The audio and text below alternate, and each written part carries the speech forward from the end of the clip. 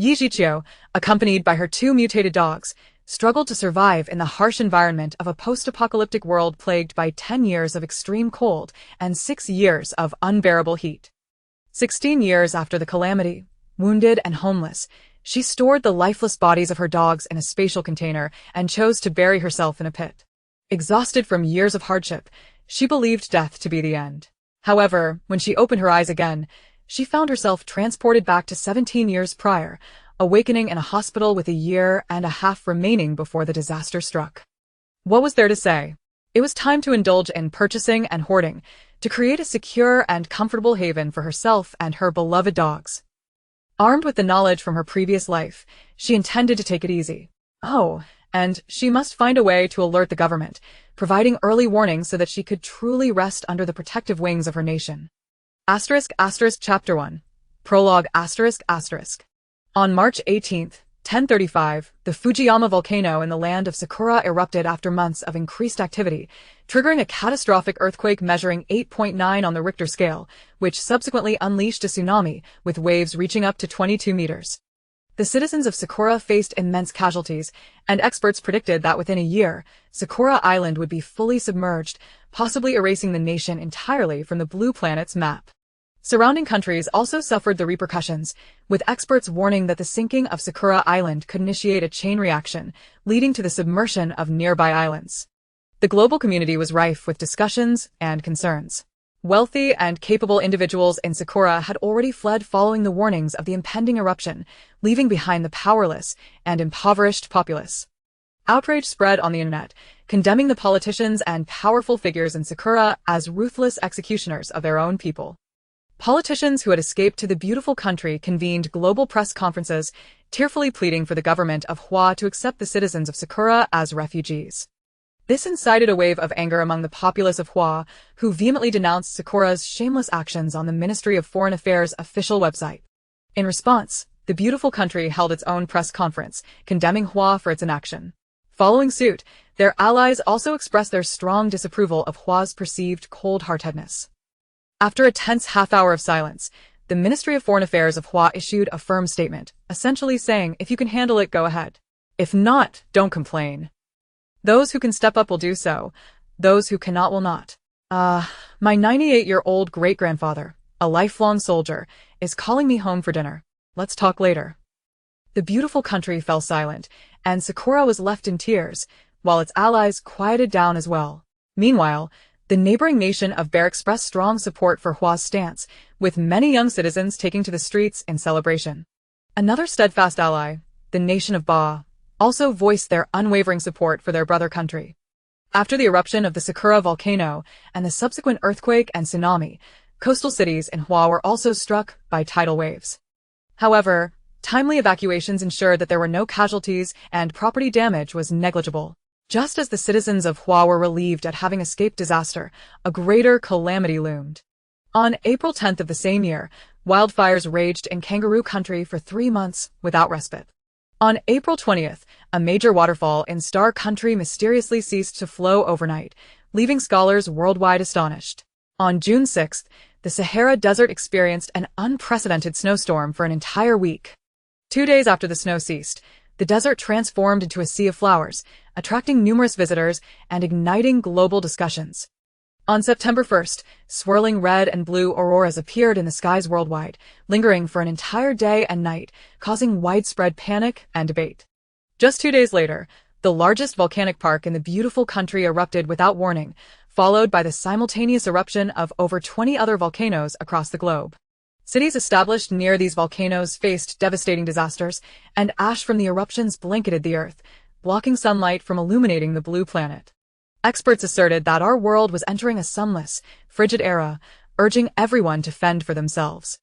In various nations, chaos erupted with widespread protests and looting, while the populace in Hua began hoarding supplies with fervor. On September 15th, just 12 days after the eruption of numerous volcanoes, major earthquakes struck regions near volcanic areas, exacerbating the suffering of the already afflicted citizens. Hua was fortunate.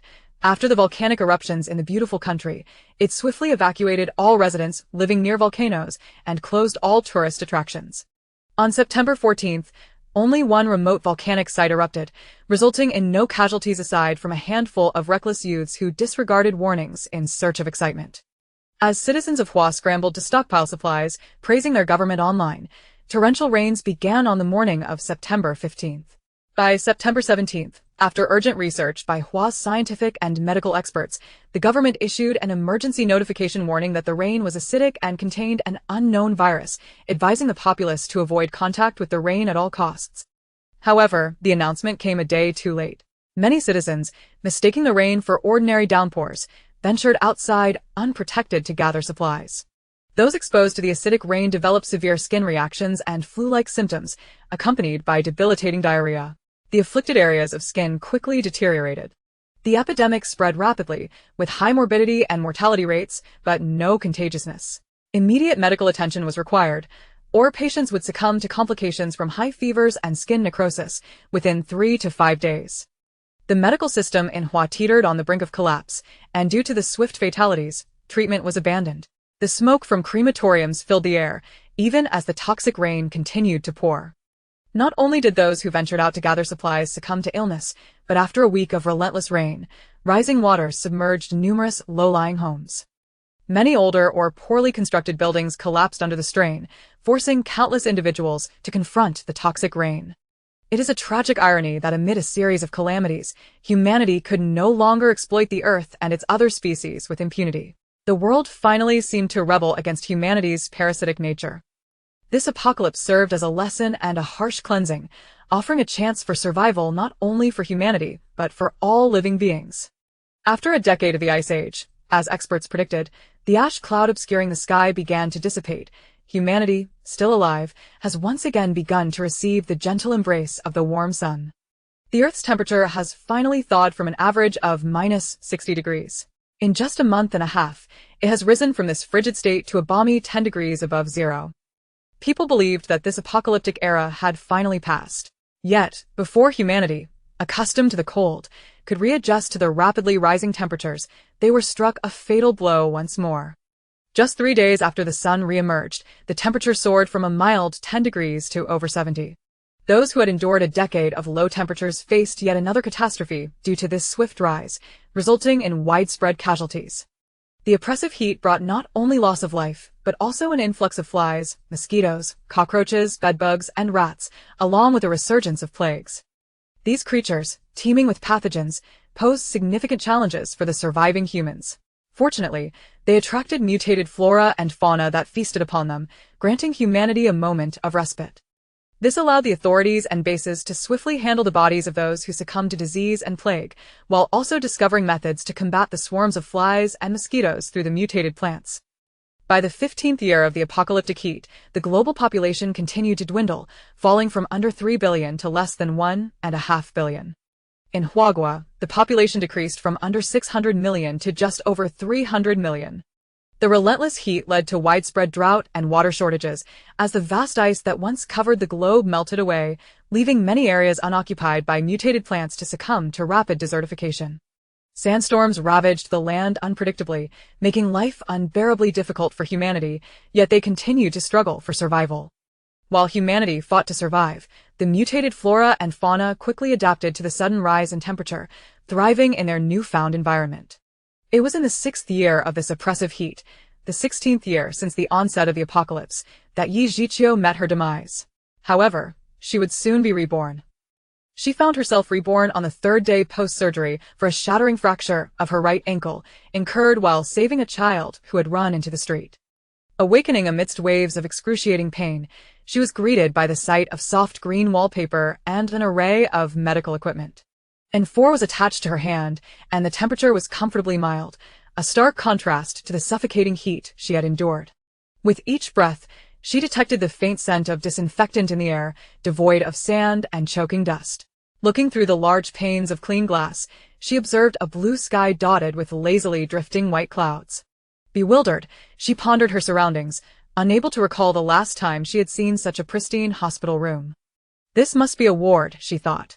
Yet, she remembered that after Kong Kang's death, it was only she and An left to rely on one another. Their lives had been turned upside down after she was pursued for killing the son of the second-in-command at the H-City base, forcing her and Anin to abandon their home and flee. Living on the run had been harsh. They dared not encounter others, avoiding bases and towns teeming with humanity, instead fighting for survival in the wilderness against mutated creatures. They traversed remnants of once thriving cities, some of which had managed to clear out the mutated flora, allowing new communities to emerge amidst the ruins, while others had succumbed entirely to decay, becoming havens for mutated life.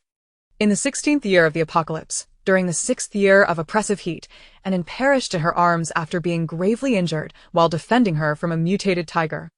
With the loss of her last remaining companion, she lost her will to survive. After slaying the mutated beast, she placed Anin's body alongside Kong Kang's in her spatial realm. Dragging her injured body back to their makeshift den, she blocked the entrance with a large stone, releasing the bodies of Kong Kong and Anin within, lying among them as she closed her eyes, waiting for death.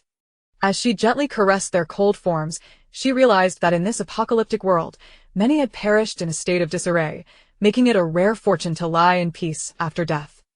As the air grew thin, she curled up tightly, seeking solace in the memories of happiness she had once known, ultimately closing her eyes with a smile among those cherished recollections. Was she not merely awaiting death within this cave? She sensed the arrival of the Grim Reaper and envisioned her grandfather, grandparents, and Kong Kong and Anin waiting for her. She felt certain she was meant to die, yet, what was happening now? As she pondered this perplexity, the door to her hospital room swung open, revealing a male doctor and an older female nurse. Yi Zhiqiu scrutinized them, noting their immaculate appearance, free from the gauntness and malnutrition that plagued most survivors in this broken world. Furthermore, their faces bore a hint of familiarity. The doctor, surprised to see her awake, inquired, "You're awake? When did you wake up? Why didn't you call for help? How's your leg? Is the pain manageable?" As he spoke, he leaned down to examine her elevated right leg. As Yi Zhiqiu followed his movements with her gaze, she noticed something she had initially overlooked. Her shattered ankle, though initially only causing discomfort during weather changes, now asserted its presence, amplifying the pain to the point of blanching her face and eliciting a muffled groan. Alarmed, she wondered what was wrong with her leg. Why was it hurting so much? Noticing her contorted face, the doctor sighed and softened his tone. "Take a deep breath. Follow my lead. Breathe in, breathe out." Amidst the pain, Yi Zhiqiu suddenly recognized the doctor and the gentle nurse tending to her. He was the physician who had treated her after her accident when she had sustained a similar injury, and the nurse had provided her with immense care and support. What was happening? She was overwhelmed by confusion. In a flash, a thought crossed her mind, prompting her to raise her left hand to inspect it closely. There, upon her wrist, was a pale pink, petal-shaped birthmark, but her cherished bracelet was missing. She distinctly remembered wearing it upon awakening after the accident. Her breath quickened, and the pain in her ankle sharpened. Unable to bear the shock of her rebirth and the intense pain, she succumbed to unconsciousness. The doctor hurried to assess her condition, issuing commands to the nurse, who promptly began to assist him with unwavering efficiency. As they busied themselves with the examination of the suddenly fainted Yi Zhiqiu, her spirit ventured into the space resembling a birthmark on her wrist. Indeed, this was her realm, a precious heirloom in the form of a pink jade bracelet, crafted by her great-aunt, a family treasure passed down through the maternal lineage. Before her great-aunt departed, she solemnly placed the bracelet on Yi Zhiqiu's wrist, declaring her to be her daughter, and thus bequeathing the cherished heirloom to her. In that moment, Yi Zhiqiu vowed to treasure the bracelet and promised to pass it on to her own daughter one day, eliciting a comforting nod and smile from her great-aunt. From the day it adorned her wrist, she ensured the bracelet remained unscathed, never allowing it to suffer any damage. Even during a car accident, her instinctive reflex was to protect the bracelet, shielding it from harm. Later, she relocated from Beast City to Flower City. One fateful night, inspired by a whim, she strolled through her community and stumbled upon the faint whimpering from a secluded trash bin, discovering a newborn pup, Kong Kong, who had yet to open its eyes. On another occasion, while passing by a dog meat shop, she rescued a trembling, tear-streaked ball of fur named Anin, who was barely 3 months old and trapped in a blood-stained cage. Both Kong Kong and Anin were mixed-breed dogs, often overlooked by others, yet to her, they were family. They depended on her, their trust unwavering. When the apocalypse arrived and acid rain fell, waves of people came to her door, only to be met by the fierce barking of Kong Kong and Danan, which deterred many ill-intentioned individuals. As the temperatures plummeted, Kong Kong and Danan began to mutate, growing larger and their fur becoming thicker. It was their warmth that helped her endure the relentless cold nights. As the bitter chill set in, chaos ensued, yet Kong Kong and Danan protected their home and her life from the first intruders who broke through her door. They defended her fiercely, dispatching several intruders, while the remaining ones fled in terror from the sight of Kong Kong and Danan, now resembling ferocious lions. From that day forward, no one dared to knock on her door again. Eventually, their food supplies dwindled, and with a limp, she rode on Kong Kong while leading Danan on their quest for sustenance. Once more, Kong Kong and Danan safeguarded her as well as the provisions they gathered. Any malicious individuals who attempted to approach were either bitten or scared away. By then, Kong Kong and Danan had grown to towering sizes, standing at 1.6 meters tall and nearly 2 meters long, excluding their tails, truly colossal beings in comparison to humans. As the resources became scarcer, Kong Kong and Danan took turns hunting daily, often returning with wounds from battles with other mutated creatures. Some injuries were deep, others shallow. During those times, she despised her own frailty, feeling like a burden as she relied on Kong Kong and Danan to risk their lives for her sustenance, while she, unable to move quickly, weighed them down with her own limitations. With no medicine left, her heart ached for their pain. Determined not to be a burden any longer, she began to fast, causing Kong Kong and Danan to pace anxiously around her, bringing food to her lips in a desperate attempt to make her eat. Seeing her eyes closed and lips sealed, they did not understand her plight and whimpered in distress. After 2 days and nights of fasting, chilled and starving, she repeatedly kissed their large heads, enveloping herself in their warmth, whispering that once she was gone, they should feast upon her and live freely as true mutant dogs in the wild. Without her burden, she believed they would thrive, embodying their names, healthy and safe. She urged them to stay far from any humans, to remain together, entwined in mutual protection. She spoke endlessly, and as if their intelligence had increased post-mutation, they began to grasp her sorrow, crying out in heart-wrenching howls. In the end, she lost track of how long she had fasted, her stomach burned, and she felt faint, aware of Kong Kong and Danan nudging her, their mournful howls growing increasingly sorrowful. The duration of her fast mirrored their own, as the size and appetite of mutated animals were proportional. They too were starving, yet they refused to eat while she abstained. Eventually, silence enveloped them as they nestled closely beside her. Offering warmth, she understood their resolve. If she perished, they would not survive either. Struggling to rise, she instructed Kong Kong to bring the frozen, hard beast meat and firewood. With great difficulty, she ignited a fire, roasting the meat and forcing herself to eat.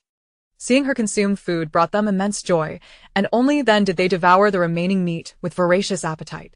Tears mingled with laughter as she embraced Kong Kong and Danan, vowing that no matter how dire the world became, for the sake of her beloved furry companions, she could not succumb to despair. She must live, and together with Kong Kong and Danan, they would endure as long as life permitted. Chapter 3. The death of Kong Kong and Danan continued their daily ritual of hunting, pursuing mutated beasts and extracting the edible roots of mutated plants from the frozen earth. After a fortnight of recuperation, she finally regained the strength to accompany them outdoors. When confronted by ill-intentioned individuals, particularly in smaller numbers, she instructed Kong Kong and Danan to remain still while she wielded her weapon and fiercely battled her adversaries. In the face of larger groups, she fought alongside Kong Kong and Danan, engaging in fierce skirmishes with both humans and the mutated flora and fauna. 16 years into the apocalypse, her body bore a tapestry of scars, and her visage had been marred by a violent encounter with a mutated willow tree. Yet, she harbored no regrets. She had grown formidable, no longer the defenseless, crippled wretch she had once been. In the 9th year of the apocalypse, a broadcast announced that survivors could now bring their mutated pets to the base for refuge, igniting a spark of hope within her. During a confrontation with a mutated wild boar, Kong Kong was grievously injured, a gaping wound inflicted upon his abdomen and thigh. Lacking medical supplies, she watched in despair as Kong Kong struggled to walk, bearing the pain on 3 legs. Determined to seek veterinary assistance at the H-City base, she reinforced a large sled, secured the reins to Danan, and laid Kong Kong upon it before taking her place beside him. Anan's strength propelled the sled swiftly over the snow and ice, and after a brief respite at noon, they approached the base by evening. She halted Anan's progress as Kong Kong needed to relieve himself, and she too sought to stretch her frozen limbs. Loosening Anan's reins, she allowed him to move about while she waited for his return to share a meal before entering the base. Kong Kong was hopping awkwardly beside a tree, relieving himself, while Anan circled nearby, preparing to do the same. Suddenly, a luxurious snow-covered SUV approached from the direction of Yi Jiqiu, coming to a stop not far from where she had paused.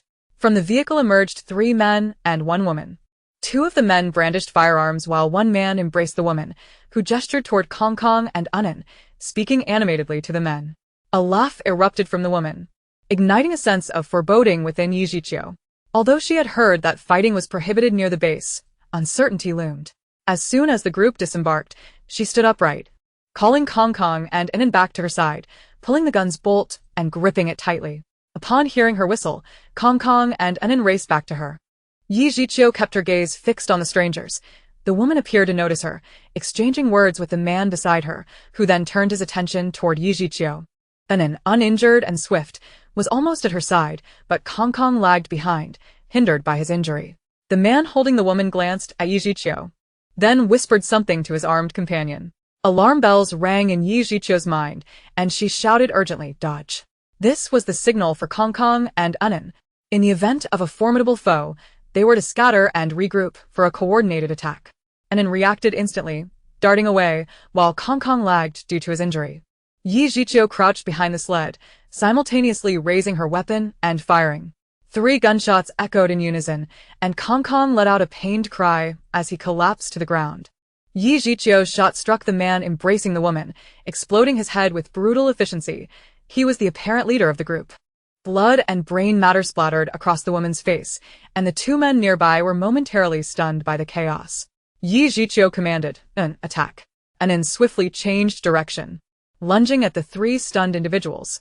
With a fierce bite, he severed the arm of 1 man still clutching a firearm, sending the dismembered limb flying. The woman, now drenched in blood and gore, finally screamed, only to have the gruesome contents flow into her mouth. Realizing what had happened, she let out a heart-wrenching scream before collapsing, her eyes wide with shock. The man who had lost his arm writhed in agony on the ground, while the other armed man, trembling, attempted to raise his weapon, only to be paralyzed by fear as Anan charged towards him. In a desperate bid for escape, he turned and fled towards the SUV. But before he could reach the door, Anan's powerful force sent him crashing into the snow-laden vehicle. The impact shook the car slightly, and the man fell to the ground, gasping for breath as he coughed up dark, bloody chunks of flesh, his life force ebbing away.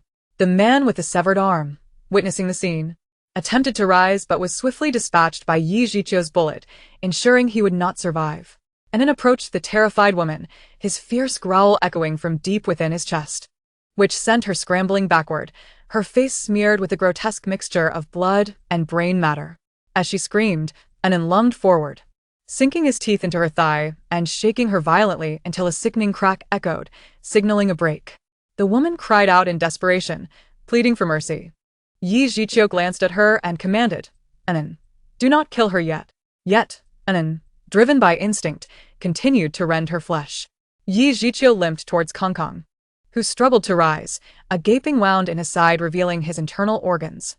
Despite their mutations, the creatures remained vulnerable to the powerful firearms of humanity. As Yi Jiqiu approached, Kong Kong seemed to surrender to his injuries, collapsing in a pool of blood, his tongue lolling out as he gasped for breath. Yi Jiqiu's heart shattered at the sight of Kong Kong's wounds, a deafening roar echoing in her mind as despair gripped her. Tears streamed down her face as she frantically pressed her scarf against his injury, but no sound emerged from her throat, as if a stone lodged there stifled her cries. Kong Kong, sensing her distress, lifted his head gently, licking her tear-streaked face, his eyes filled with tenderness as he emitted soft, rhythmic whimpers. Yi Jiqiu nodded fervently. She understood. He was worried for her, much like her grandfather and aunt had been, offering their silent reassurances. They were the ones who loved her most, and though their forms differed, their sentiments remained the same. Kong Kong gazed tenderly at her beloved mother, the one who had granted her a second chance at life, filled with affection, concern, and reluctance. Yet, she felt an overwhelming chill and pain, longing for sleep. Suddenly, as if struck by a thought, she let out a mournful howl, prompting Anin to drop the nearly lifeless woman she had been holding and rush to Kong Kong's side. Anin incessantly sniffed at Kong Kong's bleeding wounds, desperately clawing at the icy ground. Howling in distress, her tail thrashing about in a frenzy, unsure of what to do, only able to nuzzle against Yi Zhiqiu.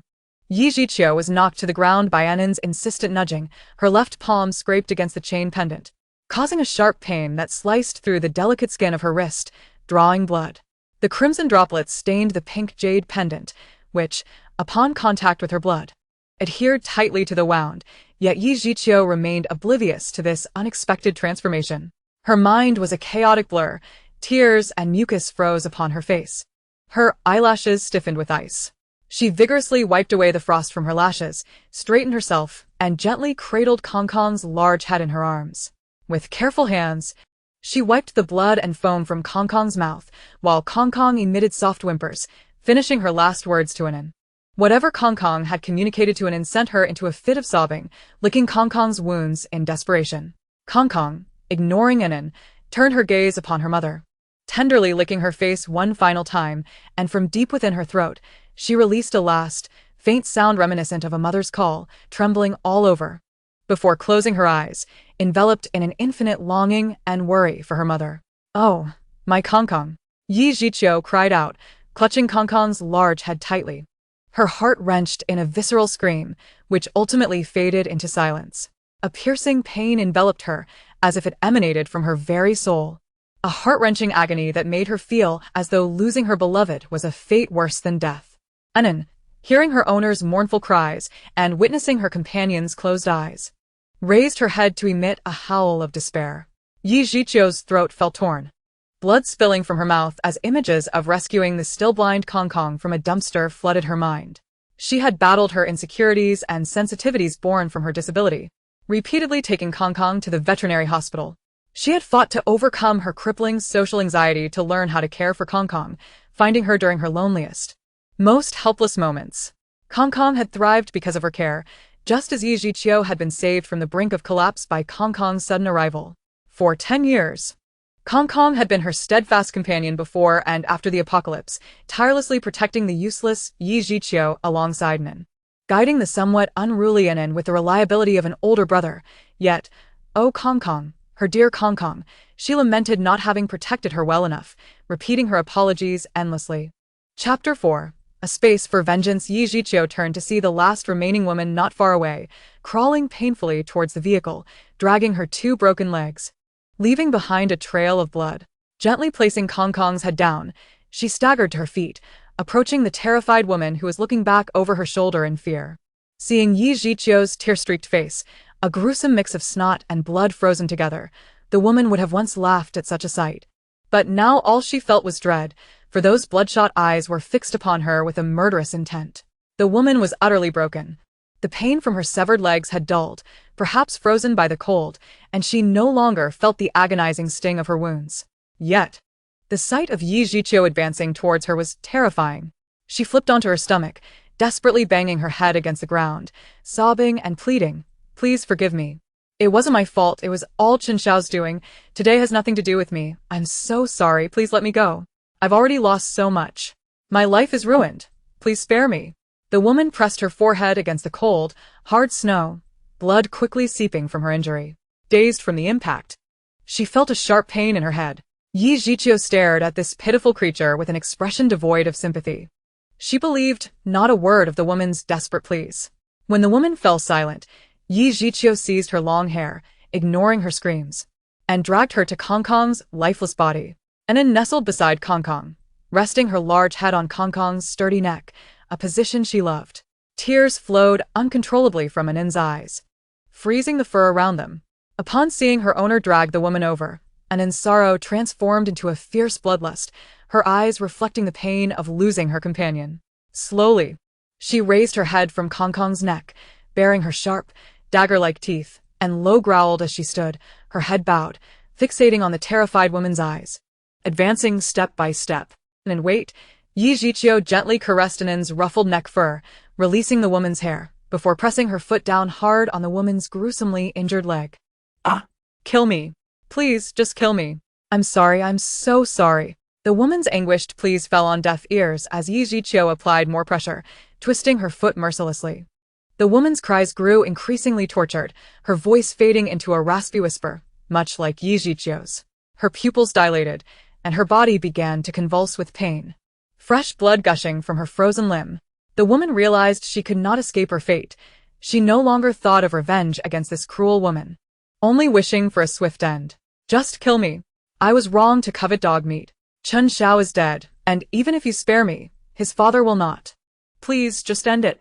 I'm so sorry, she rambled, her voice rising in desperation until she wept uncontrollably, filled with regret. Yi Jiqiu observed the woman's face contorted in agony and remorse, her heart unyielding, as she gazed at the lifeless Kong Kong beside her, tears streaming down her cheeks. All because of one woman's greed and insatiable appetite, Kong Kong had been taken from her and in forever. The woman claimed to regret her actions. But Yi Jiqiu too regretted bringing Kong Kong to the base for medical help. She lamented why she had listened to Kong Kong's advice to hunt the mutated wild boar. She regretted not preparing more medicine beforehand. The weight of her sorrow was immense, filled with countless regrets. Ha! You can't escape. Even in death, you won't survive. Do you know who you have killed? Ha! You will accompany me in death. Someone will avenge us. I will wait for you in hell. The woman, seemingly lost in thought, displayed a pained expression on her face while casting a venomous glare at Yi Jiqiu. As she spoke, she laughed and coughed up blood. Resembling a madwoman, Yi Jiqiu coldly regarded the dying woman, then released her foot. There was no need to listen to her ramblings any longer. Hell? Is there truly a distinction between the human realm and hell in these times? Are we not all merely struggling to survive in this apocalyptic nightmare? Witnessing Yi Jiqiu's release of the woman, stumbled to the ground, seeking solace beside Kong Kong. It glanced at the woman, whose breath was fading, its eyes gleaming with intense hatred. With bared teeth, and lunged forward, sinking its fangs into the woman's neck. A sharp crack echoed as bones shattered. Upon releasing its grip, the woman's neck twisted grotesquely, her eyes wide with a mixture of resentment and relief. Forever silenced, Yi Jiqiu nestled against Kong Kang's neck, curling herself tightly as a chill enveloped her. Her head felt heavy, yet her wrist burned painfully with heat. What was wrong with her wrist? She lifted her hand, her foggy mind struggling to comprehend. The pendant had frozen to her wrist? That was unacceptable. It was a treasured heirloom from her aunt, and it must not be soiled. Anan, closely following Yi Jiqiu, lay down, puzzled by her incessant fiddling with the small bead. Was she not usually indifferent about it? It never had the chance to play with it, yet now she was obsessively trying to pry it loose. As Yi Jiqiu's muddled brain began to clear, she realized the pendant was not merely frozen to her skin but seemed to have adhered to her as if it were an octopus. Moreover, the bead's color appeared altered. It had transformed from pink to a vivid crimson. She could not detach the pendant, which clung to her skin, and shook her head to regain focus. She needed to leave with Kong Kong, and promptly. Justice had been served. The sooner they departed, the better, lest she be captured by the base. Though she feared not for her life, she dreaded the thought of Kong Kong being consumed as meat, and would certainly not flee to protect her, ultimately sharing her fate. Enough. Revenge had been exacted. She could not lose the last remnant of Kong Kong, her only family. But what about Kong Kong? The blood seeping from Kong Kong had already frozen them together in the snow. Her head spun, and time was of the essence. What could she do? How could she swiftly take Kong Kong along? Yi Jiqiu vigorously shook her buzzing head, anxiously caressing Kong Kang's frigid and stiffening body. Anan had grown alert, fixating on the direction of the base, its large ears swiveling. It gently nudged Yi Jiqiu, emitting urgent sounds. The base was approaching. They needed to flee. But what about Kong Kong? Could she truly abandon Kong Kong here? No, absolutely not. Just as Yi Jiqiu's hand brushed against Kong Kang's fur again, she felt a warmth radiate from her left wrist, and then she watched in disbelief as Kong Kang's body vanished. And startled, sniffed the spot where Kong Kong had disappeared, glancing back at its owner with confusion. Yi Jiqiu found herself enveloped in an expansive, brilliantly illuminated space within her mind, where a clear spring floated in midair, flowing into an unknown depth. Aside from the spring, the space was barren, except for Kong Kong's lifeless form. Yi Jiqiu intuitively understood that this was the space created by her aunt's heirloom bracelet, a realm of eternal stillness. The spring could bestow great benefits upon those who drank from it for the first time, after which it would simply provide refreshing water. In reality, only a mere 3 seconds had elapsed. Overjoyed, Yi Jiqiu realized that with this space, she no longer needed to worry about transporting Kong Kang's body. She quickly summoned an harnessed it to the sled, and neglected to tidy the scene or conceal the evidence. Gripping the reins, she shouted, "Anan home!"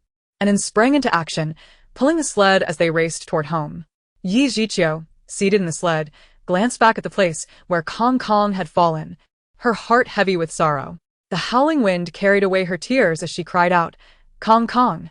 Anan, sensing its owner's anguish, picked up the scent of her fresh blood on the wind and howled a mournful, chilling cry in response. Chapter 5. Let us open a supermarket, Missy. Your recovery is progressing well. In 2 weeks, we will perform another surgery to remove the cast, and you can begin preparations for rehabilitation, doctor. Li said with a gentle smile, addressing Yi Jiqiu, who lay in her hospital bed. Though she yearned to drink from the spring water immediately, the presence of others deterred her. It was not appropriate to perform a medical miracle before professionals and precision instruments. Yi Jiqiu offered a stiff smile at Dr. Li and merely nodded in acknowledgement, silent. A month had passed since her awakening, yet she still struggled to adapt to such amiable interactions. Dr. Li thought nothing of it. The young girl had endured immense pain upon her arrival, paying for her treatment herself, signing consent forms without family support, and undergoing surgery alone. Only 3 days post-surgery, she had fainted again shortly after regaining consciousness. Even as he explained her condition in the gentlest terms, she displayed little emotional response. Her demeanor was unnervingly calm, almost indifferent, as if she were detached from the reality of her situation. Did she not grasp the gravity of her prognosis? Dr. Li felt compelled to be more direct, stating that she would walk with a limp and that the injury was too fragile, warning her against excessive strain or vigorous activity.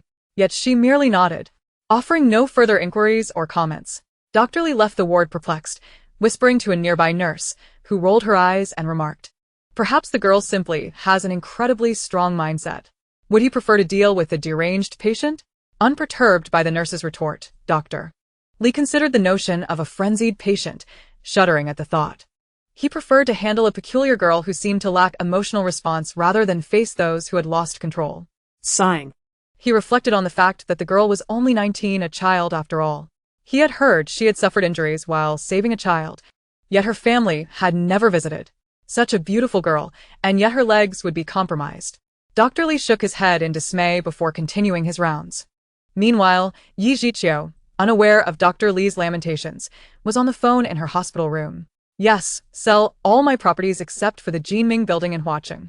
The price can be slightly reduced, but not excessively. Also, please organize my financial products and find a jeweler and antique appraiser to evaluate my jewelry, clothing, bags, and artworks for auction." 3 days after Yi Jiqiu awoke, she finally came to terms with her rebirth. Having returned to a year and a half before the onset of the apocalyptic acid rain, almost immediately, she appointed an agent, offering a generous salary, allowing her to remotely manage affairs from her hospital bed. This included matters such as compensation for a car accident and dealing with the ungrateful individuals she had rescued. For lawyers, accompanied by their teams, had already launched their offensive against the ungrateful family. Since she had returned, and with such an early timeline, she resolved not to squander a single moment on unworthy individuals. Her focus must be on preparing for the impending apocalypse. In this life, she intended to navigate the end times as smoothly as possible with Kong Kong and Anan, determined to shield them from suffering. After concluding the call, she dialed another number. "What is the progress at the supermarket?" A middle-aged man's voice responded, "Miss Yi, the operational qualifications and business licenses will be finalized shortly. The only remaining task is to have the tenants of Jinming building vacate." Yi Jiqiu replied, "I sent them a notice a month ago, granting them another month to leave. Compensation will be provided per the original contract, and any tenant who fails to vacate after this period will face enforcement. The 1st to 6th floors will be designated as the supermarket, the 7th to 13th as storage, the 14th for you and your staff, and the 15th will remain untouched. Additionally, arrange for 6 large cold storage facilities for perishable goods. You may now begin exploring procurement channels and recruiting the necessary staff. There's no rush for the opening. Let us ensure everything is ready before discussing the launch. The man on the other end hesitated before asking Miss Yi. If we proceed with your plan not to invite businesses into the supermarket, then any profit and loss risks will fall solely upon you. I understand. Please expedite the search for procurement channels and use the mortgage on Jinming Building and the bank to secure your startup capital. Your salary will increase by 10% starting next month. That's all for now. Keep in touch. Li Guanghai hung up, feeling elated. He would remind Yi Zhiqiu of certain matters, but due to professional ethics, if she chose not to heed his advice, there was little he could do. Although the boss was merely a 19-year-old girl, she conducted herself with remarkable grace, increasing salaries without hesitation. It made his relocation from distant W City to the unfamiliar Flower City worthwhile. His pay had already been elevated by 10% last month and was set to rise again, nearly doubling his previous income, a delightful thought. Yi Zhiqiu closed her eyes to rest. She was still unable to rise from the bed, and even if she could, rehabilitation awaited her. The past 6 months of inactivity might drive her to madness. Li Guanghai had been introduced to her as a professional manager to oversee her funds, and his capabilities were unquestionable. He would manage all preparations for the supermarket. The compensation for his employment was trivial, especially since he was not a local. After organizing her supermarket affairs, he would return to W City, thus sparing her numerous troubles once the apocalypse arrived. With her current condition, haste would yield no benefits. She could not stockpile goods at this moment, but she could ensure that preliminary preparations were in place. Essential resources such as grain, salt, sugar, and coal were national strategic assets. Without a legitimate, untraceable channel, purchasing large quantities would inevitably attract scrutiny. Now was not the time to expose herself. Once her funds were exhausted, she would devise a method to notify the authorities, confident that they would handle matters more efficiently than in her previous life. Even if the government were to requisition her supermarket post-apocalypse, the absence of stock would not implicate her. She would merely be a victim of theft. Once she had cycled through the supermarket's inventory before the calamity struck, she did not intend to handle the remaining stock herself. Part of her plan involved leaving resources for the authorities to prevent suspicion during their takeover. Moreover, the supplies would aid others, allowing her to accumulate merit for herself and her children. The true value lay not in the shelves but in the storage. Even if the government seized her building and resources, she would receive compensation and a good reputation. As for those who might label her as overly benevolent, she would simply laugh, for wealth allowed for indulgence, so what? Suddenly, her phone rang, displaying a local landline number. Hello, Monsieur. Your application for the Jinfu community has been approved. We currently have 10 vacant units available. The 6 12-story duplexes you mentioned are presently unoccupied. How would you like to proceed? A smile graced Yi Zhiqiu's lips. She had called the sales office of Jinfu Community half a month ago, expressing her intention to purchase a residence, and had been awaiting this call.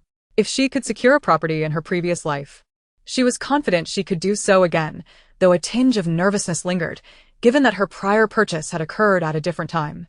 The Jinfu Community was the upscale residential area where she had resided in her past life. Acquiring property, there was not a simple endeavor. They meticulously screened potential residents and their families for criminal histories, substance abuse, and general financial status. The community consisted of 6 16-story buildings and 10 12-story duplexes, alongside 28 uniquely styled villas. Each building featured a single unit per floor, and access to the elevators required facial recognition and fingerprint verification, ensuring privacy and security. Guests needed to notify the manager in advance before visiting a resident, and any outsiders had to register with security upon entry, confirming their visit with the homeowner. The community boasted exceptional security, claiming that even if one lost an earring within the premises, it could be retrieved the following day. Each building was equipped with a dedicated manager, and requests for assistance could be made with the press of a button. Yi Zhiqiu recalled instances from her previous residence where individuals had relied on the management for urgent matters, such as illness preventing attendance at critical meetings. Jinfu Community claimed to withstand earthquakes of up to 8 on the Richter scale, constructed from environmentally friendly, radiation-resistant materials. Its design provided excellent insulation, ensuring a comfortable living environment year-round. During her past tenure, the acid rain that plagued the city for a month merely left minor blemishes on the buildings, unlike many others that had succumbed to corrosion. Even in the event of flooding, the community remained habitable, with cleanup efforts restoring normalcy swiftly. In her previous life, she had witnessed the efficiency of the community's management, which further enhanced her desire to return. With a spirit of experimentation, he placed a call to the butler, clearly outlining his speech and other details. Remarkably, the butler succeeded in accomplishing the task, and he did so quite commendably, which was impressive indeed. The Jinfu community features a small private hospital for minor ailments. Residents can either go on their own or request the butler to arrange for a doctor to make house calls, provided the payment is satisfactory. There is also a kindergarten, a supermarket specializing in high-end imported ingredients, a global chain supermarket, a veterinary clinic, a beauty salon, a barbershop, a high-end Western restaurant, a Japanese cuisine establishment, and even a Michelin-starred restaurant within the community. Yi Jiqiu was less familiar with the other establishments, as her outings were few before the last apocalypse.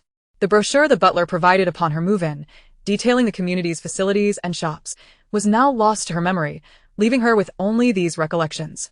Each building in the Jinfu community is equipped with its own wind power generation system, boasting that even during a citywide blackout, as long as there is wind, residents' electricity needs would be met. There is also an independent water supply system capable of sustaining the community's water consumption for 6 months.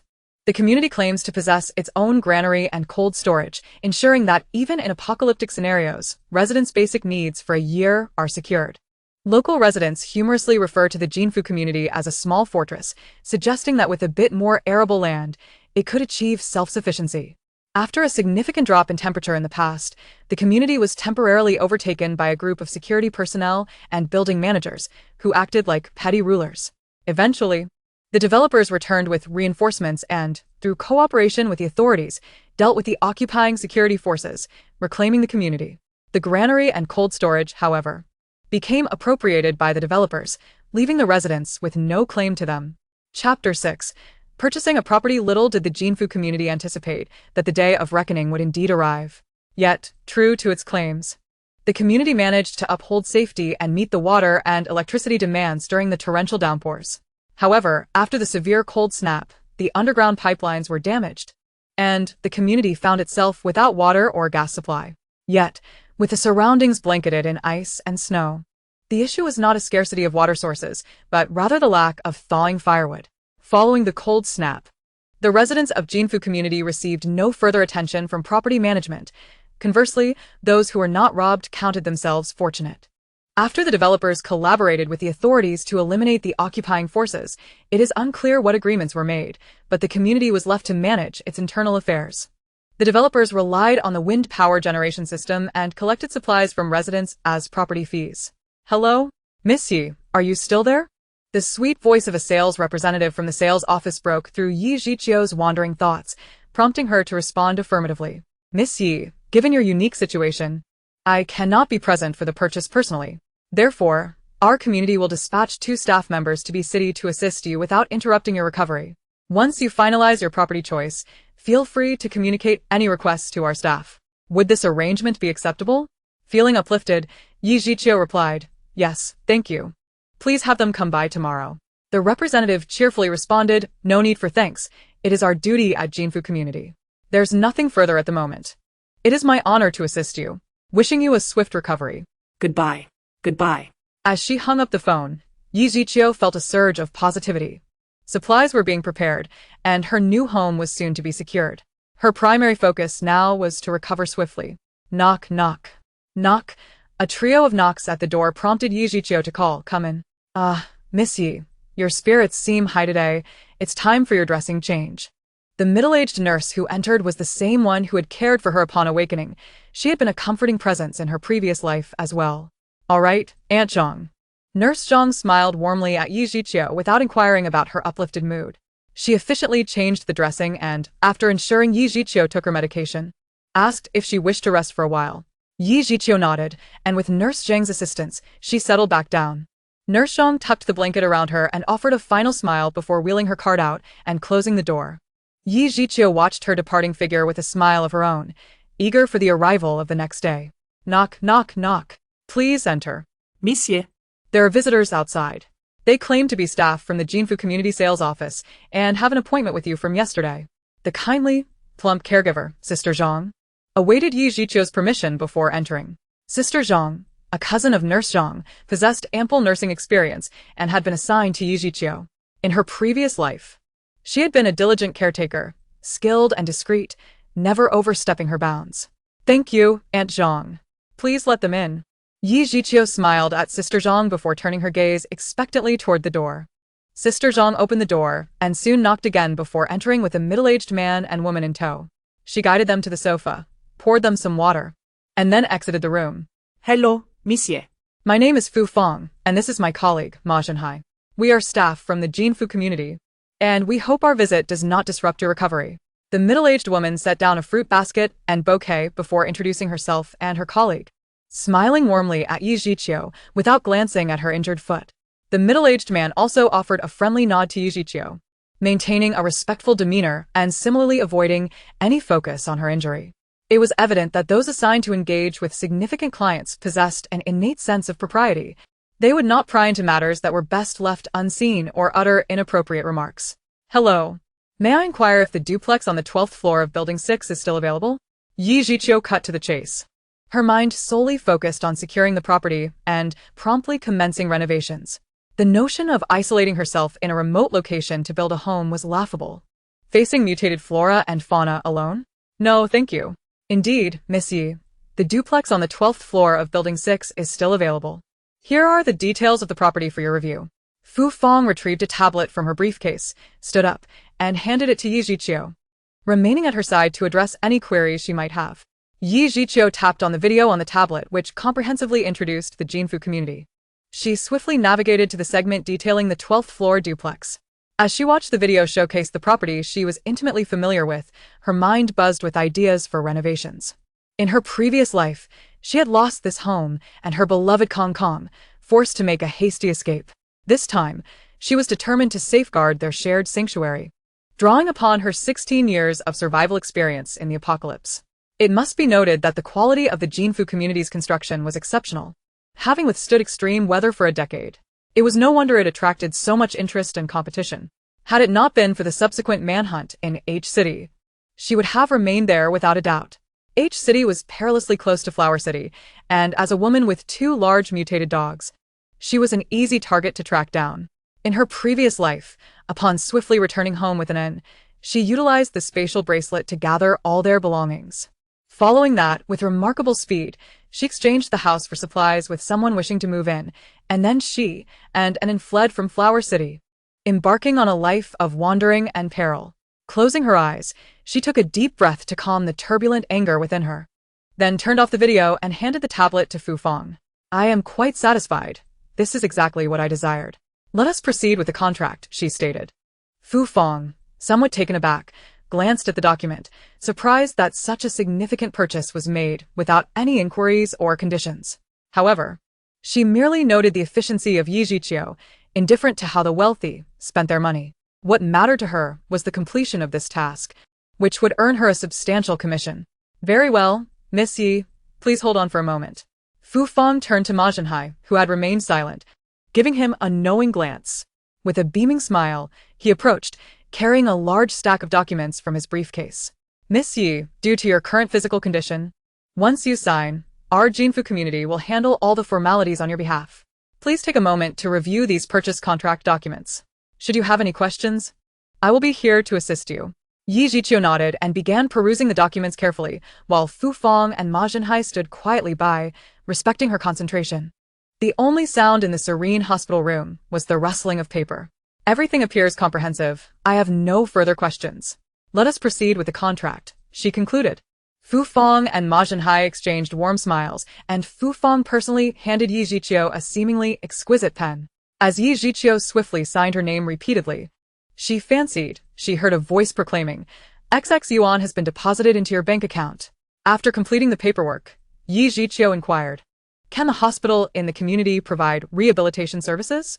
Ma Zhenhai nodded, assuring her, please rest assured, Miss Yi, while our community hospital is private, I can confidently say that our health services are on par with those of top-tier hospitals. Yi Zhiqiu acknowledged this and continued, once the property is settled, I will hire a professional renovation team to modify and refurbish the interior of the house. Please inform the community management upon your return. Fu Fang nodded, responding, understood. Monsieur. Once you have appointed a renovation team, simply notify the manager of your building, and they will arrange everything. Here is the contact information for your building's manager. Please keep it safe. Should you require anything, do not hesitate to reach out. Yi Jiqiu accepted the business card, feeling a weight lift from her heart. Monsieur. Your property certificate will be processed within 3 days, and I will deliver it to you. We won't intrude on your rest any longer. I wish you a speedy recovery. Goodbye. After packing their belongings, Fu Fong politely bid farewell to Yi Jiqiu. She nodded in acknowledgement, thank you, and goodbye. As the two exited, Aunt Zhang entered shortly after, tidying the items on the coffee table and inquiring if Yi Jiqiu needed anything. Receiving a negative response, she quietly left the room. Yi Jiqiu called her agent, please find me a renovation appraiser and a renovation team in City B, Yang Xian. Upon receiving the call from the young boss, inquired about the specific requirements and responded, very well, I will arrange for the appraiser to meet with you tomorrow. After a brief acknowledgement, Yi Jiqiu added, what progress has been made regarding my jewelry, clothing, bags, and antiques? Yang Xian replied, boss, everything has been organized, and the auction house is currently sorting the items. Please send the jewelry and antiques to the auction. For the clothing and bags, you can decide how to proceed. After a moment of hesitation, Yang Xian added, boss, you possess several pieces of jewelry that are quite precious, as well as some valuable porcelain and 2 paintings. Should we really put them up for auction? Without hesitation, Yi Jiqiu responded, send everything, I urgently need the funds. The jewelry, antiques, and paintings were all legacies from her grandfather, grandmother, and aunt. Previously, she had secretly tested them with Yang Xian, but the spatial bracelet had not yielded the desired results, leaving her with aching fingers for days. Items of sentimental value were safely stored in her space, while the remaining jewelry and antiques were never meant for collection. In a post-apocalyptic world, jewelry and antiques are of little use. No matter how precious, they cannot be consumed, lacking significant sentimental value. It was wiser to sell them for resources. Yang Xian observed the auction house personnel delicately placing the valuable jewelry and antiques into a safe, feeling a pang of heartache. Despite being a man, witnessing such dazzling treasures being callously discarded by their owner was disheartening. With a silent sigh, he continued, boss, there are several sets of jewelry and pieces of porcelain and paintings that the auction house wishes to feature as the highlight of the summer's auction in July. Yi Jiqiu calculated. It was now April 1034. July would suffice, as she was not currently short on funds. That sounds acceptable. Moreover, please endeavor to sell all my real estate and other properties within 6 months, but discreetly. Yang Xian grimaced, reluctantly agreeing, muttering internal curses about the wastefulness of youth. Yet, as an employee, his duty was to fulfill the requests as long as his commission was secure. After all, it was not his wealth at stake. Chapter 7. Customized Land Battle God. After hanging up, Yi Jiqiu reflected on her available liquid assets. The purchase of the house, along with 2 years of property management fees, totaled approximately 80 million, leaving her with just over 300 million in liquid funds. With the real estate properly managed, she could expect around 2 billion. The supermarket would not require additional investment. A mortgage would suffice. The Jinming building, inherited from her aunt, was also left to her. In her past life, the rental income from this building had sustained her. Had the apocalypse not occurred, it would have been sufficient for her needs. The building was commandeered by the Flower City authorities after a torrential downpour, serving as temporary housing for the displaced, providing her with considerable material compensation. This time, she planned to reclaim the first 15 floors for her use, while the 16th to 32nd floors housed a hotel, which would once again be utilized by the authorities to shelter the homeless. In her past life, the hotel owner had been astute, opting for supplies instead of monetary compensation, and swiftly left for the capital, City B, with his family. However, reflecting on how fear led to the extermination of small animals once the mutations began, she recalled that the panic had originated from the capital. Although the official culling of small animals lasted only a short time, primarily targeting stray cats and dogs, a notice quickly followed, indicating that most household pets had mutated positively. Yet, the public's fear of mutated animals persisted, leading to countless beloved pets being abandoned by their owners. In her past life, similar incidents occurred in the Jinfu community, where some pets escaped while others retaliated against their owners, fleeing after attacking them. A few families, unable to harm their beloved pets, cautiously cohabited with them for some time, eventually realizing that their companions had not only grown larger and stronger, but had also become more intelligent, assisting in hunting and protecting their homes. They proved to be invaluable allies. This has ignited feelings of regret and jealousy in those who have abandoned or harmed their beloved pets, yet in this world, there is no remedy for regret. One must bear the bitter fruits of their own actions. In the midst of the apocalypse, the depths of human depravity remain unfathomable. With their pets lost, why should others' pets be cherished and capable guardians of their homes? Jealousy breeds madness. Thus, the security personnel rallied the families in the community without mutated animals, citing community safety and the uncontrollable nature of mutated creatures, demanding that those with mutated pets put them to death. Naturally, those with mutated pets resisted. The families who had not harmed their beloved pets amidst the public outcry against mutated beings clearly loved their animals dearly. Moreover, considering how capable their pets were, it would be absurd to heed threats against them. In her past life, there were indeed those who came to her door, demanding she surrender her beloved Kong Kong and Anan. But those who blocked her door were ultimately scared away after being bitten by them. One family's cat was tragically caught in a trap set by the community's security and was killed for its meat. That family was subsequently robbed of their supplies. And in the ensuing chaos, all 5 members, elderly, children, and wife, were slain, with only the husband managing to escape, his fate unknown. After awakening to confirm her rebirth, Yi Jiqiu pondered whether to continue residing in Jinfuxio community. Ultimately, she resolved to remain. Kong Kong had been found in a trash bin of the community, and Anan had been rescued from the entrance of a dog meat restaurant in Huacheng. They were awaiting her in the future, and she could not abandon them. Moreover, in a world ravaged by the apocalypse, where could she find safety?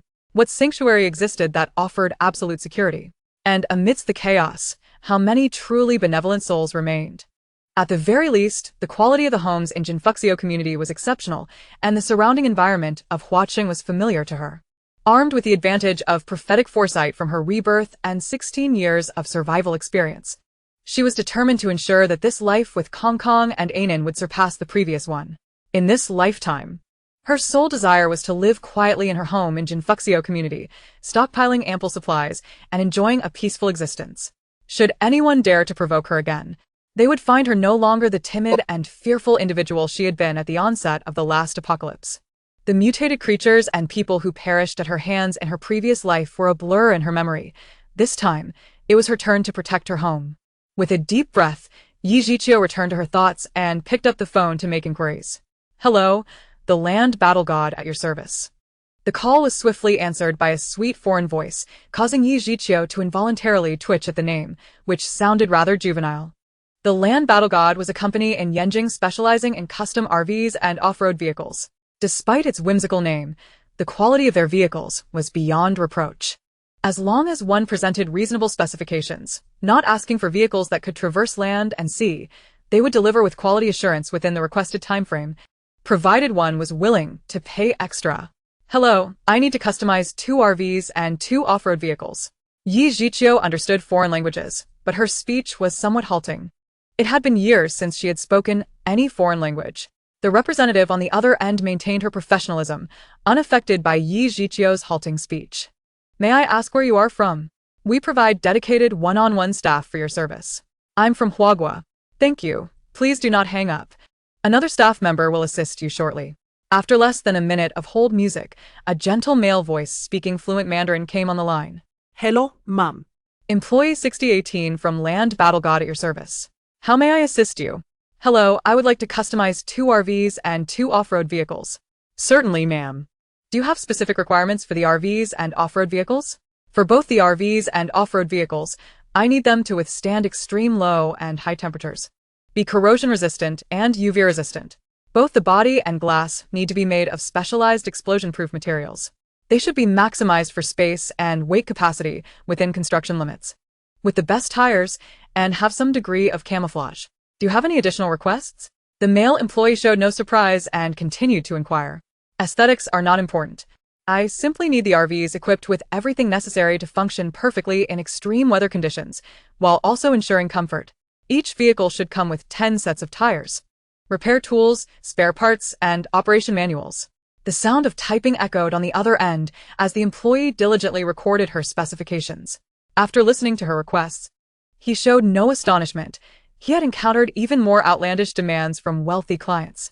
Ma'am, do you have any other detailed requirements? After approximately 5 minutes of detailing her specifications, Yi Jiqiu pondered what else she could possibly request and replied, "That will be all. I want the best configurations for the 2 RVs and 2 off-road vehicles. When can I expect delivery?" After confirming her requirements, the male employee assured her, "I will submit your requests to our engineers, who will provide a quote and delivery timeline within 2 business days." Yi Jiqiu had no objections. She left her contact information and hung up. After nearly half an hour on the phone, her throat felt parched. She pressed the call bell beside her bed, and Aunt Zhang promptly entered. "Please help me to the restroom, and could you also bring me a glass of water and a fruit platter?" Aunt Zhang nodded, carefully lifting Yi Jiqiu into a wheelchair and pushing her to the restroom. After assisting her, she returned her to bed and swiftly prepared a glass of water and a bountiful fruit platter. "Thank you, Aunt Zhang." Aunt Zhang smiled gently, responding with a phrase of politeness before exiting the room after ensuring everything was in order. Yi Jiqiu sipped half a glass of water and began to enjoy the fruit platter. The fruits were exquisite, the freshest she had requested Aunt Zhang to buy daily. It had been years since she had tasted such sweet, fresh fruit. In her previous life, after the onset of the apocalypse, the carefully cultivated fruits and vegetables had been obliterated by a month of toxic acid rain. Even those few fruit trees that had survived had mutated. After a drastic drop in temperature, sunlight vanished, and the entire blue planet was encased in ice for a decade. The mutated plants grew only in height, and some mutated fruit trees never even bore a single flower. The mutated fruit trees in the wild, for reasons unknown, produced little fruit even after high temperatures. Their branches and leaves thrived, but it was a mystery where they sourced the water necessary for growth in such extreme heat. These towering and aggressive plants, many of which could bloom, bore flowers laden with various toxins. While there were non-toxic fruit trees, they were dominated by formidable mutated animals or insects, which devoured what they could without sharing with humanity. In every base, there are cultivation houses, but the primary concern of these houses is to ensure food supply, followed by the cultivation of vegetables. Fruit trees occupy valuable land and resources, and there is no guarantee that they will not mutate or bear edible fruit. The authorities would not waste their time and energy on such uncertainties. However, before the apocalypse, there were instances of residents cultivating small potted fruits indoors that exhibited favorable mutations. In the Jinfu community, an elderly lady was known for her indoor gardening before the world changed. She thrived on exchanging supplies for her 2 pots of mutated strawberries with those who had ample resources. Chapter 8. The Seafood Procurement Company is established. Plants, like animals, can undergo both beneficial and detrimental mutations, yet one constant remains. Regardless of the nature of the mutation, they exhibit aggression, albeit in varying degrees. Moreover, most mutated plants are toxic. The mutations in flora and fauna are not as exaggerated as depicted in fiction. They do not sprout legs to flee, but continue to grow in their designated plots of land. Plants have a notable weakness. They are susceptible to fire, however. They are not overly fearful unless faced with prolonged, intense flames. When the era of acid rain commenced, human networks remained operational until the second year of a significant cold spell, when inexplicably, global networks collapsed. By the 5th year of the apocalypse, it was rumored that a localized network centered around the bases had been developed, leading many to yearn for life in the bases. Unfortunately, the bases strictly prohibited residents from bringing mutated pets, fearing that these creatures might suddenly lose their sanity and cause havoc within the community.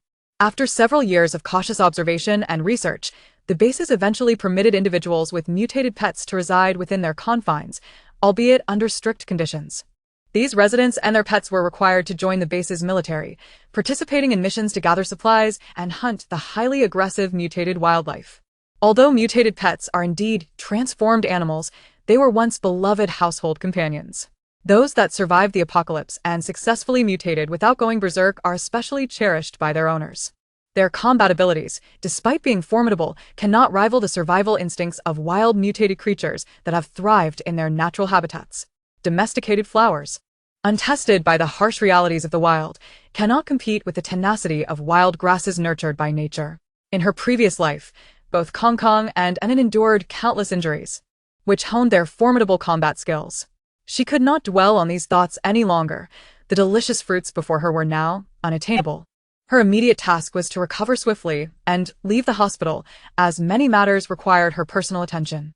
For instance, she needed to procure oil from desert nations and acquire firearms from countries where they were legally permitted. There were numerous items she could not openly stockpile domestically, lest she attract unwanted attention. Even abroad, she had to exercise caution. Navigating unfamiliar terrain, she wished to avoid jeopardizing her life before the apocalypse even arrived. With merely over a year remaining until the onset of acid rain, she had to act swiftly. She had just over 6 months to gather supplies. With the remaining time allocated for preparations for her nation, Yi Jiqiu continuously contemplated her post-hospital plans when Dr. Li entered for rounds. Dr. Li. Sporting familiar dark circles under his eyes, conducted a thorough examination of Yi Jiqiu's condition and cheerfully remarked on her recovery. "You're doing quite well.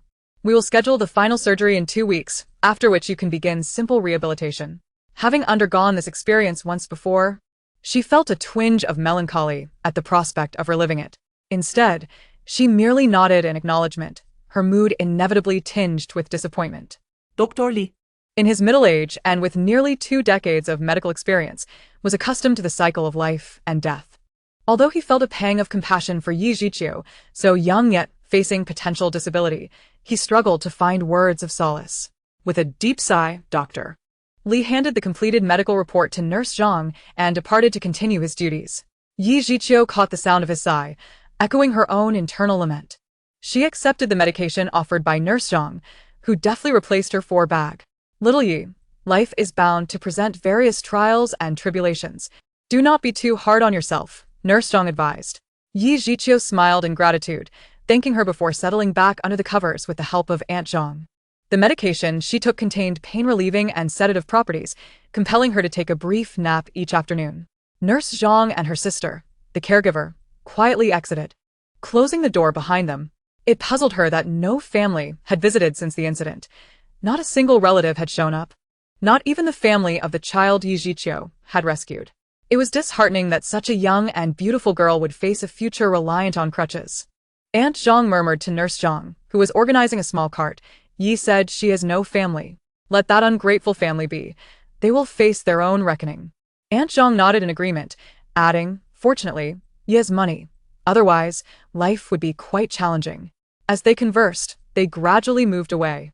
Yi Jiqiu slowly drifted into slumber, dreaming once more of Kong Kong and Anan. Suddenly, she heard a gunshot and Kong Kong and Anan collapsed. Startled, she opened her eyes wide, gasping for breath as tears streamed down her cheeks. After wiping her tears and calming herself, she reminded herself that Kong Kong and Anan awaited her in the future. In this lifetime, she would ensure their safety. After dinner, with Aunt Zhang's assistance, she managed her evening routine, and despite Aunt Zhang's reluctant disapproval, she lay in bed and picked up the phone. "Just one call. Aunt Zhang, you've worked hard all day. Please rest, I'll call you after this." Aunt Zhang had little authority. She was merely a hired caregiver. She placed a glass of water on Yi Jiqiu's bedside table before leaving the room to rest. "Mike, how is the company progressing? Has seafood procurement begun?" "Oh, dear boss, our company is running smoothly. We have commenced seafood procurement, and as per your instructions, everything is categorized and stored in the freezer, awaiting shipment to Huaguo once we reach a sufficient quantity." Mike was a professional manager Yi Jiqiu had engaged through an international headhunting organization to establish her seafood procurement and export company abroad. The registered capital was modest, with only a handful of employees. Although several freezers had been secured for preserving seafood, everything was in place for her future culinary aspirations. It would take ages for her to gather seafood herself. Hence, establishing a small export company was far more efficient. This way, she could procure a wide variety of seafood without the burden of running around collecting small amounts. Once her supermarket operations were finalized, she could let Mike handle the seafood shipments through the purchasing channels, saving her time and trouble. "All right. I will transfer an additional 10 million beautiful coins to the company account. Do a good job and your year-end bonus will be doubled. Long live the boss, love you." Yi Jiqiu felt a shiver run down her spine, ignoring Mike's excessive flattery. After giving a few more instructions, she ended the call. The seafood has been successfully procured through compliant and legal means. Although there are taxes to be paid upon its import, she plans to operate her seafood company for only 6 months. She has hired 2 professional accountants and deposited a total of $30 million into the company's account. Using this capital to acquire seafood, the quantity of seafood she will receive in 6 months is uncertain, but it will undoubtedly suffice for her, Kong Kong, and an end to enjoy for generations to come. After concluding her call with Mike, she proceeded to contact the farm manager. The farm was inherited from Yi Zhiqiu's grandfather. After handing over the company to her uncle, the old man could not remain idle and established an ecological farm spanning over 3,000 acres in the old capital of northeast China, dedicated to growing healthy grains and vegetables for family and friends. In her previous life, her grandfather left the farm to her uncle, who later encountered misfortune, and her aunt subsequently bequeathed the farm to her. After her aunt's passing, she gathered her resolve and assessed the farm's finances, discovering a significant imbalance since her uncle's incident. When she inquired about the situation, the manager confidently attributed the losses to poor harvests over the past 2 years, offering various excuses and dismissing her as a sheltered young girl unversed in agricultural matters. In a fit of anger, she enlisted a specialized financial team to audit the accounts, only to uncover that the farm manager had long been embezzling funds. Enraged, she reported him to the authorities, resulting in his imprisonment. He did make a valid point. As a naive young girl unfamiliar with the intricacies of managing such a vast ecological farm, she found herself overwhelmed, ultimately leading to the farm being sold to one of her grandfather's old friends at market value. This time, she similarly engaged a professional team and successfully ensured the previous manager's swift return to incarceration, albeit with an expedited timeline. She then hired an assistant to manage the farm. Uncle Xiang, I hope I'm not disturbing your rest? Xiang Juanhao, a native of the old capital, was recruited through a headhunting organization to help manage the farm. Not at all, it's still early. Do you need anything, boss? Upon receiving the call from the young boss, he was quick to inquire, cautious not to underestimate her youth, aware that the last individual who tried to outsmart her was now preparing for court next month. Has the inventory of the farm's grains been completed? Yes, it's been tallied. We have over 3,000 pounds of rice, less than a ton of soybeans, and more than 8,000 pounds of assorted grains. Zhang Jun has been excessively greedy, leaving nearly nothing in the granary. Yi Zhiqiu frowned upon hearing Xiang Juanhao's report, her heart aching at the thought of her vast estate only providing for a few, while Zhang Jun had clandestinely sold off her precious resources. Uncle Xiang, let us set aside these matters for now. Your current task is to procure vegetables, fruits, and grains from the surrounding areas of the old capital, ensuring they are vacuum-sealed. Any peanuts and soybeans suitable for oil extraction should be processed as well. Xiang Juanhao, puzzled, replied, Boss, we already have a farm, although our storehouse is nearly empty. The crops have been planted as per your instructions, and come autumn, the 2,000 acres of rice alone will yield over 600,000 pounds. Do we still need to acquire more rice? He was bewildered, knowing that the young boss was essentially an orphan. Why would she require such an abundance of food? Chapter 9. Farm Acquisition Arrangements. Yi Zhiqiu felt fortunate for waking up in time, not missing the spring planting. She efficiently dealt with Zhang Jun, who had embezzled her grains, and promptly sought a new manager for the farm. The farm, spanning 3,000 acres, would allocate 2,000 acres for the renowned Northeast rice, 500 acres for soybeans, 200 acres for vegetables, 100 acres for fruits like watermelons and strawberries, and the remaining 200 acres for miscellaneous grains, everything clearly organized. Uncle Xiang, once my foot has healed sufficiently, I plan to settle in Huaqing and open a large supermarket where all farm products will be sold. Upon hearing this, Xiang Juanhao realized that the young boss's intention to open a supermarket justified her acquisition plans, as she had previously instructed him to register the farm as a company capable of selling primary processed agricultural products. Uncle Xiang, in addition to grains, also procured chickens, ducks, fish, cattle, sheep, pigs, and honey. I recall there are facilities for making sausages and cured meats at the farm, correct? Let us produce 10,000 pounds of sausages and 10,000 pounds of cured meats from the pork and beef we collect. The beef and lamb should be cut into appropriate portions for hot pot rolls, while offal should be cleaned and packaged properly. When the supermarket opens in 6 months, everything must be ready. Additionally, acquire a production line for frozen buns, dumplings, and sweet buns. It doesn't need to be brand new, as long as it is functional. We will use the collected beef, lamb, and pork for these products, ensuring they are delicious, clean, and hygienic. Xiang Juanhao took notes, detailing the young boss's requests, then inquired, Boss, isn't the supermarket scheduled to open in 6 months?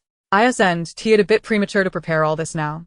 Understanding his concerns, Yi Zhiqiu responded, These items need to be frozen and refrigerated, 6 months is hardly a long time. Realizing the truth in her statement, Xiang Juanhao felt reassured. After all, frozen goods that had been stored for over a decade were still sold without issue.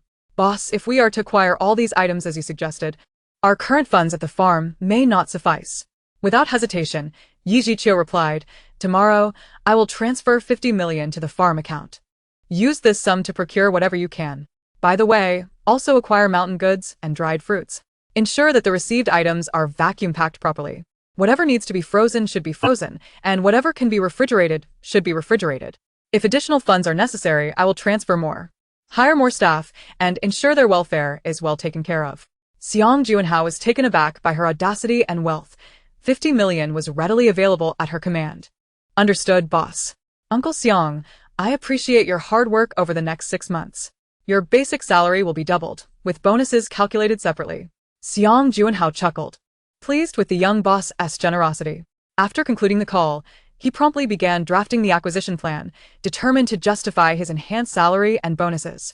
Yi Jiqiu's call lasted over an hour, enabling her to gather substantial quantities of rice, flour, oil, pork, and beef under the legitimate guise of opening a supermarket.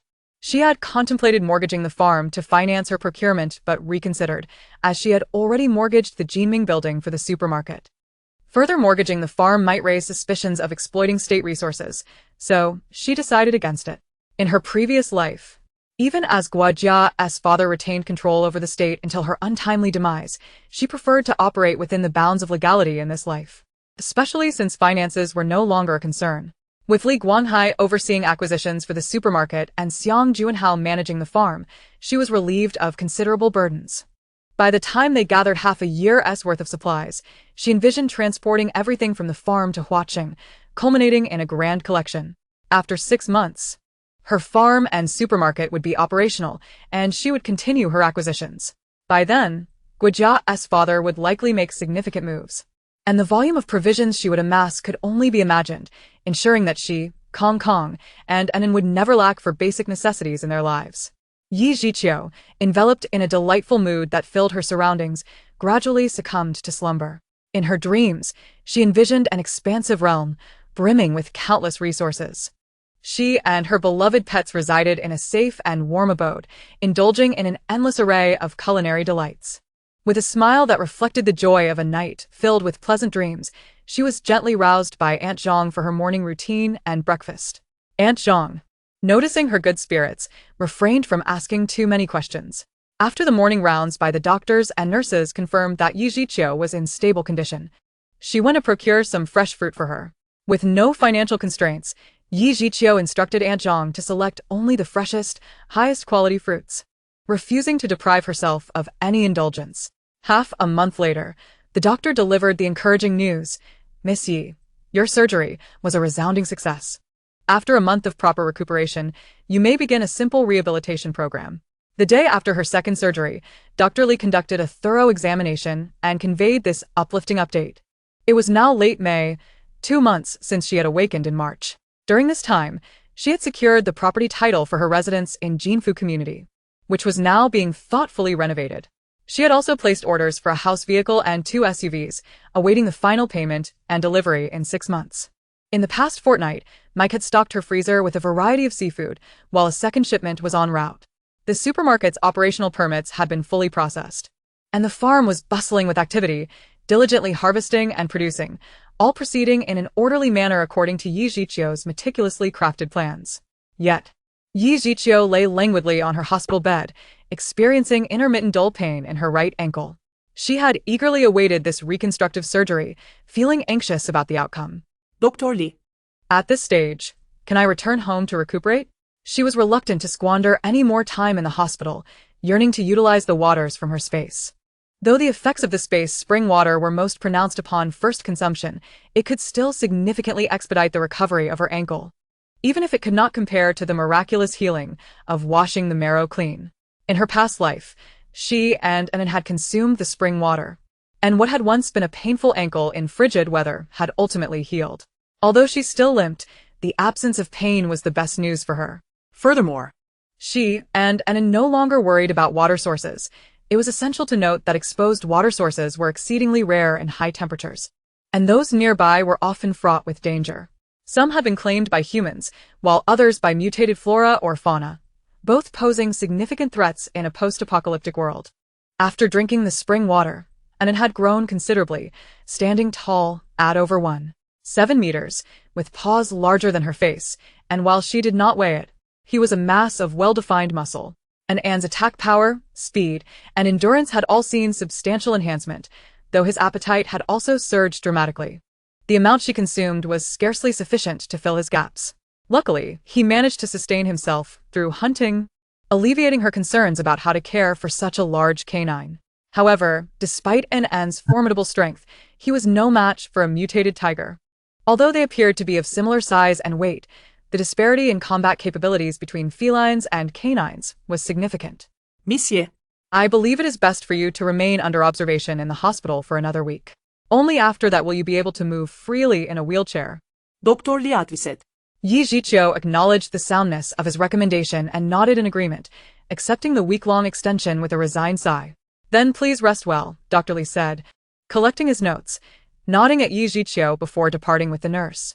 Lying in bed, Yi Jiqiu contemplated whether her ankle would fully recover after she left the hospital and consumed the spring water. With a wry smile, she reflected on the miraculous nature of the spring water. It was indeed wondrous, yet not an omnipotent cure-all, despite its inexplicable properties linked to her space. Moreover, the location of her injury was quite unfortunate. She felt fortunate that her foot had been preserved and not amputated, grateful to fate and modern medicine. Had this occurred 50 years prior, she would undoubtedly have lost her foot. A sigh escaped her lips, only to be interrupted by the ping of a text message. She picked up her phone to find a bank notification. Shortly after, her phone rang. It was her agent for managing real estate, jewelry, and antiques, Miao Sun. Boss. 2 of your properties have just been sold. Did you receive the bank notification? Yi Jiqiu acknowledged with a brief sound, prompting Miao Sun to continue. Currently, you still have 2 villas, 1 commercial building, and 23 shops that remain unsold. 4 months is a tight time frame, and if you insist on selling during this period, there may be a financial loss. That's fine. I urgently need funds to support the farm and supermarket. I have little attachment to these properties, and I can accept a loss of up to 10%. Please expedite the process, she replied. Miao Sun, puzzled by her decision to rely on property sales for liquidity instead of leveraging the bank, kept his concerns to himself, knowing he would benefit from the commission. Understood, boss. I will ensure the remaining properties are handled within the 4-month time frame. After concluding the call, Yi Jiqiu checked her bank balance, over 670 million, and felt buoyant about her financial status. In high spirits, she contacted a headhunting agency to find a manager for a pet food processing factory. Having collaborated with this agency on 2 previous occasions, she was pleased with their efficiency. An hour later, they informed her they had found a suitable candidate and inquired about scheduling a meeting. After reviewing the candidate's credentials, she decided to meet the next day. Chapter 10. Establishing a dog food company. The candidate from the headhunting agency was Wan Erju, a 38-year-old man at the peak of his career. He had studied food safety abroad and, following graduation, worked for a renowned pet food company, climbing to the position of deputy general manager over a decade of dedication.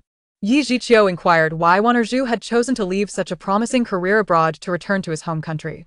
The agency explained that the company was a family business, and having reached the deputy general manager level, he found no further opportunities for advancement. Coincidentally, his mother had fallen ill in China, prompting him to resign and return home to care for her.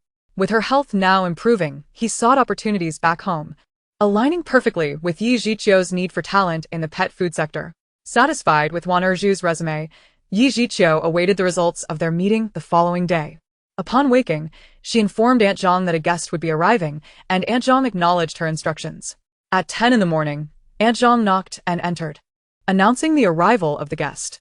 Yi Jiqiu adjusted her posture, signaling for Aunt Zhang to bring him in. Wan Erju had prepared diligently for the interview since receiving the call from the headhunting agency, which had informed him that his future employer was a wealthy young lady with grand ambitions, currently recuperating in the hospital following an unexpected incident. As Wan Erju entered the hospital room, he was greeted by the sight of a delicate young girl, her complexion slightly pale and emaciated, resting against the headboard and gazing at him. It dawned on him that this might very well be his future employer, appearing to be around 20 years of age. Mr. Wan, I apologize for not being able to welcome you properly. Please, make yourself comfortable. Yi Jiqiu expressed her regrets. Waner Zuz quickly waved his hand, handing a bouquet of flowers and a fruit basket to Aunt Zhang, before placing his briefcase and settling down on the sofa opposite Yi Jiqiu. Mr. Wan, I have reviewed your credentials and am quite satisfied. We can sign the employment agreement at any time. May I inquire about your salary expectations? Yi Jiqiu inquired directly. Waner Zuz was taken aback by the straightforwardness of the young lady.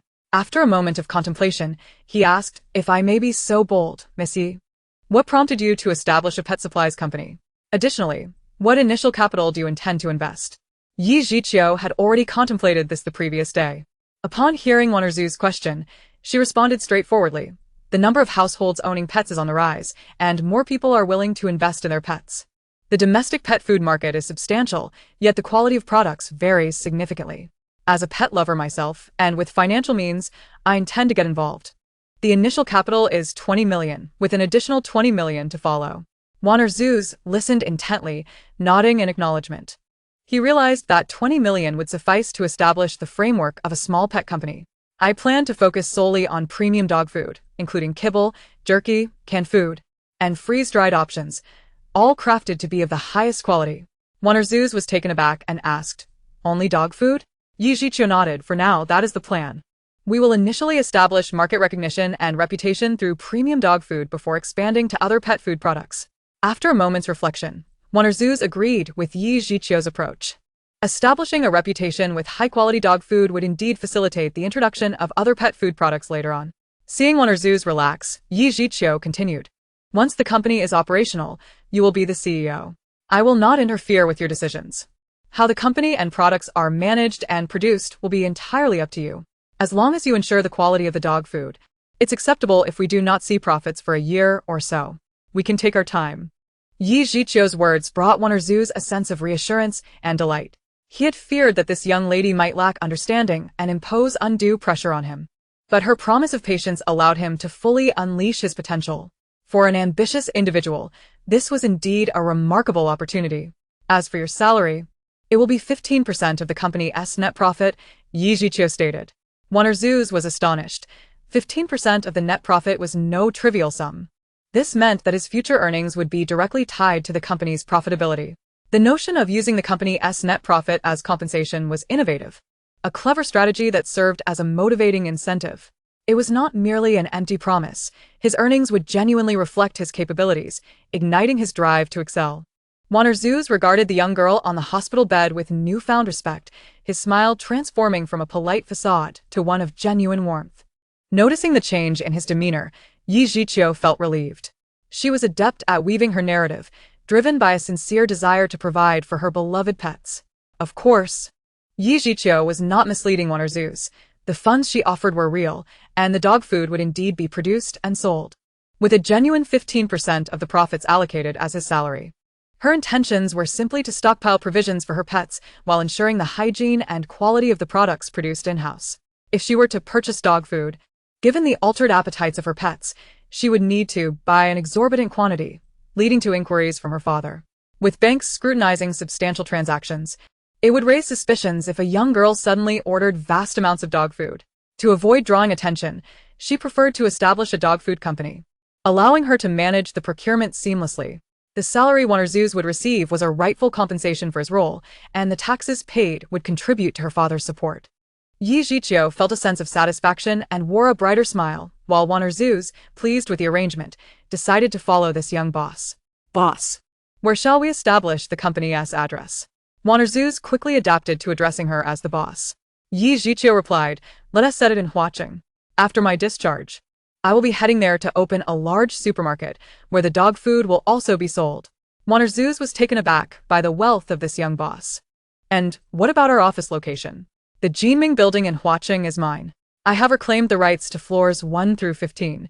The supermarket will occupy floors 1 to 6, while floors 7 to 13 will serve as storage, leaving the 14th and 15th floors for your office. Waner Zuz was astounded. The young boss was indeed affluent. Once we finalize the contract, you should promptly assume your role in Huaqing. I will hire a professional accounting team. I am only concerned with results, not the processes. You may manage the company as you see fit, and do not disturb me unless it is a significant matter. Yi Zhiqiu's words resonated with Wan'erzu's. His future income was now intertwined with the company's success, motivating him to strive diligently. All right, boss. I will prepare the employment contract and return tomorrow at this time. For now, I shall take my leave. After a lengthy conversation, Yi Zhiqiu felt fatigued and realized it was nearly mealtime. It would be inappropriate to invite someone to dine in a hospital room. Thus, she bid farewell to Wan'erzu's. Leaning against the headboard with her eyes closed, Yi Zhiqiu began to unwind. The living arrangements were secured, renovations were underway, and she would be able to move in within half a month. With plans for a farm, supermarket, imported seafood, and the impending dog food venture, the only remaining preparation was for clothing. Clothing could wait. Once she was discharged and able to travel freely, she could easily acquire everything she needed abroad. Aside from a spring of fresh water and a few keepsakes, Yi Zhiqiu found herself devoid of material possessions. The emptiness of her surroundings stirred a sense of anxiety within her. Until she acquired the necessary resources, she would remain unsettled. Alas! She realized she must patiently wait for her foot to heal sufficiently before she could take action, and the anticipation was indeed nerve-wracking. The following day, at 10 in the morning, Wan'erzu arrived once more, bearing a bouquet of fresh flowers and a basket of fruits. After placing her offerings, she retrieved a thick stack of contracts from her briefcase and began to elucidate each clause to Yi Zhiqiu in detail. Yi Zhiqiu listened intently, Scrutinizing the documents before handing them over to the lawyer from her foundation. Upon the lawyer's assurance that everything was in order, Yi Zhiqiu formally signed 3 copies of the employment contract alongside Wan'erzu's. In high spirits, Wan'erzu tucked away her copy of the contract and received a bank card. Subsequently discussing the name of their pet food company with Yi Zhiqiu. Let us name it Kongan Pet Food Company, she proposed, hoping every beloved pet would enjoy health and safety. After a moment's reflection, Wan'erzu voiced no objections, and thus the company name was settled. boss. I have booked a ticket to Flower City for tomorrow. Do you have any further instructions? Yi Zhiqiu pondered briefly before responding. Our mission is to prioritize safety, health, and authenticity. I trust you will uphold these principles. After the company begins regular shipments, please reserve half of the monthly production of dog food, jerky, canned goods, and freeze-dried products for me. I will purchase them at market price, independent of the company's accounts. Consider it a personal acquisition. Wan'erzu was momentarily taken aback, puzzled by her boss's intentions in procuring half of the monthly output. Nonetheless, after some contemplation, she rationalized that as long as she was compensated at market rates, it mattered little whom the products were sold to. With the assurance of her boss's financial backing, she could focus solely on producing high-quality, safe, and hygienic products. As the allure of profit beckoned enticingly, with aspirations of wealth, Wan'erzu bid farewell to Yi Zhiqiu, preparing to accompany her mother to Flower City, a locale blessed with perpetual spring and picturesque scenery, ideal for her mother's recuperation. A double boon indeed. Having resolved one matter, Yi Zhiqiu now eagerly awaited her discharge in 5 days, counting down the hours with a sense of anticipation that felt almost torturous. 5 days later. Congratulations, monsieur. You are cleared for discharge. From now on, you simply need to return for weekly checkups, and after a month, the cast can be removed for rehabilitation, doctor. Li announced after completing her examination, finally delivering the news Yi Zhiqiu had longed to hear. A faint smile graced her lips as she expressed her gratitude to Dr. Li and Nurse Zhang. She had previously requested Aunt Zhang to arrange for 10 fruit baskets to be sent as a token of appreciation for the medical staff. After settling Aunt Zhang's fees, she also presented her with a generous red envelope. Following her farewells, she was assisted into a wheelchair by her newly hired caregiver, embarking on the journey back to her long-absent home in B City. As Yi Zhiqiu gazed out at the bustling crowds and the incessant flow of traffic, she was momentarily entranced by the vivid tapestry of life, a vibrant scene of prosperity and tranquility that she had almost forgotten during her 2-month confinement in the hospital. Save for the rare occasions when Aunt Zhang wheeled her into the hospital's small garden for sunlight. Lost in reverie at the sight outside the window, she mused how delightful it would be if the cataclysm of her past life were merely a fleeting dream. Yet reality was upon her as the SUV smoothly entered through the guarded gates and gradually came to a halt outside a quaint 2-story villa. With the assistance of the tall new caregiver, Aunt Zhang, she transferred into her wheelchair and entered the home she had moved into with her aunt after her uncle's passing. The old residence, where she had lived with her grandfather and uncle, had long been relinquished to her father by her aunt. The villa was modest yet exquisitely charming, its small garden well tended. Yi Jiqiu observed the once familiar scenes from her hazy memories, now gradually infused with color. Gripping the handles of her wheelchair tightly, she felt a wave of nostalgia wash over her. Having spent over half a year in this villa with her aunt, it was here that she had bid farewell to her, and shortly thereafter, she had faced a tragic accident. After her discharge, she had spent nearly 6 months here before ultimately choosing to leave for Flower City. Qiuqiu has returned. How splendid it is to be back! Aunt Jiang exclaimed, dabbing her eyes as she hurried towards Yi Jiqiu, her gaze filled with concern as she took in the sight of her niece, sitting in the wheelchair, her leg encased in plaster. Aunt Jiang, a caregiver at the old residence with a slight familial connection, had lost her husband in middle age and had come to look after the grandfather. Following his demise, she had cared for Yi Jiqiu's aunt, eventually moving with her to this new abode. Aunt Jiang, please do not cry. I am fine and will recover swiftly, Yi Jiqiu said, feeling somewhat at a loss as she attempted to comfort the elder who had watched her grow. After her grandfather's passing, Aunt Jiang had taken care of Yi Jiqiu and her aunt for 2 years before being taken back by her son to enjoy a more leisurely life. After regaining consciousness, Yi Jiqiu had changed all her contact information, leaving the elderly lady unable to reach her. It was only a few days prior that she had remembered to contact Aunt Jiang. In her past life, Aunt Jiang had only reached out to her as she was about to be discharged, bringing her meals and comforting her with warm soups. This time around, she could not bear to have the elderly woman, nearing 70, running back and forth for her. Understanding Aunt Jiang's concern upon learning of her accident, Yi Jiqiu decided it best to have her wait at home. Aunt Jiang followed Yi Jiqiu into the house, bustling about with care. You must be hungry, Qiuqiu. Come. Let us eat. How could you not inform me of such a significant event? I would have come to check on you and ensure you were cared for. Look how thin you've become. Aunt Jiang's incessant expressions of concern struck a chord with Yi Jiqiu, reminding her of the past when Aunt Jiang had cared for her until her cast was removed. Eventually, Aunt Jiang's son had come to take her home, her reluctance palpable as she turned back to glance at Yi Jiqiu. Yi Jiqiu, now financially stable, had hired 2 caregivers to manage her daily needs, allowing Aunt Jiang to return home without worry. In her previous life, she had departed quietly, failing to bid a proper farewell to Aunt Jiang. It was only after relocating to Flower City that she had called the elderly lady to assure her of her safety. With a warm towel, Yi Jiqiu wiped her hands and accepted a bowl of soup from Aunt Jiang, savoring the familiar flavors that brought tears to her eyes. Noticing her emotional state, Aunt Jiang sighed and said, Qiuqiu, drink up. I will stay a few days longer this time. Do not dwell on the past. Focus on your recovery. You are still young and will surely heal quickly. Yi Jiqiu blinked back her tears, finishing the soup before lifting her gaze to Aunt Jiang with a broad smile. Aunt Jiang's soup remains unparalleled. I will take good care of myself. You need not worry. As you can see, I have hired professional caregivers. Feigning extravagance, Yi Jiqiu amused Aunt Jiang, who recalled that while Qiuqiu was still young, she was certainly not lacking in financial means. Aunt Jiang had witnessed the events surrounding the Yi family and knew well that this young lady was now quite prosperous. As Yi Jiqiu enjoyed Aunt Jiang's lovingly prepared meal, the flavors were both familiar and foreign, and Aunt Jiang's unwavering words of care echoed in her heart, stirring bittersweet memories. The last time she had reached out to Aunt Jiang, it was her son who answered, his voice weary and choked as he informed her that the elderly lady had not survived the harsh winter. Grandma Jiang's son is a devoted filial son. After achieving a modest success in his career with the assistance of his father and uncle, he wished to bring his elderly mother home to fulfill his filial duties. However, Grandma Jiang was reluctant to leave the remaining members of the Yi family, delaying her departure day by day. Ultimately, it was her uncle who persuaded her to return home with her son.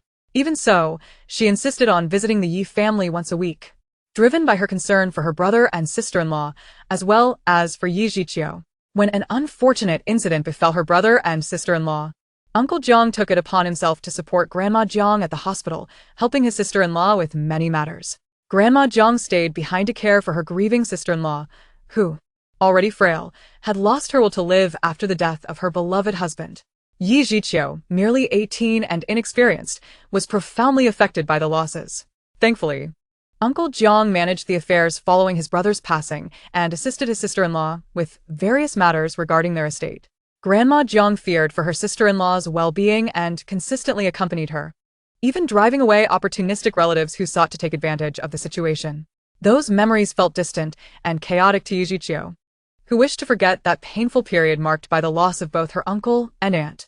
After sharing a meal and chatting with Grandma Jiang, she saw her to her room before settling into her wheelchair in the garden, where the sun warmed her as memories she wished to forget flooded her mind. After basking in the sun for a while, Yijiqiu instructed her caregiver to assist her back inside.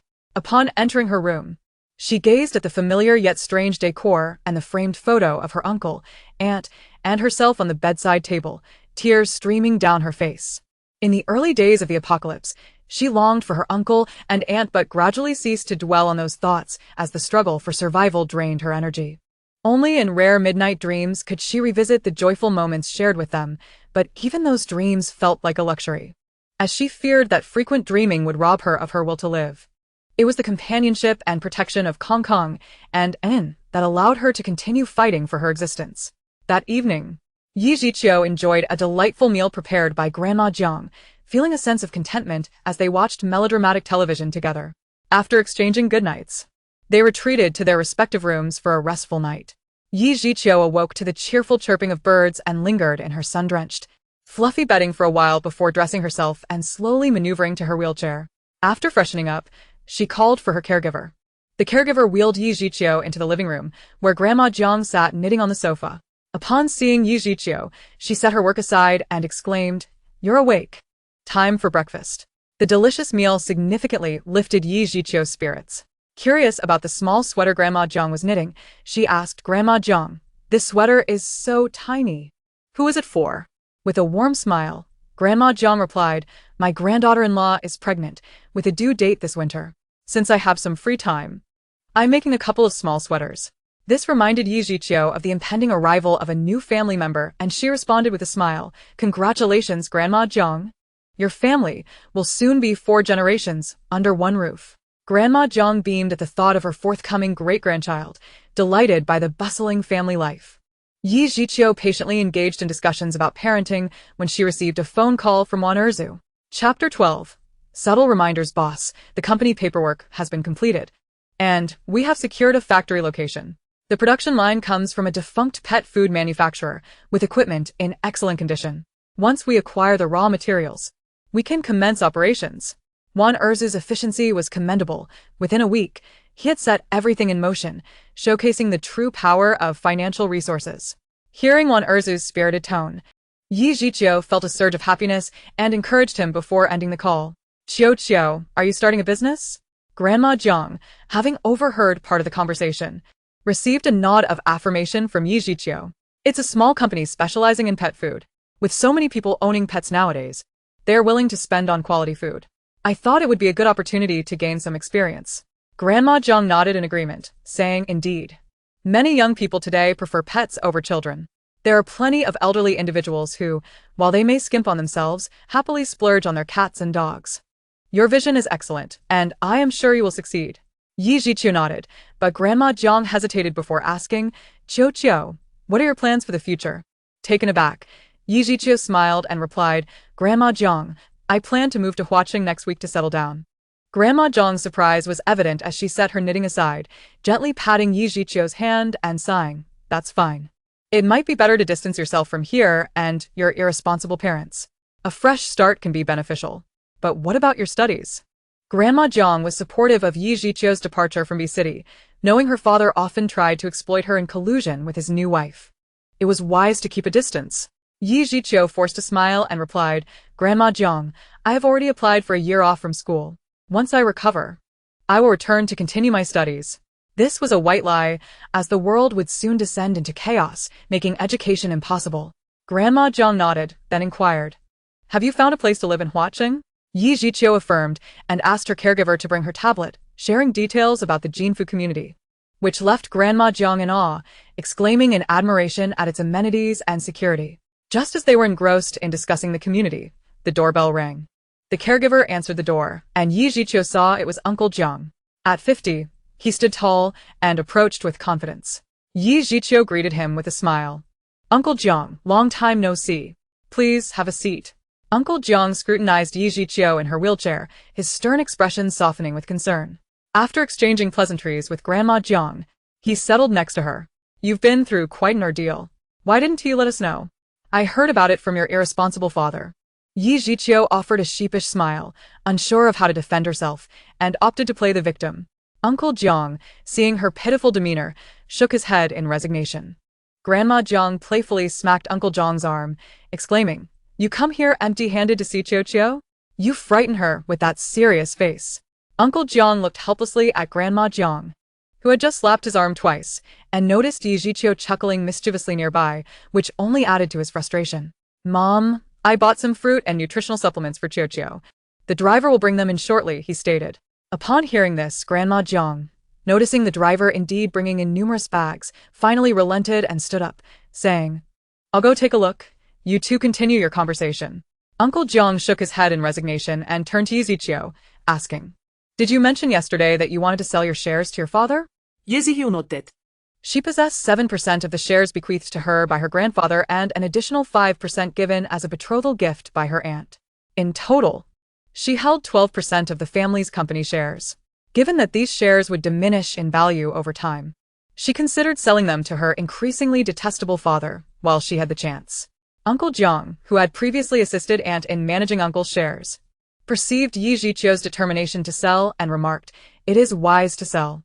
Under your father's management, the company is declining, even if you hold on to your shares. Without participating in management, he could easily manipulate things to reduce your dividends.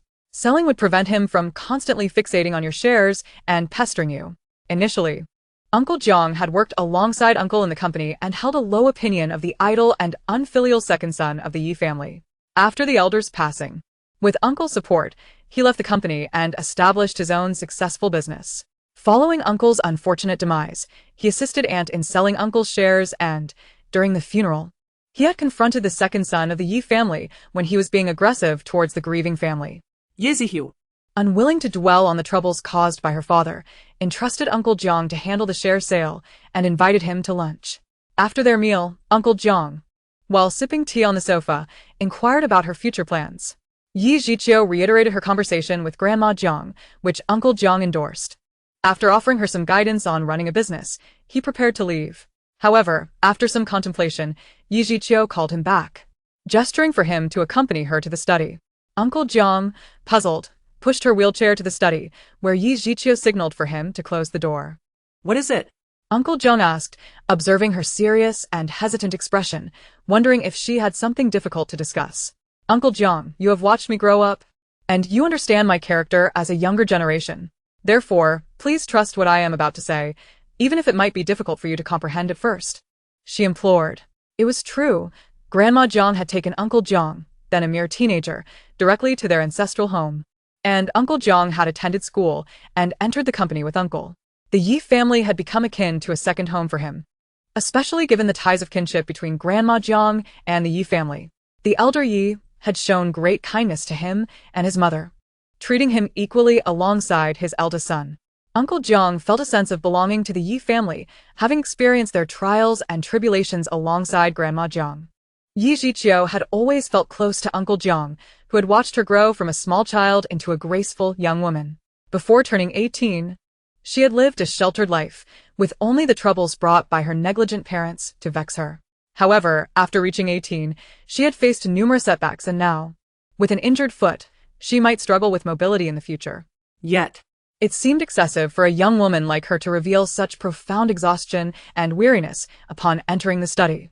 Concerned, Uncle Jiang gazed at Yi Zhiqiu, who no longer concealed her emotions, filled with curiosity about the source of her apparent fatigue. Yi Zhiqiu merely wished to offer Uncle Jiang a gentle warning. After all, he and Grandma Jiang were among the few remaining people she felt close to in this world. Uncle Jiang, please try to consolidate your resources and find a secure place to stay. Choose a higher location and stock up on supplies and medications, she advised.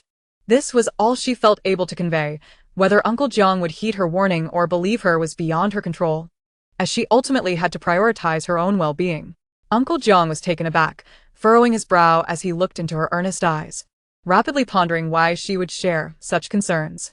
After a long moment of contemplation, Uncle Jiang solemnly replied, I will not inquire about why you felt the need to share this with me, nor will I pry into where you may have heard such things. I trust you. Chiu, you are a sensible child, and I will proceed with caution as you suggested. His words relieved Yi Zhiqiu, prompting her to continue, in no more than 6 months. Pay close attention to the nation's developments. You will understand then, and it will be timely for you to follow suit. Uncle John's mind began to stir with unease. Her insistence on keeping an eye on national events in 6 months transformed his initial skepticism into a more profound concern. He paced back and forth in the study for a few moments before turning to Yi Zhiqiu. You must not speak of this to anyone else. I will remember your words. If you decide to go to Huaqing, do so. I know Jinfu community, and the developer is reputable. It is a safe place. Take care of yourself. After a prolonged conversation of caution and care, Uncle John left, deeply contemplative, needing time to sort through his thoughts. 6 months then. I shall patiently await the passage of time. Yezihiu ehalet, turusting unne vians integrity. Setting aside the remoteness of their familial ties, she felt that the years of their relationship, along with the commendable character of Grandma Jiang and Uncle Zhang's son, Jiang Wenxuan, warranted her concerns. The words exchanged with Uncle Jiang today had been the result of careful consideration. Even if he were to divulge her remarks, she believed there would be no significant repercussions, as she had spoken nothing untoward. Chapter 13. Arrival in Huaqing. Miss Yi, your recovery is progressing well. Please continue your regimen, the doctor remarked during her follow-up appointment a week after her discharge. Accompanied by Grandma Jiang, who engaged the doctor with numerous questions after hearing the good news. They left the hospital. Once in the car, Grandma Jiang sighed and said to Yi Zhiqiu, couldn't you wait to fully heal before heading to Huaqing? Yi Zhiqiu had already booked her flight for the next day, planning to travel to Huaqing after the checkup to take over the property in Jinfu community. Grandma. You know Huaqing is a beautiful place with a pleasant climate, unlike our sweltering July heat. The sooner I arrive, the sooner I can rest and recuperate, she replied playfully as they drove home, feeling a pang of reluctance towards the elderly woman, yet knowing she had to leave. Grandma Jiang had her own family, and Yi Zhiqiu had her own beloved pets waiting for her in Huaqing. Parting was inevitable. If you truly cannot bear to see me go, perhaps you could ask Uncle Jiang to move the family to Jinfu community as well. You've always liked it there, haven't you? Yezihiu said. Fully aware that Uncle John's company was based in B City and relocating was not a simple matter, especially with the whole family involved. Let us not consider that. The houses in that community, while desirable, are far too expensive, Grandma Jiang mused, instantly quashing any fleeting excitement with the harsh reality of costs. Her expression morphed into one of playful rejection, eliciting laughter from Yi Zhiqiu. Chattering and laughing with Grandma Jiang, Yi Zhiqiu returned to the small villa, which felt rather empty. The items she intended to take had already been entrusted to a moving company for transport to Huaqing, and the remaining smaller belongings she stealthily tucked away into her own space while no one was watching. Once again, Grandma Jiang cooked a delightful lunch for Yi Zhiqiu, savoring the bittersweetness of their impending separation as they finished the meal. Reluctantly, Yi Zhiqiu arranged for her assistant to see her off. After exchanging heartfelt words for quite some time, Grandma Jiang wiped away her tears and departed in the car, watching the vehicle fade into the distance. Yi Zhiqiu felt an overwhelming melancholy. Their parting left her uncertain about when, or if, they would reunite again. She remained gazing in the direction of the departing car for quite a while, until prompted by the caregiver, she turned and returned to the house in her wheelchair. In the study, Yi Zhiqiu called the property manager of Building 6 in Jinfushi community to inquire about the progress of her home's renovation. The middle-aged manager, Mr. Wang, spoke kindly and attentively, providing a detailed account of the renovation's completion status. After concluding the call, with the new owner set to move in, Mr. Wang shook his head, pondering the peculiarities of the house's renovation, questioning the young owner's extravagant choices in such an odd design. After spending one final night in the villa, she had the small villa put up for sale and, accompanied by her caregiver, boarded a flight to Huaqing. The 2-hour flight brought her to Huaqing by noon. With the assistance of her caregiver and a flight attendant, Yi Zhiqiu disembarked from the plane. The sweltering 32-degree heat of B City gave way to a pleasant 26 degrees in Huaqing, accompanied by a gentle breeze. Li Guanghai had been waiting outside. Upon encountering the young proprietor for the first time, he greeted her with a warm smile. "Young lady, the car is waiting outside. Shall I take you to the hotel first, or do you have other plans?" Li Guanghai had received a call from her the previous day, informing him to pick her up and discuss matters regarding the supermarket. Thank you. Let us first visit the supermarket, and then we can head to the hotel, she replied. Li Guanghai assisted the caregiver in lifting her wheelchair into the car and personally drove her to Jiming Building. Throughout the journey, Yi Zhiqiu observed Huacheng with curiosity. She had rarely ventured out before the apocalypse and was unfamiliar with its current state. The Huacheng she once knew was now a distant memory, and she gazed outside with keen interest while Li Guanghai and the caregiver remained quietly attentive. The drive was smooth, and they silently proceeded from the airport to Jiming Building.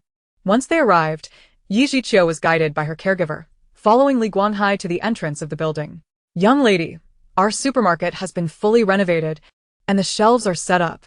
Currently, we are organizing the stock, Li Guanghai informed her as they walked. Yi Zhiqiu noted the orderly arrangement of shelves. Some stocked with goods, while others remained empty. From the first to the seventh floor, she was pleased with the organized inventory in the storeroom, which included rice, flour, oil, and daily necessities, acknowledging that her farm's collection of products was still insufficient. After spending some time exploring, she finally paused her inspection in Li Guanghai's office. He had already been in contact with Xiang Juanhao, relieving her of any concerns. Following a lunch together with Li Guanghai, Yi Zhiqiu requested her caregiver to drive her to Jinfushi community. She had previously spoken with the property manager of Building 6, so upon her arrival, she spotted a refined middle-aged man waiting by the security booth at the entrance. The caregiver halted the car, and the middle-aged man swiftly approached the vehicle. Yi Zhiqiu pressed the button to open the door, and the man discreetly sized her up before warmly nodding and introducing himself. Monsieur. I am the manager of your building. My name is Wang Can, and I welcome you to Jinfushi community. It is an honor to serve you. Wang Can's demeanor was formal as he offered a slight bow to Yi Zhiqiu inside the car. As she looked at this man, memories from her past life surged forth. It was Wang Can who, after a severe drop in temperature, had exploited his managerial privileges to access her floor S elevator. Accompanied by several security personnel, intent on seizing her resources and herself. Who would have envisioned that this seemingly capable and charming manager, lauded by all owners in the building, would reveal his predatory ambitions so ruthlessly when the apocalypse struck? This Universal Wang, the dedicated manager of Building 6, had dutifully catered to the needs and safety of the residents until the blizzard and extreme cold descended. Following a week of relentless snowfall, he seized control over the building by locking all entrances, collaborating with over 20 like-minded security and staff members to claim the entire structure. He wielded the elevator card to access every unit, looting resources and ruthlessly eliminating any residents who dared resist him, instilling fear throughout the building. At that time, the mutations of flora and fauna had only just begun, and the nation was caught off guard by a month of toxic acid rain followed by 2 months of unrelenting downpours. After a week of rapid blizzards and extreme cold, the government's grip on the populace weakened considerably, allowing cunning individuals like Wang Can to exploit the situation. Though the authorities eventually regained control, many lives and fortunes were lost during that tumultuous period. Wang Can not only plundered the residents' resources, but also preyed upon the young and beautiful female inhabitants, establishing a reign of terror within the building. Initially, he may have perceived her as easy prey, given that she was alone with 2 dogs, which is why he delayed confronting her until the end. In her previous life, she had remained confined in her home, anxiously reading the alarming messages in the residents' group chat, which were mostly filled with news of murders and robberies. The heavy snowfall rendered the roads impassable, and calls for help were futile as the police were unable to respond, leaving the citizens to fend for themselves. Jinfushi community became an isolated island, cut off from rescue. As the torrential rains began, her dogs, Kong Kong and Ainen, underwent significant changes in size each day. She worried incessantly about them, unable to leave her home or make any noise, fearing for their safety. When Wang Can finally decided to act against her and broke down her door, he was met by the transformed, fiercely protective dogs. Caught off guard, Wang Can was swiftly dispatched by Kong Kong, who tore out his throat, killing him instantly. The remaining intruders, upon witnessing the carnage, fled in terror, leaving behind 2 lifeless bodies. This swift demise marked the end of Wang Can's delusions of grandeur, as he lost both his life and aspirations in that moment. Trembling, with the assistance of her dogs, she dragged Wang Can and the 2 security guards' bodies into the safety passage. It was her first visceral encounter with the treachery of humanity in the face of the apocalypse. Realizing just how perilous life had become, her dog's fierce loyalty granted her a fleeting sense of safety and tranquility. Now, as she regarded Wang Can with an impassive expression, memories of his drastic character shift before and after the apocalypse flooded her mind. Internally, she scoffed, recognizing the truth that one can know a person's face, but not their heart. Wang Can stood rigidly, and Yi Zhiqiu nodded in acknowledgement, coolly stating, "Manager Wang, let's get in the car and proceed directly to my residence." Wang Can nodded and stepped into the car. Once seated, he addressed Yi Zhiqiu, saying, "Miss Yi, we might need to make a trip to the property management to register your residency information." Yi Zhiqiu nodded and directed the chauffeur, suppressing her disdain for Wang Can as she turned her gaze away. After registering her information at the property management office and inputting her and her nanny's facial recognition and fingerprint data, she had finally completed the last step of the residency process for the Jinfu community. "Miss Yi, the renovation of your house has reached its final stages. You will need to conduct an inspection once you arrive," Wang Can informed her. Yi Zhiqiu responded with a nonchalant, "Thank you for your assistance these past few days, Manager Wang." With a smile, Manager Wang shook his head, replying, "It is my duty. No need for thanks." The car swiftly reached the vicinity of Building 6 under Wang Can's guidance, and the nanny drove into the underground parking garage at his direction. After parking, the nanny, with Wang Can's assistance, helped Yi Zhiqiu out of the car. Wang Can explained, "This parking garage is exclusively for our Building 6. The elevator here can take you directly to your floor." Yi Zhiqiu acknowledged with a nod, and upon entering the spacious and bright elevator, Wang Can continued, "The facial recognition information you registered at the property management is now active.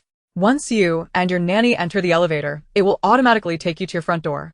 Yi Zhiqiu nodded, observing her nanny's curious gaze as she took in the elevator's features. The elevator came to a swift and smooth halt, and with a chime, the doors opened. Chapter 14. The renovation of the secure nest. As the elevator doors parted, Yi Zhiqiu was greeted by the stern visage of Ms. Jean, the renovation inspector she had encountered before, who awaited her at the entrance. "Good day, Miss Yi," Ms. Jean greeted her. Yi Zhiqiu acknowledged with a nod. "Hello, Miss Jean. It is good to see you again." Ms. Jean adjusted her glasses, her expression serious as she delved directly into the matter at hand, stating, "Miss Yi, the renovation of your entire residence is nearly complete. If you have any questions, I will address them one by one." Yi Zhiqiu nodded, and then turned to Wang Can, saying, "Thank you for your company, Manager Wang. I shall not see you off." Although most of the renovation had been overseen by the manager, she had previously informed Ms. Jean that aside from a few renovation teams, she did not wish for anyone else to enter the house. Thus, while Wang Can had a general understanding of the peculiarities of the renovation, he had never actually seen the 12th floor with his own eyes. Notigin Yezikius dismissal. Wang Can's eyes flickered momentarily before he maintained a composed smile, saying, "Very well, I shall not disturb you any further. Should you require anything, please do not hesitate to contact me. The building manager is always at your service." After a slight bow, he turned and entered the elevator, departing. Once the elevator began its ascent, Yi Zhiqiu turned to Ms. Jean and smiled, saying, "Please proceed with your explanation." Ms. Jean nodded and began. "Let us start with the front door. As per your specifications, it is a specially designed door of bank vault caliber, with steel plates embedded in the walls, offering fireproof, shockproof, explosion-proof, corrosive-resistant, and cut-resistant features. The lock employs a panel-free, fully enclosed RFID system based on radio frequency identification technology. While there is a theoretical possibility of it being compromised, as long as your RFID card is not subject to close-range hacking by unauthorized individuals, it is fundamentally secure." As Yi Zhiqiu listened to Ms. Jin's explanation, she instructed her nanny to push the wheelchair towards the security passage door. Noticing Yi Zhiqiu examining the door, Ms. Jin remarked, "Miss Yi, this door is identical to your main entrance. Here are the RFID cards for both doors. You can contact the manufacturer at any time to modify your RFID card data." Ms. Jin handed Yi Zhiqiu 4 small key fobs embedded with chips, providing 2 cards for each door. Yi Zhiqiu accepted the 4 key fobs, confirming that the red one was for the security passage and the blue one for the main door. She placed the red access card into her bag, discreetly storing it away, and handed the blue key fob to her nanny. Yi Zhiqiu then inquired, "Could you elaborate further on the details regarding the RFID card?" Ms. Jean nodded and continued, "The RFID card utilizes a passive tag that does not require a power source. The passive tag transmits only when in close proximity to the reader, converting the electromagnetic waves emitted by the reader into a weak current that powers the tag. Thus, Your door does not require electrical connection or battery installation. 예지히우 noted. Satisfied with the explanation, the door was installed with steel plates embedded in the walls, ensuring that even if someone attempted to breach it, they would be met with solid resistance from the 8 centimeter thick steel. She appreciated the high quality of the load-bearing walls. Upon entering the door, the living room's original expansive floor-to-ceiling windows and small balcony garden had been modified according to Yi Jiqiu's wishes. The small balcony was enclosed, the walls reinforced and sealed, with the floor-to-ceiling window transformed into a modest square window measuring 1 meter by 1 meter, featuring double-layered glass. Noting Yi Jiqiu's attention on the small glass window, Ms. Jean explained, as per your request, that floor-to-ceiling window and all windows requiring glass have been replaced with specialized double-layered glass used in space stations, resistant to extreme high and low temperatures, airtight, waterproof, corrosion-resistant, radiation-resistant, and bulletproof, while also possessing excellent light transmittance and sound insulation properties. Additionally, they have been fitted with one-way reflective privacy film. At this point, the typically serious Ms. Jin's expression momentarily twitched, as the cost of the glass installed in all the windows throughout the house was equivalent to her annual salary. She could not help but wonder if this client harbored some form of paranoia. The security measures and installation costs of the windows throughout the duplex seemed to imply that it housed unimaginable wealth. Yi Jiqiu withdrew her gaze from the window glass, nodding in satisfaction. Although the living room's floor-to-ceiling window had been mostly sealed, resulting in diminished natural light, it was of little concern. The heavy blackout curtains would be drawn most of the time, making the quality of light irrelevant. Nevertheless, the expanse of the floor-to-ceiling glass, despite being replaced with specialized glass, still left her feeling uneasy. She would prefer to have the walls fortified and sealed, leaving only a small window for observing the outside world. Gesturing for Ms. Jean to continue, she watched as Ms. Jean adjusted her glasses and organized her thoughts before continuing. On both the first and second floors, a biomass pellet boiler has been installed, and the entire house has been outfitted with underfloor heating and radiators, all connected to the boilers on both floors. The water-heated Kong you requested has also been installed in your first-floor bedroom. At this point, Ms. Jean began to mentally critique the decision. She wondered what this young client was thinking, installing such practical heating facilities in a city like Flower City, known for its spring-like climate year-round, and opting for 2 separate systems. Yi Jiqiu could surmise Ms. Jin's inner musings, but it mattered little. The one who pays is the one who holds power. Regardless of her thoughts, once she accepted the payment, it was her duty to ensure the job was done well. Is the insulation layer complete? Have you provided the tools for boiler maintenance and replacement parts for the boiler's inner tank? Ms. Jean nodded and replied, as per your request. 20 brand new boiler inner linings, along with maintenance tools, parts, and manuals for the heating system, have been placed in the warehouse you designated. Additionally, 20 tons of biomass pellet fuel are also stored there, awaiting your collection. Yi Jiqiu acknowledged her words, given the decade-long extreme cold of the apocalypse. With temperatures plummeting to -60 or 70 degrees year-round, it would be foolish not to prepare adequate heating facilities. The chilling thought of a frozen planet enduring a decade of frigid temperatures sent shivers down her spine. As for the potential extreme heat a decade later, she had alternative strategies to address that. Countless lives and health had been claimed by this bitter cold over the last 10 years. Many had lost fingers and toes to frostbite, while others never awoke from their slumber. The sheer number of individuals who had suffered such fates was terrifying. Hence, her heightened concern for portal security. In her previous life, the Jinfuyuan community had faced numerous riots and thefts due to its solid construction, with violence surrounding the area never ceasing despite the authorities' best efforts to maintain order. Even the developers' diligent upkeep could not quell the yearning for safer, warmer homes. Recalling how many had emulated the Inuit by living in ice houses, she resolved not to take her children, Kong Kong and Unin, to such abodes. After thoroughly discussing portal security and heating facilities with Ms. Jean, Yi Jiqiu felt satisfied. Ms. Jean also considered the aesthetics of the home. While it was not her primary concern, she did appreciate a more visually appealing living space.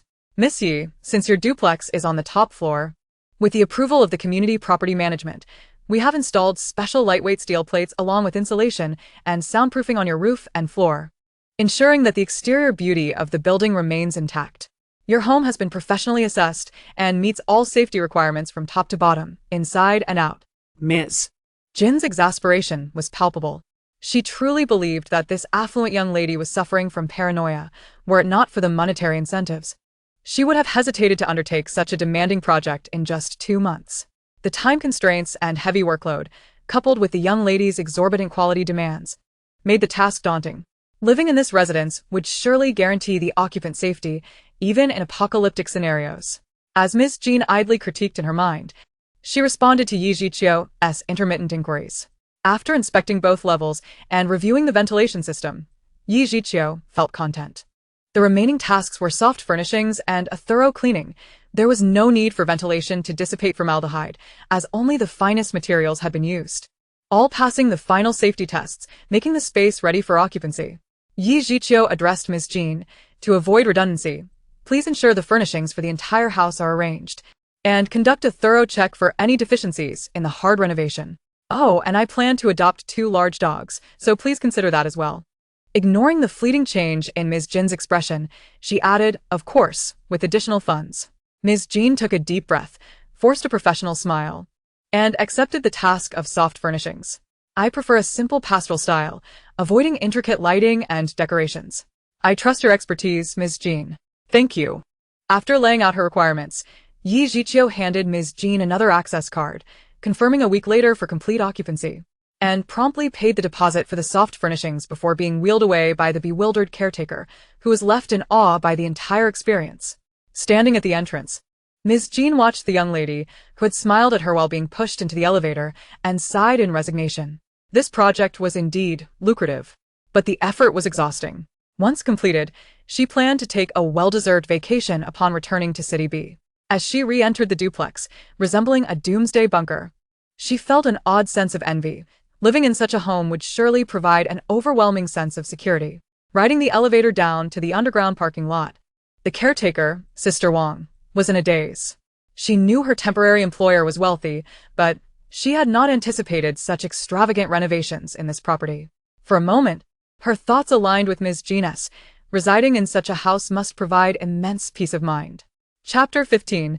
Seafood Acquisition. After leaving the Jinfuyuan community, Yi Zhiqiu returned directly to the hotel.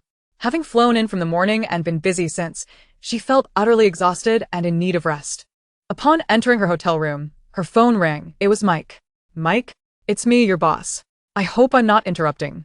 Mike's lively voice on the other end made Yi Zhiqiu feel a twinge of envy. No. What's the matter?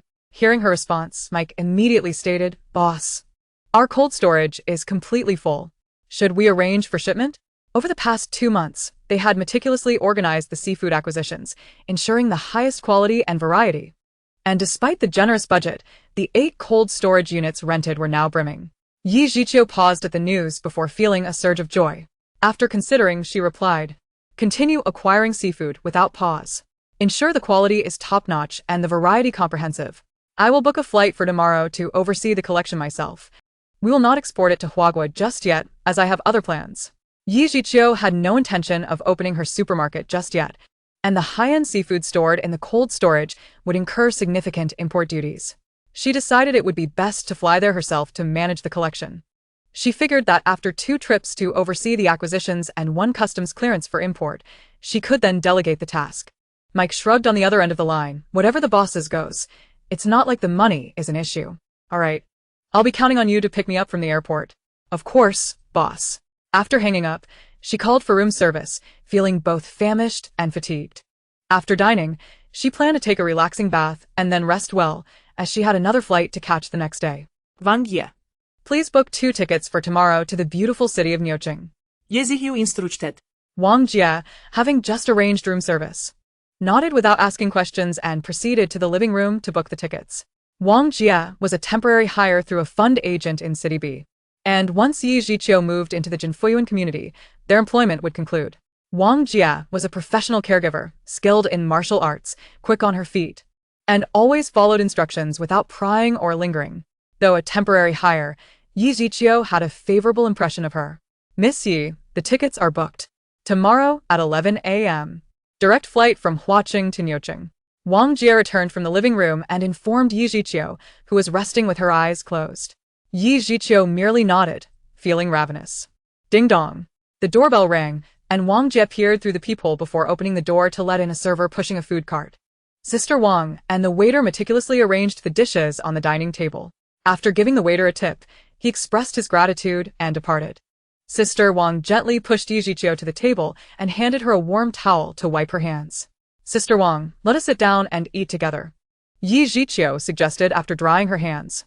Sister Wang hesitated for a moment, contemplating the nature of her employer, but ultimately thanked Yi Zhiqiu and took a seat. After a peaceful meal, Yi Zhiqiu, with Sister Wang's assistance, took a bath and tended to her skin. Finally, she nestled into the warm, soft embrace of her bed. Having spent an entire day in a wheelchair, her back ached and her body felt weary. She looked forward to her stay at the Jinfu community, where she could safely utilize the spring water to enhance her constitution in solitude. After indulging in pleasant daydreams for a while, she gradually drifted into slumber. Oh, dear boss. I finally see you. OMG, boss, you look so youthful and beautiful. Mike greeted Yi Zhiqiu and Sister Wang at the arrival's gate, presenting a bouquet of flowers to Sister Wang before bending down to embrace Yi Zhiqiu. The exuberant hospitality typical of Americans momentarily overwhelmed Yi Zhiqiu, who felt unwell after a long flight. Noticing her discomfort, Mike lightened the mood with a joke before promptly escorting her to the hotel for rest. Mike, I will take a day off to adjust to the time difference and will not be going to the company today. I will grant you and all employees a 3-day paid leave and arrange for someone to transport all the seafood, Yi Zhiqiu informed Mike upon entering the hotel room. Mike, puzzled, asked, Boss, are you also transferring the personnel from the cold storage? Won't you need someone to load and unload? Yi Zhiqiu nodded, responding, Yes, it is unnecessary. After I assess the situation, the buyer will arrange for their own personnel. She added, I will call you tomorrow. Remember to turn off the surveillance equipment in the cold storage. Mike paused, puzzled by her request to turn off the surveillance. Under Yi Zhiqiu's meaningful gaze, he felt a shiver run through him and quickly nodded in agreement. Goodness, could this young boss have some formidable connections with the underworld? Is this seafood meant for some clandestine dealings? He decided not to dwell on it. In this free country, it was best not to be overly curious. Regardless of who would take over the seafood or where it would be traded, it was none of his concern. He was merely a humble facilitator in the seafood collection process. Yi Zhiqiu found amusement in Mike's changing expressions, allowing him to speculate, as it spared her the trouble of explaining. After indulging in his own wild imaginings, Mike's attitude toward Yi Zhiqiu became more respectful. Boss, I will arrange for someone to deliver the inventory list from the cold storage tonight, and I will wait for you in the main control room tomorrow.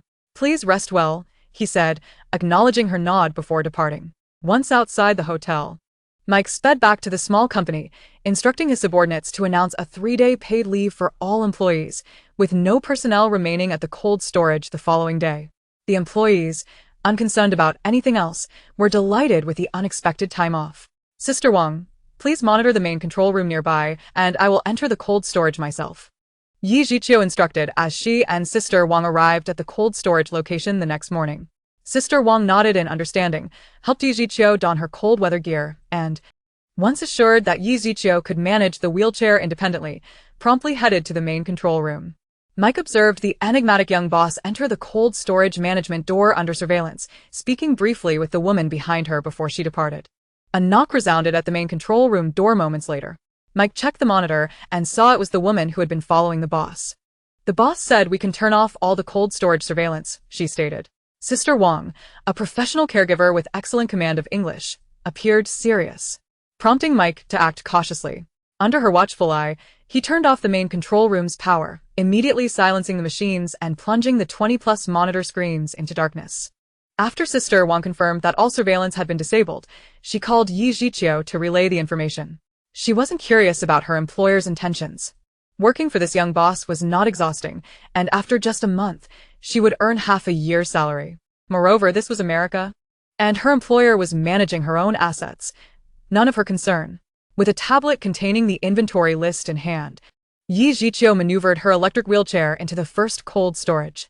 She pressed the button to open the large cold storage door, and a gust of cold mist enveloped her, prompting her to quickly don her hat and gloves before entering. Once the door was securely closed, she found herself in a corridor leading to a vast cold storage filled with boxes of seafood.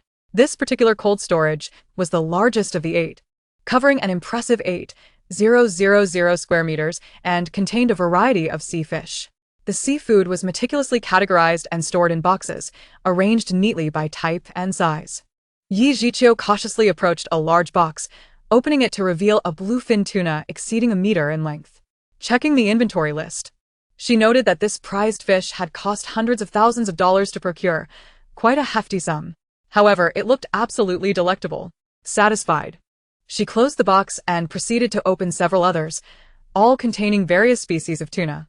According to the list, this section held over 3 tons of tuna. Calculating the value of the ordinary tuna, which averaged 600 yuan per pound, Yi Zhiqiu momentarily lost track of the numbers. Following the inventory, she began to store the 3 tons of tuna in her space. As she maneuvered the electric wheelchair, her gloved hands touched the boxes, and one by one, the fish were neatly organized within her space.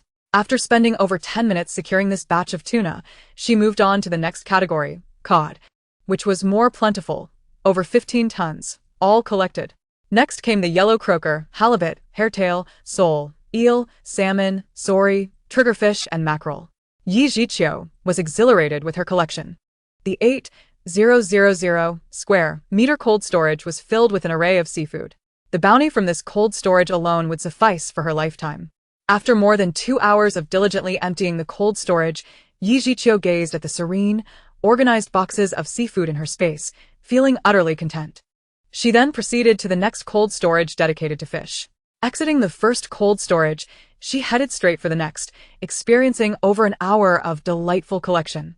Having cleared 2 fish cold storages, Yi Zhiqiu moved on to the shrimp and crab section. The shrimp and crab cold storage comprised 2 units filled with various sizes of shrimp and crabs, keeping Yi Zhiqiu busy for over 3 hours. The last cold storage contained conch, oysters, scallops, mussels, clams, razor clams, oysters, abalone, geoduck, sea cucumber, jellyfish, squid, and a variety of large sea conchs, over 30 tons in total. Yi Zhiqiu had been collecting nonstop since she arrived at the cold storage around 9 in the morning, even skipping lunch. Her spirits remained high, and she felt no fatigue at all. The last remaining cold storage facility for seafood holds an assortment of marine vegetables, including kelp, sea cabbage, nori, and wakame, both in dry and wet forms, totaling over 4 tons. Chapter 16. Collection. Yi Zhiqiu tirelessly continued her efforts until past 4 in the afternoon, finally managing to store all the seafood from 8 cold storage units into her space. Upon exiting the final refrigeration unit, she was so chilled that her mind felt numb. Her body's cold resistance was nowhere near that of her previous life. Yi Zhiqiu trembled as she maneuvered her wheelchair under the sunlight, taking a moment to regain her composure before pulling out her phone to call Sister Wang. Sister Wang, please come to pick me up. She had spent the entire day in the monitoring room, exchanging glances with Mike. And they hadn't had a proper lunch, as the boss didn't permit them to leave. Now that Sister Wang received Yi Zhiqiu's call, they could finally exit the monitoring room together. They hurried from the monitoring room to the cold storage entrance, where they found Yi Zhiqiu waiting, her face pale. Yi Zhiqiu addressed them. Mike, go order some food. Sister Wang, please push me to rest for a bit, and then we can leave. The last 2 cold storage units Yi Zhiqiu collected from were smaller warehouses. One contained various types of salt: sea salt, lake salt, iodized salt, non-iodized salt, refined salt, coarse salt, zinc-enriched salt, flavored salt, and pepper salt. The other warehouse was stocked with sugar, ranging from granulated sugar to cube sugar, rock sugar, fine white sugar, maple syrup, honey, and more. Alongside the salt, there were 20,000 barrels of various 3-liter cooking oils, including olive oil, corn oil, soybean oil, peanut oil, canola oil, sunflower oil, walnut oil, and sesame oil. The total amount of salt reached 10 tons, while the sugar amounted to 20 tons. All these, being of refined quality, were procured at a higher cost through Mike's ingenuity. Salt and sugar are considered strategic materials, both domestically and internationally. However, in capitalist countries, as long as the funds are sufficient, it is relatively easy to acquire them in large quantities during peacetime. Cooking oil is also classified as a strategic material in our country, making it unwise to stockpile excessively. Thus, it is more suitable to store it abroad. Mike and Sister Wang did not ask any further questions. Sister Wang smoothly pushed Yi Zhiqiu's wheelchair back to the main monitoring room, where, at Yi Zhiqiu's request, she helped her remove her cold weather gear. Mike curiously glanced toward the cold storage before ordering takeout and returning to the monitoring room. Mike, you did an excellent job. Here's your bonus. Now that Yi Zhiqiu had warmed up, her complexion had improved significantly. She took the wallet from Sister Wang and retrieved a check for 100 000 beautiful coins that she had prepared the previous night, handing it to Mike. Mike raised an eyebrow in surprise but accepted it with delight. Initially, when the boss had tasked him with procuring oil, salt, and sugar, he had been curious, but now he was entirely without questions, fearing to inquire further. This wealthy boss from the eastern Huagua made him wonder why he was secretly gathering strategic materials. After enjoying a meal, Yi Jiqiu finally felt her body recover sufficiently to have Sister Wang drive her back to the hotel. After returning, she took a hot shower and, once nestled in bed, pondered for a moment before calling Mike again. Mike, there's no need to rush on acquiring seafood in large quantities. Our collaboration has been quite pleasant. Mike had just returned home when he received Yi Jiqiu's call. Listening to her words, he began to speculate.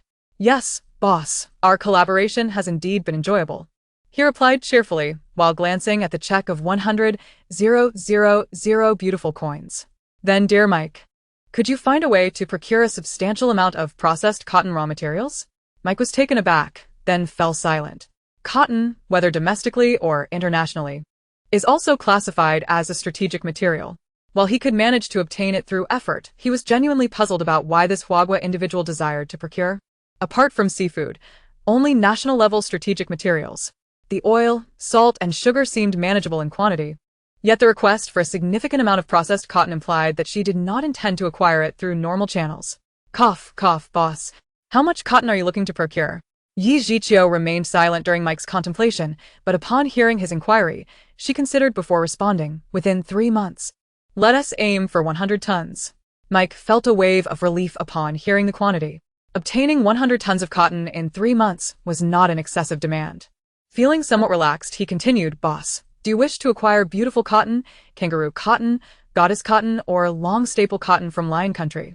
To his knowledge, Lion Country alone exports over 60,000 tons of cotton annually, with a shipment volume nearing 40,000 tons. Thus, the 100 tons Yi Jiqiu requested was relatively inconsequential on a global scale. Yi Jiqiu had merely inquired about cotton after successfully procuring the oil, salt, and sugar she needed, not expecting Mike to respond so readily with good news. Hearing his relaxed tone, she felt reassured that her request for 100 tons of cotton was indeed manageable. Yi Jiqiu used her tablet to check the international cotton market and discovered that her request for 100 tons was not a significant issue. The delivery price for 1 ton of cotton was under 15,000 Huagua coins, a sum she could afford. In the coming decade of global freezing, cotton will become a non-renewable resource, with countries relying on reserves, uncertain of how much of their stored cotton will remain intact. Although she had yet to decide how to utilize the cotton, she was now prepared. Regardless of whether she would use it herself or engage in transactions with officials or individuals, it was an excellent opportunity.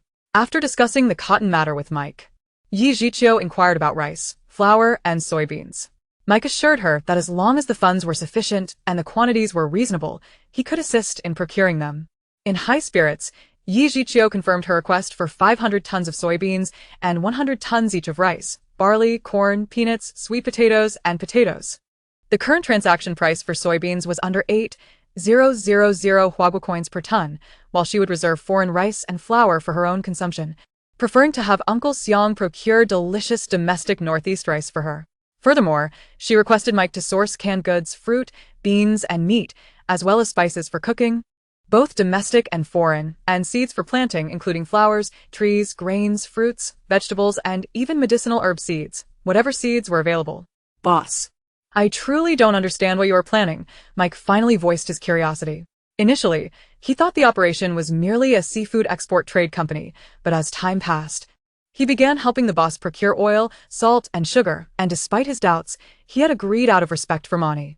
Today, discovering that the boss might have connections to underground forces startled him, and he suppressed his curiosity. However, the items the boss was now requesting seemed increasingly peculiar. Ultimately, he could no longer contain his curiosity and confusion. I am an avid enthusiast of apocalyptic survival theories. Given the current dire state of the planet, I feel that the end is near, and I am stockpiling supplies for the apocalypse. Yi Jiqiu, with a light and carefree demeanor, casually informed Mike that the apocalypse was imminent. She felt no trepidation about Mike's potential reaction upon hearing her words, for there were countless doomsday enthusiasts abroad proclaiming similar prophecies. Even if she shared her thoughts with Mike, she believed he would not dwell on them too much. As expected, after listening to Yi Jichio's earnest and solemn declaration, Mike felt utterly speechless. He had assumed this young girl from Huagua was merely gathering information for some underground organization, unaware that she was, in fact, a fervent believer in doomsday theories. Among the countless vagrants on the streets, half of them wandered about with signs proclaiming the impending apocalypse. The number of people he knew who subscribed to doomsday theories was not insignificant either. They were truly relentless in their preparations for the end of days. To his astonishment, this young girl was also a devotee of the survivalist doctrine and had even invested a considerable sum to act upon her beliefs. Truly, it was beyond comprehension. Over the phone, Yi Jichio could sense Mike's silent contemplation during those few seconds of his stunned silence, and she smiled slightly. After their conversation, she transferred 30 million beautiful coins to the seafood company's account and agreed with Mike that she would return in 3 months to arrange for deliveries, just as she had done today. Mike, feeling a mix of annoyance and amusement, ended the call. His boss had promised him that as long as he successfully acquired the items and ensured their safe transportation, he would reap substantial benefits. Although the variety of items his boss requested was somewhat eclectic, it remained well within his capabilities. It was not a matter of concern. Yi Jichio took a well-deserved 2-day rest at the hotel. Since she was already in the beautiful country, it would be a waste not to indulge in some shopping. Coincidentally, she still needed to gather outdoor gear, making it the perfect opportunity to shop in this consumer paradise. On the 3rd day, rejuvenated Yi Jichio, through Mike's introduction, found a reliable assistant and rented a spacious warehouse. She then provided him with a detailed list. The list included thermal clothing capable of withstanding extreme cold, windproof and waterproof winter coats, thin and thick quick-dry thermal wear, extreme weather outdoor gear, ski pants, down pants, cashmere pants, long down jackets, non-slip and waterproof high-top boots, waterproof and anti-slip snow boots, hiking boots, ski gloves, double-layer gloves, fleece neck gaiters, scarves, hats, and protective eyewear. Mike, having gained a general understanding of Yi Jichio's intended purchases, introduced her to an assistant named Alexander, a man in his 40s with extensive polar survival experience from multiple trips to the Arctic and Antarctic. Upon reviewing the list, Alexander furrowed his brow and inquired, addressing the young woman in a wheelchair, "Are you planning a trip to the North and South Poles?" Yi Jichio shook her head and replied, "Do I look like someone who is going on an adventurous vacation?" Chapter 17. Alexander glanced at Yi Jichio's leg, which was still in a cast, shrugged apologetically, and asked, "Then what are you preparing for?" With utmost seriousness, Yi Jichio replied, "I am a fervent enthusiast of doomsday survival theories. I believe the apocalypse is approaching, and it is highly likely that extreme natural disasters will occur. Thus, I am preparing survival supplies for such an eventuality." She realized that discussing the impending apocalypse with foreigners required little concern. While they might privately scoff, they would outwardly show respect for her beliefs, never outrightly branding her as a lunatic. Unlike in her homeland, where voicing such thoughts might land one in a mental institution or invite unwelcome attention from authorities. Upon hearing Yi Jichio's declaration, Alexander appeared momentarily taken aback before falling into deep contemplation. "Yizihu?" When Alexander lifted his gaze, it was filled with an earnestness of shared conviction, completely shedding his earlier indifference. "You too believe the apocalypse is forthcoming, right? The increasingly bizarre natural disasters in recent years surely indicate that one day it will arrive." "Yizihu?" Yizihu. To her surprise, Alexander was a believer in doomsday theories, and judging by his demeanor, he was quite convinced of their validity. This was indeed delightful. After a moment of speechlessness, Yi Jichio smiled, and they engaged in fervent discussion. Vangia. Informed of her day off, was out shopping and not at the hotel, had she witnessed Yi Jichio's animated exchange with Alexander. She would likely assume her employer had lost her mind. "Where do you think the apocalypse will begin?" "I believe it will start with a volcanic eruption. The country with the cherry blossoms has a high likelihood of experiencing an eruption within a year, which will trigger a chain reaction leading to the apocalypse." Alexander spoke with unwavering certainty, and Yi Jichio was taken aback, listening intently as he continued his passionate discourse.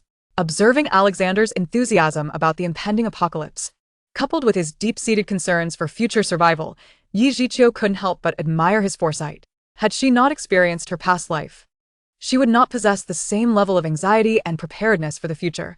After all, who could foresee such outcomes? Alexander continued, "Once a volcano erupts, It certainly won't be just one or two. My greatest fear is the Huangshan Park volcano. If it erupts, the apocalypse will undoubtedly follow. The lines of worry etched on Alexander's weathered face conveyed his apprehensions for the future, and his words left Yi Zhiqiu in contemplative silence. The Yellowstone volcano will certainly erupt. It has had enough of humanity. The devastating supervirus that swept across humanity decades ago was its means of purging and punishing us. Alexander suddenly fixed his earnest gaze upon Yi Zhiqiu as he spoke. Yi Zhiqiu was momentarily taken aback. The supervirus that had ravaged humanity over 50 years ago was a topic she had often heard discussed throughout her life, leaving her with a profound impression of its impact. She nodded in agreement and remarked, "The ash from widespread volcanic eruptions will surely shroud the sky, leading to a significant drop in global temperatures." Before Alexander, Yi Zhiqiu spoke a portion of the truth. When conversing with someone who genuinely believed in the apocalypse, there was little that could not be shared, as long as she refrained from delving into excessive details. Upon hearing her words, Alexander nodded in agreement. "Child, you are absolutely correct. No wonder you are preparing such an extensive array of survival gear for the coming chill. Have you prepared your future refuge? Mine is nearing completion." At this juncture, Alexander wore a somewhat childlike grin of pride before shifting his concern back to Yi Zhiqiu. Yi Zhiqiu found it refreshing to lower her guard and speak candidly. After all, when the apocalypse arrives, they would be worlds apart, and there would be no possibility of future encounters, so why not allow herself to relax a bit? "I am also prepared. I have made extensive arrangements to survive in an environment of extreme cold for the long term." If another outsider had overheard the conversation between Yi Zhiqiu and Alexander, they would undoubtedly assume that these two individuals had lost their sanity. Alexander nodded approvingly at Yi Zhiqiu before continuing. "Indeed, after the volcanic eruptions, the first thing we will face is the frigid apocalypse. We must be adequately prepared for this." Yi Zhiqiu then felt free to discuss her future preparations with Alexander, who eagerly shared his own plans and pointed out areas where Yi Zhiqiu had overlooked, to which she readily nodded in agreement. "I have been preparing since I reached adulthood. The increasingly frequent natural disasters and wars over the past 2 years have convinced me that the apocalypse is indeed approaching. It can no longer tolerate humanity's vampiric exploitation." Alexander gazed melancholically out the window, his words casting a shadow over Yi Zhiqiu's spirits as well. After a prolonged silence between the two, Alexander rallied his spirits and said to Yi Zhiqiu, "Your advantages surpass mine by far. Your homeland is remarkable, and your chances of survival are significantly better than those of most other countries. I truly envy your birth in Huagua." Observing Alexander's admiration for her country, Yi Zhiqiu couldn't help but feel a swell of pride for her homeland. Your country values its people. Even in the face of an apocalypse, many citizens will be safeguarded. Unlike our wretched capitalist nation, where the wealthy and powerful will flee at the first sign of disaster. Yi Zhiqiu was then compelled to endure a tirade from Alexander, who vented his frustrations about the affluent and politicians for quite some time before he finally paused. "I apologize, my dear. I may have lost my composure," he said sheepishly, offering a smile before clapping his hands together. "Let us continue to address your supply list." Yi Zhiqiu nodded eagerly. She had never realized how vast a foreigner's vocabulary of expletives could be. Surviving the apocalypse in sub-zero temperatures is no trivial matter. Your list is still lacking many essentials. Alexander took the pen from Yi Zhiqiu and began writing, engrossed for quite a while. After half an hour, Yi Zhiqiu received the list and scrutinized it carefully. The first item noted was a fabric cold-resistant suit made from aerogel material, capable of withstanding temperatures as low as -196 degrees, with a thickness of 3 millimeters. Upon seeing this technologically advanced cold-resistant suit, she couldn't contain her excitement and asked, "Can this suit be procured in bulk? Does it have any other advantages?" Alexander rolled his eyes inwardly, thinking how typical it was of the wealthy to inquire only about bulk purchases without considering the cost. Clearing his throat, he explained, "This suit is filled with aerogel, which possesses exceptional thermal insulation properties and has low thermal and electrical conductivity. After years of refinement, it has excellent comfort and breathability, with its warmth largely achieved by preventing airflow. This material was utilized in the production of space suits long ago." Contemplating the prospect of enduring temperatures routinely plunging to -60 or -70 degrees post-apocalypse, Yi Zhiqiu realized how invaluable such clothing would be. "Can you acquire a significant quantity of finished garments and fabric?" she inquired. Alexander nodded affirmatively. "Finished garments can be obtained, and fabric as well." He had connections in that regard and did not make empty promises. He had prepared garments from this fabric for himself and his family and stockpiled some material. Yi Jiqiu promptly decided to order 500 sets of clothing in a size larger than her own, and she required 1,000 bolts of this fabric. Alexander stared at her in astonishment, opening his mouth in disbelief before finally shrugging, inwardly cursing the misfortune of the affluent. Next, Alexander compiled an extensive supply list for Yi Jiqiu, covering essentials from clothing and food to tools, and even weapons. Upon reaching the weapon section, Yi Jiqiu looked up at Alexander and asked, "Do you have a way to procure a significant quantity of firearms?" Alexander fell silent for a moment then. Under the weight of the 10,000 yuan check that Yi Jiqiu silently slid toward him, he eventually nodded. "I know you are affluent. Coincidentally, I am acquainted with a weapons dealer who only accepts cash. As long as the money is right, he can provide conventional firearms." Yi Jiqiu was pleasantly surprised at her good fortune, having managed to solve the weapons dilemma during her trip abroad. With eager anticipation, she gazed at Alexander, who flicked the check playfully and smiled. "I have been friends with Mike for many years. Though he scoffs at doomsday theories, we are still good brothers. Rest assured. You are his boss, and we share a common goal of survival. I will do everything within my power." Alexander continued, "For now, let's not rush to prepare other supplies. Listen for my news tonight." Yi Jiqiu nodded, recalling that Mike had mentioned his utmost trust in his close friends. After discussing survival strategies for a while longer, Alexander took his leave, advising Yi Jiqiu to await his updates.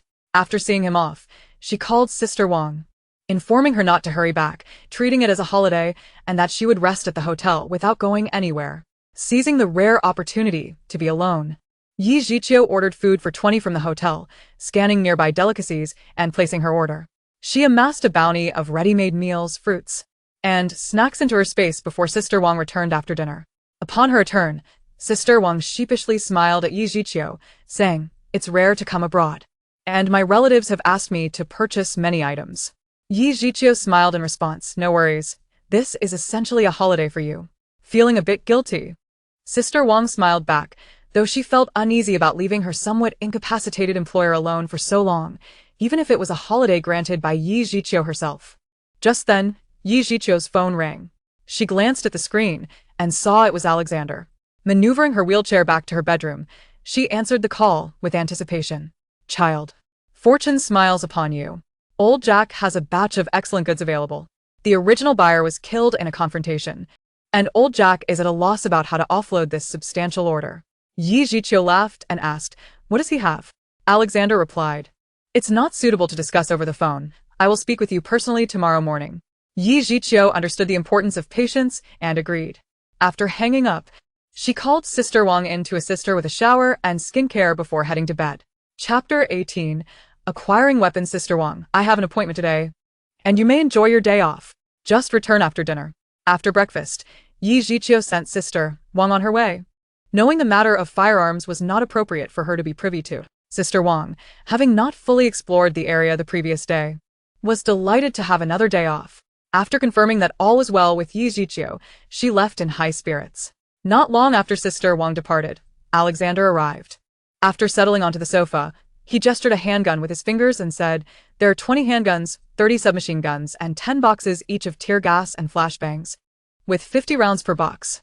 We also have 10 bulletproof vests, 10 helmets, and 50 boxes of high-explosive grenades, each containing 50 grenades. That's the extent of it." Yi Jiqiu was taken aback by the quantity and eagerly inquired, "Can we proceed with the transaction?" Alexander nodded, explaining, "I visited Old Jack yesterday, and he is open to trade, but he only accepts gold. He is also a seasoned enthusiast of doomsday survival theories." With a playful wink, Alexander noted the requirement for gold.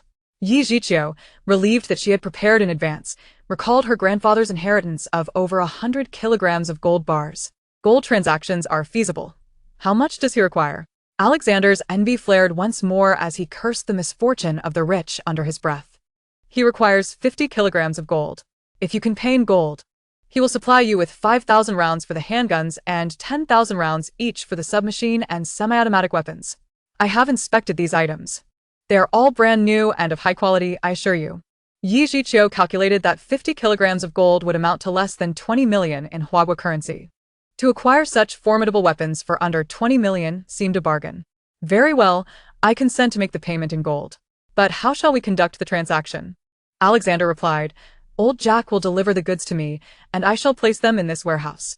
Once you have transported and verified everything, you can hand over the gold. Yi Zhiqiu was somewhat taken aback. No deposit required? Alexander, noticing her surprise, shrugged and said, Old Jack trusts me, and I trust Mike. Yi Zhiqiu took the phone Alexander offered, which contained the location of a warehouse situated near the canal in Daniu City. After noting the coordinates on her own device, she returned the phone to him. You can transport the items tonight, Yi Zhiqiu instructed Alexander, and then await my notification. He nodded and added, if you require substantial supplies, you may send a detailed list to Mike. He has considerable expertise and channels for procuring large quantities. Gratefully acknowledging Alexander, they engaged in a lengthy discussion about survival in the apocalypse before he departed the hotel after lunch. In the afternoon, Yi Zhiqiu continued to gather culinary delights into her space. Sister Wang returned only after dinner, assisting Yi Zhiqiu with her bath and then retiring to her own room. After a restful sleep, Yi Zhiqiu enjoyed breakfast and received a message from Alexander notifying her that the goods had all been delivered to the warehouse, and that the key was left at the hotel front desk. She pondered the appropriate time to retrieve them and decided to go just before dusk, as the night is often fraught with uncertainties. After providing Sister Wang with the warehouse address and preparing a few essentials, Yi Zhiqiu had dinner and then instructed Sister Wang to drive her to the warehouse. The warehouse was adjacent to the canal dock in Daniu City, surrounded by numerous containers and various warehouses. Yi Zhiqiu had Sister Wang push her around the perimeter, discovering that the visible cameras had all been vandalized. To be cautious, she circled the area twice to ensure there were no hidden cameras. Once satisfied, she instructed Sister Wang to open the large warehouse door and then dismissed her. Yi Zhiqiu ventured alone, fully aware of the risks involved. Should Alexander or Old Jack have ulterior motives? Being alone and having sent Sister Wang away posed a significant danger.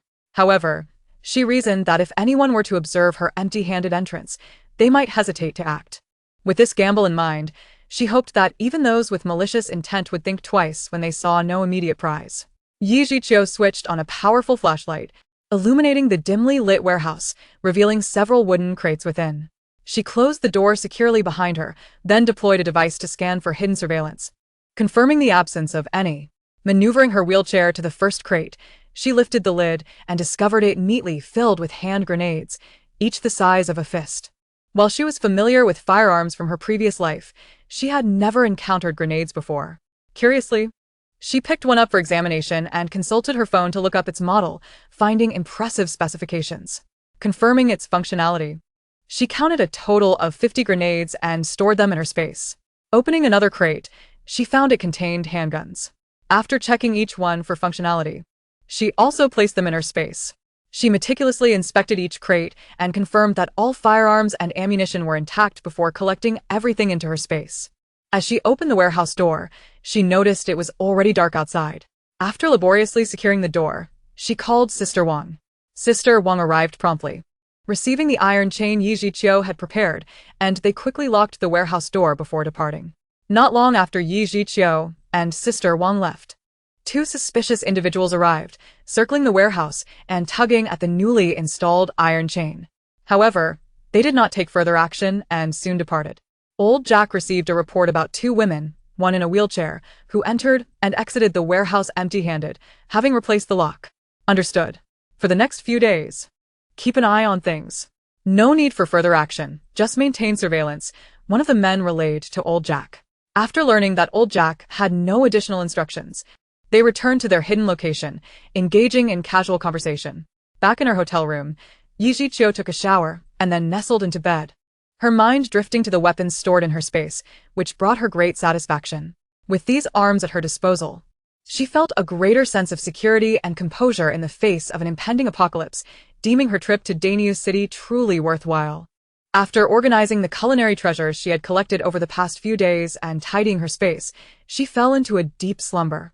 Upon waking the next day, she prepared herself and had breakfast before granting Sister Wang another day off. Then, she set about compiling a list of the supplies she had gathered. Her food supplies were nearly sufficient, with one batch sourced from abroad and another from local farms and supermarkets enough to last. She planned to procure 50 sets of solar photovoltaic panels, charge controllers, deep cycle battery packs, and transformers.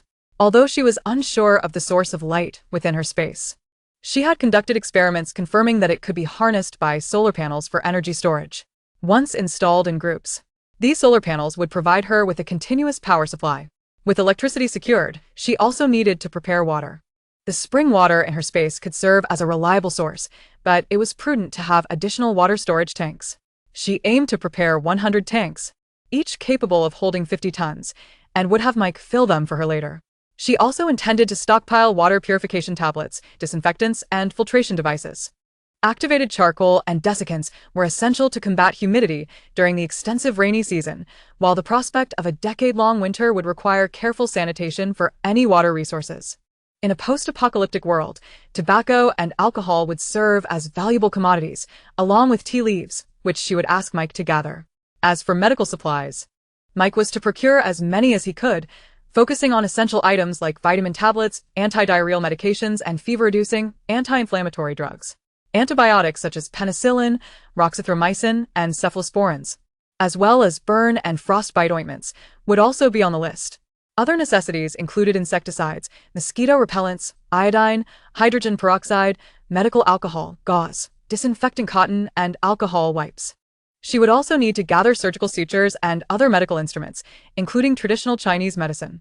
Communication devices such as walkie-talkies, radios, and various solar-powered or hand-cranked flashlights were essential. Candles, lighters, matches, magnesium blocks, and various batteries should be amassed in abundance. Oil, gasoline, and diesel could be procured in bulk from oil-rich desert nations. And she must not forget about gas canisters and stoves. With firearms secured, she also needed to consider cold weapons, for which she would inquire with Alexander, as her check for 100,000 was not easily obtained. Waterproof tents and waterproof canvas should also be collected. For although the post-apocalyptic world may initially face extreme cold followed by intense heat, one can never predict the nature of future calamities. It is wise to be prepared. Large raincoats, life rings, kayaks, inflatable boats, motorboats, whistles, fishing hooks, lines, and rods should also be gathered. Disposable garbage bags, disposable PC latex gloves, and disposable cups are essential. Cooking pots, bowls, and various sizes of glass jars must be included as well. Yi Zhiqiu contemplated and ultimately decided to add infant supplies to her list: formula, diapers, And baby wipes. She was certain that she would not bear children nor seek a partner to do so, but these items might prove valuable for future trade. Life in a post-apocalyptic world is arduous for adults, and even more so for newborns. She recalled that at the onset of the apocalypse, there were still infants and children around, but their numbers dwindled year by year as the harshness of survival took its toll. Additionally, cat litter and portable toilets were necessary. The cat litter would serve as a means for her and her dogs to relieve themselves when sewer systems fail after heavy rains. An ample supply of construction materials is also essential: fine sand, cement, steel bars, lime, bricks, tiles, glass, sealant, quick-drying glue, tape, and latex paint. Various sizes of nails and sandpaper, as well as fire extinguishers and rescue axes, are also required. Yi Zhiqiu contemplated the necessity of preparing formula for both humans and pets. Alongside ample supplies of pet medications, these must be plentiful. She had no intention of pampering herself or her dogs in the aftermath. They would need to hone their skills and engage in survival against mutated flora and fauna. Their diet would predominantly consist of mutated animals, which would greatly benefit their health. Dog food, jerky, canned goods, and freeze-dried items would merely serve as snacks and flavoring, as these alone could not sustain them. After 2 tranquil days in the hotel, Yi Zhiqiu compiled her required supplies and sent the list to Mike, subsequently instructing Sister Wang to book a flight back home for the next day. She was eager to return, as this trip would allow her to officially move into the Jinfu community. Chapter 19. The First Stockpile. Concluded upon receiving the lengthy list of supplies, Mike was rendered speechless after perusing it thoroughly. He believed that these apocalypse survival enthusiasts had truly lost their minds. Alexander was one, old Jack was another, and now even this young lady from Huagua exhibited the same fervor. It seemed they had more money than sense. Although Mike felt disgruntled, seeing the funds that had recently been deposited into the company account quelled his frustrations. After all, the one providing the money was a benefactor. "Well then, I entrust this to you," he said hesitantly. Mike inquired, "Boss, do you think our seafood company has a long future ahead?" He was no fool. And upon learning that this young lady from Huagua was an apocalypse survival enthusiast, he realized the company's future was uncertain. Yi Zhiqiu candidly acknowledged this, adding, at most, 6 months. I assure you, I will not treat you poorly. Consider your current salary, the bonuses I've promised, and that check you know about. I am generous. With the allure of substantial rewards, Mike was persuaded, vowing to diligently fulfill her directives. After concluding the call with Mike, Sister Wang escorted Yi Zhiqiu through airport security. Yi Zhiqiu then reached out to Alexander. I have arranged for the goods in the warehouse to be collected, and the gold is secured in my hotel room. The key is at the front desk. Simply state your name to retrieve it. Alexander, hearing the airport announcements on the line, raised an eyebrow. Reflecting on old Jack's remarks and gaining insight into the capabilities of this wealthy, young survivalist from Huagua. Old Mike had informed him that he had people monitoring the warehouse day and night, yet no one else seemed to visit the place. Old Jack puzzled over the lack of activity. Little did they know, she had already discreetly moved the goods, rendering old Jack's surveillance efforts futile. I understand. I will head there now. Wishing you a pleasant journey, and I look forward to our next meeting, Alexander replied. After their brief exchange, Yi Zhiqiu and Sister Wang boarded the plane, her anticipation to return to Huaqing palpable. Hours later, at 2 a.m., Yi Zhiqiu's flight landed in Huaqing. Exhausted, she settled into a wheelchair, yearning only for the comfort of her bed. Sister Wang drove her to the pre-booked hotel, and despite her reluctance to shower, she ultimately acquiesced, feeling uneasy about neglecting personal hygiene. Reclining on the soft bed, Yi Zhiqiu succumbed to sleep almost instantly. The following day, she rose close to noon, refreshed and ready for lunch. While eating, Sister Wang informed her, Ms. Jean tried to reach you this morning but ended up calling me. She mentioned that if you're available today, you could visit the property. Yi Zhiqiu nodded, swallowing her food before instructing. Please call her back and arrange to meet at the house at 1 p.m. Sister Wang acknowledged her request, and Yi Zhiqiu continued her meal. After lunch and a brief rest, Yi Zhiqiu notified Sister Wang that it was time to leave. They drove directly to the Jinfu community, where 2 security personnel verified their identity as new owners and opened the barrier. They parked in the designated lot and entered the elevator. As the elevator chimed, a sweet electronic voice welcomed them home. The elevator shuddered slightly before coming to a stop. As the door slid open, Ms. Jean awaited them at the entrance. Upon seeing Yi Zhiqiu, she nodded in acknowledgement and greeted, Hello, Ms. Yi. Yi Zhiqiu returned the gesture, retrieving the key from her bag and presenting it to the door. The door emitted a series of beeps, followed by the unmistakable sound of locks disengaging, sliding open silently. Yi Zhiqiu surveyed the secure entrance with satisfaction as she maneuvered her wheelchair inside. The foyer, over 2 meters wide, was flanked by solid wood display cases, shielding the view. After traversing the 3-meter hallway, a corner revealed the transformed living room. Yi Zhiqiu glided through the space, admiring the tall green plants, the walls adorned with decorative wallpaper, and the tasteful furnishings. Several fabric sofas, a solid wood coffee table, a wall-sized projection screen, and a semi-open kitchen filled the area, which appeared somewhat spacious. As per her request, Ms. Jean had adhered to her wishes, omitting unnecessary decor to leave ample room for future canine companions. The first floor boasted 3 rooms, one designated as her bedroom, another transformed into a spacious bathroom, and the last as a boiler room. After exploring the first floor, Yi Zhiqiu appréciait her satisfaction. with Sister Wang's assistance, she ascended to the second floor. The second floor also appeared somewhat sparse. Among the 4 rooms, one had been converted into a storage room with shelves, another into a boiler room, one into an indoor planting area, and the last into a home-integrated wastewater treatment facility. Ms. Jean, initially skeptical that the soft renovations could be completed in a week, was taken aback by Yi Zhiqiu's precise requests, realizing that even a week might be excessive. There is no need for extensive renovations. Merely applying wallpaper for aesthetic appeal, purchasing a few sets of sofas, appropriately arranging furniture, and adding essential household appliances will suffice. Ms. Jean expressed that this was the most peculiar order she had ever received, describing Yi Zhiqiu as an eccentric employer. After inspecting the upper and lower floors, Yi Zhiqiu conveyed her satisfaction. she invited Ms. Jean to sit on the sofa and inquired, The underfloor heating and radiators upstairs and downstairs are connected to the boiler, correct? Ms. Jean nodded, explaining yes, as per your request, the boilers and underfloor heating systems for both levels are separate. The heating relies on a water tank installed in the boiler room, utilizing hot water circulation for warmth. The heated water in your bedroom on the first floor operates on the same principle. Yi Jiqiu nodded and asked, "Can this hot water also be released for use?" Ms. Jean affirmed, stating, "Indeed, once the boiler ignites, cold water enters through the inlet and the heated water connects to all outlets in the house, allowing you to access hot water by turning on the tap."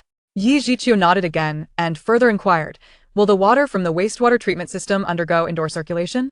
Ms. Jean adjusted her glasses and patiently replied, "As this wastewater treatment system was specifically customized at a considerable cost and is designed solely for domestic wastewater. The treated water meets drinking standards. Thus, clean water will automatically flow into the storage tank for reuse." Yi Jiqiu was not inclined to drink such water. She deemed it suitable only for bathing and laundry, preferring to prepare clean drinking water in her space. Ms. Jean continued, "As per your request, the instruction manuals for the wastewater treatment system, the biological pellet boiler, and the underfloor heating system, including maintenance and disassembly guidelines, have all been prepared for you." Saying this, Ms. Jean retrieved two thick A4 booklets from her bag. Yi Jiqiu perused them, finding detailed answers to every potential question she might encounter in the future. After over half an hour of review, she finally felt satisfied. "Ms. Jean, I appreciate your hard work and assistance over these past months. Here is your final payment, and the extra amount is a token of my gratitude. Please accept it." Yi Jiqiu transferred the payment to Ms. Jean's account, adding an additional 100,000 as a reward for her diligent service. Ms. Jean checked the transaction on her phone, and a smile broke through her serious demeanor. She appreciated such a generous employer. Ms. Jean stood, approached Yi Jiqiu, and shook her hand, stating, "Your order is now fully completed as of today. The entire house has been cleaned and essential living supplies have been prepared. You can move in at any time." Yi Jiqiu expressed her gratitude once more and invited Ms. Jean to dinner. However, Ms. Jean, whose home was in City B, had already booked her flight and was eager to return home. Yi Jiqiu expressed her regret and reiterated her thanks, then said, "Please wait a moment. I'll arrange for someone to take you to the airport." After making her statement, Yi Jiqiu picked up the phone to call the building manager. Wang answered promptly, "Good day, esteemed homeowner. How may I assist you?" Yi Jiqiu replied directly, "Please arrange a vehicle to take my guest to the airport." Wang responded warmly, "Certainly, esteemed homeowner. Your guest may use the vehicle at any time." After hearing this, Yi Jiqiu abruptly hung up the phone. She harbored a strong dislike for Wang Can. She would never allow such a bully to taint her living environment. Yi Jiqiu's disdain was unmistakable, leaving Ms. Jean somewhat surprised, as she held a favorable impression of the attentive building manager. It was perplexing how Yi Jiqiu could display such contempt for someone she had hardly met. Nevertheless, this was no longer Ms. Jin's concern. She was finally heading home. Yi Jiqiu offered Ms. Jean an apologetic smile and said, "You can head downstairs directly to the airport now. I regret that I cannot see you off further." Ms. Jean shook Yi Jiqiu's hand once more and, with Yi Jiqiu watching, took the elevator down. Upon returning to her room, Yi Jiqiu instructed Wang Jia, "Please find 4 cleaners to thoroughly clean the house tomorrow. We need to prepare and then go shopping at a large mall." Wang Jia nodded and began searching for cleaning companies on her phone, selecting the most reputable one and scheduling 4 cleaners for the following day. She then ushered Yi Jiqiu out the door. Chapter 20. The grand shopping spree. Wang Jia navigated to the largest shopping center in the heart of Flower City, pushing Yi Jiqiu straight to the bedding section. Yi Jiqiu chose a globally renowned brand and was warmly greeted by a sales associate. After inquiring about the mattress sizes needed, several options were presented, and ultimately, Yi Jiqiu settled on 4 mattresses measuring 2.5 by 2 meters. Following this, she purchased 10 thick silk comforters, 10 wool comforters, and 10 goose down comforters. The manager acquiesced to her request for specially thickened items after some negotiation. A variety of seasonal blankets and quilts were also acquired before she moved on to other purchases.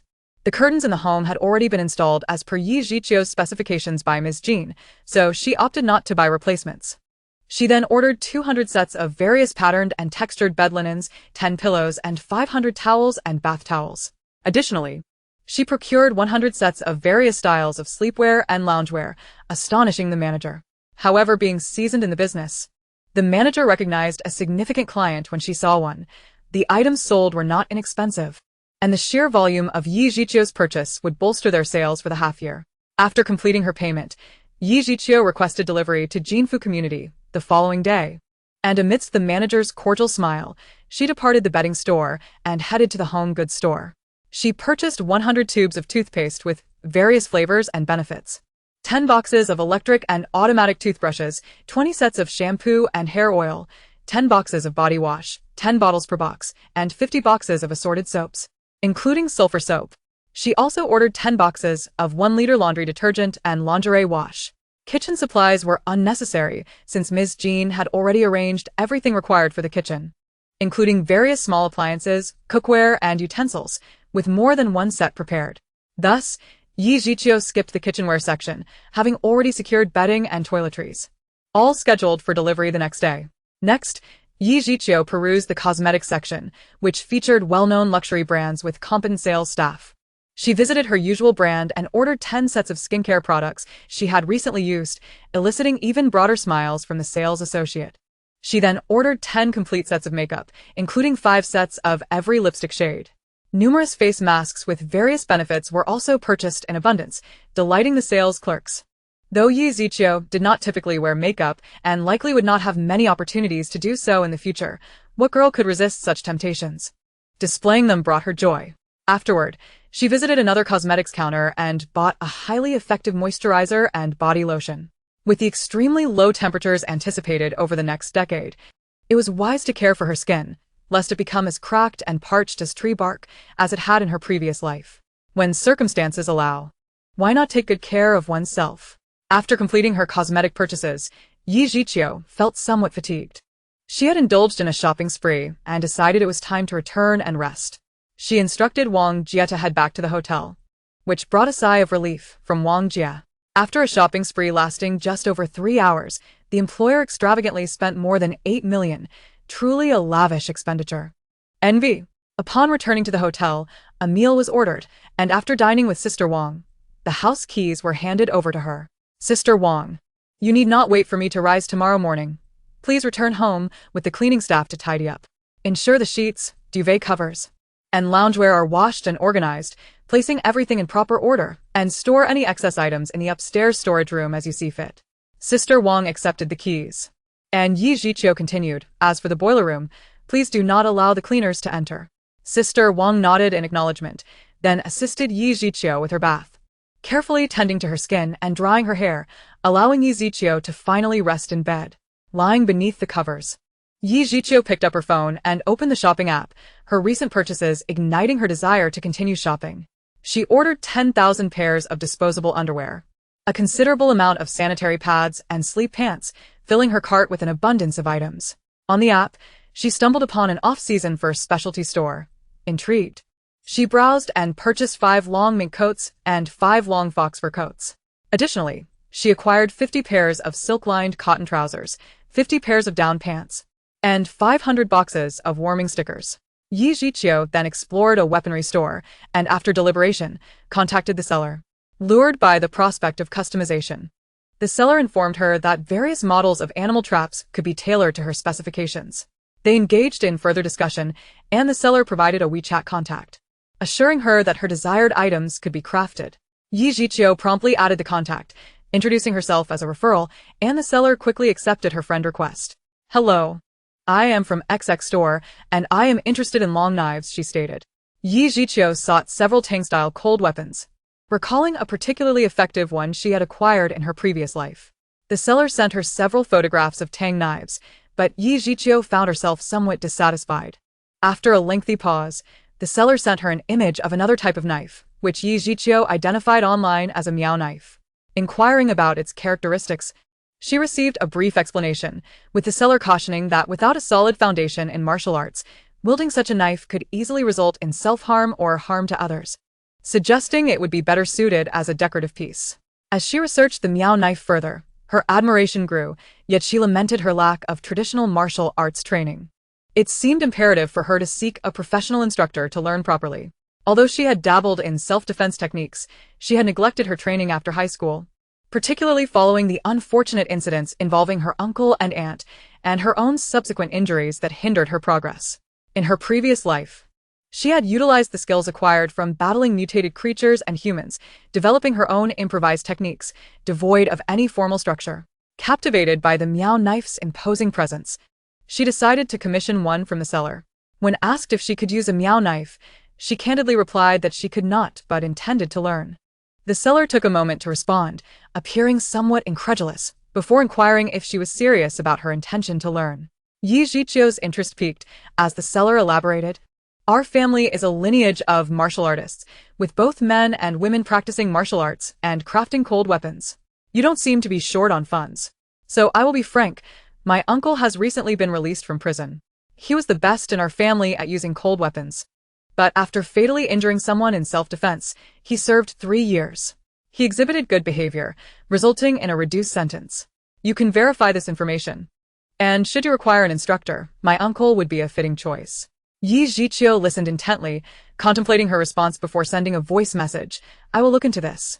Afterward, the seller promptly shared screenshots of his uncle's sentencing notice, release documentation, personal information, and a news link. Upon examining the court document, Yi Zhiqiu verified the details on the official court website, confirming the events. The seller's uncle was 30 years old, having been just 27 at the time of the incident. The photograph accompanying the release notice depicted a youthful face, hardly resembling that of a 30-year-old man.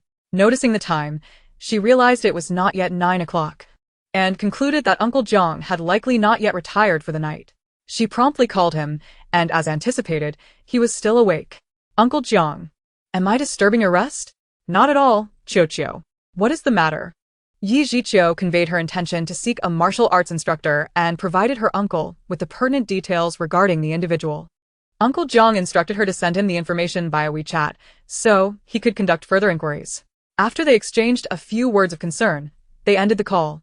Following the conversation, Yi Zhiqiu sent all relevant information to Uncle Jiang and opened the news link.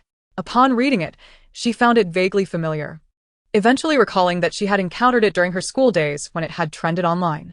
The article detailed an incident in Chang'an, where a martial artist intervened in a crime, resulting in the assailant's death due to the martial artist's inability to restrain himself. She remembered discussing the matter with her classmates, recognizing it as a genuine act of chivalry. The subsequent interviews indicated that the individual had been carrying the weapon for a demonstration and had taken a shortcut home when he encountered the assailant in a dark alley. Both individuals were skilled in martial arts, and in a moment of urgency, he drew his weapon. The news clip featured an interview with Wei Zhinzu, who, with his youthful visage, expressed his regret. I never intended to draw my knife, but the other person had a long knife, a tang knife. If I hadn't defended myself, I would have been killed. While she couldn't recall her reaction at the time, watching the interview now brought a smile to her face. A voice message from the seller came through, revealing a youthful tone. My uncle has been out of prison for over a month. Given his past, finding stable employment has been challenging. Once you verify the information, and if you are not in a rush, I can arrange for my uncle to bring your customized Meow knife to you. Yi Zhiqiu considered this and replied, I am currently in a wheelchair due to a recent car accident. My right leg is in a cast and will be removed in 3 days. Please inform your uncle of my situation. I am in Huaqing, and if he is interested, let me know. Yi Zhiqiu resolved to hire Wei Zhinzu as her instructor, determined to systematically learn the use of both hand-to-hand combat and cold weapons, thereby increasing her means of self-defense. After a considerable pause, the seller responded with another voice message. I spoke to my uncle. Once the Meow knife is completed, he will come to Huaqing. I have shared your WeChat details with him, so please be attentive to his friend request. Yi Zhiqiu's WeChat indeed soon received a friend request. The profile picture displaying a dark background with a striking golden character for martial arts. After accepting the request, she received a voice message. Hello, I am Wei Zhinzu. Chapter 21. The Spring of Gratitude. Yi Zhiqiu promptly responded with a text message. Hello, my name is Yi Zhiqiu. Wei Zhinzu, observing the cartoon dog avatar, immediately remarked. My nephew informed me about your situation. You wish to learn the Meow knife, correct? How old are you this year? Yi Zhiqiu replied, I am 19 years old. After a brief pause, Wei Zhinzu responded, at your age, it is not ideal to learn traditional martial arts. Your leg is still in a cast. Do you have any foundational training in martial arts? Without a solid foundation, a young lady like you would struggle to wield a cold weapon like the Meow knife effectively. Yi Zhiqiu understood her limitations, but still sought a dependable instructor to guide her. I am not strictly bound to learning the Meow knife. I am open to other forms as well. I simply wish to find a competent coach to teach me some self-defense techniques. Wei Zhenzu contemplated this and agreed, saying, "That works too. Your leg is indeed broken, right? Fortunately, I have a family recipe for bone-setting ointment. I can bring some over. Once your meow knife is ready, I will come by." Yi Zhiqiu replied, "All right, I will cover your round-trip travel expenses and accommodation with a monthly tuition fee of 30,000 yuan, initially for 3 months. If you teach well, there will be a bonus." She added, "If you have any objections regarding this arrangement, we can discuss it further." Wei Zhenzu was quite satisfied with the terms presented by Yi Zhiqiu. Given his current circumstances, finding a suitable job in the short term seemed unlikely. He had no desire to toil in agriculture or metalwork, both of which he found unappealing. With the agreement settled, Yi Zhiqiu felt pleased with her unexpected acquisition that day. She opened the shopping app and paid for the items in her cart, which she had previously arranged to be delivered to a large warehouse, where she had hired someone to oversee the receipt of goods. Her order included maintenance parts for her biomass pellet boiler, replacement inner linings, 20 sets of spare underfloor heating equipment, and 20 tons of biomass pellet fuel, all stored in that warehouse. Tomorrow, she intended to contact the fuel manufacturer to procure more biomass pellets, as the more, the better. Her boiler had been modified to burn biomass pellets, but it could also efficiently convert coal, charcoal, or wood into heat without any danger. Once the cleaning of the Jinfu community apartment was completed and the linens washed, she could move in. 3 days later, she would have the cast removed at the hospital, and by then, her home would be ready, allowing her to dismiss Sister Wang and have personal time to utilize the spring water. With a heart full of optimism, Yi Zhiqiu gradually drifted into slumber. The following morning, she awoke past 9, got out of bed, refreshed herself, ordered a meal, and pondered what she should do that day. After some contemplation, she decided to order takeout again, requesting 10 portions of milk tea, desserts, and various delicacies from each vendor, planning to stock her space with food. While waiting for the takeout, she called Li Guanghai to obtain the contact number for the supplier of shelving units for the supermarket. After securing an order for 10,000 shelves and paying a deposit, she used the warehouse as the delivery address. The phone rang, and upon answering, she found it was Uncle Jiang. "Good morning, Uncle Jiang," she greeted. After exchanging pleasantries, Uncle Jiang stated, "I had someone investigate the individual you mentioned last night. His family is involved in martial arts. His incarceration was justified, and he has shown good behavior in prison, leading to an early release just over a month ago. His character and abilities are commendable. Having him as your coach should pose no issues." Yi Zhiqiu expressed her gratitude to Uncle Jiang and exchanged further pleasantries. Subtly, she inquired, "Uncle Jiang, have you gathered the funds? I visited the beautiful country a few days ago, and it truly is a perilous place where firearms are unregulated." After her comment, she did not wait for a response, bidding him farewell and hanging up. Her words were somewhat cryptic, yet Uncle Jiang understood. Putting down the phone, he fell into deep contemplation. He thought to himself that it was time he prepared for contingencies. With an elderly mother over 70 and a grandchild on the way, Yi Zhiqiu was a young person he had watched grow up, and he believed he had not misjudged her. If nothing significant were amiss, she would not be dealing with stocks and real estate. He had received news that she was auctioning off jewelry and antiques inherited from her grandparents, and she had just reminded him to prepare weapons. If there were no serious issues, she would not be in a wheelchair preparing weapons in a foreign land and planning to learn martial arts for self-defense upon her return. The farm and supermarket were convenient for gathering substantial survival supplies, despite her having opened a pet food company that baffled him. However, he reflected that if a major disaster were to occur, pet food made with quality ingredients would surely be fit for human consumption as well. Would the future truly be so dire? He had not detected any unusual national dynamics, yet merely observing Yi Zhiqiu's recent actions filled him with unease. Without her subtle warnings, her series of actions appeared entirely reasonable and compliant. However, when considering her cautionary hints, Uncle Jiang could not help but feel a chill run down his spine. Although he was curious about what might happen next, he refrained from questioning Yi Zhiqiu directly. Her ability to initiate actions before the nation reacted suggested secrets that should not be disclosed. He felt grateful that she could offer him a hint, and he vowed to remember this significant kindness. Alone in his office, Uncle Jiang pondered for a long while before ultimately making a decision. Since he had resolved to trust Yi Zhiqiu, he felt it unnecessary to overly concern himself with the movements of the state and instead follow her lead. If he were to adhere strictly to the pace of the nation, He feared he might miss the optimal window for preparation. He began to recall the series of actions Yi Zhiqiu had taken since her accident, and gradually, a coherent plan began to form in his mind. Unbeknownst to Yi Zhiqiu, Uncle Jiang had made a decisive resolution. For the past 3 days, she had sent Sister Wang back to the apartment to supervise the cleaning and receive deliveries while she remained in the hotel, enjoying her takeout and shopping online. It was not until 3 days later that Sister Wang drove her to the hospital to have her cast removed. After reviewing Yi Zhiqiu's medical records, the doctor nodded and stated, "Indeed, it is time for the cast to come off. After removal, you can proceed with rehabilitation." Sister Wang pushed Yi Zhiqiu to the treatment room, and after a series of procedures, the heavy cast was finally removed. The doctor conducted a thorough examination and declared that Yi Zhiqiu was recovering well and should focus on her rehabilitation. Sitting in her wheelchair, Yi Zhiqiu gazed down at the long scar on her right foot from surgery, gently moving her ankle. Indeed, it felt quite stiff. Observing that her right foot was noticeably paler than the rest of her skin, she humorously thought, "At least I got a bit of skin whitening out of this." Although Yi Zhiqiu felt a touch of melancholy, she quickly rallied her spirits. She still had the space spring water to utilize. In her life, no matter how she viewed it, she was far better off than in her previous one. One must learn to be content. Having cheered herself up, she returned to the Jinfu community. The cleaning was complete, and thanks to the diligent efforts of the 2 shifts of cleaners, her linens and all items needing washing were ready. She could officially move in today. Yi Zhiqiu's mood completely transformed as she stepped into the home she had personally renovated in this lifetime. The windows were bright and clean, and a subtle fragrance wafted through the air. She first made her way to her bedroom, where the heated bed had been prepared with linens, and the wardrobe was filled with seasonal attire, soon to be complemented by her own additions. The kitchen was immaculate, with commonly used small appliances neatly arranged in their designated spots.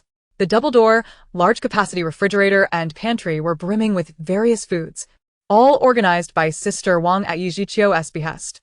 Upon opening the freezer, she suddenly recalled the items she still needed to prepare.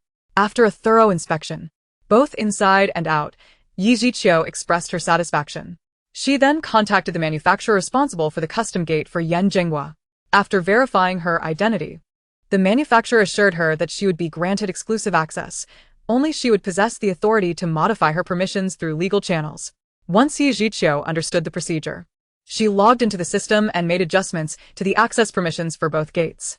Although there was a possibility that someone with access to the keys could bypass the RFID card, she intended to reclaim the keys from Sister Wang and make a final modification before securely storing them away. She had little faith that anyone could breach her RFID card from beyond her secured space. After acclimating to her new home for 2 days, Yi Zhiqiu formally terminated her employment relationship. From the outset, it had been stipulated that her hiring was for a short duration, and she generously provided Sister Wang with 3 additional months' salary. Sister Wang was quite pleased and, upon returning the keys and confirming that Yi Zhiqiu had no further issues, she received the flight ticket Yi Zhiqiu had arranged, contentedly boarding her flight back to B City. Yi Zhiqiu then logged back into the system, revised the RFID card permissions once more, stored the keys away and locked access to the back end, allowing her to feel at ease. She leisurely maneuvered around her home in her wheelchair, now eagerly awaiting October 1st to welcome Kong Kong back. Followed by the arrival of An and on the 15th day of the first lunar month, Yi Zhiqiu diligently familiarized herself with every aspect of her home, ultimately managing to calm her excitement until evening, when she completed her evening routine and lay down in bed. After consuming a generous glass of spring water from her space, she recalled experiencing intense itching and discomfort in her right leg during her previous life. She drifted into a deep sleep, and upon awakening the next day, she felt a significant improvement in her condition. Eagerly anticipating the effects of this lifetime, she soon began to feel that familiar sensation of itchiness and discomfort in her right leg, albeit not as intense as before. However, the sensations were markedly stronger than in her past life, painful, numb, and accompanied by a dull throbbing, as if something were gnawing at her flesh. With her bones feeling as though they were being gently tapped with a small hammer, Yi Zhiqiu struggled to open her eyes, feeling groggy and in pain, and could only emit soft groans as she tossed and turned in bed, beads of cold sweat forming on her skin. She was uncertain when she finally succumbed to sleep again, but when she awoke, her body felt sticky and it was already midday the following day. Cautiously, she moved her right foot, discovering it had lost much of its sensation. Testing her strength, she carefully stepped off the bed, noticing that her right calf was noticeably thinner than her left, indicating mild muscle atrophy that would require rehabilitation to restore. As she placed her right foot flat on the ground, she began to walk, taking slow, deliberate steps. Although there was no pain, she felt a lingering stiffness from disuse. As she moved back and forth, her gait was somewhat awkward, but she found that with gradual, careful steps, she could manage. Yi Jiqiu felt that her current mobility was comparable to her condition after 6 months of rehabilitation in her previous life. If she committed to her rehabilitation and exercise in this life, she was confident that her progress would surpass that of her past. She did not aspire to run or jump like an ordinary person, but any improvement over her past would bring her joy. With a slight limp, she entered the bathroom, turned on the shower, and scrubbed away layers of dead skin, feeling somewhat repulsed by the residue. After washing and soaking for over an hour, she emerged feeling rejuvenated, her hair dried and refreshed. Chapter 22, an endless cycle of online shopping after showering and enjoying a belated lunch. Yi Jiqiu took a moment to rest before calling Wang Can to arrange for a professional rehabilitation therapist to come to her home the following day, specifically requesting a female therapist. Wang Can attentively noted her requirements and promptly assured her that a qualified rehabilitation therapist would be at her residence by 9 o'clock the next morning. After hanging up, Wang Can gazed at the darkened phone screen, feeling perplexed. He had only met the young homeowner 3 times and had spoken with her no more than 5 times on the phone, yet he couldn't shake the feeling that she harbored some form of prejudice against him. Her demeanor was notably cold. If he weren't particularly observant, he might have overlooked the underlying sense of disdain that seemed to lurk behind her aloofness. However, it was perplexing. He could confidently assert that he had never encountered Yi Jiqiu before nor had any dealings with her. Yet, her peculiar attitude towards him was undeniable. Shaking his head, he decided to dismiss the thought. Regardless of Yi Jiqiu's demeanor, his job required him to maintain a cheerful disposition, even if that meant putting on a facade. Without such skills, he would not have been able to remain the versatile Wang for a decade since the opening of the Jinfu community. Yi Jiqiu ended the call and pondered that it was time to reach out to Li Guanghai. She dialed his number to inquire about the supermarket, to which Li Guanghai promptly replied that everything was in progress, the supply channels had been established, and negotiations for tobacco and alcohol distribution rights were underway. As per her request, they prioritized stocking the warehouse, which was now halfway full. Satisfied, Yi Jiqiu then asked about his discussions with Xiang Juanhao. Boss. I had a pleasant conversation with General Manager Xiang. Our primary agricultural products, such as grains and oils, are ready to go at any time. Yi Jiqiu acknowledged this with a simple before adding, although the farm belongs to me, you may negotiate with General Manager Xiang as business dictates. But do not let it interfere with the main agenda. Li Guanghai readily agreed, knowing full well that he had no intention of entertaining any ulterior motives with Xiang Juanhao.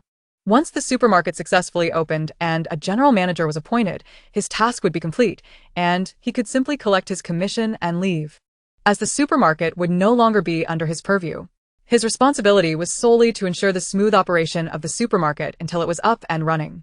After concluding the conversation with Li Guanghai, she called Xiang Juanhao to inquire about the farm's status.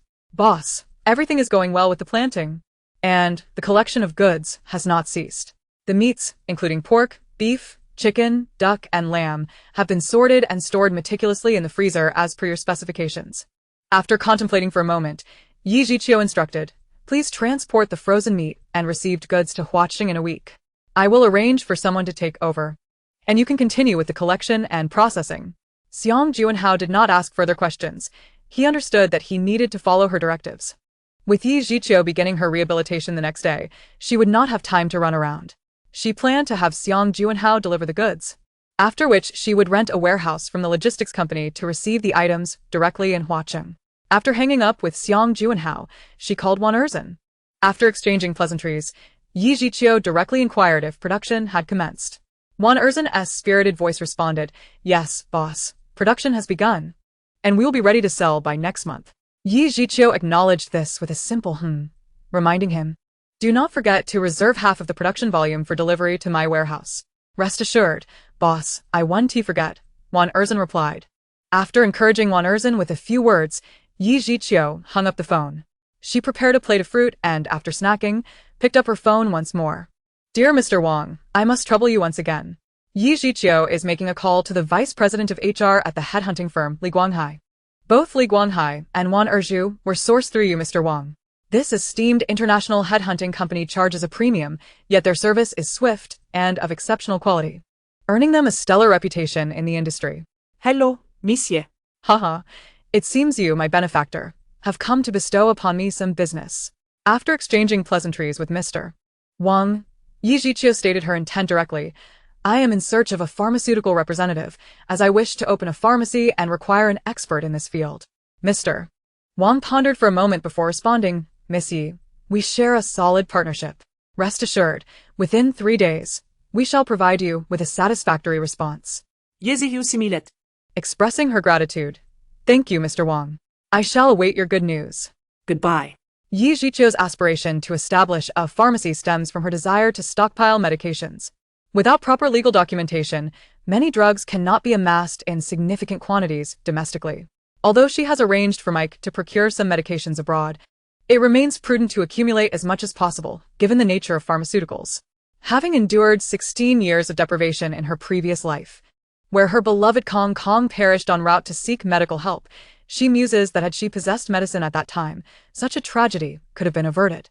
The scarcity of medical resources forced her and her companions, Kong Kong and An, to endure ailments and injuries without proper treatment. Occasionally, they could acquire limited supplies through dubious means, yet often found themselves with expired medications, while the base provided access to some medical resources.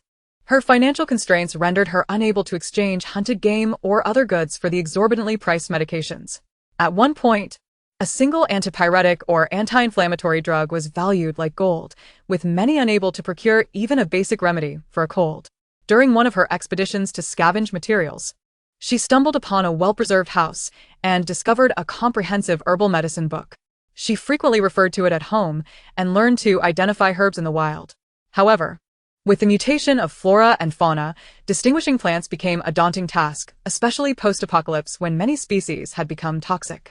Consequently, even with her valuable herbal reference, Yi Jiqiu found herself merely gazing at the illustrations, longing for knowledge. In this life, with wealth and space at her disposal, she yearns to fill her surroundings with supplies. While Western medicine comes with detailed instructions, traditional Chinese medicine and herbal materials remain enigmatic to her. Thus, she resolves to establish a pharmacy, gathering both Western and traditional medicines, leaving the intricacies of diagnosis and prescription to qualified professionals. Today serves as her final day of leisure. Beginning tomorrow, her rehabilitation journey commences. Reflecting on the agonies of her past rehabilitation, she shudders, hoping that her early consumption of spatial spring water will alleviate some of the forthcoming strain.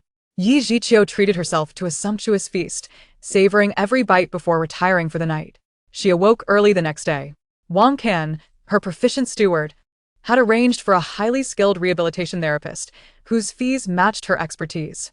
Upon arriving and inspecting Yi Jiqiu's home gym, the therapist remarked on the comprehensive equipment, deeming it sufficient for her rehabilitation without necessitating visits to the community hospital's specialized center.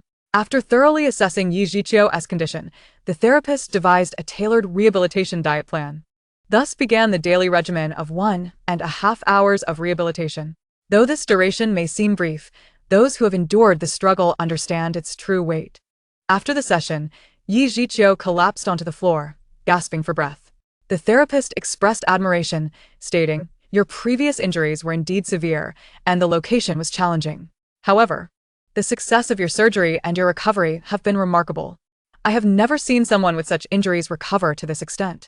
Yi Jiqiu, breathless and devoid of strength, could hardly respond.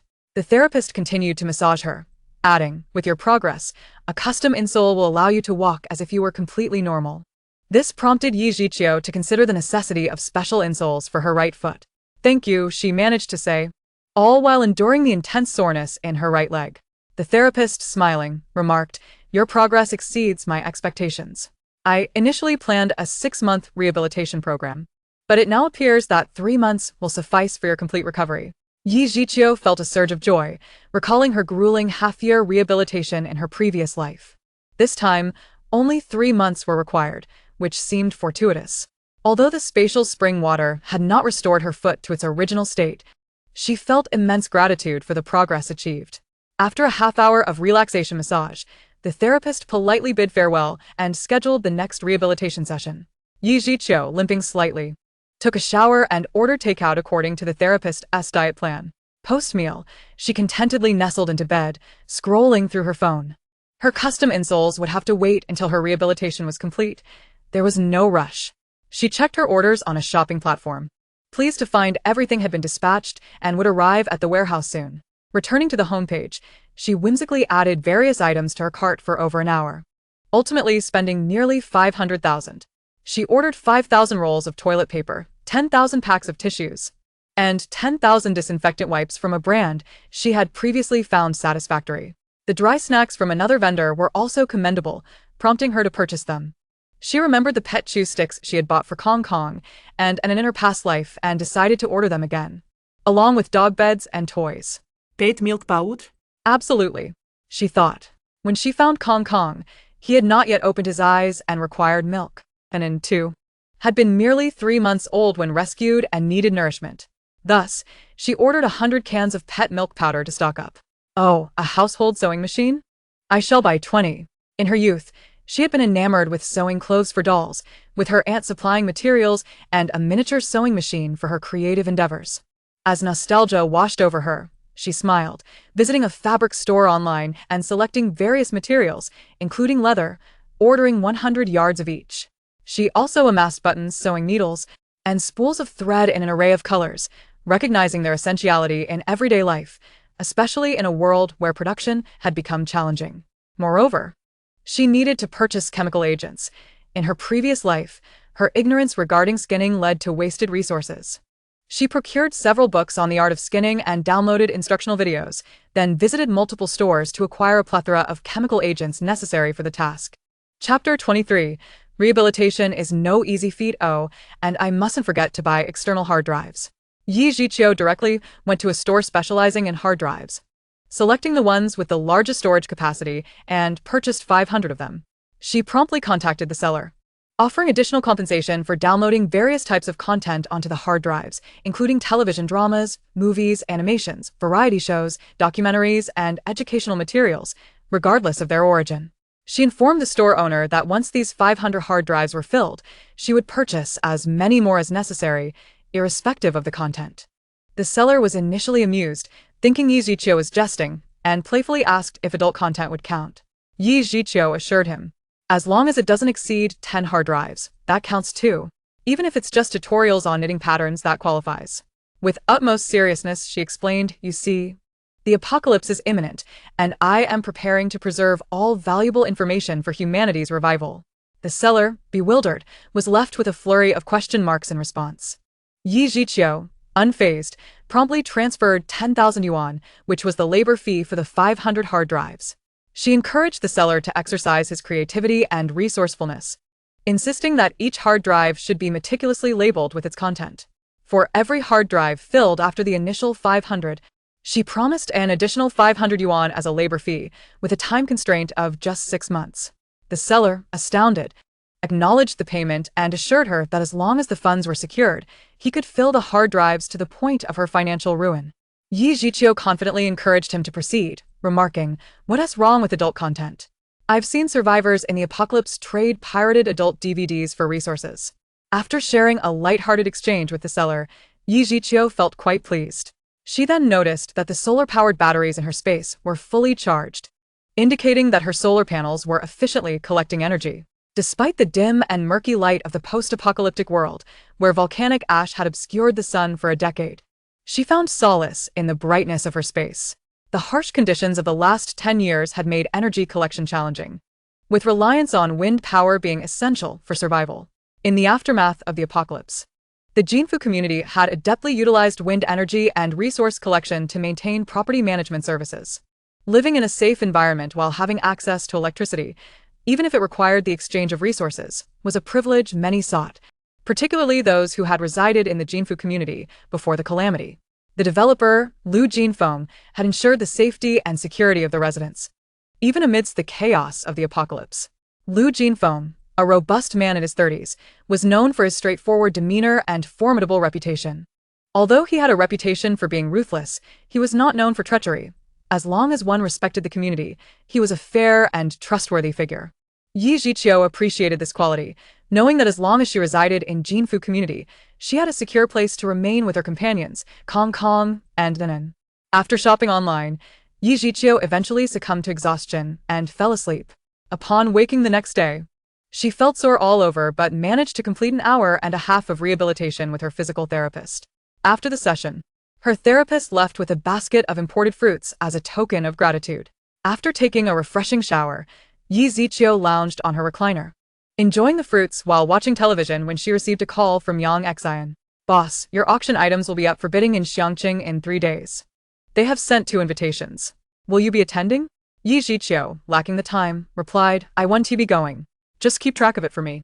Her primary focus was on her rehabilitation, leaving no room for leisurely pursuits. Yang Xian acknowledged her decision and informed her that most of her real estate dealings were nearly finalized, with only 2 villas remaining in negotiations. Yi Zhiqiu confirmed the transaction and reminded him not to forget about the taxes. After hanging up, she checked her account balance, which exceeded 800 million yuan. The 2 villas, once appraised, would yield an additional profit of over 100 million yuan. With her jewelry and antiques, she anticipated a net gain of at least 1 billion yuan after taxes. Deciding to expedite her spending, she resolved to keep her remaining 60 kilograms of gold for the future. Just then her phone rang.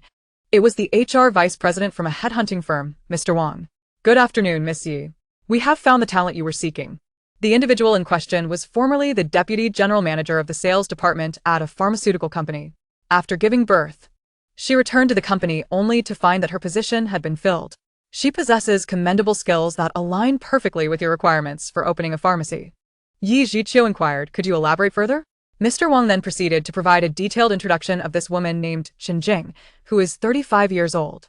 After hearing some personal information and professional background about Chen Jing, Yi Zhiqiu remarked, I intend to establish the pharmacy in Huacheng. Would she be able to work there? Mr.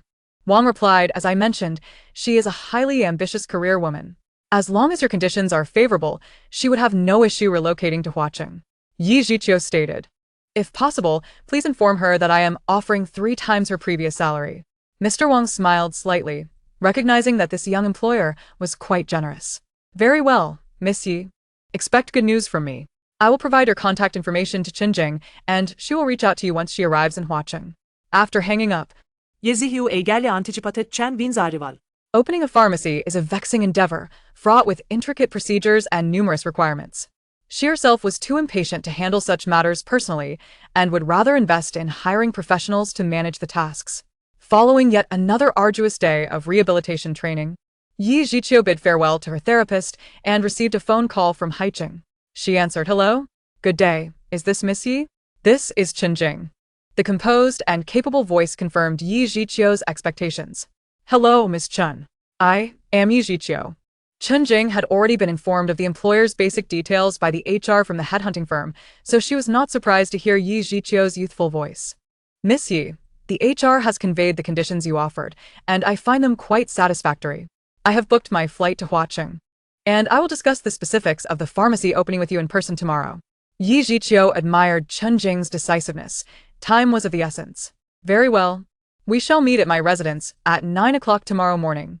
Please come to the Jinfeng community in Huacheng, and I will inform the security and the building manager. Chen Jing acknowledged with composure, expressing her gratitude before ending the call. Mr. Wang had only mentioned the employer's basic profile, young, wealthy, and generous. The prospect of receiving 3 times her previous salary intrigued her. Having weaned her child and concluded her nursing phase, the family relied solely on her husband's income, which was burdensome. Moreover, she was not one to resign herself to the role of a housewife. She preferred engaging in work. As for the employer, she would assess that in person the following day, gauging both her capabilities and the employer's temperament. Chapter 24. Opening a pharmacy the next day. Yi Zhiqiu awoke to the sound of her alarm, washed up, and prepared her breakfast with provisions from her space. Before 9 o'clock, she received a confirmation call from Wang Ken regarding Chen Jing's visit.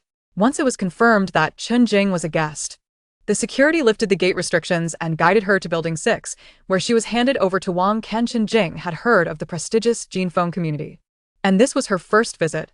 She was taken aback by the stringent security measures. Wang Ken, wearing an impeccable smile, escorted her to the elevator. Ding. Visitor identity confirmed. Welcome. As Chun Jing stepped into the elevator and stood still, she heard a sweet electronic voice and the doors closed, initiating automatic operation. The elevator swiftly arrived at the 12th floor, and Chun Jing stepped out with curiosity, only to find Yi Jiqiu waiting at the entrance. Chun Jing hurriedly approached, setting down the fruit basket in her hands, extending her arms with a smile. You must be Miss Yi. I sincerely apologize for keeping you waiting. Greetings. I am Chun Jing. Yi Jiqiu had always felt a slight aversion to overly enthusiastic individuals, yet she understood the importance of cordiality and reluctantly shook hands with Chun Jing before leading her into the room. Chun Jing, entering with her items, did not glance around. She paid little attention to Yi Jiqiu's slight limp. Sensing Yi Jiqiu's discomfort, Chun Jing quickly adjusted her approach. Monsieur.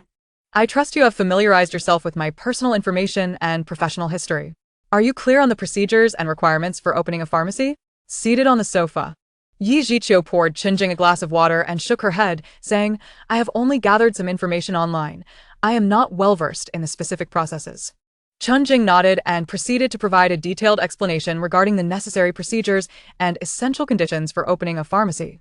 After an exhaustive discourse, Yi Jiqiu felt overwhelmed. Indeed. Professional matters should be entrusted to experts. She directly stated to Chun Jing, my offer remains unchanged. I will provide you with 3 times your previous salary, with bonuses to be calculated separately. I aim to establish the pharmacy promptly, and I am prepared to invest 30 million initially. Chun Jing responded, if you wish to expedite the opening of a pharmacy, I recommend considering a franchise of a chain pharmacy. Furthermore, an initial investment of 30 million is excessive. You can establish a commendable pharmacy with a startup capital of just 1 million. Yi Jiqiu was taken aback. She had not anticipated such a low starting capital for opening a pharmacy. Nodding thoughtfully, she replied, a franchise is acceptable. I plan to open a supermarket and will allocate a space for you. There is also a warehouse available. As for hiring professional staff, you may take charge of that. Chun Jing nodded, recognizing Yi Jiqiu's desire to delegate responsibilities. Yi Jiqiu continued, I am not well acquainted with the pharmaceutical industry, so I will not interfere excessively. I understand that initial profitability can be challenging, and I have no expectations in that regard. My only stipulation is that the pharmacy must be legally and appropriately established within 1 month, with a comprehensive inventory that includes both Western medications and traditional Chinese medicines, as well as any permitted medical equipment. Chun Jing noted Yi Jiqiu's requirements, realizing she would have full autonomy in the matter, which felt exhilarating. While her previous experience was in pharmaceutical sales, where she earned commissions, the financial prospects as a pharmacy manager were substantially more appealing. The pharmaceutical sales industry was fraught with complexities, and she now sought stable earnings. After discussing pharmacy-related matters further, Yi Jiqiu stated, I am currently unable to go out conveniently. Please bring the contract tomorrow. By the way, I will cover a monthly accommodation fee of 10,000 for you. Chun Jing nodded and replied, I will consult a law firm to draft the contract. If it is convenient for you, I will bring it over at 10 o'clock tomorrow. Yi Jiqiu nodded and escorted Chun Jing to the door. As Chun Jing re-entered the elevator, she was pleasantly surprised by the employer's generosity in providing a monthly accommodation fee of 10,000. Ding. Dear visitor, welcome, and we look forward to your next visit. Listening to the electronic voice in the elevator, Chun Jing reflected on the thoughtful service, with a warm welcome upon arrival and a courteous farewell upon departure. Yi Jiqiu shut the door and called Wang Can. I require a professional business lawyer to arrive at my residence by 10 o'clock tomorrow. Wang Can replied affirmatively, but as expected, the call ended with a somewhat insincere expression of gratitude. Wang Can maintained a neutral demeanor, though internally, he scoffed at her attitude. Noting her youth and assertiveness, Yi Jiqiu glanced at the time. It was noon. Following the meal plan provided by her therapist, she ordered 5 portions of food, consumed 1, and stored the remaining 4 in her space. After lunch, she rested briefly before the therapist arrived. Another hour and a half of painful rehabilitation followed by 30 minutes of relaxing massage loomed ahead, and she realized that this regimen would require her unwavering commitment for 3 months. What a daunting prospect. After bidding farewell to the rehabilitation therapist and taking a refreshing shower, Yi Jiqiu resumed her online shopping for baby products. Some of her purchases had already arrived and were collected by the warehouse staff. She needed to visit the warehouse the day after tomorrow to collect the remaining goods. For dinner, she ordered enough for 5, consuming one portion while saving 4 for later. After enjoying a film and scrolling through her phone, another night slipped away. Miss Yi, it has been a pleasure collaborating with you. Under the witness of the commercial lawyer they had engaged for dinner, Chen Jing and Yi Jiqiu signed 3 copies of an official employment contract. Once the lawyer departed, they discussed the opening of a pharmacy, after which Chen Jing graciously declined Yi Jiqiu's invitation to lunch, as she had only a month to establish the store and needed to make every moment count. After seeing Chen Jing off, Yi Jiqiu repeated the activities of the previous day. Following dinner, she received a call from Yang Xian. Boss, your auction items have been sold, and you will receive the net payment in 3 days. Yi Jiqiu raised an eyebrow and inquired, how much was the total auction amount? Yang Xian, barely containing his excitement, replied, the total auction for 1.258 billion, and after taxes, you should receive approximately 1.056 billion.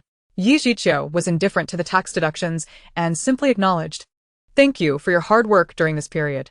Yang Xian humbly responded, it was no trouble. It is part of my responsibilities. Handling real estate comes with commissions, and tracking auction items also earns him a share. Thus, it was not arduous work.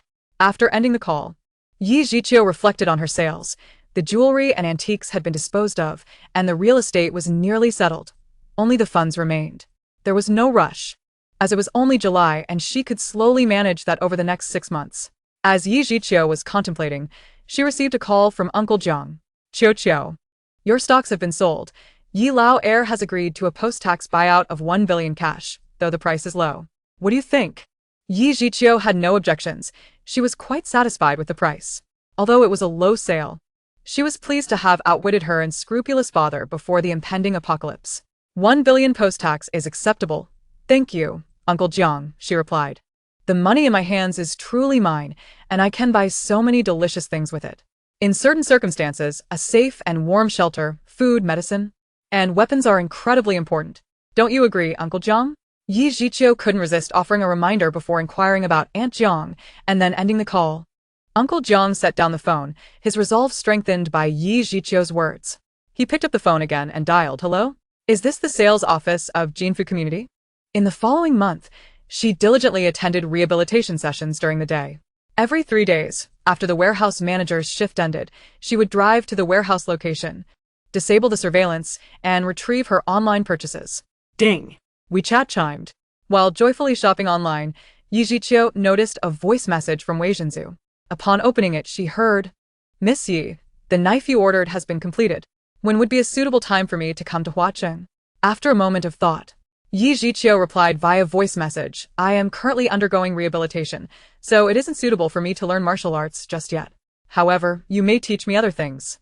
Let's plan for 3 days from now. Please arrange your matters accordingly. After Wei Zhenzu acknowledged her message, he fell silent. Yi Jiqiu then called Wang Can, instructing him, within 3 days, rent me a room closer to Jinfu Community, have it cleaned, and ensure there are daily necessities for a male. Send me the bill. I have hired a personal trainer who will need access to the community daily, so please handle the entry registration 3 days from now. Wang Can complied and, as expected, the call ended abruptly. Yi Jiqiu delegated all trivial matters to Wang Can. After all, the annual property management fee of 3 million for Jinfu Community was not to be taken lightly. If someone is not utilized, they become obsolete. 3 days passed swiftly. At noon, Wei Zhenzu sent a voice message informing her that he had arrived at Huacheng Airport. Wait at the airport. I will arrange for someone to pick you up. I have rented you an apartment that is fully furnished. You will stay there. Once you settle in, go with the person who will pick you up to my place for registration. Listening to Yi Jiqiu's voice, Wei Zhenzu marveled at how considerate his employer was, providing him with housing. Though they had previously agreed to cover his food and lodging, he had assumed it meant giving him money to manage it himself. Yi Jiqiu called Wang Can, providing him with Wei Zhenzu's contact information and instructing him to arrange for someone to pick him up at the airport. Take him to the apartment, then bring him to Jinfu Community for registration before delivering him to her residence. Wang Can promptly acted on her instructions. As Yi Jiqiu began her rehabilitation, she received a call from Wang Can. Miss Yi, the personal trainer you hired has completed the entry registration. I am now escorting him to the elevator. Yi Jiqiu smiled apologetically at the rehabilitation therapist, who gestured for her to continue. Within 5 minutes, a notification chimed at the door, indicating someone was about to arrive. Chapter 25. The martial arts coach arrives, wiping the sweat from her brow. Yi Jiqiu opened the door to find Wei Zhenzu, and Wang can miss Yi. Mr. Wei has been delivered. I shall take my leave now. I wish you all the best. Wang Can bowed slightly to Yi Jiqiu before stepping into the elevator and departing. With a youthful, unwrinkled face, Wei Zhenzu beamed at Yi Jiqiu standing at the door. You must be Yi Jiqiu, correct? I hear you are still undergoing rehabilitation. May I observe? Yi Jiqiu welcomed him inside and led him directly to the gym, stating, if you don't mind, you'll be my martial arts instructor. So it is only natural for you to understand my physical condition. The female rehabilitation therapist, noticing Yi Jiqiu entering with a man, refrained from asking questions and simply inquired, shall we continue with today's rehabilitation? Yi Jiqiu nodded, wiping the sweat from her neck with a towel, saying, this is my personal trainer. Let us proceed with the rehabilitation, so he can also familiarize himself with my physical condition. The female therapist asked no further questions. Wei Zhenzu set aside the long box containing the knife he had carried on his back and stood in the corner to observe. Yi Jiqiu earnestly followed the therapist's guidance. Ignoring Wei Zhenzu. An hour and a half later, the session concluded. The therapist remarked, your rehabilitation progress far exceeds my expectations. I recommend you undergo a detailed examination at the hospital. Panting, Yi Jiqiu lay on the floor, allowing the therapist to perform a recovery massage. She acknowledged the suggestion, agreeing that she should visit the hospital for a thorough checkup, as her recovery seemed swift and her condition excellent. Tomorrow, she decided, I will go to the hospital in the community for an examination. After the massage, the therapist departed. Yi Jiqiu led the quietly observing Wei Zhenzu to the living room, inviting him to make himself comfortable while she quickly showered. As Wei Zhenzu surveyed the spacious yet simply decorated living room, he noted the peculiarity of only one small window, necessitating the use of lights even during the day. Yi Jiqiu emerged shortly after, her hair towel-dried, and limped slightly as she made her way to the sofa opposite Wei Zhenzu. He then asked, may I examine your injuries? Yi Jiqiu hesitated for a moment, but then graciously nodded, placing her leg on the coffee table. Wei Zhenzu stood, explaining, as you may know, my family specializes in martial arts, so minor injuries are inevitable. I have considerable experience in treating bruises and sprains.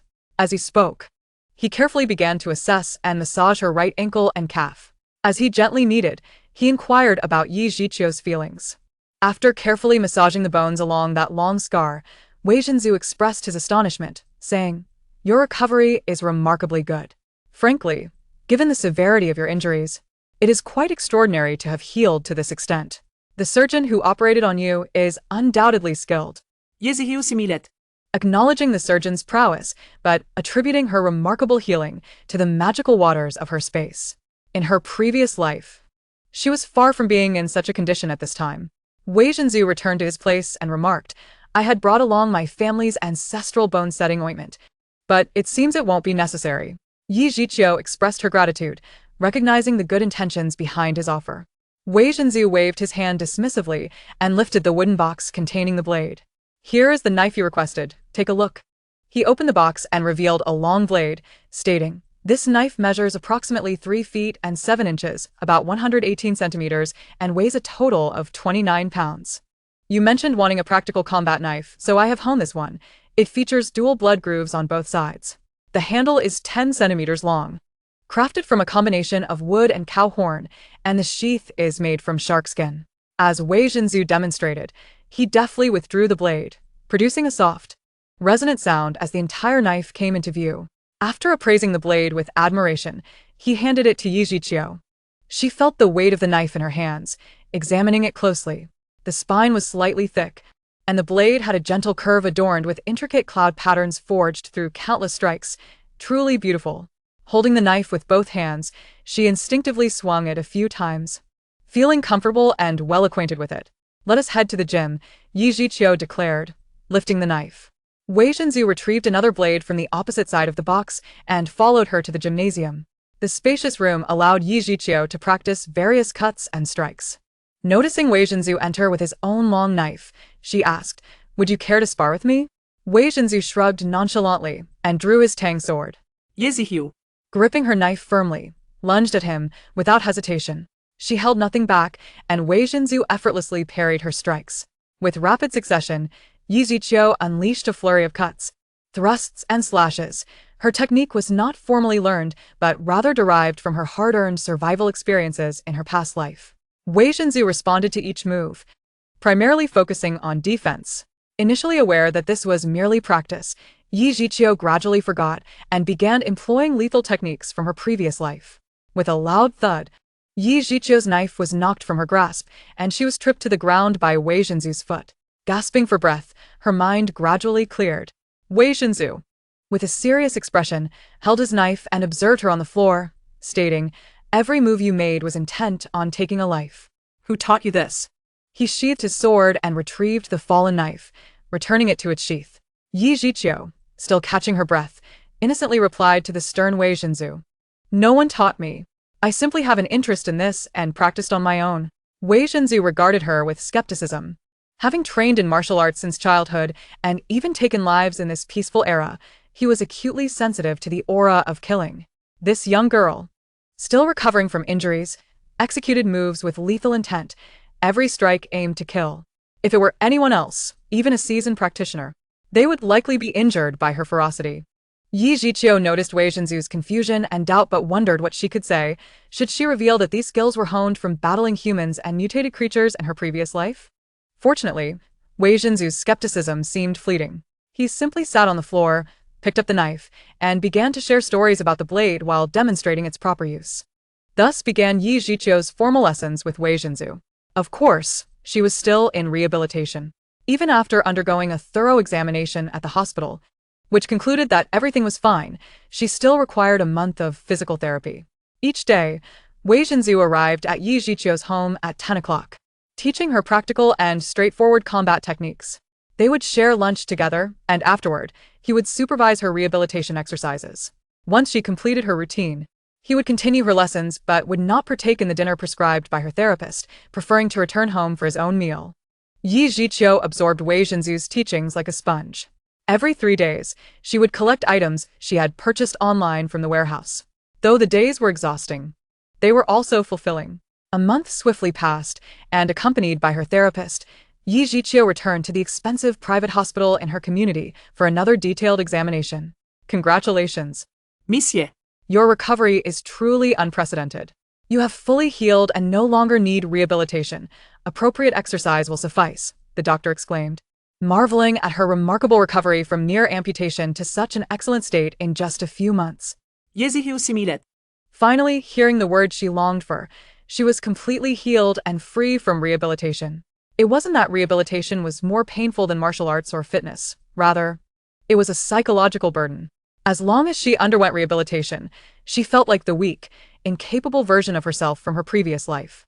After settling the fees with her therapist, Yi Zhiqiu chose to walk home, accompanied by Wei Zhenzu. He marveled at her recovery, commenting, "It's truly rare for an injury of this nature to heal to such an extent." He had thoroughly examined the details of her medical treatment, and his tone was tinged with envy.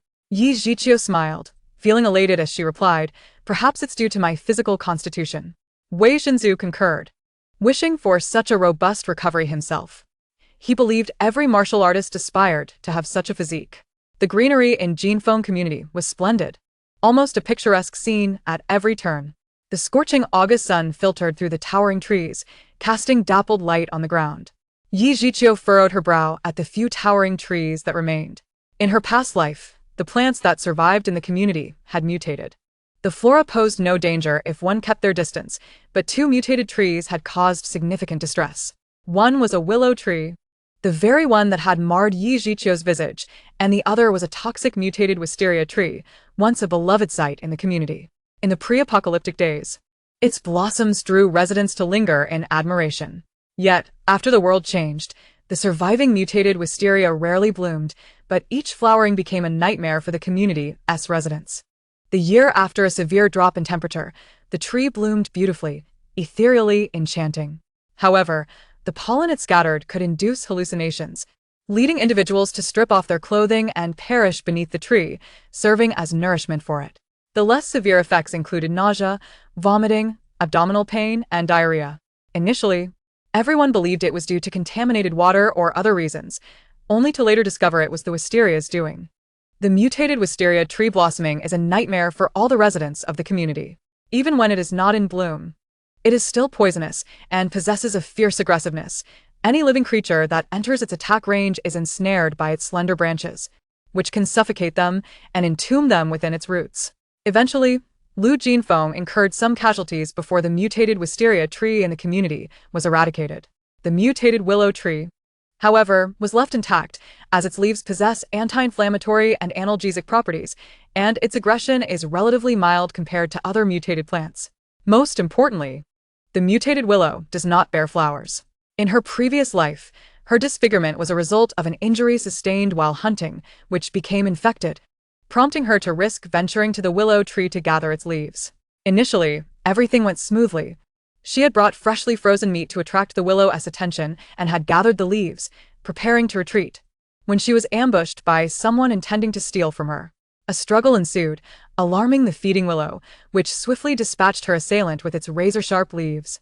While she suffered disfigurement, the willow in the community could remain, but what to do about the wisteria tree? It serves as a landscape feature, and there is no way she could quietly destroy so many flowering trees. Perhaps it is best to leave such matters for another day. No matter how she thinks about it now, she cannot act decisively. Chapter 26. How to alleviate worries. Only by stockpiling Yijiqiu. Perhaps preoccupied with thoughts related to the wisteria tree, unknowingly led Wei Zhenzu into the grove of wisteria trees. When Yijiqiu looked up, she noticed 4 or 5 workers pruning the wisteria pods and branches. Wei Zhenzu gazed at the grove of wisteria trees and remarked, "There are so many wisteria trees. Just look at the thickness of their trunks. They must be many years old and surely beautiful when in bloom." Yijiqiu conjured. Acknowledging that the wisteria indeed blossoms in stunning beauty. As they strolled along the flower-lined path, Wei Zhenzu casually mentioned, "My family collects the stems and seeds of wisteria every year. After modifying our ancestral recipe for a traditional ointment, we utilize them, as the medicinal value of wisteria is quite high." Yijiqiu, intrigued, inquired, "What medicinal properties does wisteria possess?"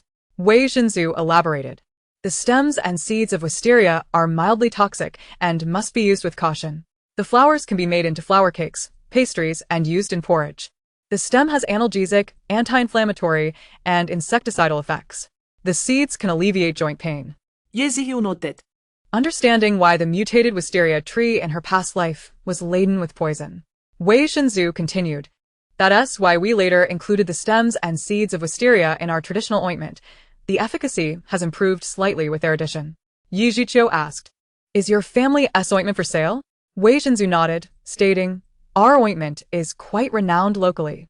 Besides our blacksmithing and martial arts school, it is our main source of income." Yijiqiu proposed, "Could you sell me a large quantity?" Wei Zhenzu questioned, "Although our ointment has a shelf life of 3 years, you cannot use it right now." Yijiqiu mused internally, who knows when it might be needed in the future. She did not answer Wei Zhenzu's query, but instead asked, "Aside from humans, can it be used for animals like cats and dogs if they suffer fractures?" Wei Zhenzu chuckled, replying, "Of course, it can be used for them. My old dog has benefited from it." Yijiqiu felt more compelled, saying, "How much can you sell me? I'll buy it all. How about you sell me all your stock, aside from what you sell locally?" Wei Zhenzu, puzzled, asked, "Why do you need so much ointment?" Yijiqiu replied earnestly. "I have opened a pharmacy, and your ointment is so effective that it would make an excellent signature product for my store." Wei Zhenzu realized that this young lady was indeed a person of means. After a moment of thought, he replied, "I'll discuss it with my family tonight and give you an answer tomorrow." Yijiqiu nodded and engaged in light conversation with Wei Zhenzu before they both returned home to continue their martial training. Wei Zhenzu initially intended to adjust Yijiqiu's reckless fighting style, but was swayed by her persuasive arguments. She explained, "Do you know why I want to learn such a desperate style? Because I am a wealthy single young lady, and the dramas on television about wealthy families fighting over inheritance are merely a gloss. The accident I had was caused by my father's remarriage and the child from that union. I have made my family so secure to ensure my own safety. I need to learn more practical techniques to protect myself." Yijiqiu felt no guilt towards her half-siblings, as they were inherently unpleasant. Her serious demeanor and sincere words led Wei Zhenzu to exclaim how deep and dark the waters of wealthy families could be, and he agreed to teach her systematic combat techniques. Naturally, Yijiqiu also increased his salary, raising it from 30,000 to 50,000 a month, plus an additional 10,000 for living expenses. With Yi Zhiqiu's generous compensation, Wei Zhenzu taught diligently, customizing hand-to-hand combat and weapon techniques to suit her physical capabilities. Providing meticulous and patient instruction each day, Yi Zhiqiu was grateful to Wei Zhenzu, fully aware of the difference between earnestness and indifference, hence ensuring proper treatment. She was voraciously learning, engaging in practical combat with Wei Zhenzu daily, absorbing every technique he imparted. Each skill acquired would further enable her to safeguard herself and her companions in the impending apocalypse. With only half a year remaining until the volcanic eruption in Sakura country on March 18th of next year, she must diligently prepare for the coming trials. The next day, upon arriving, Wei Zhenzu informed Yi Zhiqiu, "Our ointment is crafted entirely by hand, and the duration from production to actual usability is extensive and time-consuming. After selling our annual stock to locals, only a few pounds remain, so this year I can only sell you 20 pounds. That is the limit. As for your proposal to collaborate in bulk sales with your pharmacy, that is unfeasible." Yi Zhiqiu was not overly disappointed. She understood from past discussions that large-scale production was impractical. Securing 20 pounds was already a significant achievement. 20 pounds is good enough. "I shall purchase that quantity to prepare for any eventualities," she stated. Wei Zhenzu regarded her with a sympathetic glance, recognizing that the troubles of the affluent seemed quite burdensome. Yi Zhiqiu disregarded his gaze and commenced her practical training for the day. Wei Zhenzu showed no inclination to go easy on her. The practice was intense and direct. With no room for leniency, Yi Zhiqiu demanded the same intensity, understanding that any slackening could cost her dearly in the future. After completing hand-to-hand training, they took a brief respite before beginning to practice with weapons.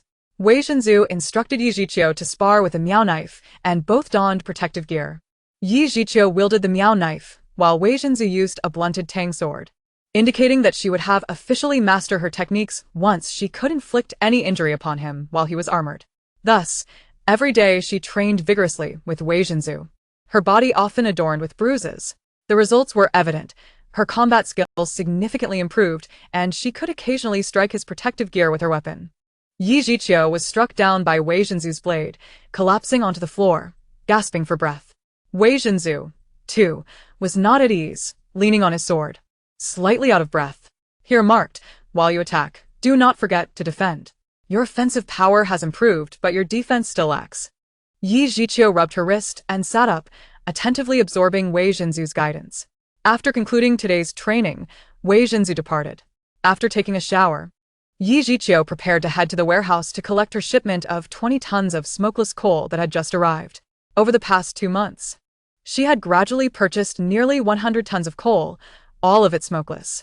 Although it was significantly more expensive than ordinary coal, the advantage of its smokeless combustion justified her hefty investment. She had stockpiled enough supplies for a lifetime, yet with her current financial means, she intended to continue accumulating resources. After enjoying a hearty dinner and scrolling through her phone for a while, she patiently awaited 7 p.m. Once the warehouse supervisor clocked out, she drove to the warehouse. Skillfully disabling the surveillance system, she entered through the main gate. She had arranged for her coal to be packed into wooden crates, facilitating direct transfer into her storage space. After spending half an hour organizing the coal, she also stored the 1,000 bags of cat litter, each weighing 50 pounds, that had arrived the previous day. After securing the warehouse door and restoring the surveillance, she drove her SUV to the night market food street. Every 3 days, she would collect from the warehouse and then visit the food street, ordering 20 portions of every delectable snack, promptly storing them in her vehicle while still hot. After shopping from one end of the street to the other, she returned home, where it was already past midnight. After freshening up, she went straight to bed. "Boss, "Our pharmacy is opening tomorrow. Will you be coming to cut the ribbon?" Just after concluding her sparring session with Wei Zhenzu, enduring the aches from being thrown around, Yi Zhiqiu received a call from Qinjing. Over a month had passed, and although Yi Zhiqiu initially intended for Qinjing to open the store within that time frame, she had underestimated the complexity of the requirements and procedures involved in establishing a pharmacy. Even joining a chain pharmacy merely simplified the process slightly. Furthermore, she had planned to open within a supermarket, but with the supermarket not ready this month, she had to find an alternative location. "I won't be attending. You can handle everything yourself," she replied. Chen Jing acknowledged this and discussed some related matters before ending the call. Yi Zhiqiu let out a heavy sigh. The pharmacy was set to open, and she had arranged for a spacious warehouse to stock the necessary supplies. Chun Jing also expressed her commitment to gather a comprehensive range of medications to fill the warehouse, allowing Yi Jiqiu to finally breathe a sigh of relief. Her supermarket warehouse was already filled to capacity. Last time, Xiang Juanhao had delivered 8,000 pigs, 3,000 cows, and 5,000 sheep, all neatly cut, packaged, and frozen, with the offal cleaned. Additionally, there were 5,000 pounds of dried mountain delicacies, such as hazelnuts and pine nuts, packaged and delivered, totaling nearly a ton. The variety of rice, including northeast rice, fragrant rice, glutinous corn, corn flour, wheat flour, red beans, green beans, soybeans, and various types of noodles and starches amounted to nearly 80 tons. Semi-processed buns, dumplings, tangyuan, milk-flavored steamed buns, and lava buns had also arrived, totaling almost 5 tons. September and October are the harvest months for rice and corn in northeast China, so she instructed Xiang Juanhao to gather and process another batch of rice and corn. After that, her focus would shift to supporting Guijia's father. Although her stockpiled provisions seemed substantial, if Guijia's father were to act, her supplies would seem trivial in comparison to the machinery of Guijia. Individual strength could never rival that of Guijia's machinery. Managing her own affairs was already a significant achievement. During this time, she frequently explored online discussions about apocalyptic scenarios, which sparked much inspiration and admiration for humanity's creativity. If only she could wish her past life had been merely a dream. If only all her current preparations could be rendered unnecessary. Chapter 27. Farewell. Gankanen Lulu? Boss, our supermarket is fully prepared. When do you plan to officially open? Li Guanghai, unable to sit still, had organized everything, hired employees, and found a successor. He was perplexed as to why the boss had delayed for so long. Yi Jiqiu realized she could no longer postpone and responded. The day after tomorrow is October 1st, National Day. You can open then. After a moment's thought, she added, it would be a burden for you to oversee the supermarket for another month, but once everything stabilizes, you can step back. Upon hearing the confirmation of the opening, Li Guanghai sighed in relief. Though he received a salary each month, the past 2 months had been rather dull, filled mainly with training employees and mentoring his successor. He readily agreed. Having a clear timeline for leaving was a relief, and he longed to return home. After ending the call, Yi Jiqiu glanced at the date. Feeling increasingly restless and unable to concentrate, as she had been bested by Wei Jinzu several times during practice. It seems you are not suited for training today. Your attention is elsewhere, Wei Jinzu remarked, somewhat disgruntled. Despite Yi Jiqiu's current inability to match his strength, he felt a sense of accomplishment in having trained a novice to spar with him without faltering in just a few months. However, her restlessness during practice had irked him, leading him to call off the session. Yi Jiqiu removed her protective gear and apologized to Wei Jinzu. He waved her off, stowing his own gear as he said, let's call it a day. The practice of martial arts is most hindered by a restless mind and lack of focus. I will take my leave now. Absently, Yi Jiqiu saw Wei Jinzu off, then sat in silence for a long while before calling him to inform him of the 3-day break. The day after tomorrow marked October 1st, the day she had found Kong Kong, who had barely been born 3 days prior and was left to die in a secluded garbage bin. She was unsure how long he had been there, but she had heard his whimpers, indicating he had spent a considerable time in that bin. The veterinarian had warned that if she had arrived an hour later, Kong Kong would not have survived. The vet had also confirmed that the puppy was no more than 3 days old. Kong Kong had been in the bin long enough to suffer from umbilical cord infection and a cold. After treatment, he had spent a week in an incubator before recovering. In his previous life, he had a coat of white and yellow fur, unlike the pure white of a Great Pyrenees. After consulting with Wang Ken, she learned that there was indeed a family in the villa area that owned a Great Pyrenees. Perhaps they had discarded him after realizing his unusual coloration at birth. Calculating the time, today should be Kong Kang's birthday. She did not want him to endure another experience of being abandoned in a garbage bin, waiting to die. But what could she do? Yi Jiqiu paced in her living room for a long while before picking up the phone to call Wang Ken. Good evening, Miss Yi. How may I assist you? Wang Ken's greeting was interrupted by the anxious Yi Jiqiu. Is there a family in the villa area that owns a pregnant Great Pyrenees? Wang Ken was taken aback by Yi Jiqiu's agitated inquiry, momentarily speechless. What kind of question was that? After Yi Jiqiu's impatient inquiry once more, Wang Ken finally regained his composure and replied, I apologize, Miss Yi. I do not have much interaction with the villa area, so I am not entirely aware of the pregnant polar bear kept there. Wang Can internally rolled his eyes. Managing the affairs of 6 duplexes daily was already burdensome enough. Who had the extra time to concern themselves with a dog in the villa area? Yi Jiqiu, aware of her own impatience, took a moment to compose herself before saying, I have heard from other homeowners that there is a pregnant polar bear in the villa area. I wish to raise one of the puppies from its birth. Could you help me inquire about it? Wang Can hesitated for a moment before asking Miss Yi, what exactly do you wish for me to inquire about? Yi Zihu responded. Please find out whether the family will give away the puppies once they are born. Just tell them I want one, and that I will personally raise it. I am willing to pay. To be honest, Yi Jiqiu's request seemed a bit unreasonable. Those living in the Jinfu community were not short on funds. And the same applied to the villa area. If they could afford to have their dog impregnated, they certainly would not rely on selling puppies for income. It would be quite embarrassing to admit. Yi Jiqiu was somewhat flustered, her words becoming disjointed. But she genuinely did not want Kong Kong to be thrown into the trash again to await death. Kong Kong was her treasure, her family, and never mere refuse. Wang Can carefully considered Yi Jiqiu's intentions and said, Miss Yi, you happened to see the pregnant polar bear and took a liking to it. You learned of its pregnancy and wished to have one of its puppies, correct? Yi Jiqiu nodded vigorously on the other end of the line, appreciating Wang Can's eloquent rephrasing. Yes, exactly. Please help me inquire, and if the polar bear has puppies, I would like one. I will surely reward you handsomely. Upon hearing her request, Wang Can felt it was somewhat tricky. He had no business dealings with the villa area, and the residents there had their own housekeepers. He was not familiar with them at all. How could he approach them to ask for a puppy? At the same time, Wang Can was puzzled. If Yi Jiqiu wanted a puppy, there were countless breeds to choose from. Why go to such lengths to specifically request a puppy from that polar bear? However, after 10 years of being a building manager, he had encountered all sorts of peculiar and unreasonable requests. While Yi Jiqiu's demand did present some difficulty, it was not insurmountable. After pondering for a moment, he smiled gently and said, Miss Yi, please do not worry. Rest assured that I will do my utmost to fulfill your request. Please await my news. Yi Jiqiu harbored disdain for Wang Can's previous abruptness, but she trusted his capability. Hearing his words eased her anxiety somewhat. I appreciate your efforts, Mr. Wang.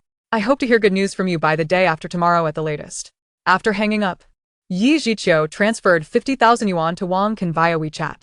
After a moment, she saw that he had acknowledged receipt, which further calmed her nerves. Since he accepted the money, it meant that this matter was not overly burdensome for him, and she could wait patiently.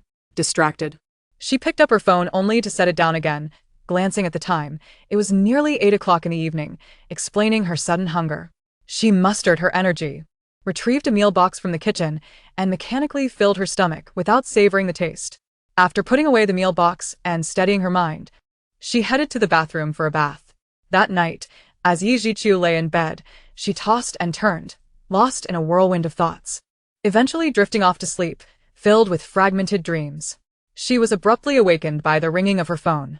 Looking at the screen, it was a call from Wang Can. Her heart raced with anticipation as she nervously answered the call. Hello? What's the news? Wang Can's voice remained calm as he replied, Miss Yi, the puppies have arrived. Since they were just born, I have taken them to the community's pet hospital. However, there are not 1, but 2 puppies. Yi Ziqiu's elato momentarily faltered. 2? How is it 2? Wang Can, sounding somewhat resigned, explained, the family was completely unaware of when their polar bear was pregnant. By the time I found out, the puppies had already been born, 1 male and 1 female. The family intended to keep them, but since the puppies' fur color did not match their expectations, they decided to let the housekeeper handle them. As soon as I learned of this, I hurried over and took both puppies to the pet hospital. Yi Jiqiu had not anticipated her guess would be correct. The family had discarded Kong Kong in the past for being a mixed breed. But what about the other one? In her previous life, she had only rescued 1 puppy from the trash. Was it possible that there had indeed been 2? And Kong Kong survived and made a sound that she heard, while the other did not survive. Yi Jiqiu considered this possibility. After all, it was unlikely for them to discard one here and another there. It seemed that due to her intervention, fate had allowed Kong Kong's sibling to survive as well. That was fine, since it was Kong Kong's sister. Raising them together was no burden at all. Yi Jiqiu sincerely thanked Wang Can and inquired about the condition of the 2 puppies, her tone unexpectedly warm. leaving Wang Qin astonished. She quickly prepared herself, not even pausing for a meal, and drove straight to the pet hospital within the community. Upon arriving and parking her car, she hurried inside, where a charming nurse in a cute uniform greeted her. Hello, welcome to AI Chong Pet Hospital. How may I assist you? Yezihiu, unusually impolite, interrupted. I am a resident of the duplex in Building 6. The 2 puppies brought by Mr. Wang this morning are mine. The nurse, with a bright smile, replied hello. Monsieur. Mr. Wang has already informed us. Please follow me. The nurse led Yi Jiqiu to a room containing several incubators. Pointing to a larger incubator, she said, Miss Yi, these are the 2 puppies brought by Mr. Wang. Yi Jiqiu stepped closer and peered into the transparent incubator. It was Kong Kong. Just one glance was enough for her to recognize the slightly larger puppy nestled closely beside another. Yi Jiqiu felt her face flush with excitement as she gazed at Kong Kong in the incubator, her heart swelling with emotion. She had succeeded. Not only had she reunited with Kong Kong a day earlier in this life, but she had also saved Kong Kong's sister. How are they doing? After a while of calming her elevated spirits, she turned to the quietly waiting nurse and asked. The nurse smiled and said, when Mr. Wang brought them this morning, they were in good condition. However, they're still very small, and our doctors recommend keeping them in the incubator until they open their eyes. Relieved to hear that they were doing well, Yi Jiqiu agreed to let them stay there for now, as they were too tiny and would be well cared for by professionals. The nurse then pulled out a case file from her pocket and said, Miss Yi, could you please come and complete the paperwork for the 2 puppies? Yezihiu nodded. Reluctantly stealing one last glance at the sleeping Kong Kong before following the nurse to the front desk. The nurse opened a brand new manual and asked Miss Yi, you are indeed certain about raising these 2 puppies, correct? Yezihiu nodded affirmatively. The young nurse then said, please, give names to your 2 little dogs. Without hesitation, Yi Jiqiu replied, the brother will be named Kong Kong, which signifies health. As for the sister, after a moment's contemplation, she continued, let us call her Lulu, representing joy. Yi Jiqiu acknowledged her ineptitude at naming, admitting that her choices were rather common, yet these names encapsulated her blessings and hopes for her dogs. She wished for them to live a life of true health and happiness by her side. The nurse recorded their details in a manual and subsequently created their profiles on the computer. Miss Yi, the profiles for Kong Kong and Lulu have been established. Please keep this manual safe. Kindly settle the fees for Kong Kong and Lulu. Yi Jiqiu perused the nearly new manual and handed over a deposit of 50,000 yuan. Please take good care of Kong Kong and Lulu, and provide them with the finest formula. Standing before the incubator, she gazed at Kong Kong and Lulu, who were snuggled together in slumber.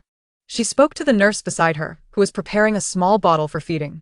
The nurse, donning gloves, opened the incubator and smiled at Yi Jiqiu. Would you like to feed them yourself? Yi Jiqiu accepted the tiny bottle from the nurse, observing as she gently cradled Lulu in her palm. The diminutive puppy, adorned with a short coat of yellow and white, seemed to sense the aroma of milk, twitching its tiny pink nose and emitting soft whimpers as it eagerly searched for the source of the delightful scent. Upon hearing his sister's sounds, Kong Kong also began to whimper from within the incubator, frantically moving his limbs as if attempting to stand. Monsieur? The nurse noticed Yi Jiqiu's attention diverted by the other puppy and gently reminded her. Yi Jiqiu quickly redirected her focus back to Kong Kong, smiling shyly at the nurse. She concentrated on feeding Lulu, this unexpected joy of her life. Uncertain whether Lulu was the elder sister or younger sibling to Kong Kong, she decided to regard Lulu as the younger one, given her smaller stature. After Lulu was fed, it was Kong Kong's turn. Yi Jiqiu eagerly watched as the nurse lifted Kong Kong from the incubator, longing to touch him. Perhaps due to Yi Jiqiu's intense gaze, the nurse handed her a pair of medical gloves and gently placed Kong Kong into her hands. Kong Kong, warm and soft, wiggled in excitement, possibly sensing the unfamiliar scent of a stranger. His cries were indescribable, a mix of shrieks and whines, which inexplicably brought tears to Yi Jiqiu's eyes. She pressed her cheek gently against Kong Kang's warm little body, softly calling his name, her mind flooded with memories of their previous lives together, culminating in the heart-wrenching image of Kong Kong's tragic demise in her arms. Tears streamed down her face as she called out Kong Kang's name. The small puppy responded with sounds that seemed both an acknowledgement and a mournful cry. The nurse, taken aback by the emotional scene, remained silent until she sensed Yi Jiqiu's demeanor had softened, then quietly suggested, Miss Yi, It's time to feed Kong Kong. With red-rimmed eyes and a flushed nose, Yi Zhiqiu shyly smiled at the nurse, then gently cradled Kong Kong. The nurse tenderly brought the tiny bottle to Kong Kang's lips, but he refused to drink. After several attempts, Kong Kong still would not accept the milk. Yi Zhiqiu asked anxiously, "Why won't Kong Kong drink?" The nurse pondered for a moment and jested. "Could it be that this little fellow doesn't recognize strangers? Perhaps Miss Yi should try feeding him." Taken aback by the nurse's playful suggestion, Yi Zhiqiu, holding the still unopened-eyed Kong Kong, cautiously said, "Kong Kong, my dear, Mommy can't spare a hand right now. Let nurse sister feed you, all right? Be a good boy and drink your milk, so you can grow strong. In a few days, Mommy will take you home." Remarkably, it seemed as though Kong Kong understood her words. When the nurse offered the bottle again, he began to drink. The nurse, astonished, commented, "Miss Yi, your Kong Kong is quite perceptive." Yi Zhiqiu, filled with pride, slightly lifted her chin, her expression betraying her delight despite her silence. The nurse, amused by Yi Zhiqiu's evident pride, thought it amusing that the puppy, barely 2 days old, could comprehend anything. However, Yi Zhiqiu held a different belief. If she could be reborn, why not Kong Kong? And then, with a secret hope in her heart, she realized her thoughts might be greedy. Yet Kong Kang's seemingly extraordinary behavior ignited a deep expectation within her. "Kong Kong, you and your sister must stay well here. The nurse will feed you, and you must drink up. In a few days, Mommy will bring you and your sister home. Be good now." Under the nurse's gentle reminder, Yi Zhiqiu reluctantly placed Kong Kong back into the incubator. Kong Kong lifted his little head, anxiously turning about, perhaps sensing the absence of Yi Zhiqiu's scent, emitting distressed whimpers. Observing Kong Kong's unease, especially in contrast to Lily's tranquility, Yi Zhiqiu remarked, "I didn't expect Kong Kong to recognize people at such a young age. He truly has spirit." Noticing Kong Kang's growing anxiety and sharper cries, Yi Zhiqiu pondered, then asked the nurse, "May I place a clean piece of my clothing in the incubator?" The nurse, concerned for the tiny puppy's well-being, hesitated briefly before responding, "I'll ask the doctor. I cannot make that decision." Yi Zhiqiu nodded as the nurse departed. She thought for a moment, opening the incubator slightly, and softly reassured Kong Kong, "Don't worry. Mommy hasn't tea left. You're still too small. It will be a few days before Mommy can take you and your sister home. Be patient. I'll visit you every day." Upon hearing Yi Zhiqiu's voice, Kong Kong quieted, lifting his little head toward her, attentively listening. After several more soothing words, the nurse returned. Seeing Yi Zhiqiu had opened the incubator, she cast a resigned glance at her. "The doctor said as long as it's clean, it's fine," the nurse informed. Feeling somewhat guilty, Yi Zhiqiu quickly reassured Kong Kong, "Mommy will be away for a moment. Be good, okay?" After closing the incubator door, she offered an apologetic smile to the nurse and hurriedly left. Yi Zhiqiu drove back home at top speed, rummaging through her clean clothes for a suitable jacket before hastily returning to the pet hospital. While Lula slept soundly, Kong Kong craned his little head back and forth, possibly sensing Yi Zhiqiu's footsteps, and began to whimper urgently. The nurse quickly opened the incubator door, and Yi Zhiqiu carefully folded her jacket and placed it inside. Kong Kong caught a whiff of the familiar scent, energetically paddling his little legs and momentarily abandoning his sister, his small body sprawled across Yi Zhiqiu's jacket. After a big yawn, he snuggled into the fabric, preparing to drift off to sleep. Yi Zhiqiu quietly observed, increasingly convinced that this was indeed her Kong Kong. She fixed her gaze on Kong Kong for half an hour before reluctantly leaving the pet hospital at the urging of a nurse. Yi Zhiqiu granted Wei Zhenzu 3 days off. Each day she woke up, got ready, and hurried to the pet hospital. After 3 days, she adjusted her visits to the mornings. Returning to continue her martial arts training with Wei Zhenzu, she felt a renewed sense of determination. She vowed to protect Kong Kong, Anin and their new member, Lele, throughout her life. A week later, Yi Zhiqiu intended to take Kong Kong and Lele home, but received a call from Mike informing her that the collected supplies were ready for pickup, as the warehouse was overflowing. With reluctance, she bid farewell to Kong Kong, granted Wei Zhenzu another day off, and booked a flight to Big Bull City in the beautiful country. "Boss, it's been a while. I am so pleased to see you in good health," Mike greeted her at the airport. After exchanging pleasantries, Yi Zhiqiu stated, "Let us head directly to the cold storage. I wish to inspect the seafood first before we visit the other warehouses." Mike nodded and called the cold storage staff to grant them a day off. During the journey, He chatted with Yi Jiqiu for over an hour before they arrived at the seafood cold storage. Mike led Yi Jiqiu to the main control room, where he cut off all power in her presence. Yi Jiqiu donned additional warm clothing, and after Mike pulled the circuit breaker, he handed her the keys to both the cold storage and the control room before taking his leave. Once she checked the equipment and confirmed that it had lost power, she removed the storage hard drive from the control room. Then, from her space, she retrieved a metal chain and locked the main door of the control room. One must always guard against deception. Following the same procedure as her last visit, she spent several hours collecting seafood from the frozen and refrigerated storage before finally exiting the last cold storage, shivering. Standing in the sunlight, she felt little warmth. After all, it was nearly November, and Big Bull City was entering winter with low temperatures. After securing the chain and reinserting the hard drive, she restored the power and treated herself to a cup of hot cocoa. After resting for over half an hour, she felt somewhat revitalized and called Mike. Mike arrived within 10 minutes and, noticing Yi Jiqiu's pale complexion, remarked, "Boss, you can completely trust me. There's no need for you to verify the goods personally, especially considering how cold it is inside the cold storage." Yi Jiqiu smiled and replied, "Mike, you know I trust you, but I prefer to personally check the seafood. It brings me a sense of fulfillment. Don't you agree?"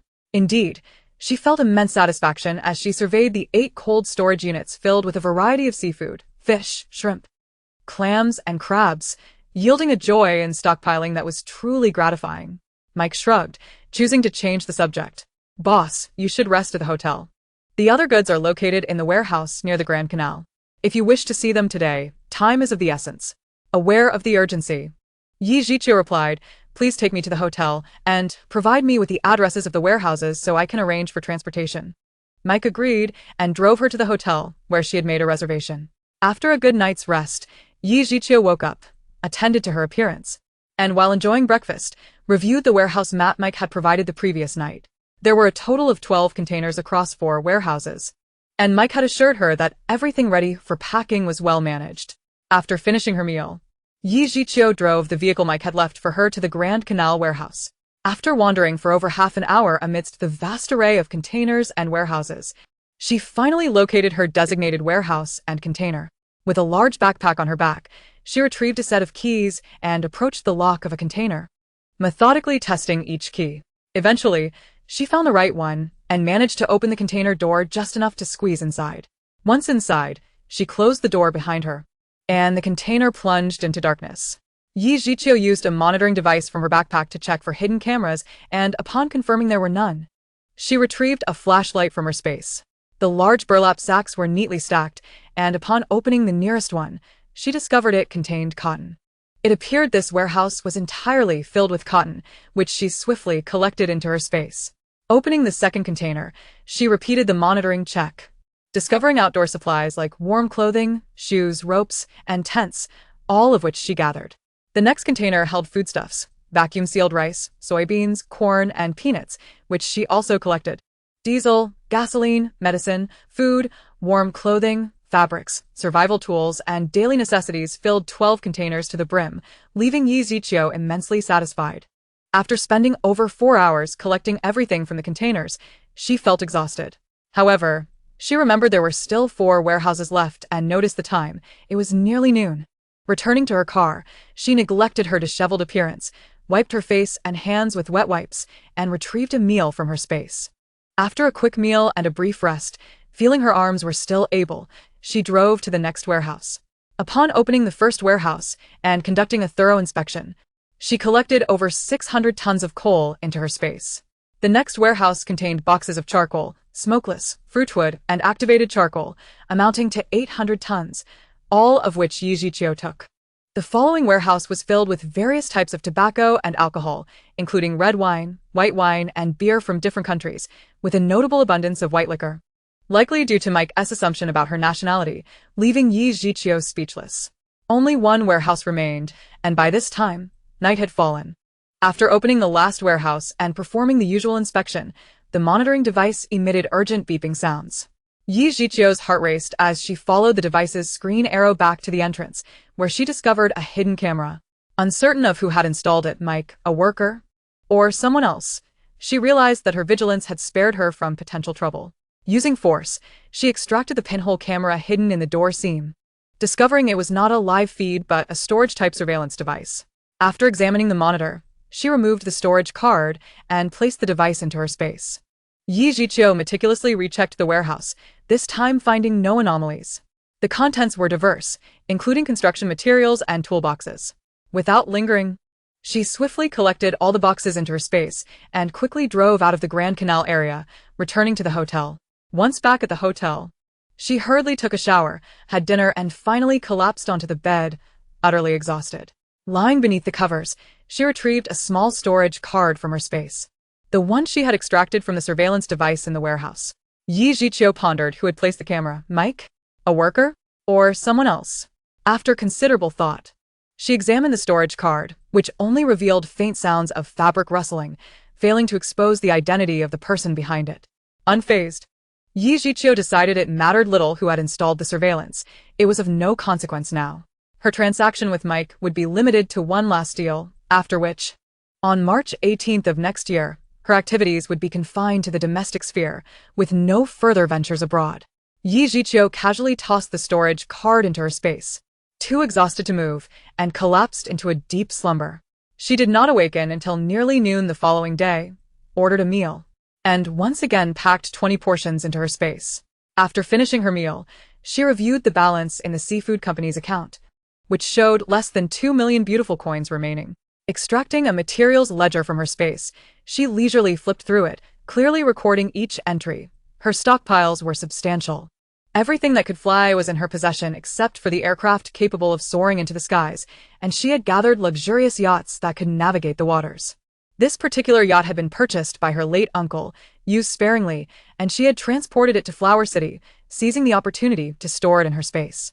She had also reserved 2 RVs, 2 off-road vehicles, and various tire components, all awaiting transport to Flower City in early March next year for her to claim. After meticulously reviewing the ledger, Yi Jiqiu contemplated the necessity of further stockpiling and purchasing.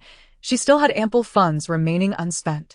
Thus, she decided to call Mike. Mike, can you procure a substantial quantity of gasoline and diesel? The beautiful nation does not produce gasoline and diesel, but the countries they have invaded and occupied do, making fuel relatively inexpensive and the purchasing regulations less stringent than domestically. Mike pondered for a moment before responding, Boss, it's certainly possible to buy. But how much constitutes a substantial amount? Yi Jiqiu replied straightforwardly, utilize your utmost capabilities. Gather as much as you can within 3 months. I will take whatever you can procure. Additionally, from now on, just focus on collecting high-quality seafood and similar goods. Over the next 3 months, concentrate entirely on gathering gasoline, diesel, pharmaceuticals, cotton, fabrics, grains, oils, salt, sugar, tea, and spices. I will send you another 50 million to facilitate this. Mike was astonished. No one understood better than him the extent of the supplies he had amassed over the past few months. To be candid, this comprehensive collection of goods could sustain a large family for decades, or even a single individual for a lifetime. Yet, this wealthy young lady from Huagua appeared unsatisfied. Are survival enthusiasts truly this frenzied? Mike noted his upcoming tasks, then, filled with shock and confusion, called Alexander. Old buddy, are all you survivalists this extreme? As he spoke, he recounted the expenditures Yi Jiqiu had incurred while he was gathering supplies over the past few months, mentioning the additional 50 million that was soon to arrive. Upon hearing the figure, Alexander cursed under his breath. Damn, those wealthy people. If I had wealth like your boss, I'd be even more reckless. After a moment of silence, Alexander, with a serious tone, addressed Mike. Brother, old friend, don't you find that the reckless accumulation of supplies by that young lady from Huagua signifies impending trouble? Mike fell silent as well. He was no fool. Yi Jiqiu had initially approached him through a headhunting agency, leading him to believe it was merely an export trade seafood company. However, since the true mastermind had revealed herself and prompted him to begin frantically stockpiling supplies, he sensed something was amiss. Reflecting on the goods accumulated through his own channels and Yi Jiqiu's lavish spending, it became evident she was preparing for an apocalypse, with tangible assets exchanged for the supplies he had meticulously gathered. The notion puzzled him, so he discreetly invested a substantial amount to investigate Yi Jiqiu's identity. Discovering she was simply an ordinary individual who had inherited a significant fortune, with no hidden identity or background. Notably, She exhibited no signs of mental illness. This was something he had thoroughly verified. This revelation left him feeling anxious. Could the apocalypse truly be approaching? Mike murmured his concerns, to which Alexander replied, even if the apocalypse isn't imminent, something significant is bound to occur. Old buddy, we need to prepare in earnest. Follow the wolves and feast on meat, but avoid the flies and their filth. No one would recklessly risk financial ruin without cause.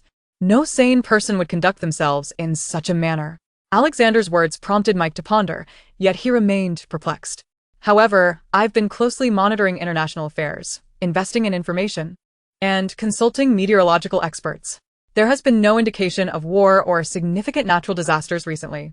From a broad perspective, the world appears quite tranquil.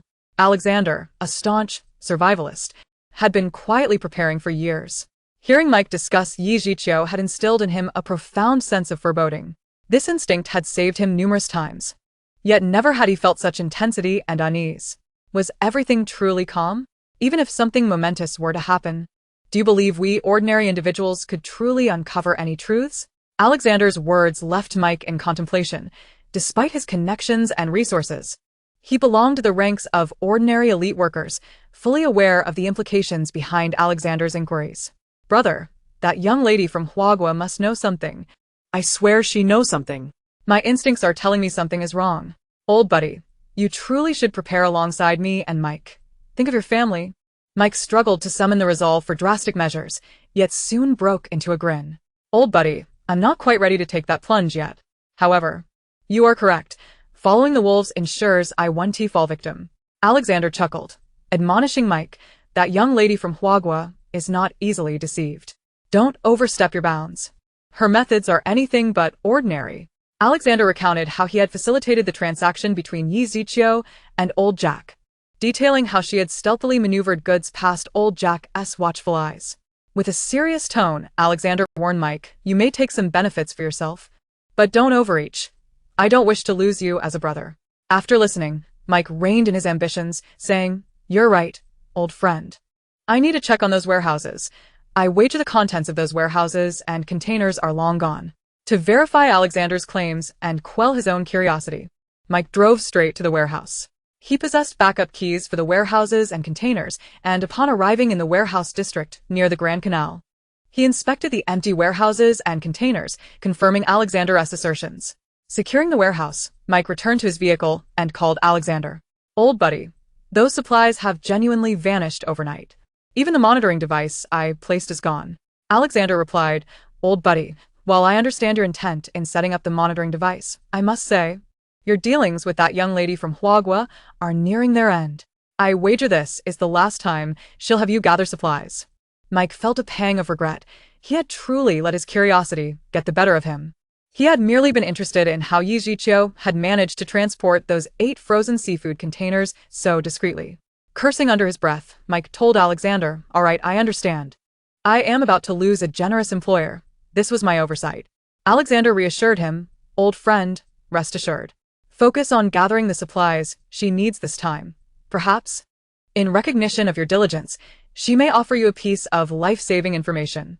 Mike reluctantly nodded, intending to heed Alexander's advice and suppress his excessive curiosity. As Alexander stated, he diligently assisted Yi Zhiqiu in gathering supplies, hoping that the young girl would eventually provide him with a clear directive. Unbeknownst to Yi Zhiqiu, who had just finished her meal at the hotel, a conversation between Mike and Alexander had transpired while she was attending to a distress call from the pet hospital. Chapter 30. Alexander's unease. Kong Kong refuses to drink milk? Is he on a hunger strike? Yi Zhiqiu felt a surge of anxiety and swiftly hung up the phone to initiate a video call. When the pet doctor answered, Yi Zhiqiu's heart sank as she observed Kong Kong nestled within her coat in an incubator, refusing to accept the milk bottle offered by the nurse, despite her coaxing. Kong Kong, Mommy is here. Why aren't you eating properly? I had to step out for a bit, but I will be back in a couple of days. Please drink your milk. Upon hearing Yi Zhiqiu's voice, Kong Kong, with his stout little legs, began to fidget, lifting his tiny head in search of her. At 9 days old, Kong Kong had yet to open his eyes, though his yellow-white fur had grown a bit. He sniffed eagerly, but unable to detect Yi Zhiqiu's scent, emitted a whimper akin to a distressed cry, causing her heart to ache. Before she left the country, Yi Jiqiu had visited Kong Kong and Lei daily. And after nearly 2 days without seeing her, Kong Kong's demeanor had begun to falter. With considerable effort, Yi Jiqiu managed to soothe him, eventually encouraging him to drink. In the video call, she directly inquired, "Doctor, how are Kong Kong and Lei's health?" The pet doctor, maintaining a demeanor devoid of emotion, replied, "They are both in excellent health. Lei is slightly weaker than Kong Kong, but compared to other puppies of the same age, she is indeed healthy." Relieved, Yi Jiqiu chatted with Kong Kong for a while longer before reluctantly hanging up after repeatedly reminding the doctor of her concerns. Just as she ended the call, her phone rang once again. It was Alexander. Upon answering, a warm greeting resonated from Alexander's side. "Hi, it's been a while, young lady. I learned from Mike that his boss has arrived. I'm glad to know you're in Dania City. Do you have some time?" Without delay, Alexander got straight to the point, and Yi Jiqiu responded directly, "I'm available today. Let us meet at the same hotel. I'll be waiting for you." Half an hour later, the doorbell rang. Yi Jiqiu glanced at the screen and saw Alexander.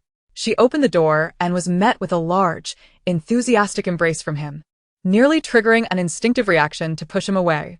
Fortunately, Alexander merely offered a gentle hug, oblivious to how close he came to being toppled by Yi Jiqiu. Yi Jiqiu led Alexander to the living room, bypassing pleasantries and stating directly, "There's a saying in our country, no one visits the Three Treasures Hall without reason. So, what brings you here?" Alexander, slightly puzzled by her words, replied straightforwardly, "I'm here to act as an intermediary between you and old Jack. Do you still need weapons?" Yi Jiqiu contemplated for a moment before nodding. "I do, but I no longer require ordinary firearms or ammunition. The supplies from our last transaction suffice for typical situations. I seek more powerful and specialized weaponry." Raising an eyebrow, Alexander inquired, "Such as?" With a calm expression, Yi Jiqiu stated, "For instance, flamethrowers, high-explosive grenades, and man-portable rocket launchers." Pausing for emphasis, she added, 3 months, with no limitations. In stunned silence, Alexander stammered, "This I'll need to check. Please wait for my call." After saying this, he stood up and exited the room. Once in the fire escape, Alexander glanced around before calling old Jack, stating directly, "She said she wants flamethrowers, high-explosive grenades, and man-portable rocket launchers, unlimited within 3 months." Old Jack fell silent, then erupted with a series of exclamations. Does she intend to initiate a localized war? Alexander remained quiet, then softly recounted his conversation with Mike from the previous day, concluding with a grave remark. She is stockpiling supplies and weapons. Massively. Old Jack, processing Alexander's words, trembled as he questioned, her behavior is too strange. Is the end truly nigh? With a heavy sigh, Alexander replied, I cannot ascertain if the apocalypse is indeed approaching. But the actions of this young girl from Huagua fill me with dread. My instincts are unsettled. Having obtained a list of supplies Yi Jiqiu was amassing for Mike, Alexander spent a sleepless night contemplating its implications.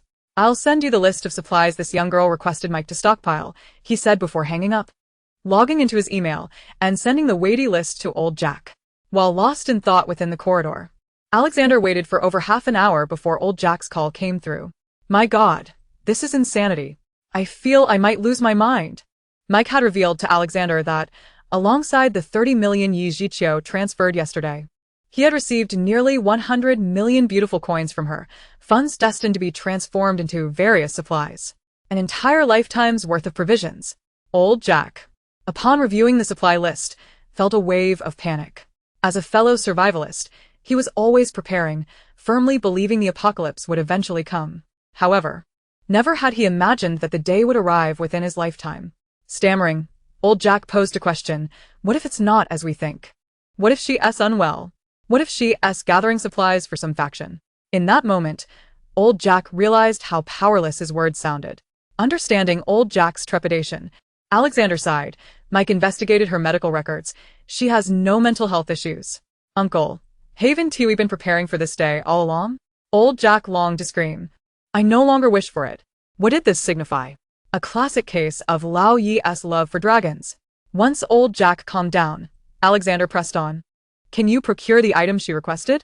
We need funds to prepare supplies. As Alexander's uncle, old Jack had lived through the global outbreak of a super virus that caused countless casualties worldwide. That virus still existed, not fully eradicated. Its mortality rate now akin to that of the common cold. It was during that time he became a survivalist, instilling the same beliefs in Alexander. For years, the uncle and nephew duo had been preparing for the apocalypse, and upon learning of Yi Zhiqiu's actions, their sensitive nerves were set ablaze. With gritted teeth, old Jack declared, "Even if it costs me my life, I will ensure she receives this batch of weapons." Wise to the ways of the world, he also intended to engage in trade and gather information from Yi Zhiqiu. Alexander stated, "She implied we only have 3 months to prepare." Old Jack erupted in a series of curses, panting heavily, "Go. Whether you have to kneel or plead, obtain a clear response from her. Hurry." On the verge of madness, old Jack hung up and activated his entire network to begin stockpiling, not only to prepare for his transaction with Yi Zhiqiu, but also for his own needs. Wiping his face, Alexander approached the door with a mix of anticipation and inexplicable dread, knocking on it once more. Yi Zhiqiu opened the door for him, and the two of them settled back onto the sofa. Alexander displayed a grim smile as he spoke. Old Jack said he would do his utmost to complete this transaction within 3 months. Yi Zhiqiu looked at Alexander with a hint of confusion, unable to comprehend how someone could return from an outing appearing so drained. She nodded, but before she could utter a word, Alexander abruptly stood up and knelt on one knee beside the sofa. Yi Zhiqiu was taken aback. What was Alexander doing? With a grave and pleading expression, he gazed at her and asked, "Is the apocalypse truly upon us?" Upon hearing his words, Yi Zhiqiu's expression froze, and she regarded him coldly. The atmosphere grew heavy, and Alexander found it difficult to breathe. He gasped for air, his eyes pleading with Yi Zhiqiu. She was aware that her frenzied stockpiling had drawn attention, so she had been discreet in her actions domestically while indulging abroad.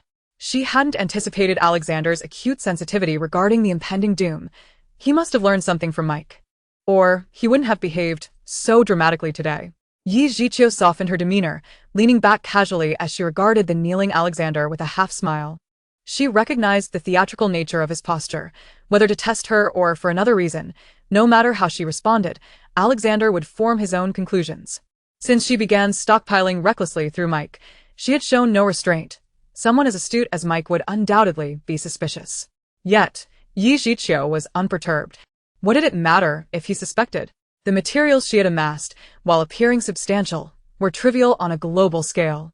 In nations that venerate personal and freedom of speech, even if one shouted about the apocalypse in the streets, they would merely be deemed mad. The situation was entirely different domestically. Such proclamations could lead to confinement in a psychiatric institution. Even disseminating rumors online about the end approaching would likely result in an invitation for a chat, and potentially a few days of detention. Thus, abroad, Yi Zhiqiu felt no fear. Even if she proclaimed the arrival of the apocalypse, what could it change? Even if she extravagantly spent on supplies, so what? She was wealthy. Stockpiling was her freedom. Long live freedom. In this capitalist country, wealth afforded one the liberty to act as one pleases. Yi Zhiqiu continued to regard Alexander's antics with a bemused smile, and he gradually became awkward, rising to his feet, offering a forced laugh, and returning to the sofa. "Seriously, do you really believe the end is nigh?" Yi Zhiqiu rolled her eyes and replied, "Think what you will. That's my belief." Alexander, frustrated at receiving no definitive answer, pressed on. "If it doesn't come, what will happen to the money you've spent and the goods you've stockpiled?" "It's not a trivial amount." Yi Zhiqiu shrugged nonchalantly. "It doesn't matter. I have money.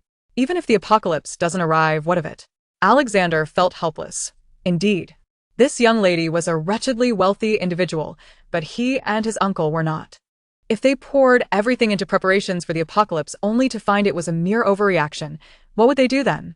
Would they even survive? Dejected, Alexander contemplated this. And Yi Zhiqiu realized she needed to cooperate well with these individuals, perhaps dropping hints to ensure they obediently stockpiled for her without error. "I think you should prepare soon. No matter how much I stockpile, what difference does it make? I'm still young, just a child of feeble mind, terrified by the talk of the end. Wouldn't you agree?" Alexander felt a chill at her words, his heart sinking. Yi Zhiqiu blinked and continued, "Our national circumstances differ. But regarding the potential arrival of the end, our online community has an interesting saying." Alexander regarded her with confusion as she smiled and said, "If the neighbor has grain, I have a gun. The neighbor is my granary. Isn't that amusing?" Her laughter echoed, but Alexander stared at her, bewildered by her apparent humor in such a frightening statement. Yi Jiqiu, growing weary of Alexander's persistence, stated directly, "What if I told you the end is coming? Would you dare to believe it? Would you risk everything to follow my lead?" Alexander fell silent, finally wiping his face in resignation, rising to his feet, saying, "I apologize for my outburst, you're right. Once old Jack has the items you need ready, we shall discuss the transaction further. I must take my leave. We will be in touch." Yi Jiqiu also stood, seeing him out. Watching Alexander exit, she remarked, "I only have 3 months. I will return here for our final transaction." Alexander turned to meet Yi Jiqiu's significant gaze, nodding silently before departing. Yi Jiqiu closed the door, calling the pet hospital to inquire about Kong Kong and Lei Lei, soothing Kong Kong via video with a nurse. After putting her belongings into storage, she checked out of her accommodations. She had collected all the goods needed during this trip, and their next rendezvous was set for 3 months later. Now, she was off to the desert country, a nation rich in oil, to stockpile as much petrol and diesel as possible. In the desert nation, Yi Jiqiu exhausted all means, spending over 600 million yuan within a month and a half, accumulating barrels upon barrels of oil, petrol, and diesel. These resources, regardless of how she utilized them, would suffice for her lifetime. She also collected unique delicacies and raw materials from the desert country, spending nearly 1/3 of her funds on this journey, returning home both fatigued and content. After a long journey, she finally arrived back in Huacheng, having Wang Can arrange for a vehicle to pick her up from the airport, heading straight to the pet hospital. After more than a month apart, the two little ones had grown plump. Upon hearing Yi Jiqiu's voice in the toy room, Kong Kong dashed towards her, short legs pumping as he yelped excitedly. Yi Jiqiu scooped him up. Kong Kong eagerly licked and nudged her face, his chubby body trembling with excitement, whimpering softly, his eyes glistening with moisture as he wrapped his little legs tightly around her neck, emitting pitiful sounds. Yi Jiqiu held Kong Kong tightly, her own eyes misting. This was Kong Kong, her family, her companion, reunited. The two nearly wept together, leaving the nearby nurse feeling quite awkward, unsure why the little pup appeared so distressed. Once they both calmed down, Yi Jiqiu remembered Kong Kong's sister, Lei Lei. Lei Lei's fate in her past life was likely to have perished in that trash bin, but this time she had brought Kong Kong to safety, thereby saving his sister as well. Since Lei Lei was Kong Kong's sister, she would naturally be part of her family too. Crouching down, still holding Kong Kong, she gently called out to the timid Lei Lei, hiding behind the plush toys. "Lei Lei? It's me, do you remember me?" Although her face had not been shown, her voice was familiar as she had video called the hospital daily. Kong Kong barked a few encouraging barks towards Lei Lei, who cautiously peeked out from behind the toys, stepping forward tentatively towards Yi Jiqiu. Yi Jiqiu had been closely observing Lei Lei, noticing her cautious demeanor. The round, expressive eyes of the dog reflected both wariness and curiosity towards Yi Jiqiu. Remaining still for a considerable time, Yi Jiqiu eventually sat down on the floor, startling Lei Lei with her sudden movement. The little creature froze, crouching low with her tiny rear end raised high, eyeing Yi Jiqiu with vigilance. Yi Jiqiu couldn't help but chuckle. At less than 2 months old, Lei Lei exhibited such heightened alertness. If Lei Lei's mutations were benign, she would surely grow to be as adept a hunter as her brother, Kong Kong. Kong Kong, unable to tolerate his sister's hesitance any longer, barked a few impatient sounds, clearly urging her. Upon hearing her brother's insistence, Lei Lei hesitated momentarily before slowly inching closer to Yi Jiqiu's outstretched hand. Cautiously sniffing, she recognized the familiar scent of Yi Jiqiu's clothing, confirming that this was indeed a known presence. Finally, Lei Lei's little tail began to wag, revealing her lively nature as Yi Jiqiu petted her. While enjoying the moment with the two puppies, Yi Jiqiu turned to the nurse who had been by her side. "Please prepare everything that a puppy might need, toys, a dog bed, and any other essentials. I will take them home with me," she instructed. The pet hospital had already vaccinated the two dogs a few days prior, so exposing them to the outside world posed no significant concerns. After disembarking from her flight, Yi Jiqiu came directly here, eager to personally escort Kong Kong and Lei Lei home. The nurse nodded in acknowledgement, and Yi Jiqiu placed Kong Kong and Lei Lei into the pouch of her sports hoodie, securing their little bodies as she drove home. Upon arriving at her abode, which she had not visited for nearly 2 months, she found that the cleaning duties had been entrusted to an automatic vacuum. Truly, human laziness is a driving force for progress. Modern robotic vacuums are remarkable, requiring only an hour of charging to operate for a week. Not only do they autonomously clean floors, but they also dust furniture, wipe windows, and even clean ceilings. Compact in size, they navigate easily into tight spaces and can dispose of debris into designated trash bins. Yi Jiqiu adored this convenience, amassing over 200 robotic vacuums for her home, ensuring that henceforth they would handle any disturbances. From now on, she resolved to keep outsiders away from her sanctuary. After amusing herself with the two little ones for a while, the supplies from the pet hospital arrived. Yi Jiqiu placed the dog bed in her bedroom, prepared milk for the puppies, and played with them until they nestled together and fell asleep. She then picked up the phone to call Wei Zhenzu. After nearly 2 months of travel, she had granted him a break, and now, with her return, she could resume her martial arts training with him. With the Lunar New Year approaching in just half a month, she was also looking forward to saving Enon on the 15th day of the new year. After scheduling a meeting with Wei Zhenzu for a month later, Yi Jiqiu hung up and casually browsed the news, particularly focusing on the ongoing volcanic activity in Sakura country.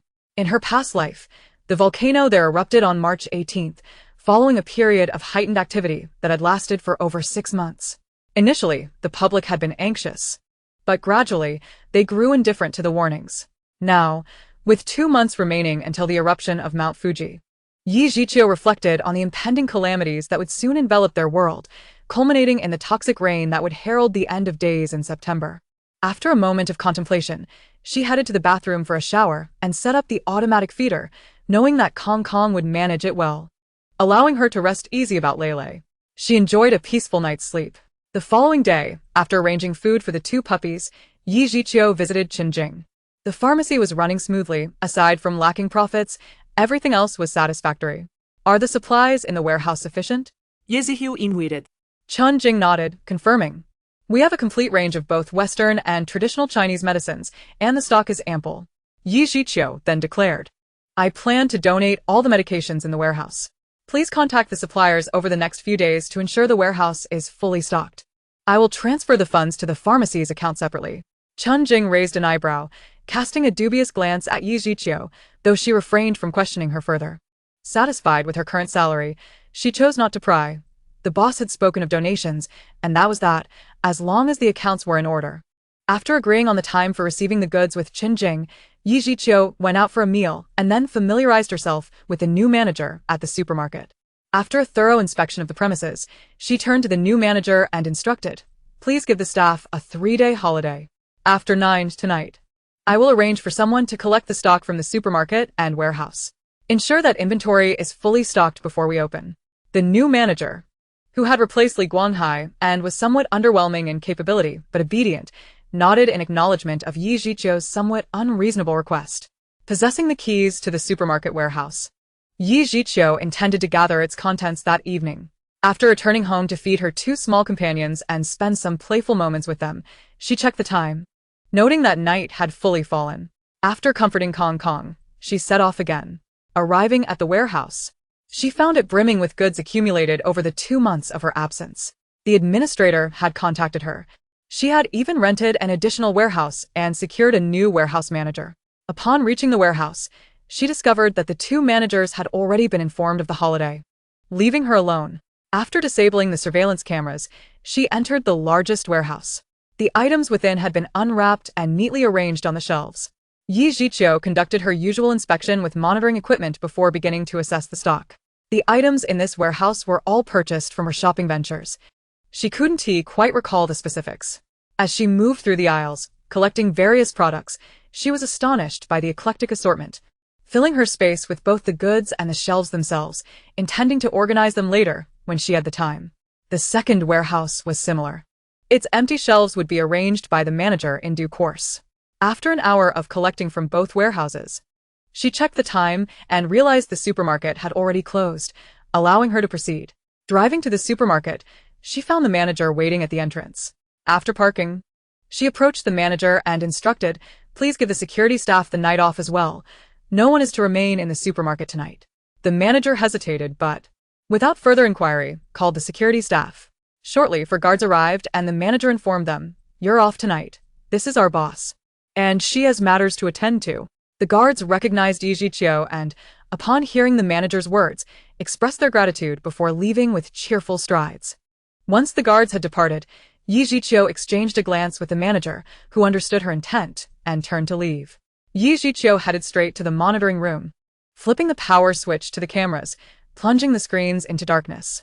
After securing the door to the monitoring room, she ascended to the 6th floor, dedicated to selling seeds, farming tools, fertilizers, and hardware. She collected items as she navigated through. On the 5th floor, she gathered bedding, furniture, kitchen utensils, and appliances, methodically collecting everything in sight.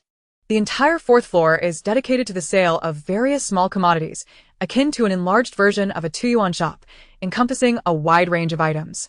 The 3rd floor features an assortment of nuts and candies, fresh beef and lamb, poultry, frozen meats, and a dedicated section for hot pot ingredients. The 2nd floor is home to grains, oils, seasonings, dried delicacies, and instant meals such as buns, steamed bread, dumplings, and glutinous rice balls. The 1st floor is reserved for tobacco, alcohol, and tea. Yi Jiqiu spent over 5 hours collecting everything, and then hurriedly proceeded to the warehouse areas on the 7th, 8th, and 9th floors to gather more items. The 9th, 10th, and 11th floors consist of refrigeration and freezing storage. The 12th and 13th floors house the pet food that Wana Zhu has been accumulating over the past 2 months. Yi Jiqiu noticed the exquisite packaging, filled with everything from dog milk powder to various flavors of dry and wet dog food, canned goods, and treats, filling 2 storage rooms. By the time Yi Jiqiu exited the supermarket, it was nearly 4 in the morning.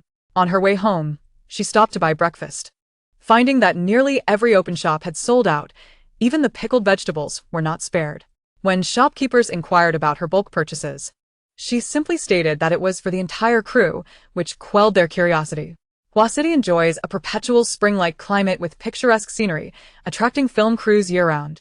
The locals are quite accustomed to the presence of film crews, which can range from 40 to over 500 individuals. Thus, even with Yi Jiqiu's substantial breakfast haul, the locals were not overly curious. Driving a small cargo van, after shopkeepers loaded the packaged breakfast into the vehicle, Yi Jiqiu would climb into the cabin through the window to organize the food. As she continued to collect items, it was nearly 8 o'clock when she could no longer endure the exertion and decided to return home. Chapter 32. Since Yi Jiqiu's return from the Desert Kingdom, she has been perpetually occupied, beginning her mornings at 3 o'clock to collect breakfast and not returning home until 8. Each day is dedicated to gathering the freshest vegetables and fruits from the wholesale market. Every 3 days, she ventures to the outskirts to collect online shopping items. By 8 o'clock, she returns home to care for her dogs, tidies up, and by 9, she prepares for bed, rising at 5 in the evening to tend to her 2 little ones before embarking on new adventures with them. While she wished to leave her furry companions at home, Kong Kong was reluctant. After 2 days of coaxing, Yi Jiqiu relented, taking both little ones along wherever she went. Kong Kong, for reasons unknown, had also been reborn, displaying an extraordinary level of understanding and obedience. Over time, Lele also grew familiar and affectionate towards Yi Jiqiu. After washing up in the evening and ensuring her little ones were well fed, she would venture out again at 6 o'clock. This time, she would retrieve the pre-ordered meals from restaurants, using the excuse of catering for the crew. Each restaurant's signature dishes were not overlooked, ordering 20 portions of each. Upon her arrival, the prepared meals would be loaded into her vehicle. Beginning from her starting point, she would continue collecting until 10 o'clock at night. She then headed to the food street, where barbecue and snacks had also been pre-ordered for pickup. By the time she finished this round of collection, it was already past midnight. Yi Jiqiu would return home with her 2 little companions, take a brief rest, and prepare to start again at 3 o'clock for breakfast or wholesale market trips. After 2 weeks of this relentless schedule, Yi Jiqiu had lost over 10 pounds. Yet, she did not feel weary. The increasing abundance of items in her space invigorated her. On New Year's Eve, she made arrangements for 5 tables of different dishes at various hotels and restaurants. She spent the eve collecting these meals, finally returning home satisfied in the early hours. After laying out a table of New Year's dinner, she tidied herself and her 2 furry companions to enjoy a belated celebration. On the first day of the new year, while paying respects to Grandma Jiang, she was surprised to learn that Uncle Jiang also wished to move the family to the Jinfeng community. Grandma Jiang, concerned about the cost of housing, had been discouraging Uncle Jiang from pursuing his desire to buy a home, which was also opposed by Uncle Jiang's son. After calming Grandma Jiang with a few words, she requested that she call Uncle Jiang. Uncle Jiang, do you also wish to move to the Jinfeng community? Uncle Jiang retreated to a quiet study with the phone. After a moment, he replied, I have thoroughly researched the community. It seems quite excellent. And the houses are of good quality. However, both Grandma Jiang and Jiang Wenshuan are against it. With a sigh, Uncle Jiang expressed his genuine desire to relocate. Influenced by Yi Zhiqiu's actions that suggested the community was indeed exceptional. Yi Zhiqiu sighed internally, realizing that Uncle Jiang's family might not be able to come after all. However, she had already given her warning. The decision ultimately belonged to them. Remaining in B City would be advantageous, as it was the nation's capital. And the country would never abandon it. Would you like to see how I plan to renovate my house? Uncle Jiang cautiously asked. Does it not concern you? Yi Zhiqiu felt warmth in her heart and replied, It's nothing. I'm merely showing you my renovation for reference. Moreover, I trust your character, just as you trust mine. After saying this, Yi Zhiqiu switched to a video call, presenting her plans without regard for Uncle Jiang's surprise or confusion. After a lengthy silence, Uncle Jiang's voice was hoarse as he spoke. Thank you for your trust, Qiu. I will do my best to remodel my place in B City according to your designs. Yi Zhiqiu smiled and casually remarked, The renovation team and appraisers I hired are all locals of B City. They probably won't take on jobs as far away as Hua City in the future. Uncle Jiang paused, understanding the implication, and felt increasingly anxious about future circumstances. Yi Zhiqiu's plans for her home renovation weighed heavily on Uncle Jiang's heart, as the fortress-like design was quite overwhelming. I will be traveling to the beautiful country in March, and after returning, I want to go abroad again. It is such a free country. As long as you have money, you can acquire anything. Uncle Jiang remained silent, lost in thought, while Yi Zhiqiu smiled and ended the call. She could have withheld this information from him, but she understood Uncle Jiang's character. He was highly capable, perhaps even more so than her own uncle, yet he consistently chose to support his elder, serving as a loyal aide. She also wished to ensure that Uncle Jiang was not bound by gratitude, strongly encouraging him to forge his own path. Remembering Uncle Jiang's assistance and Grandma Jiang's affection, she felt her subtle hints were sufficient. Once natural disasters strike, returning from B City to Hua City would not be so straightforward. She hoped Uncle Jiang's family would weather the storm safely. After 3 days of rest at home, Yi Zhiqiu resumed her routine of early morning excursions starting from the 4th day of the new year, continuing until the 10th day. Beginning on the 10th, she began passing by a dog meat restaurant that had remained closed until today. The restaurant was situated in a narrow alley, and in her past life, she had stumbled upon it while out to see the fireworks, leading her to meet Anan. In this life, she hoped to see if she could save Anan in advance, sparing it from suffering. After several days of waiting, the dog meat restaurant finally opened its doors. The establishment bore a sign reading 5-Spice Meat Diner. Yi Zhiqiu parked her vehicle at the alley's entrance, directly facing the restaurant's front, allowing her to observe everything clearly. The proprietor of the establishment is a middle-aged couple. The woman is slender and short with a somewhat fierce temperament, while the man is robust and carries an amiable demeanor. An, who has only been in this life for a little over 3 months, finds herself battered and bruised, confined in a cage at the entrance, awaiting her fate. She is oblivious to whether An was a pet sold off or captured by a dog dealer. All she can do is wait. Having wandered in by chance, she could not bear to see such a tiny creature in despair, especially since her home was already graced with Kong. And thus she spent 2,000 yuan to rescue An. An is a mixed breed of German Shepherd and local dog, her coat a haphazard blend of black, white, gray, and yellow, a sight not particularly pleasing. She saved her, providing a semblance of stability, yet ultimately, An has been dragged along in a life of turmoil, devoid of a permanent home, enduring great hardships. In this life, she is resolute in her vow to provide her beloved furry companions with a better existence. For 3 consecutive days, she has watched and waited for any sign of An at the dog meat restaurant, her anxiety mounting. Kong and Lulu, sensing her distress, have also grown restless. With the Lantern Festival looming in just 2 days, why has An not appeared? Could her reincarnation have set off some unforeseen chain of events? What ought she to do? If An were to vanish because of her rebirth, what then? On the 14th day of the lunar month, still no sign of An. As the 15th day approaches and darkness begins to fall, she realizes she can no longer wait idly. Yi Zhiqiu settles Kong and Lulu before making her way to the dog meat restaurant. At the entrance, she indeed sees a large cage, yet it is entirely empty. Casting a quick glance, She strides into the establishment. Welcome. What can I get for you, young lady? The male proprietor, momentarily taken aback by her presence, greets her with a smile. Yi Jiqiu surveys the modest shop, which houses 5 or 6 simple chairs. Clean enough in appearance. She feigns a look of disdain and remarks, "My father said you serve dog meat. I'm here to take a puppy home for him." Rolling her eyes as she speaks, she observes the proprietor, who remains unfazed by her attitude.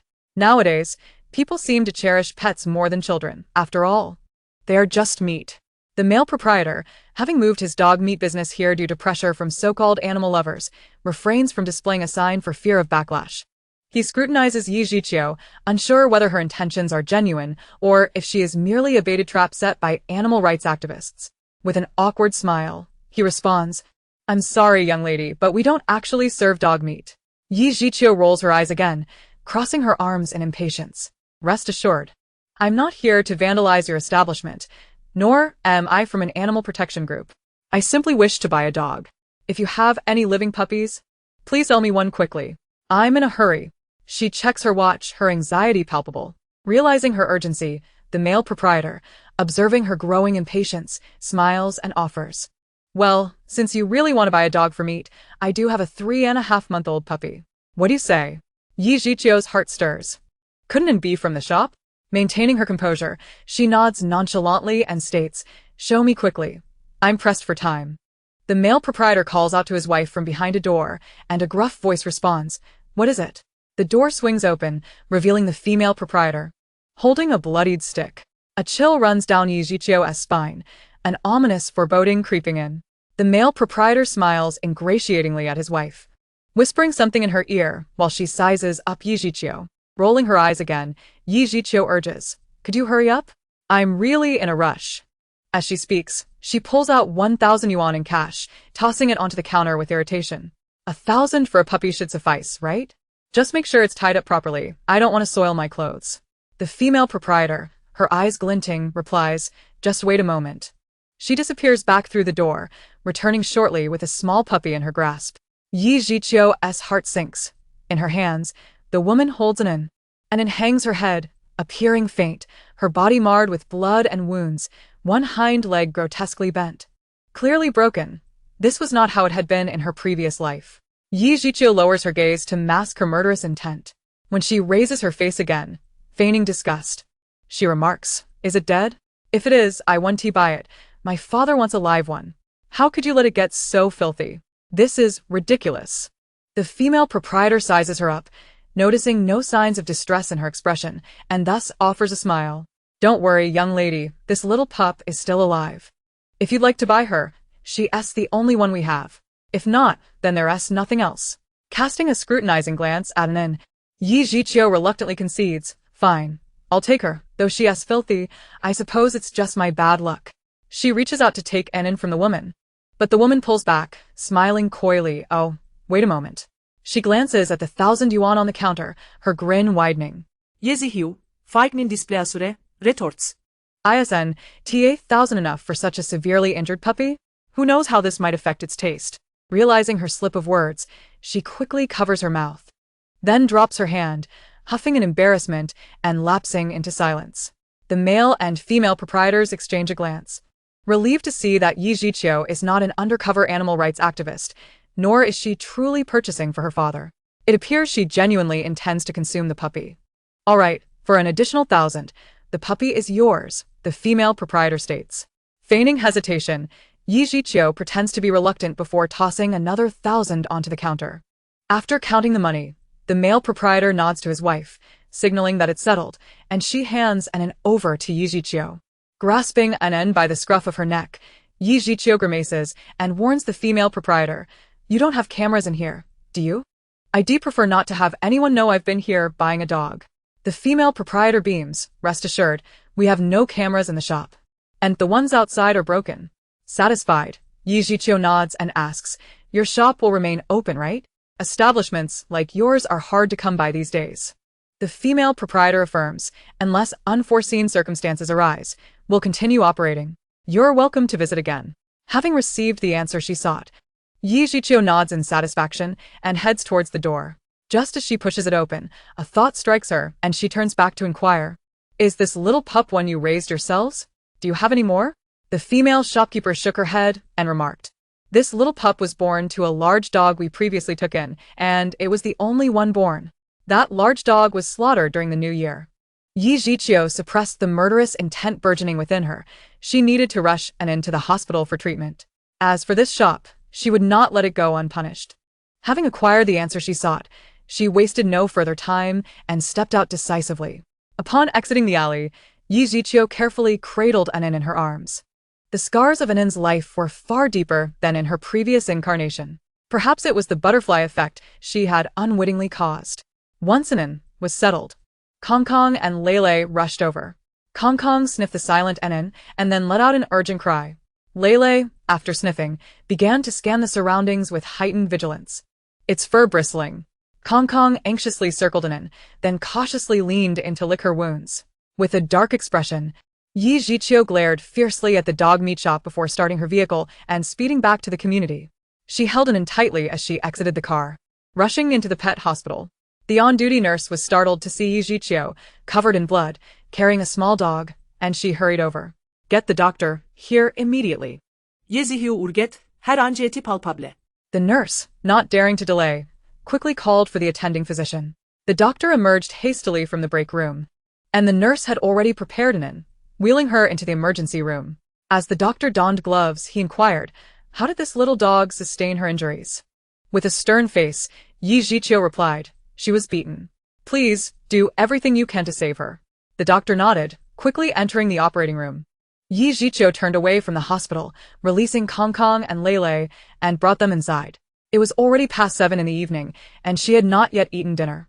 Kong Kong nestled against her, glancing anxiously at the surgery room, while Lele curiously explored, familiar with this place after spending nearly 2 months here. The nurse approached, playfully teasing Lele, and asked Yi Jiqiu, would you like to have these 2 little ones checked as well? Yi Jiqiu absent-mindedly nodded. She had already given both pups some spring water. And they were thriving. At just over 2 months, they were larger than their peers. Understanding Yi Jiqiu's troubled state, the nurse refrained from further conversation. Taking Lele to the examination room, Yi Jiqiu cradled Kong Kong, who whimpered softly at her. She stroked Kong Kong's sleek fur, reassuring him, it's all right, Anin will be fine. A pang of guilt struck her. If only she had arrived sooner, perhaps she could have prevented Anin's injuries. Yet, she was uncertain whether Anin had been at the dog meat shop before the Lantern Festival. If she had repeatedly expressed her intent to purchase a puppy, it would have raised suspicions, leading to greater complications. Thus, she had hesitated. Now, it seemed her indecision had resulted in Anin's suffering more grievously. After more than 10 minutes, the nurse returned with Lele and set him on the floor. Addressing the despondent Yi Jiqiu, she said, Lele is very healthy. You've taken excellent care of him. Would you like Kong Kong to be checked as well? Yi Jiqiu shook her head. She was confident in their health and opted not to proceed with any examinations. The nurse smiled and returned to her station, shortly afterward bringing a small booklet to Yi Jiqiu. Are you planning to adopt the little dog you brought in? She inquired. Yi Jiqiu nodded, and the nurse continued, what name do you intend to give her? Without hesitation, Yi Jiqiu declared, Anin, signifying peace. The nurse acknowledged this and began to create Anin's file in the booklet. After a couple of hours, the doctor finally emerged. Yi Jiqiu sprang to her feet, clutching Kong Kong, her heart racing as she looked toward the physician. The doctor nodded at her, stating, the surgery was a success. The little dog's left hind leg was fractured. Although it was quite severe, it has been mended. The other injuries were primarily superficial and have been stitched up. Another nurse wheeled out the anesthetized Anin. Her left hind leg stabilized, the fur around her wounds shaved, and the injuries treated. Anin lay on her side, wearing an Elizabethan collar, and 4 drip attached to her front paw. Yi Jiqiu followed closely behind the nurse as she transferred Anin to the recovery room. The doctor reassured her. The puppy will only awaken in about 2 hours. Dogs have a remarkable healing ability. Despite her injuries, she should be fine in a month. Yezihiu, holding Kong Kong. Watched Anin in isolation, nodding in response to the doctor before absently following him. She persistently questioned the doctor until finally feeling reassured. She decided against returning home, choosing instead to wait for Anin to regain consciousness. She entrusted Kong Kong to the doctor for a quick checkup, and both pups received a booster shot before being allowed to play. Lele was eager to follow the nurse, but Kong Kong was reluctant, insisting on remaining in Yi Jiqiu's embrace. She had no choice but to carry the 7 to 8 pound Kong Kong while standing outside the isolation glass, watching over the still unconscious Anan. A greedy thought crossed her mind. If Kong Kong could be reborn, could Anan also return? Lost in her musings, Kong Kong remained a quiet companion, his round eyes fixed on Anan. Soon enough, Anan began to awaken slowly. Kong Kong nudget yezihiu. Drudging had attention. Anan? Can you hear me? Anan? She called urgently. Doctor, Anan is waking up. Yi Jiqiu summoned the doctor, who, gloving up, opened the isolation door and carefully lifted Anan out. Although she was awake, the pain and unfamiliar surroundings caused Anan to whimper anxiously, emitting distressed cries. Meeting Anan's clear, bewildered gaze, Yi Jiqiu realized that Anan had not been reborn. Rather than feeling disappointment, she reminded herself that one should not be overly greedy. She was already fortunate. The doctor examined Anan carefully, instructing the nurse to prepare water for her. Yi Jiqiu, feeling a spark of inspiration, called out to the nurse, "Please assist the doctor. I'll fetch the water." After placing Kong Kong down, she took a paper cup to get water. Avoiding the gaze of others, Yi Jiqiu filled the cup with spring water from her space, then brought it inside. The nurse asked Yi Jiqiu to hold the cup while she prepared to administer the water through a soft tube. Yi Jiqiu promptly positioned the cup and then took the syringe from the nurse, smiling as she said, "I would like to feed her personally." The nurse smiled in understanding. With the doctor's help, Yi Jiqiu cautiously administered the spring water, and to her delight, the struggling Anan began to sip obediently as the water flowed into her mouth. Yi Jiqiu could have waited until Anan was well enough to return home before feeding her. But she could not bear to watch Anan suffer unnecessarily when she could improve so quickly. After drinking, Anan visibly calmed down, her large eyes curiously scanning her surroundings, gradually succumbing to sleep under the effects of the spring water. "Ms. Yi, Anan's condition is stable, but she will need to stay in the hospital. If you have time, you are welcome to visit," the nurse informed her. Reluctantly, Yi Jiqiu watched as Anan was taken back to isolation, then returned home with Kong Kong and Lele. Since Anan had woken up, Kong Kong had been in a state of excitement. It took some time after returning home for him to settle down and finally fall asleep. At last, Yi Jiqiu felt her own heart ease, allowing her to enjoy a restful night's sleep. Chapter 34, Receiving Customized Vehicles and Traveling Abroad Again. As February officially commenced, Yi Jiqiu meticulously scheduled her days, tirelessly engaged in stockpiling goods. The 2 motorhomes and 2 off-road vehicles she had ordered were now in the final stages of preparation, with a handover scheduled for March 1st in Huacheng. After the handover, she planned to make another trip to the beautiful country for the last batch of supplies. Due to a family bereavement, Wei Zhenzu was unable to visit for the time being, but he reminded Yi Jiqiu not to neglect her training and sent her several videos of him sparring with family members, some showcasing hand-to-hand combat, others involving weaponry. They agreed he would come to visit once his family matters were settled. Every day, Yi Jiqiu departed at 3 a.m., returning home by 9 a.m. to rest. On days when she didn't visit the warehouse to receive goods, she trained at home. The supermarket warehouse was once again fully stocked, and the pharmacy's inventory had also been replenished. She ordered 10,000 shelves, which were neatly arranged in her storage area. Each day, she dedicated time to categorizing the items for easy access. This was a substantial undertaking, and she could feel her resolve growing ever stronger. She organized the shelves into orderly rows, affixing large labels for easy identification and quick retrieval. The designated sections included daily necessities, cooking oil, tobacco and alcohol, instant foods, snacks and candies, vegetables, fruits, seafood, condiments, grains, meats, hardware, building materials, tools, weapons, fuel, coal, charcoal, gas canisters, biological pellets, ready-to-eat meals, and snacks. However, the sections for ready-to-eat meals and snacks only filled less than 50 shelves, which was still insufficient. She planned to hire 8 chefs upon her return from the beautiful country, providing them with ingredients to prepare meals for her daily. Given her lack of culinary skills, limited to making plain porridge, boiling noodles, and cooking meat for her dogs, this seemed a sensible approach. Before the apocalypse, she had been a wealthy individual, relying on local restaurants for her meals. After the apocalypse, she considered learning to cook, but her lack of experience and the scarcity of resources made it impractical. If only the disasters of her past life had been but a fleeting dream. As February drew to a close, with the day of the motorhome handover approaching, Anne was recovering well from her injuries, eagerly awaiting the regrowth of her fur. Each day, Yi Jiqiu made time to visit Enan at the hospital. Engaging in playful interaction, Enan had grown quite fond of her, wagging her tail joyfully upon Yi Jiqiu's arrival. The relationship between Kong, and Lulu had also flourished, and after the handover, Yi Jiqiu planned to leave Kong and Lulu at the pet hospital for a few days, allowing her to hastily proceed to the beautiful country. On the morning of March 1st, Yi Jiqiu took Kong and Enan to the pet hospital. She patiently shared her plans with Kong, reminding him to take care of himself and the other two little ones, and to wait obediently for her return. Kong gazed at her with his glistening eyes, seemingly understanding, as he let out a soft whimper, reluctant to part from Yi Jiqiu. She, too, felt a pang of reluctance, but knew she had to say her goodbyes to all three before departing, fearing that lingering longer might delay her. The two motorhomes and two off-road vehicles had arrived in Huaqing the previous night, driven to an open area on the outskirts by the staff of the Land Warrior. Yi Jiqiu drove to the agreed location, and upon arrival, she spotted the imposing silhouettes of the motorhomes. After parking, she approached the staff member who came to verify her identity, presenting her credentials and order confirmation. 2 engineers involved in the vehicle's construction, along with 2 technicians and 4 staff members from the B City branch, were present. After exchanging pleasantries and confirming information, the engineers began introducing the off-road vehicles. The 2 all-terrain vehicles were remarkably tall, with tires crafted from the same material as space landing vehicles, making them resistant to corrosion, extreme temperatures, and providing excellent shock absorption and traction.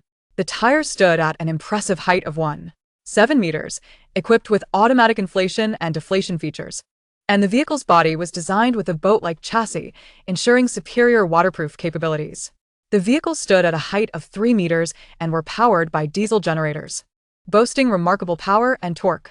With a 4-wheel drive steering system, they adapted effortlessly to various terrains. Regardless of the road conditions, they maintained a ground clearance of 50 centimeters. The tires also provided buoyancy, allowing the vehicles to traverse water at speeds of up to 8 kilometers per hour. And they could reach 70 kilometers per hour on land. Though not exceptionally fast, it was certainly swifter than the average vehicle. One of the vehicles was adorned with snow camouflage, while the other featured mountain camouflage. The entire body was constructed from lightweight special steel with insulation layers. The windows were double-layered special glass with privacy film applied.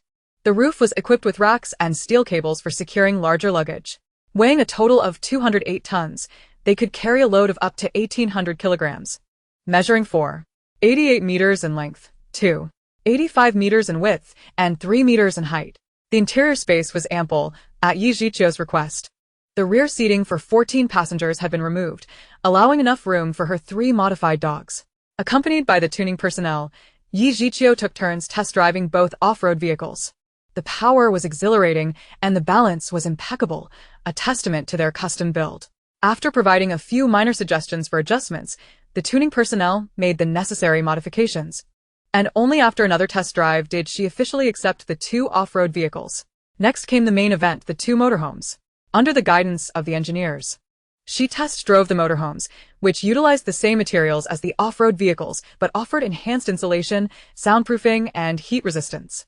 Each motorhome measured 12 meters in length, 3.8 meters in width, and 4 meters in height, weighing 28 tons and equipped with 12 wheels.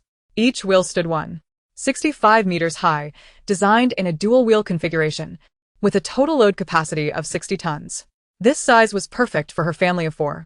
Yi Jiqiu opted not to include the built-in garage for loading equipment, instead repurposing the space for a dual backup fuel tank system. The motorhome featured an over 5-meter wide awning, and at the rear was a modified diesel engine capable of producing 760 horsepower. The tow hitch is capable of pulling over 38 tons, allowing it to tow a multitude of items. The cabin can extend outward by 60 centimeters, thereby increasing the internal space by an additional 7 cubic meters when needed. The diesel tank can be filled with 500 liters at once, and with 2 additional reserve tanks, a single vehicle can accommodate up to 1,500 liters of diesel. The onboard water tank holds 600 liters, but she opted for a smaller one, sufficient for 1 person and 3 dogs to sustain their water needs for a week. Moreover, she has access to spring water, negating the need for a larger water tank. The motorhome she chose comes equipped with a water tank, which is especially beneficial during extreme heat. Conversely, another vehicle she selected is designed for exceptionally low temperatures. Each motorhome is outfitted with a 700-liter wastewater tank, adequate for its purpose. The exterior has been adorned with a camouflage coating, and the interior boasts the finest materials, ensuring both durability and luxury. Above the dashboard, a comprehensive surveillance system connects to the vehicle, featuring over 16 high-definition hidden cameras positioned strategically to provide 365-degree monitoring without blind spots. The seating is meticulously customized to her height and posture, equipped with heating, ventilation, and massage functions. The motorhome is fitted with an emergency braking system, adaptive cruise control, and lane assistance, all of which enhance convenience and usability. The front section houses a central air conditioning system and a compact satellite signal receiver, enabling connectivity for satellite phones and internet access. The onboard refrigerator and kitchen are fully equipped with all necessary functionalities, allowing for the addition of personal kitchen appliances as desired. The rear of the vehicle features a bedroom area, where she requested a spacious 25-meter bed, ample for her and her 2 dogs. Excess storage space was not a priority for her, as she preferred to minimize clutter. The living room and dining area are complete with automatic curtains and sunshades. The shower not only provides bathing facilities, but is also equipped with a fully automated heated and insulated massage bathtub. The bathroom is designed with a separation of wet and dry areas, featuring a large-capacity washer-dryer combination. The skylight in the bathroom allows access to the roof, which she decided against additional entertainment features. Instead, she had the roof barriers converted into solar panels and installed wind power generation equipment. When not in use, the solar panels can be folded flat against the roof for storage, and the wind power equipment can be activated to supplement the solar energy, ensuring ample electricity for the entire vehicle. The inverter and storage for the solar and wind power systems are conveniently located in an unobtrusive space on the opposite side of the vehicle. Along with the central power system, collected wind energy not only generates electricity, but also connects to an air filtration and storage device. In the event of flooding, the vehicle's excellent sealing can keep water out of the cabin for up to 5 hours. Should the interior find itself in a perilous, sealed state, oxygen reserves will automatically release based on the cabin's oxygen levels, sustaining breathable air for up to 72 hours. The owner need only dial a satellite phone to seek assistance and await rescue. Regarding this feature, Yi Jiqiu considers it superfluous. First, she would never allow herself to be in such a dangerous predicament. Secondly, she has confidence in her space and her dogs. If she were truly trapped inside, she would undoubtedly find a way out. Thirdly, in a post-apocalyptic world, who could ascertain whether the rescuers were human or otherwise? It is better to rely on oneself than on others. After thoroughly understanding the motorhome's facilities, she commenced a test drive under the guidance of an engineer. This trial extended throughout the day, with staff procuring meals for them. It was not until after 7 in the evening that Yi Jiqiu felt she had familiarized herself with the motorhome. Everyone was exhausted, and Yi Jiqiu organized the operation manuals and maintenance guides for the 4 vehicles before inviting everyone to dinner. The group drove back to the city, drawing numerous glances along the way, as the 2 motorhomes and 2 off-road vehicles exuded an impressive and commanding presence rarely seen in reality. The 4 vehicles were parked in a garage that Yi Jiqiu had specifically rented, followed by a delightful dinner at a hotel with the group. Maintenance parts and tools for the vehicles were transferred to a larger warehouse, filling 4 storage spaces. The tires alone occupied 2 of these warehouses. If not for budget constraints, she would have wished for 2 additional warehouses for parts and tires, as these would be essential in a post-apocalyptic scenario where replacements would be scarce.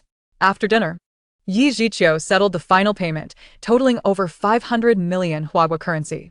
The combined cost of the 4 vehicles approached 1 billion Huagua currency, leaving her feeling a slight pinch. Yet she firmly believed they were worth the investment. Following a polite farewell to the personnel from the land battle vehicle, Yi Jiqiu returned to collect the 2 warehouses.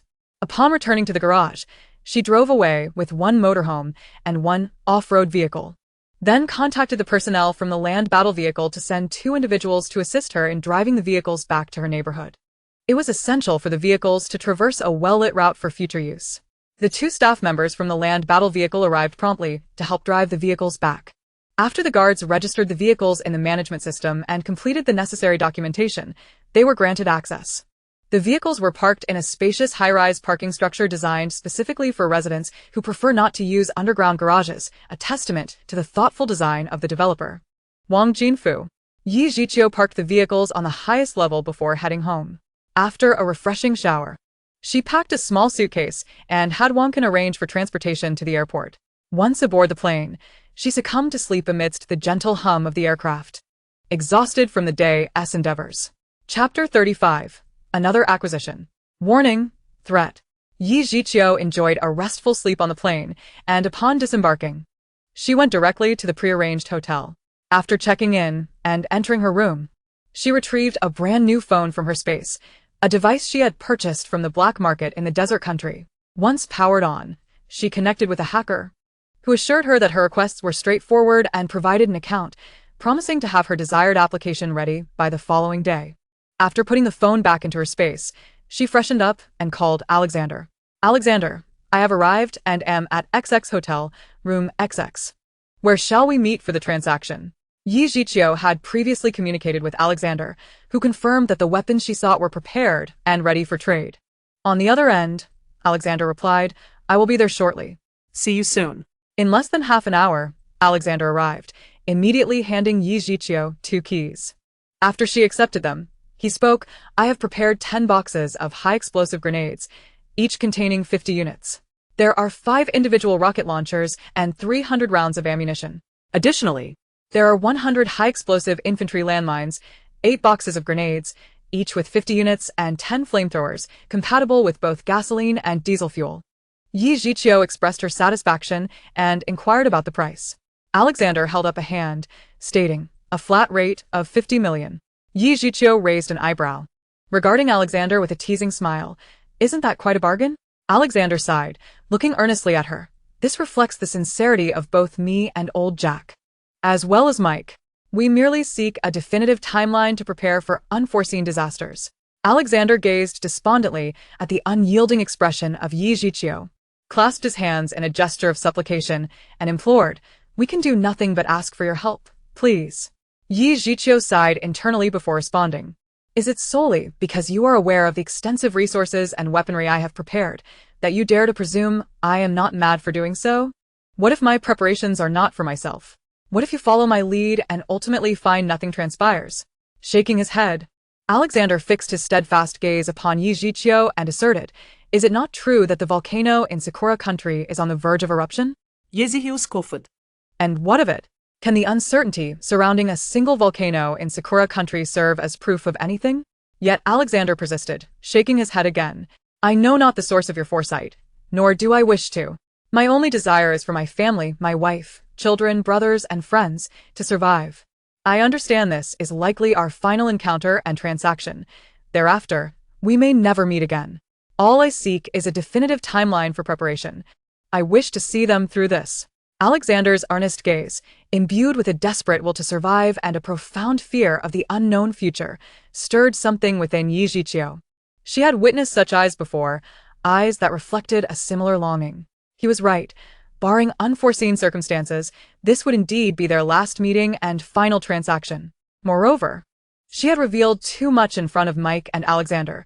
She needed to reassure them to prevent them from acting out of desperation, which could lead to complications and risks for herself. Yi Jiqiu's thoughts raced, and she sighed before telling Alexander, I cannot disclose my sources, but I urge you to distance yourself from volcanic cities and seek refuge in higher altitudes. Arm yourself with as many weapons and supplies as possible. You possess experience in this regard. With his desires fulfilled, Alexander visibly relaxed, slumping back against the sofa. His gaze towards Yi Jiqiu was filled with gratitude, yet also deep concern and fear for the future. He needed only to request a supply list from Mike. That list would be his guiding light. After catching his breath, Alexander relayed the warehouse address to Yi Jiqiu, who promptly wrote a check before his very eyes. Upon completing the check, Yi Jiqiu stated, I shall leave this check on the dining table of this room after verifying the goods. You may collect it then, if that suits you. Alexander nodded in agreement, then rose to bow solemnly to Yi Jiqiu, embracing her briefly before saying, Thank you. I believe this is our final meeting. May God bless you and us. Farewell. Once Alexander departed, Yi Jiqiu noticed the outside had darkened. She rented a car from the hotel and proceeded to the warehouse. After ensuring there were no surveillance devices, she opened each box, transferring all contents into her space before locking the warehouse door. She drove to a secluded riverside devoid of surveillance, randomly selecting a grenade, a hand bomb, and a flamethrower from the boxes. After fueling and testing the flamethrower, she activated it, unleashing a long stream of flames before promptly shutting it off and storing it away. Without hesitation, she detonated the hand grenade, tossing them into the river. Two resounding explosions echoing as the water erupted in towering waves. The force of the explosions compelled her to step back several paces, and she was quite satisfied with the display of power. Yi Zhiqiu swiftly returned to her vehicle and departed the scene. On the road, she narrowly avoided two police cars. In an unmonitored area, she changed into a different outfit, disposing of her smoke-scented clothing into her space before stowing the vehicle away and hailing a taxi back to the hotel. She informed the hotel staff that her car had been stolen and that she would compensate for it. Once the compensation matter was settled, Yi Zhiqiu felt a weight lift off her shoulders and retired to her room to wash up, setting an alarm before drifting off to sleep. Yi Zhiqiu harbored no concern for the explosions she had caused. There had been no casualties, no acts of terror, even if her tracks were traced. Her car had been rented from the hotel and subsequently reported stolen. What could be held against her? The following morning, she rose at 6, freshened up, and had breakfast before notifying Mike to grant the employees a day off. She then visited the seafood warehouse, collecting the premium seafood Mike had amassed. This batch was indeed of high quality, featuring nearly 200 bluefin tuna exceeding 1 meter in length, leaving Yi Zhiqiu utterly tempted. The rare marine fish, shrimp, crabs, sea cucumbers, and shellfish that Mike had handpicked were all top tier, much to her satisfaction. After securing all 8 warehouses before noon, she arranged to dine with Mike that evening. Upon returning to her hotel and freshening up, she ordered room service and then called Mike. He arrived swiftly, sitting down without his usual playful demeanor, and remarked, "Boss, is our company unable to continue?" Yi Zhiqiu nodded calmly. Before Mike could inquire further, she directly asked, "Have you gathered the items I requested?"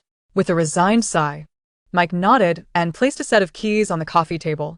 He then disclosed the locations of several warehouses, hesitating as he looked at Yi Zhiqiu. She smiled reassuringly and stated, "I have said before, as long as you diligently assist me, I shall not treat you unfairly. I have signed the contract for the transfer of the seafood company to you. Take a look."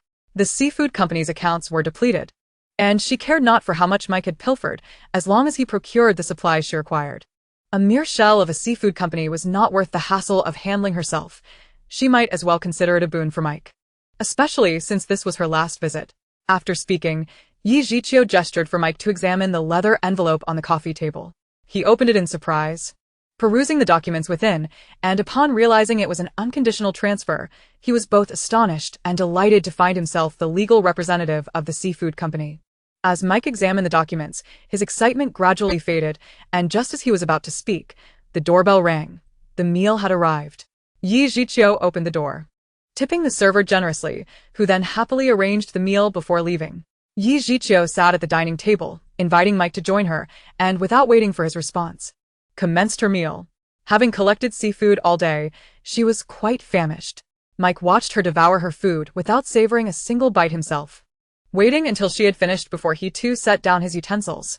Sipping on a glass of rich red wine, Yi Zhiqiu softly advised Mike, "Do not inquire about matters that do not concern you, nor should you speak of them to unrelated parties. I can grant you much, but I can also reclaim it. I am a law-abiding citizen, a peace-loving person from Hua country. I do not favor making matters gruesome. It is rather unsightly, do you understand?" Mike regarded the young woman, whose face still bore traces of youth, yet her piercing gaze conveyed an undeniable pressure, a warning. Forcing a smile, he nodded earnestly, of course, boss. You shall always be my benefactor, and rest assured, I am fully aware. Regardless of whether the seafood company is paying a hush money or compensating him for his hard work, he, as a native of the beautiful country in the land of freedom, has risen from a modest background to his current status, undoubtedly possessing a sharp intellect. He comprehended Yi Zhiqiu's warning and threats, harboring no doubt that the words of this young girl from Huaguo were merely a means to intimidate him.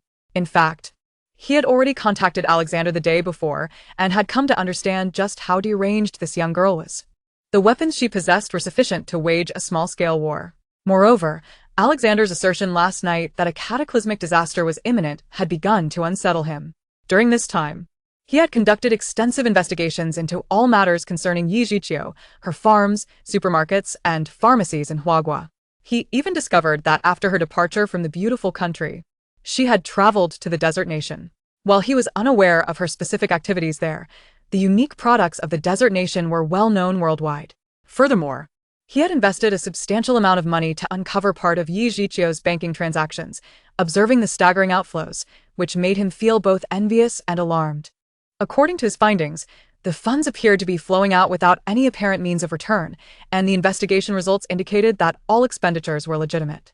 He had also learned that Yi Zhiqiu had expended a considerable sum to acquire vehicles from the land god of war, with the lowest transaction price not falling below 500 million beautiful coins, an astonishing figure.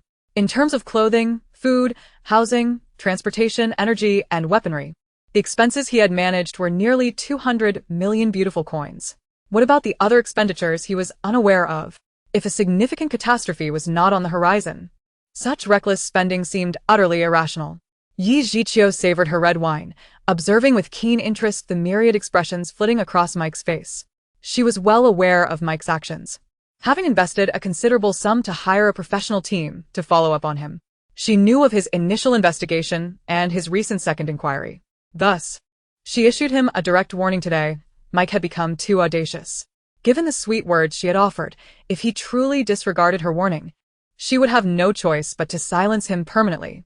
Mike did not overlook the fleeting glimmer of murderous intent in Yi Zhiqiu's gaze. That chilling and sharp aura jolted him into clarity. He shivered involuntarily, attempting to smile, but found himself unable to do so.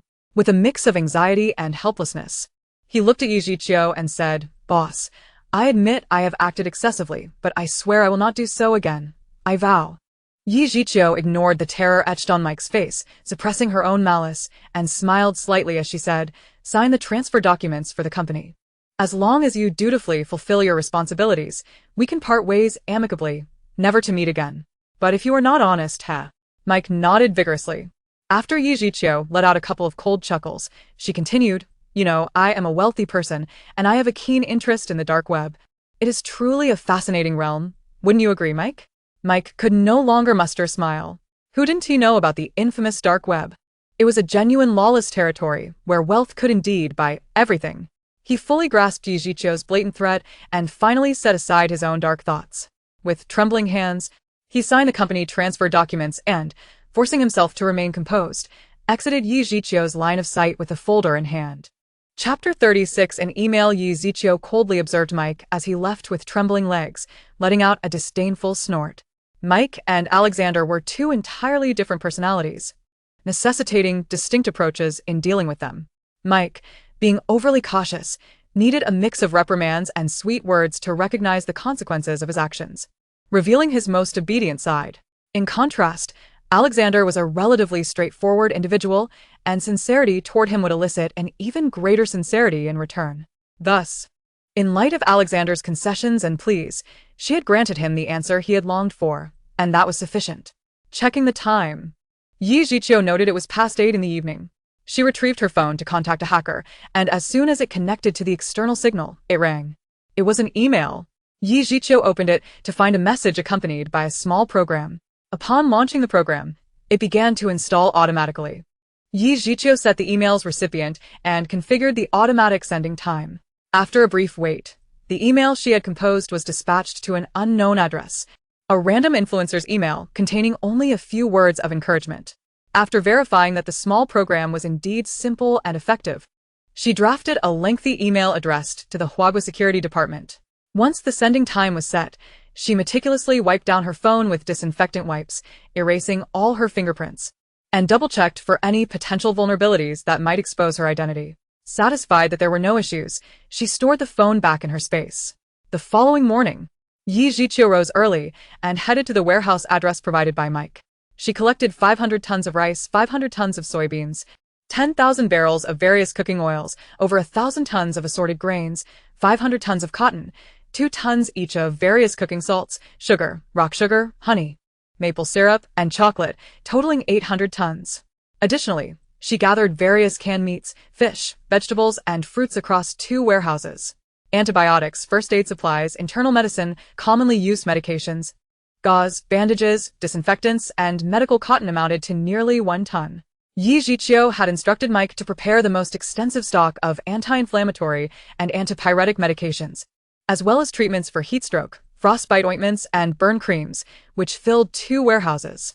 Various 4-bags, needles, infusion sets, and surgical instruments were also thoughtfully prepared by Mike in a designated warehouse, which was quite commendable. To her surprise, the warehouse storing medical supplies even contained a brand new medical MRI machine, the source of which she could only speculate. 5,000 barrels of gasoline, 5,000 barrels of diesel, lubricants, windshield washer fluid, and antifreeze were also prepared with care.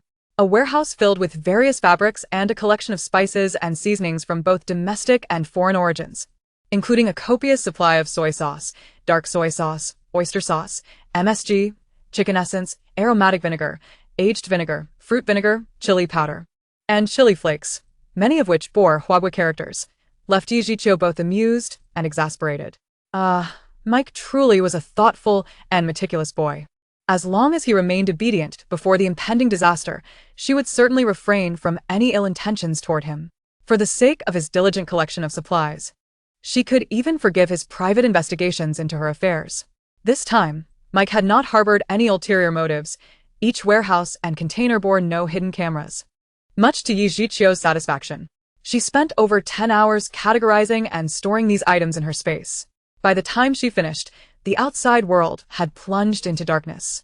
Without further ado, she hurried back to her hotel, ordered a feast, and, after washing up, collapsed onto her bed in slumber. Meanwhile, while Yi Zhiqiu slept, Alexander, Old Jack, and Mike were drinking in Old Jack's company. Both Alexander and Old Jack firmly believed in Yi Zhiqiu's words. When confronted by Mike's questions, Alexander simply replied, "What could we possibly have that would warrant her deception?" Mike fell silent. Indeed, judging by the information he had gathered, Yi Zhiqiu was undeniably a person of considerable wealth. With no need to deceive them, was the apocalypse truly upon them? What should they do? Mike continued to gulp down his drink, the shock from Yi Zhiqiu's revelations weighing more heavily on him than any surprise he had previously received. He spoke with both of them today, and Alexander and Old Jack regarded him with the bemused eyes of foolish warriors, nearly inciting Mike's wrath. Regardless, Mike, you must not continue down this reckless path. You heard the words of that young girl. Should you persist, she would not hesitate to spend a little money on the dark web to procure your demise. Alexander admonished Mike sternly, who nodded despondently, genuinely frightened by Yi Zhiqiu's menacing gaze that haunted him with nightmares throughout the night. That girl had certainly taken a life. There was no doubt about it. Given her expression yesterday, you'd likely think the same. She is a truly terrifying girl, and I have no intention of provoking her further. I still have much life ahead of me, Mike muttered to himself, prompting a shared glance between Alexander and Old Jack. He continued, expressing hope that she might overlook his efforts to gather supplies. Oh God, what is happening in this world? Is the apocalypse truly upon us? Clearly inebriated, Mike was restrained by Alexander and Old Jack, as they had come to discuss serious matters, and drunkenness would hinder that discourse. After muttering incoherently and applying an ice pack to his forehead to regain clarity, he gestured to resume the previous topic. Yi suggested we steer clear of cities near volcanoes and seek refuge at higher altitudes. The imminent eruption of that volcano in the land of cherry blossoms is undoubtedly a divine warning to humanity. I believe it will erupt within this month, Mike exclaimed, reminiscent of a contrarian. How can you be so certain it will be this month? What if it's next month? Alexander shot him a disdainful look and ignored him. Directly addressing his uncle, Old Jack, you would never arbitrarily set the timeline for transactions and supplies. She explicitly stated this would be our final transaction and our last meeting. Although I tested the waters, her lack of dissent confirms it. Old Jack nodded in agreement, and Mike added, I concur. If time were genuinely ample, she wouldn't have so swiftly transferred the company to me, despite it being a reward for my efforts and silence. Old Jack regarded Mike with a piercing gaze. Do you genuinely believe that company was merely a payoff for you alone? Do you think her words yesterday were directed solely at you? Mike was taken aback. And so was Alexander. They exchanged a knowing glance, understanding Old Jack's implication. I was the one who introduced Mike to Yi. She is well aware of the dynamic among the three of us. Mike, you have researched this. She has only engaged in transactions with us three in the land of the beautiful, so she had no reason to convey those words solely to you. Mike rubbed his face and spat in frustration, exclaiming, that merciless wretch is as cunning as the stars in the sky. Alexander delivered a sharp slap to Mike's face, scolding. You fool, I advise you to mind your tongue. How do you know she hasn't arranged for someone to surveil us from the shadows? Be cautious, or one day you may lose your life and bring ruin upon me and old Jack. Mike jolted awake, the sting of Alexander's slap and his words bringing clarity. He slapped himself, fully awakening.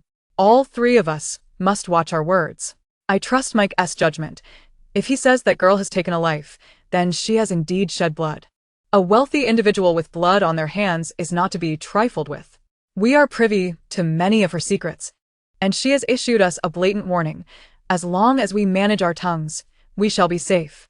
Old Jack's words calmed Mike, who nodded in agreement with Alexander. Before the apocalypse arrives, as long as we remain discreet, she will not take action against us. After the apocalypse, we will all be scattered, too preoccupied with survival to concern ourselves with one another. Alexander's reasoning earned old Jack's approval, who nodded thoughtfully and puffed on his pipe, exhaling a cloud of smoke. Mike, whether you believe it or not, Alexander and I must begin preparations for relocation. If you trust us, bring your family along. If not, we shall depart. Mike wrestled with indecision but ultimately nodded in agreement to relocate together. Alexander and old Jack breathed a sigh of relief. After all, Mike's ability to gather supplies was unquestionable, and given their shared history, unity would enhance their chances of survival in this dire world. The three men then devised a more detailed and meticulous plan. Old Jack would gather weapons, Alexander would secure a safe residence, and Mike would continue to collect supplies. Meanwhile, Yi Jiqiu enjoyed a peaceful slumber, entirely unaware that the three individuals connected to her in the land of beauty had not slept a wink. After freshening up, she video-called the pet hospital, chatting with Kong Kong and Lele for quite a while, assuring them she would return home soon. Yi Jiqiu then packed her light suitcase, placed the check into an envelope, and left it on the dining table. After sending a message to Alexander, she extended her hotel stay for 2 more days, leaving instructions for visitor access before calmly having the hotel transport her to the airport. Upon receiving her message, Alexander, with bloodshot eyes from a sleepless night, retrieved the check. After Yi Jiqiu arrived at the airport and received Alexander's message of gratitude, she powered down the phone used solely for contacting Mike and Alexander, discarding it into her space. While waiting for her flight, Yi Jiqiu entered an airport restroom. Wearing disposable gloves, she retrieved a phone loaded with a small program. After connecting it to a compact charger that had been cleaned of fingerprints, she sent an email to be sent precisely at midnight 3 days later. The same email would be dispatched every hour until the phone was found or the battery died. She concealed the phone and charger within the restroom's ventilation duct, using a rod from her space to push them further inside. Swiftly, before anyone else arrived, she reinstalled the duct cover and erased her traces before exiting the restroom. This was a letter recounting all her experiences from her past life, detailing everything she remembered. Whether the state would see it or believe it was beyond her control. However, should anyone read it, once the volcano in the land of cherry blossoms erupts, Guijia's father would undoubtedly believe it. This was the least she could do for Guijia's father. She could have avoided the risk of sending this message. With her 16 years of survival experience and the endless resources available to her in this life, she and her dogs could live comfortably, far better than in her previous life. Nevertheless, whether for the greater good or her own comfort under her father's protective wing, this email had to be sent to ensure Guijia's father was forewarned and prepared. I believe that once Guijia's father receives this and takes action, this life will not be marred by the same tragedies as the last. Although the state had limited control over various bases in her previous life, it still maintained some influence and never abandoned the safety of its citizens. Guijia's father had done his utmost. With her email serving as a warning 6 months in advance, she was confident that he would excel in this life. Chapter 37. Hiring a chef after leaving the restroom. Yi Jiqiu cast a lingering glance at the bathroom door. Hidden within was a Pandora's box capable of altering the fate of Huagua and even the world. This box would be opened in 3 days, and the state would undoubtedly take heed and swiftly take action. She was acutely aware that once the nation earnestly commenced its search for the keeper of the magical box, it would inevitably lead to her discovery. She was gambling on the premise that, in the face of a global crisis threatening existence, the nation would not prioritize finding her above all else. In that email, she meticulously detailed the calamities and apocalyptic events she had endured, sharing everything she knew, except for the space and her true identity. She understood that if the nation took action, no individual or organization would stand a chance against the formidable machinery of the state. Thus, she wagered that the nation's foremost concern was not to unearth her, but rather to race against time and prepare for the impending disasters. By alerting the nation to the looming threats, she demonstrated her trust in them, as well as her shared sorrow for those who faced such disasters without hope. Alone, she felt powerless, yet she believed the nation could achieve far more. Even if her identity were ultimately revealed, it mattered little. The space was her refuge. And her 16 years of survival in a post-apocalyptic world were her strength and confidence. What if the nation did uncover her? Had she committed any crimes? She was unafraid, and she had no regrets. After turning her head away for just a few seconds, Yi Zhiqiu resolutely departed, convinced of the righteousness of her actions. Every life she could save, every innocent creature that could survive, was a merit to her. After a lengthy flight spanning over 10 hours, she returned to Flower City and boarded a vehicle arranged by Wang Can, heading back to the community's pet hospital. After paying for the boarding and treatment of An and confirming that An was largely unharmed, she disregarded the veterinarian's astonishment and queries regarding An's swift recovery. After expressing her gratitude to the doctors and nurses, she took her 3 furry companions home. An had been well cared for, gaining some weight, and the shaved areas had begun to grow fur again. The bond between An, Kong Kong, and Lulu was strong, and An was not a stranger to Yi Zhiqiu.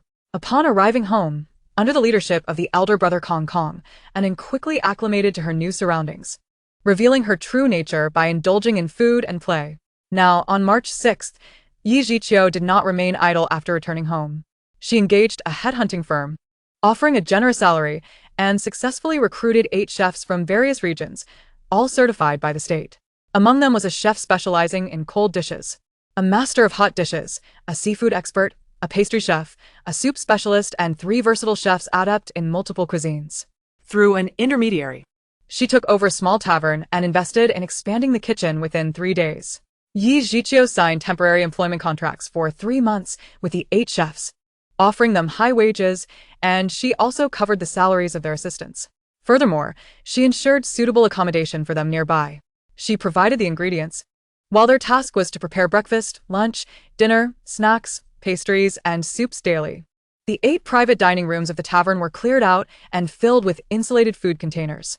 The chefs placed their prepared dishes into these containers, which were then loaded into a locked delivery truck at the back door of the tavern. Every morning around 7 a.m., she would collect breakfast, followed by lunch at noon and dinner at 6 p.m. Breakfast required 100 servings of 8 types of side dishes, 8 porridge varieties, 8 staple foods, and 4 pastries. For lunch and dinner, the chefs and their assistants needed to prepare meals for 100 people, consisting of 8 hot dishes for meat and 4 vegetarian, along with 4 cold dishes for soups, 4 staple foods, and 4 desserts, with new dishes rotating every 3 days. She would not micromanage how the chefs divided their work and time. This was her minimal requirement for the premium she was paying. The 8 chefs, along with their assistants and apprentices, totaled 68 individuals, each earning a monthly salary of 100,000, with bonuses calculated separately. The chef specializing in soups brought along the fewest assistants, yet even he had 4. The combined total of assistants and apprentices accompanying the 8 chefs numbered nearly 70, each receiving a monthly salary of 20,000, which was paid directly to the chefs. How they compensated their assistants and apprentices was their own affair. She offered a salary significantly above the industry standard, making her expectations clear. Although this was a short-term collaboration of only 3 months, any negligence would come at a cost. Yi Zhiqiu hosted the 8 chefs in a private dining room, subtly interspersing her conversation with veiled threats. The esteemed chefs were well aware that her offered salary was quite generous within the industry. They understood their roles were clearly defined, and she had ensured the assistants' pay was satisfactory. Each chef was required to prepare a minimum of 100 servings per meal, and she did not consider this an unreasonable demand.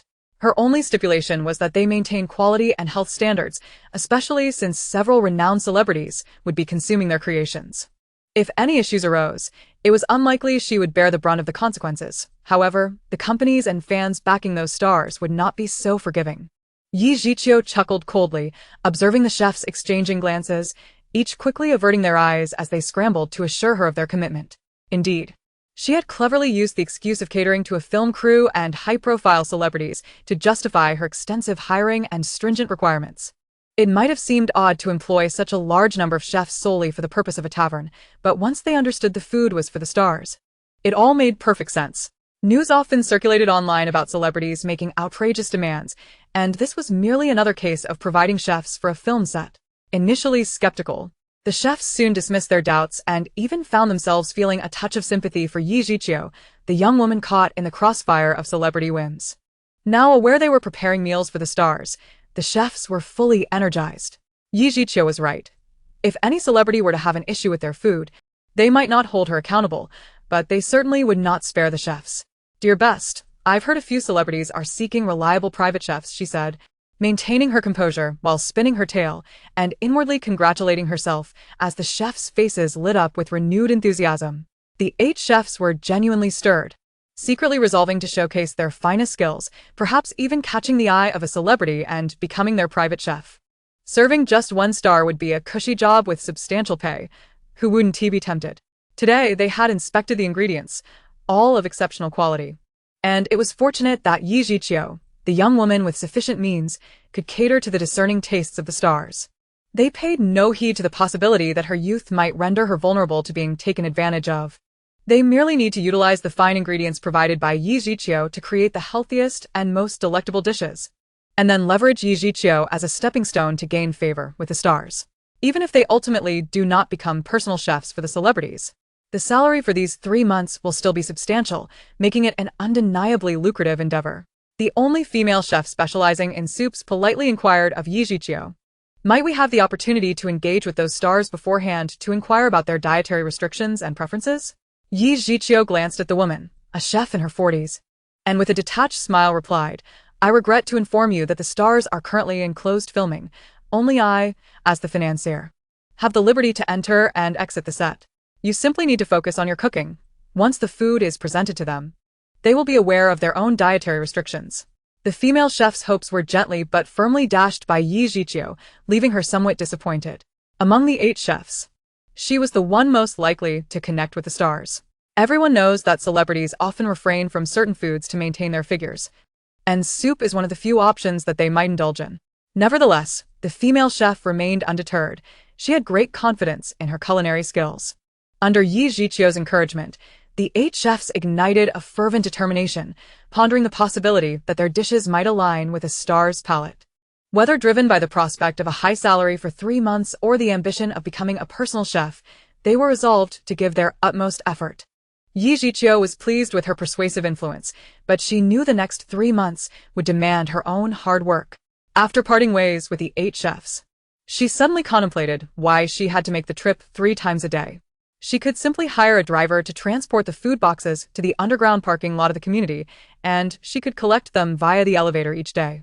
Immediately, she retrieved her phone and called the female chef, saying, "Chef Fong, I forgot to inform you that tomorrow or the day after, I will arrange for an unaware driver to deliver the food boxes. For the sake of food safety, please ensure that all boxes are placed in the vehicle each day. And do not forget to lock the vehicle's door. Also, instruct your staff to refrain from divulging any details to the driver. Should anything go awry, you would undoubtedly be held accountable." The female chef felt a pang of anxiety at this and promptly assured her before ending the call. The 8 chefs and their apprentices resided in the same apartment building, and having just left the restaurant, they walked together.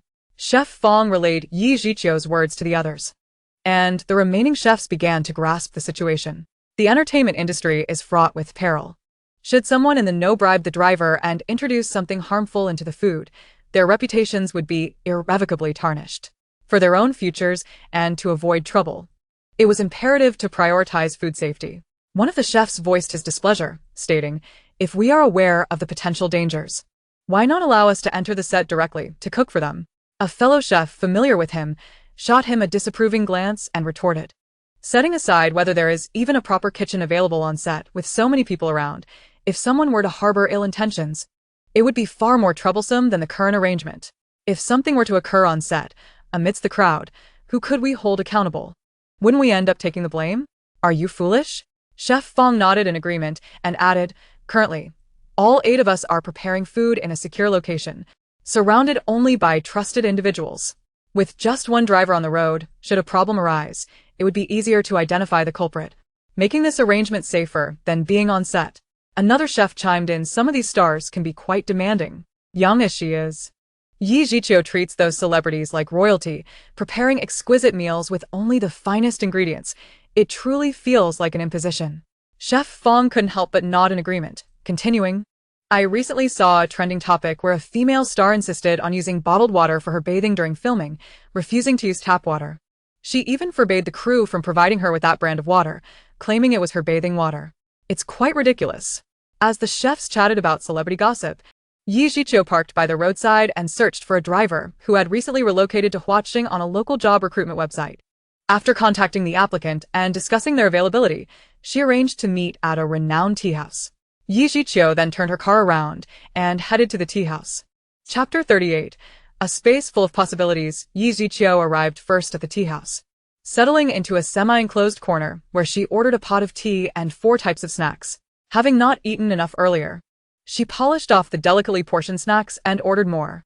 One of the shrimp dumplings was particularly delicious, and she ordered 2 or 3 dozen to be packed for later. After more than half an hour, a robust, unpretentious man with a dark complexion nervously took a seat across from her. In response to Yi Jiqiu's inquiries, he stammered through his situation. He hailed from Dian City and was a natural stutter. His daughter was a sophomore in college and had recently returned to school. After an incident last year, he was uneasy about her well-being, prompting him to resign from his job and come to Huaqing. Yi Jiqiu refrained from probing into the details of what had transpired with his daughter, instead encouraging Wang Zhigao to sip his tea while she patiently listened. After a lengthy and stuttered account, Wang Zhigao concluded his narrative, and upon noticing the young woman's lack of disdain or impatience, a shy smile crept onto his face. Yi Jiqiu observed Wang Zhigao intently.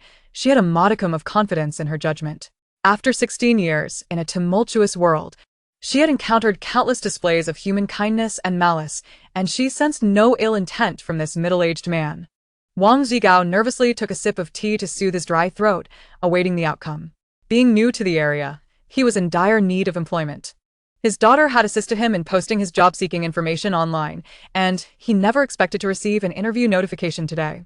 Yi Jiqiu smiled at Wang Zhigao and said, The position I have available is for a driver, but it is only for 3 months. Wang Zhigao's eyes, which had initially brightened, dimmed slightly upon hearing the limited duration of the job. Yi Jiqiu continued, although the position is only for 3 months, the work is quite easy, and the hours are flexible and regular. You simply need to drive to this address, park the car in my underground garage, and you are free to pursue your own activities. She handed him a note with the address of the back door of the restaurant and explained the daily driving schedule. Wang Zhigao contemplated the arrangement and, without waiting for Yi Jiqiu to disclose the specific salary, eagerly nodded in agreement. He would need to arrive at the address at 7 in the morning to take the first vehicle to the owner's garage, then return at noon to deliver the second vehicle and take the morning one back, and finally arrive at 6 in the evening to drop off the noon vehicle and retrieve the previous one, completing his daily tasks. He would not need to linger. He simply had to arrive on time, park the car, and could then spend the rest of the day as he pleased.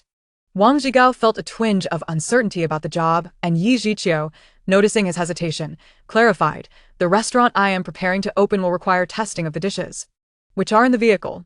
I am unable to make the trip 3 times a day, due to mobility issues. Wang Zhigao was taken aback, his gaze involuntarily drifting to Yi Jiqiu's legs, only to realize that his scrutiny was impolite. He sought to apologize, but his urgency only exacerbated his speech difficulties. Yi Jiqiu waved her hand, encouraging Wang Zhigao to drink tea, and said, It's nothing. I had a car accident a while ago and have yet to recuperate, so I cannot be overexerted. Wang Zhigao felt extremely embarrassed and could only lower his head to hastily sip his tea, alleviating the awkwardness. This also cleared up his confusion. So that was the reason. Yi Jiqiu continued, The chefs in the restaurant are unaware that the dishes are meant for me, the behind-the-scenes owner, to taste. So please, do not let anything slip. I fear that my youth may not command the respect of those individuals. Wang Zhigao nodded vigorously, being a stutterer. He was not one to speak much, and understood Yi Jiqiu's words well. She appeared to be about the same age as his daughter, so young that if she could not assert her authority, she might suffer losses. Yi Jiqiu did not reveal the truth to the chefs, but chose to share a bit of it with Wang Zhigao. Firstly, through this brief encounter, She trusted her judgment and intuition about people. Secondly, should Wang Zigao encounter those chefs and assistants, based on her observations, he would undoubtedly refrain from chattering with them. Yi Zhiqiu added, although I can only engage you for 3 months, I shall not treat you unfairly.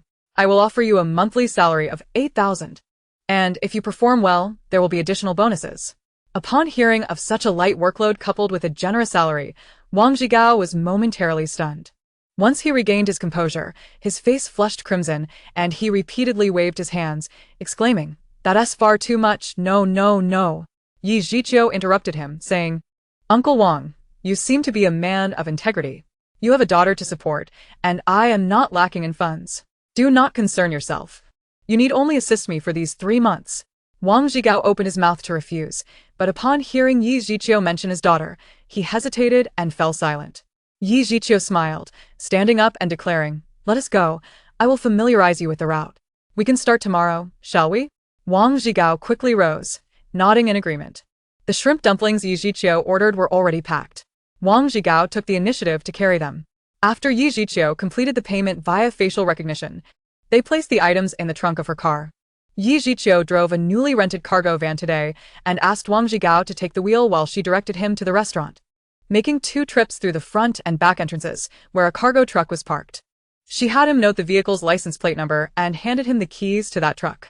Then, she led him to the Jinfu community, granting him daily access permissions at the security desk before driving into her underground parking garage. There was another cargo van parked there. She had rented a total of 3 from a rental agency, being prudent with her expenditures. Once the vehicle was parked, Yi Zhiqiu inquired, "Is this the route you will take daily to deliver goods? Have you memorized it?"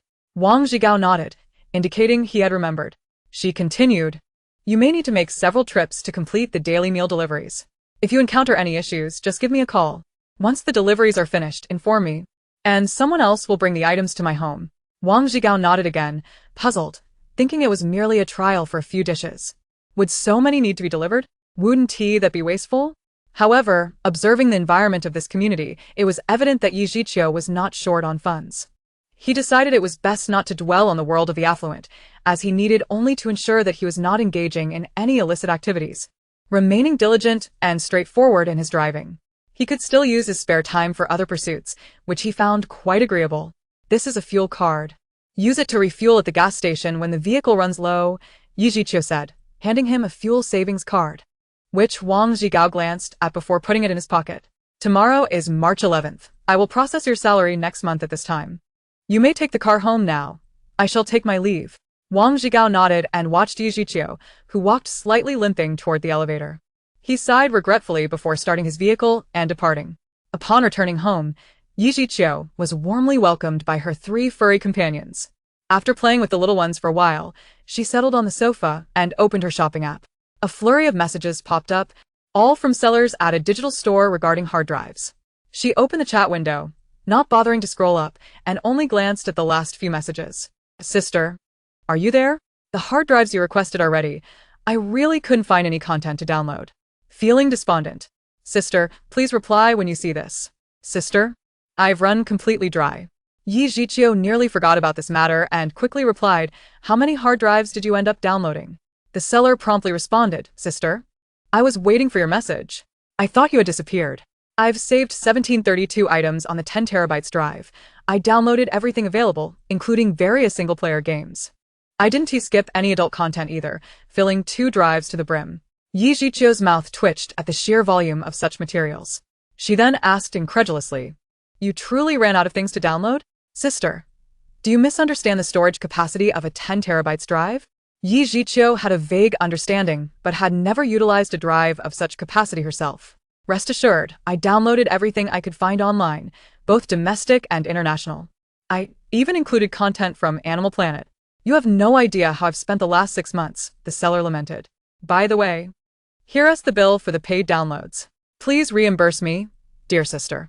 A long list appeared, and Yi Zhiqiu glanced over it, her eyes widening at the total, which amounted to nearly 200,000 for just the paid downloads.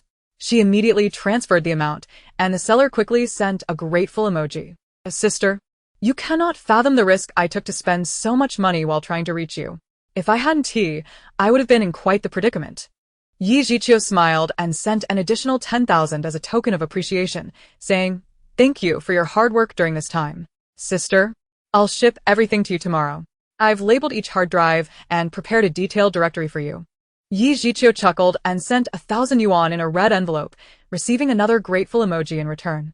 After receiving the payment link for the 1732 hard drives, she clicked to complete the transaction. Following their initial agreement, she also transferred the 500 yuan for each hard drive as compensation. The seller responded with a flurry of flattering emojis. Yi Jiqiu found their conversation quite pleasant. Over 1,000 hard drives, the seller was indeed resourceful. If she had to manage it herself, she would have neither the time nor the energy. She preferred to spend more money to save time for stockpiling goods. She took out her inventory logbook, a thick ledger nearly filled with various supplies ranging from food and clothing to energy resources. She had everything except for an airplane and even owned a small submarine fashioned like a shark, which she had acquired during a deal involving oil in a desert country. She vividly recalled her first visit to the seller's home, where he had boasted about the custom submarine, claiming it had only been used once. During her second visit, noticing she was alone, he attempted to take advantage of her. However, she turned the tables on him, ultimately acquiring a submarine without any cost. In the realm of her mental exploration, she gazed upon the neatly arranged cargo containers and shelves, encompassing everything from diesel-powered submarines and motorhomes to the minutiae of a sewing needle, all of which were hers. A sense of fulfillment and contentment enveloped her. Chapter 39, The Eruption of the Volcano, a prophecy realized since March 11th, Yi Jiqiu had embraced a routine life. Each day, upon receiving a call from Wang Zhigao, she would take the elevator to collect the meal boxes from the cargo space. Subsequently, she would place the grains, oils, and ingredients required by the chefs into the containers. However, for fresh fruits and vegetables or common seasonings, she instructed the 8 chefs to compile their own lists, which she would then discuss with Wang Zhigao, entrusting him with the task of procuring these items from the wholesale market at 3 in the morning, alongside his role as a driver. This arrangement brought Wang Zhigao immense joy, as he received a monthly salary of 15,000. Yi Jiqiu also requested that Wang Zhigao purchase a cargo of fruits and vegetables for her daily, regardless of type, assuring him reimbursement at the end of each day. Thus, she found herself entirely at leisure, with ample time for study and to accompany her 3 fluffy companions. Time swiftly passed, and soon it was March 18th. She had been closely monitoring the movements of Guijia's father, yet found no signs of abnormality. She understood that the absence of anomalies was, in itself, a sign of normalcy. Without witnessing the eruption of the volcano in the land of cherry blossoms, Guijia's father would remain skeptical of the claims made in the emails. Were she in his position, she too would doubt the veracity of such prophecies without first-hand experience. Last month, Guijia's father had systematically evacuated the populace from coastal cities near the land of cherry blossoms and had issued directives to fishing vessels to steer clear of its waters. The citizens of Hua country held a high level of trust in Guijia's father, and despite their grumbling during the evacuation, they complied with his orders and left their homes. Fortuitously, their obedience had spared them from the turmoil that would follow. Yi Jiqiu's anxious demeanor affected her 3 furry companions, who quietly surrounded her, with Kong Kong occasionally licking her hand to soothe her frayed nerves. As the minutes ticked away, she awaited the inevitable second shoe to drop. Never before had she wished so fervently for everything to be merely a figment of her imagination. Unbeknownst to her, her scheduled emails had stirred a significant uproar with Guijia's father. "I vehemently disagree. Such duplicitous individuals must be apprehended. This is utter chaos. A web of deceit that sows discord," a grizzled man in military attire exclaimed, slamming his palm upon the table. The conference room was occupied by only 9 individuals, among whom were several prominent leaders frequently seen by the public. The senior leader cast a calming glance at the military elder before addressing a bespectacled middle-aged man. "Have we uncovered any useful leads?" The middle-aged man adjusted his glasses, shaking his head. "Since this matter was reported, tracking the signal to its source and acquiring the device has proven too swift. The individual was exceedingly cautious, leaving no fingerprints or information. Thus far, we have only determined that this mobile phone originated from the black market in the desert nation, and the charger too has similar origins. Beyond that, our attempts at tracing have hit a dead end." The senior leader nodded and inquired further, "What else?" The middle-aged man replied, "The phone contains no useful information. The auto-send email program is rather simplistic. Anyone with programming knowledge could create it, leaving us without a trail to follow. A heavy silence enveloped the room, indicating that all leads had been severed. An elderly woman with silver hair spoke up, since the phone was found in the women's restroom at the airport. Might this individual be a woman? Can we access the surveillance footage? The middle-aged man shook his head regretfully. The airport experiences a high volume of foot traffic, and given the lax security in the beautiful nation. He shrugged, conveying a sense of helplessness. Unfortunately, the restroom is situated in a blind spot of the surveillance.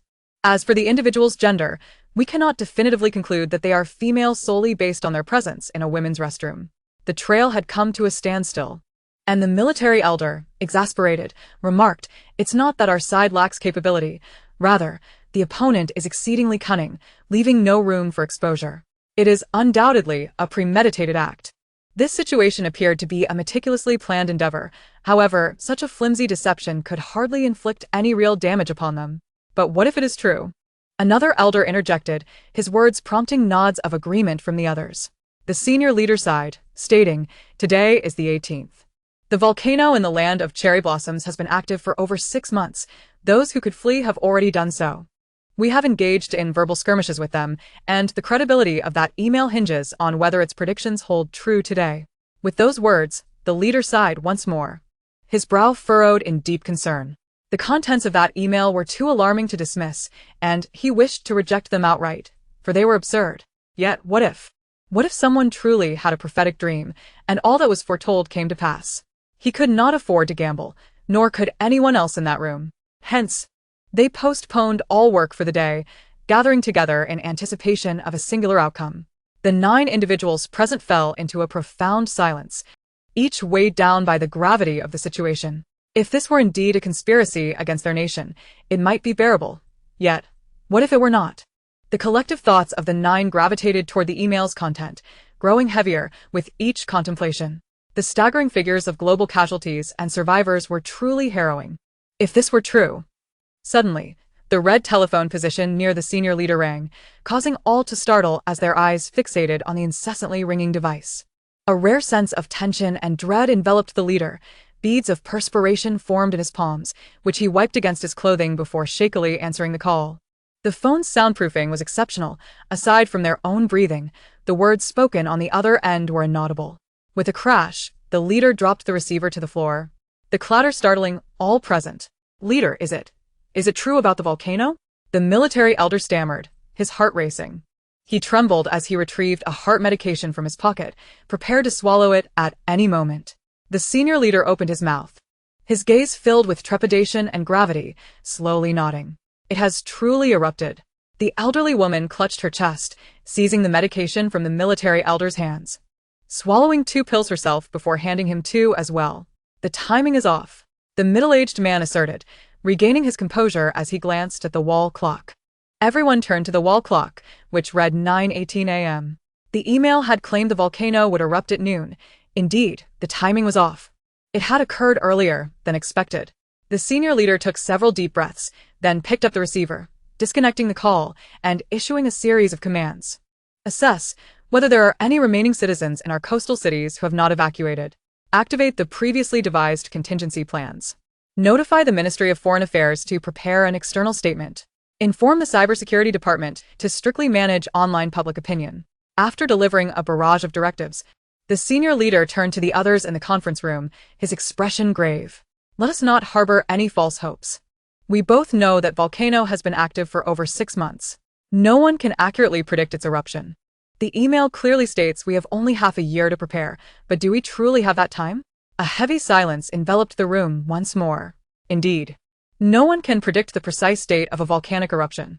The email's prediction was accurate, albeit several hours earlier than anticipated. The advancement of the eruption is not a fortunate turn of events. We must not indulge in false hopes. If the volcano in the land of cherry blossoms can erupt ahead of schedule, what of other calamities? We cannot afford to gamble. The words of the esteemed leader were spoken slowly and with difficulty, his mind a tempest of fear. What alarmed him was the realization that the first prophecy of the volcanic eruption had come to fruition. What about the others? Must we wait for all the predictions to manifest before we take action? Will there even be time then? Though his voice was not loud, It resonated like thunder in the hearts of those present. We must spare no effort in locating the sender of the email. Once we find this individual, all mysteries will be unveiled. The elder in military attire insisted that we first ascertain the identity of the email's author. Although the email claimed to have revealed all the dreams, what if there were omissions? Finding this person and employing the finest hypnotist could potentially unlock further details from their dreams. I concur with the necessity of locating this individual, spoke another leader frequently seen in public. The esteemed leader nodded and remarked, while searching is essential, it is not our foremost priority at present. We are confronted with the survival of the world itself. Locating this person is merely a secondary task. If we succeed, it is a boon. If not, it is of little consequence. We only need to ascertain that this individual is not a charlatan and harbors no malice toward our nation. It is unnecessary to squander resources in a futile search. The paramount concern is how we can survive and lead others to survive. Everyone nodded in agreement. And an elder in a white coat interjected. Only one of the events mentioned in the email has come to pass. Yet the chain reactions are formidable and must not be underestimated, especially the toxic acid rain forecasted to commence in September. If we can issue warnings in advance, we can prevent loss of life. However, the mutations in flora and fauna remain uncontrollable. The cause of this phenomenon is still unknown. The email correctly stated that food, medicine, warm clothing, and energy are of utmost importance for the health and safety of the populace. Even if this turns out to be a baseless conspiracy, we must stockpile these essentials. If disaster strikes, we must be prepared. Everyone sighed in unison, and the esteemed leader instructed, issue a directive. Spare no expense to import food, medicine, and energy from abroad. Do not concern yourselves with financial losses. Simultaneously, we must relocate individuals from remote mountainous regions to higher altitudes. Notify the construction department to conduct a comprehensive investigation into the quality of buildings nationwide. I want a thorough examination, and those found negligent will face severe penalties. Inform the heads of all departments that we are officially activating Plan Black No. 1. Everyone rose to their feet, casting determined glances at the resolute leader, all standing tall and saluting him. The esteemed leader, with a fierce expression, declared, "If the heavens deny us a path to survival, we shall carve one for ourselves. Any obstacle to our existence shall be trampled underfoot. We must endure and lead our people to survival. Can you guarantee the completion of your tasks?" Yes. "We guarantee the completion of our tasks." The leader locked eyes with each person present and stated, "Comrades, we have millions of citizens relying on us. We cannot afford to fail." With that, he turned and exited the conference room with haste. The remaining 8 individuals emerged solemnly, each heading to their respective stations. Thus, the battle for humanity's survival commenced. Chapter 40. One by one comes true old capital slipper. Fortunately, the coastal cities evacuated swiftly. Otherwise, we would have been caught in the turmoil. Heaven is watching over us. Long live Father Gua. Ningxia. I am among those evacuated, and I am immensely grateful for Father Gua's foresight. My neighborhood was inundated by the encroaching sea. It was truly terrifying. 3 days have passed since the volcanic eruption in the land of cherry blossoms. Yi Jiqiu perused the comments online, her mood far from delightful. She desperately wanted to shout that the apocalypse was upon them, yet she refrained. Chun Jing had taken leave, as her hometown was perilously close to the inundated city, necessitating her return. Yi Jiqiu requested that Chun Jing provide her with a list of supplier contacts, and she advanced a month's salary to her. Seizing the opportunity to grant paid leave to the pharmacy staff, she cleared out the pharmacy's warehouse once more and contacted suppliers for deliveries. However, the suppliers indicated that their stock was critically low, with a considerable portion already diverted elsewhere, and she would have to wait for her requested goods. Yi Jiqiu hastily inquired about the specifics, yet the response lacked clarity. They merely assured her they would expedite the supply. After several calls to various pharmaceutical suppliers, she received similar answers, and it dawned on her.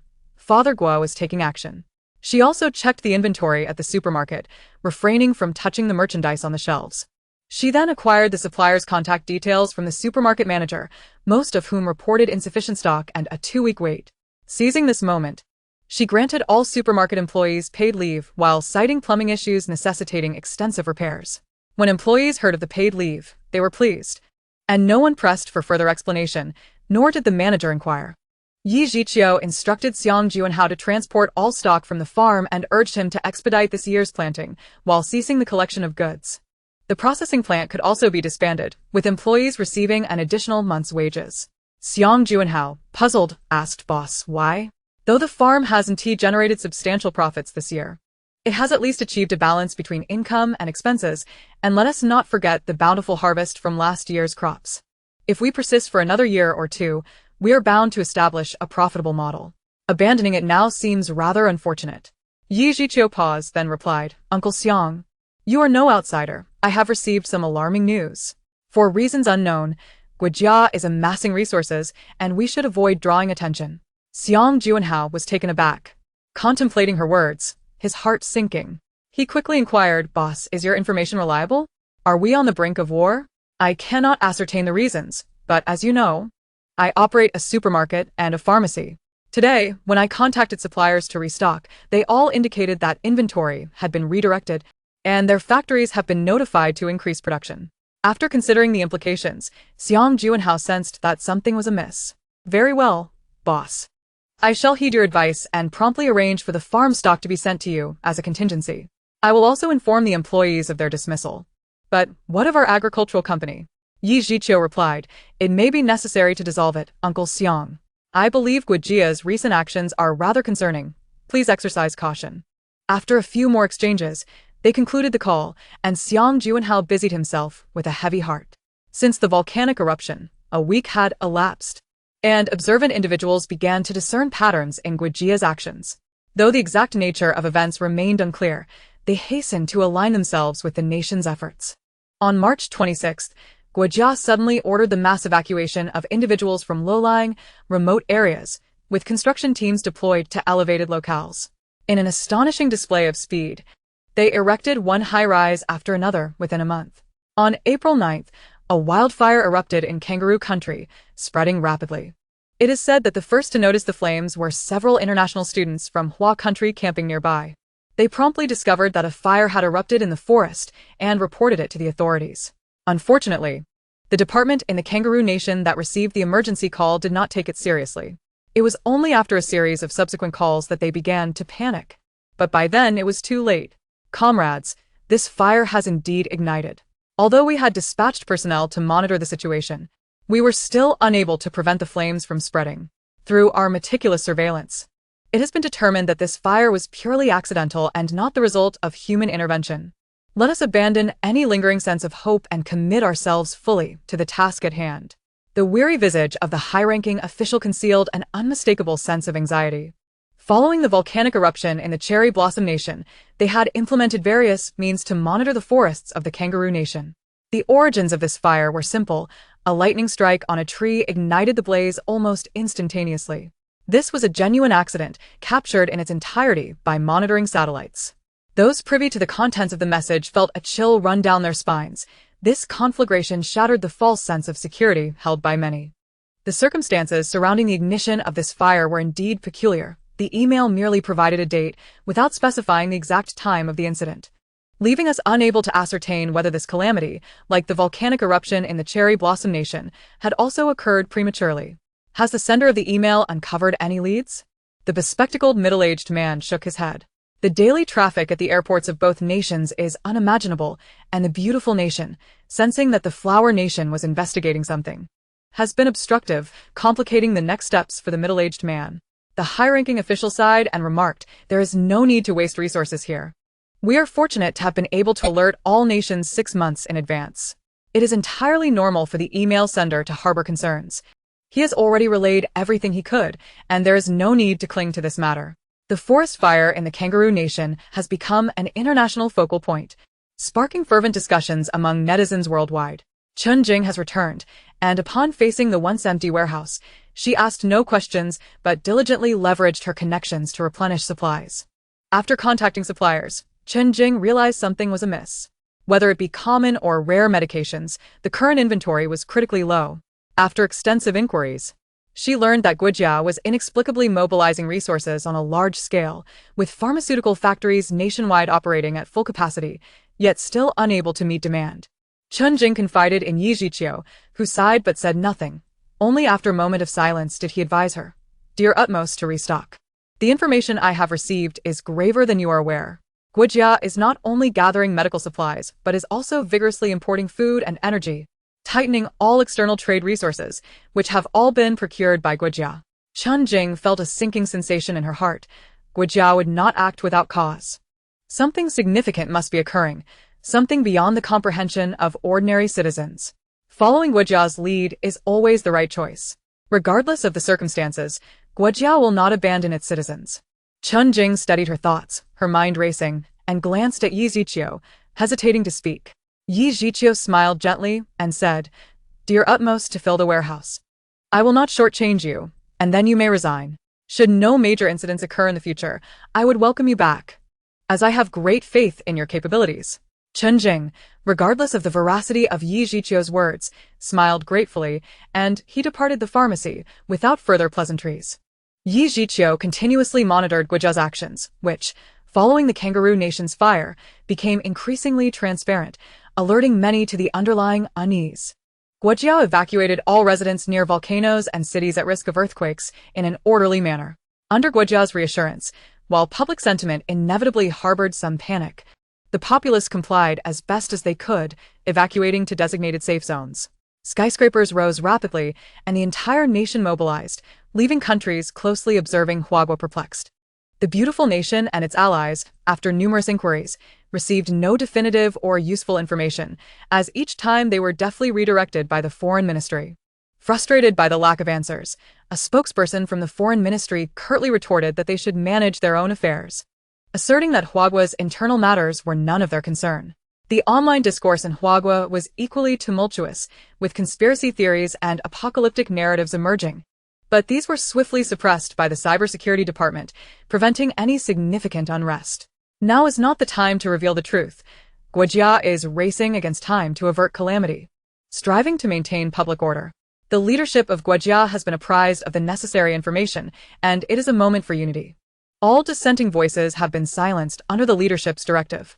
On April 18th, the world-renowned waterfall in Xingxingguo abruptly ceased to flow overnight, reigniting global discussions.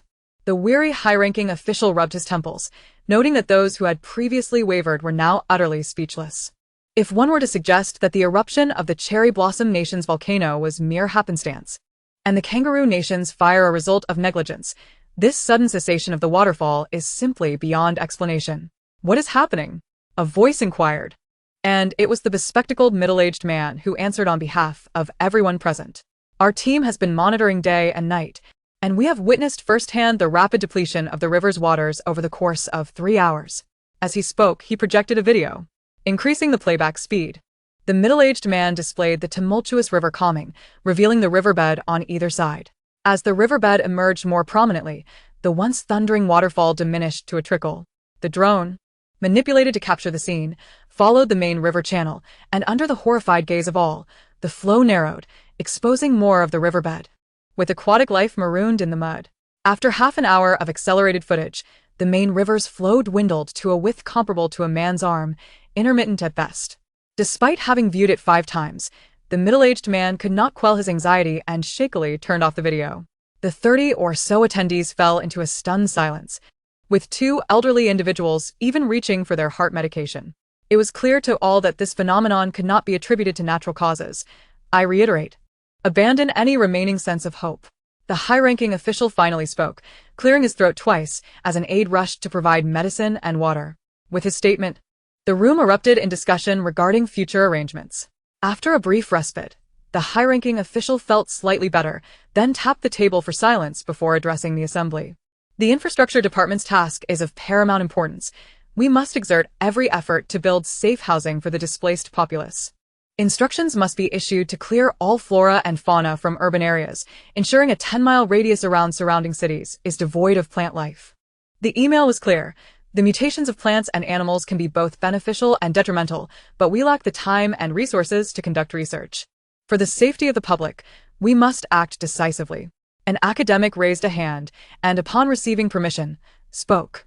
Must we truly resort to such drastic measures for the flora? What of the parks and botanical gardens within our cities? Had he known that With the rise of environmental awareness, Huagua had been diligently developing its green spaces over the past few decades, establishing numerous parks and ecological gardens in every urban area. His inquiry might have been different. As the academic's words settled, a hushed discussion began among the attendees. The leaders of the Environmental Protection Bureau of Guojia were deeply distressed, feeling an acute sense of loss for the generations of tireless efforts and immense financial resources that had been invested to achieve progress. Now, It seemed all would be rendered void, and the labor of many would be in vain. Such a thought was unbearable and heart-wrenching. They were also acutely aware of the contents of the email, which meticulously detailed the substantial threats posed by mutated plants to humanity. Even an inconspicuous blade of grass might inflict wounds upon human skin, potentially leading to fatal consequences. Yet, who could guarantee that a city could be entirely purged of even a single blade of grass? Even if it were possible, the trend of indoor planting had become prevalent among households, and future policies would likely encourage such practices. a blanket ban seemed implausible. The senior leader, upon realizing this, shook his head and sighed in resignation. His intentions were noble, yet the execution was fraught with challenges. Guojia could not afford to disseminate the news of impending calamities, as it would incite public unrest for which they were unprepared. The senior leader acknowledged these dilemmas with a sigh and suggested prioritizing the removal of the most hazardous plants as noted in the email. He proposed enclosing green parks and botanical gardens, restricting public access until the appropriate time to inform the populace and advise them to take precautions. This was the only feasible course of action. What other options remained? Swiftly executing a comprehensive removal of urban greenery and vegetation posed logistical challenges. Not to mention the public's potential reaction to Guojia's seemingly irrational directives prior to disclosing the looming catastrophe. Chapter 41. National Power Esteemed Leader. Our attempts to globally procure resources have garnered significant attention, leading many nations to inflate prices, taking advantage of the situation. Countries led by the United States have explicitly prohibited traders from exporting goods to our nation. The senior leader let out a cold laugh before responding.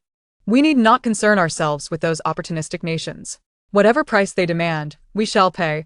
We simply need to acquire resources with currency.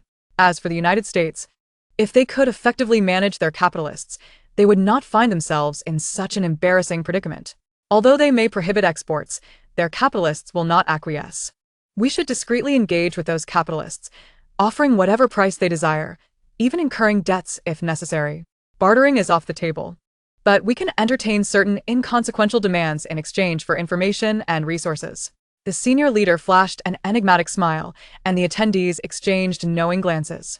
Even the city leaders participating via projection found humor in the absurdity. With impending disaster looming, what use would money and hidden agendas serve?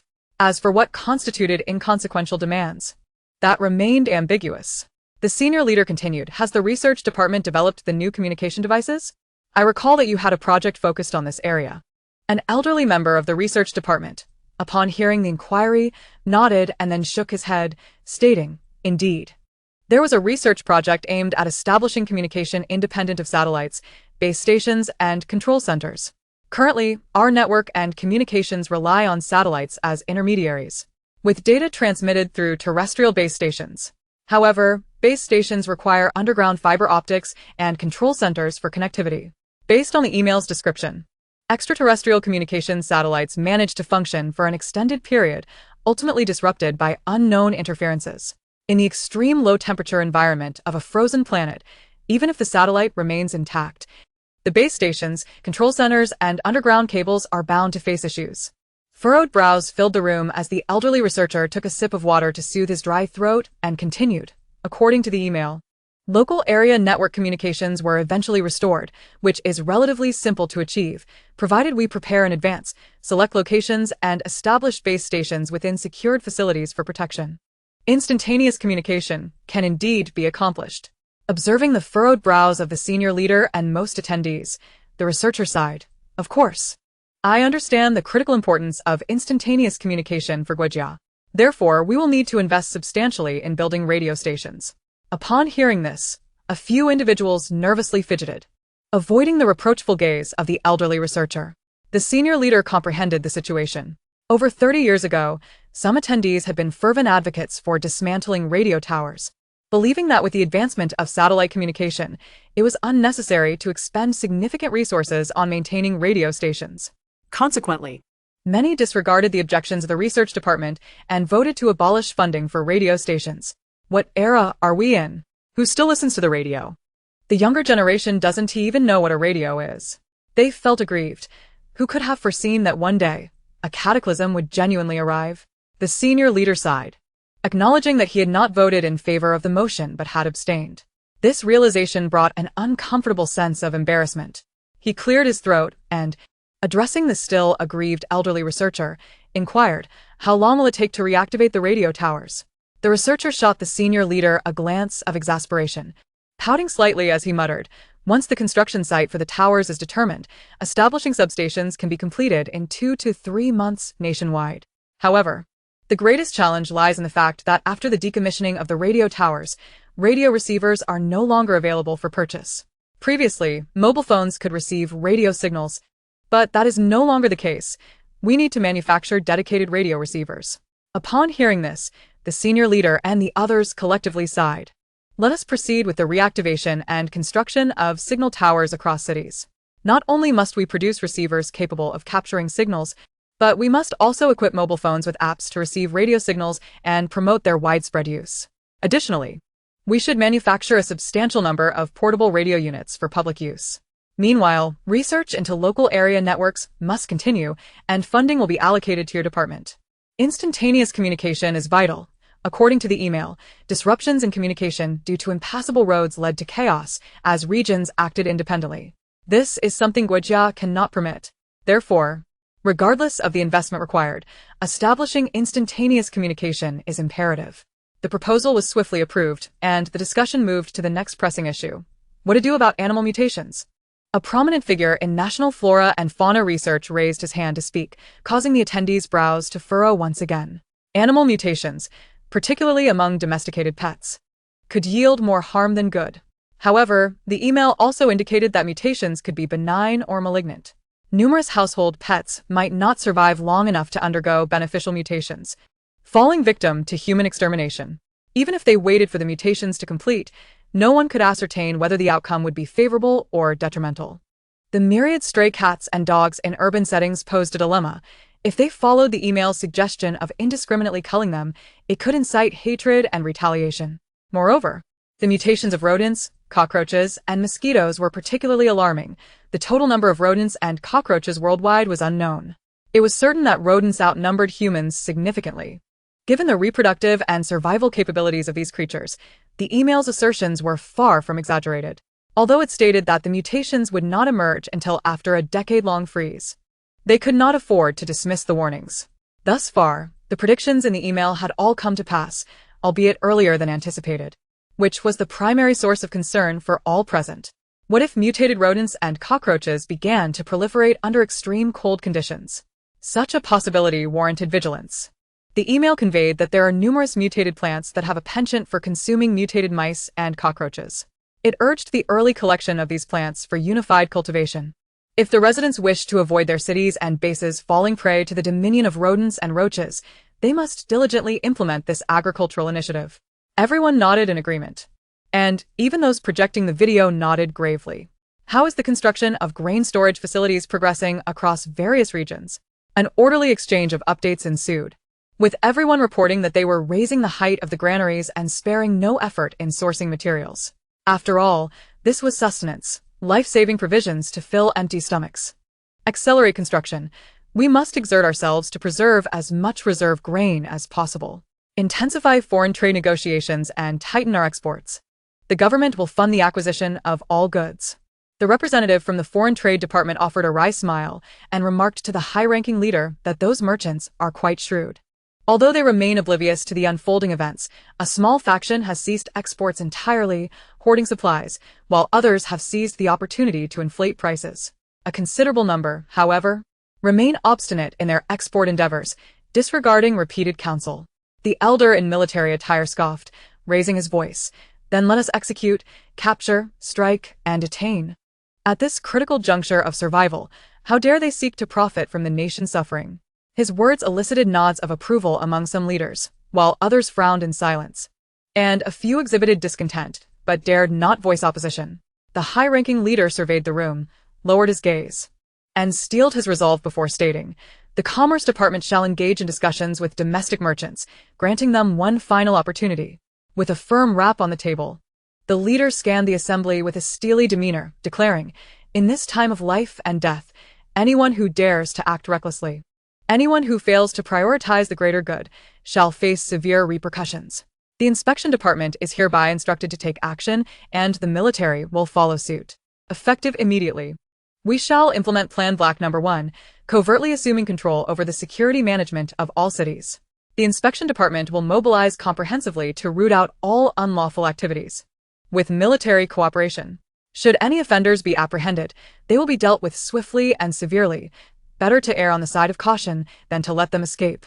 Upon losing contact with the Central Command, the Inspection Department and military may act independently, assuming control of urban and base security, suppressing all unrest." The leader paused, then continued, "In emergencies, military personnel are authorized to use lethal force against unlawful crowds and certain nefarious elements.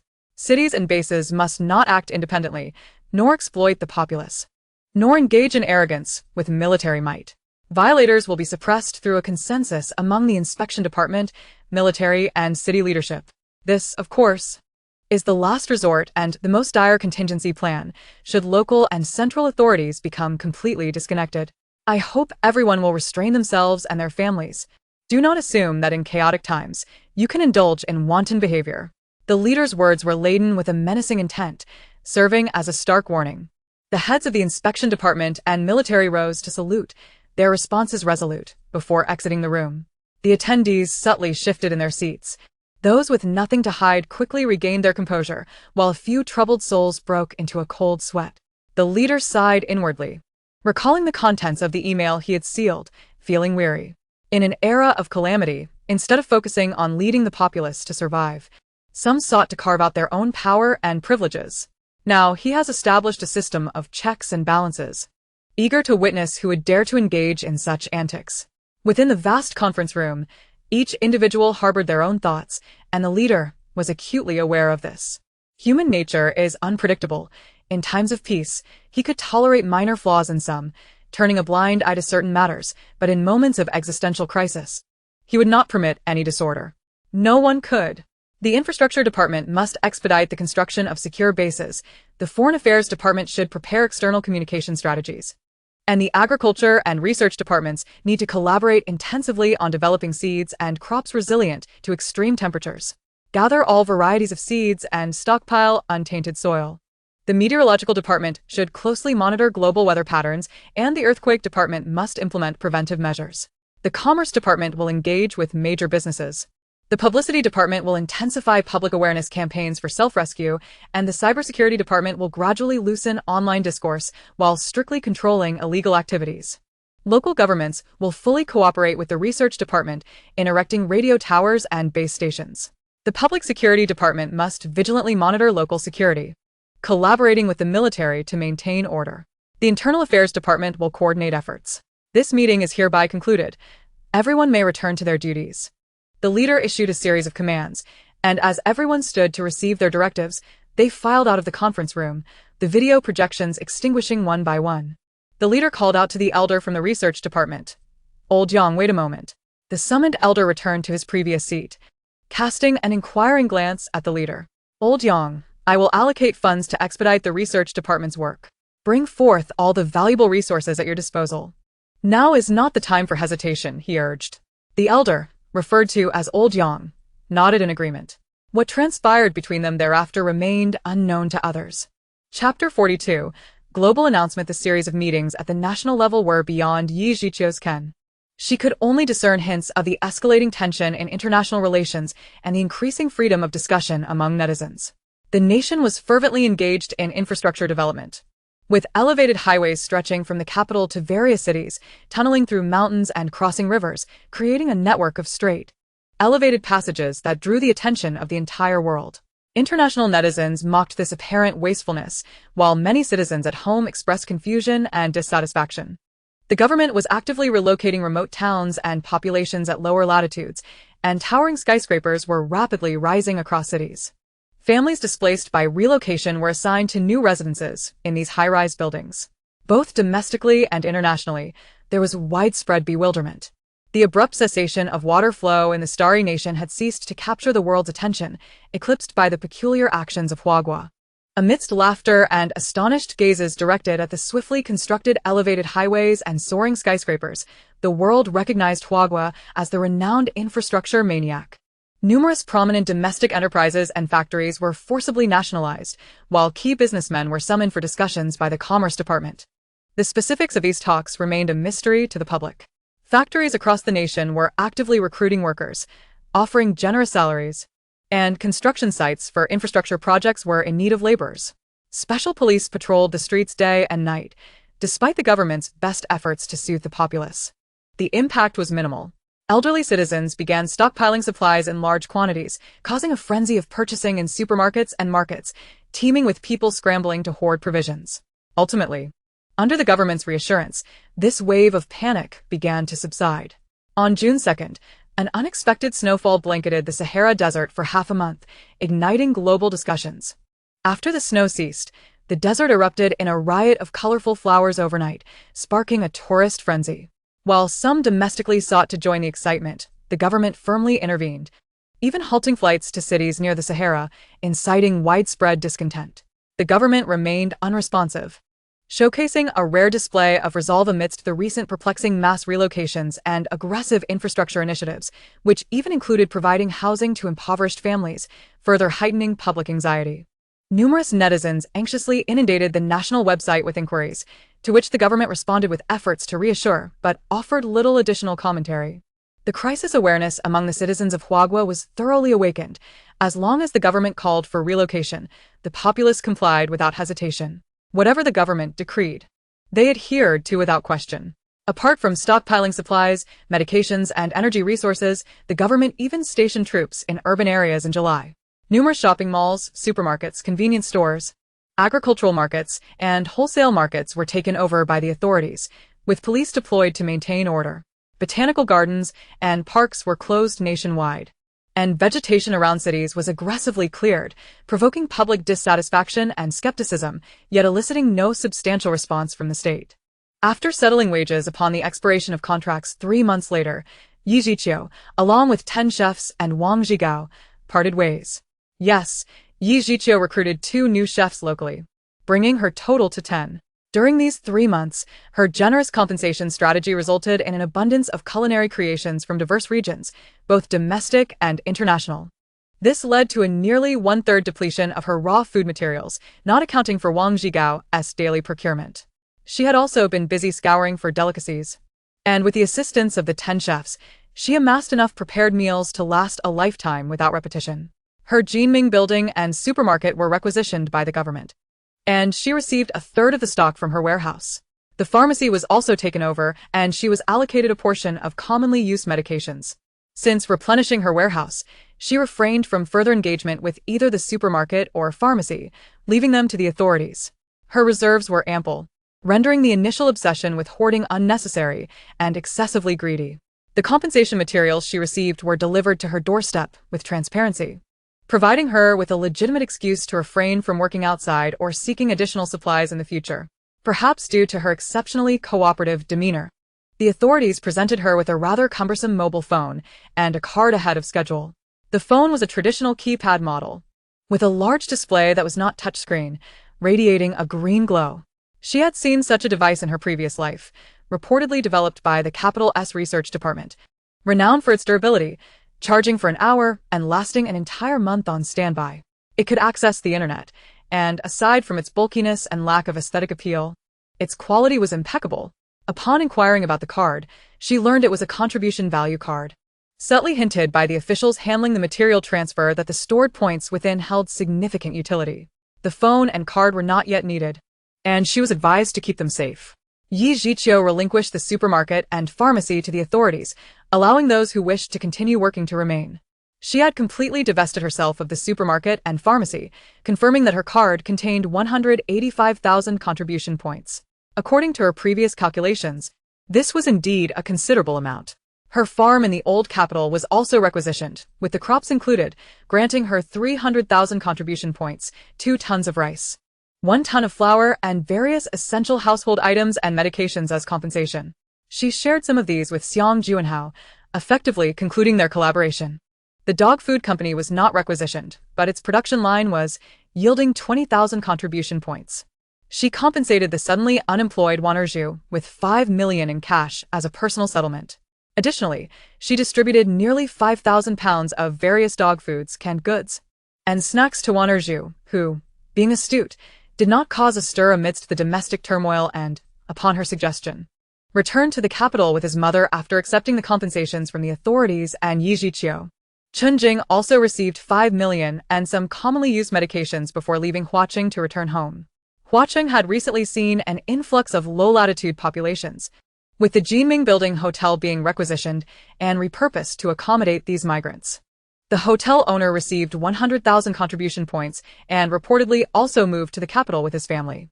The residents of Huaqing were increasingly discontented as their city was ravaged, yet they felt powerless, as this was a nationwide phenomenon.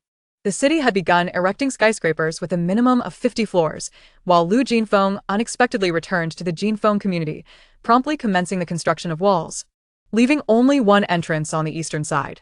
The residents of the villa area seemed to have coordinated their efforts, collectively relocating to the vacant high-rises within the community. Those without available high-rise accommodations moved out entirely.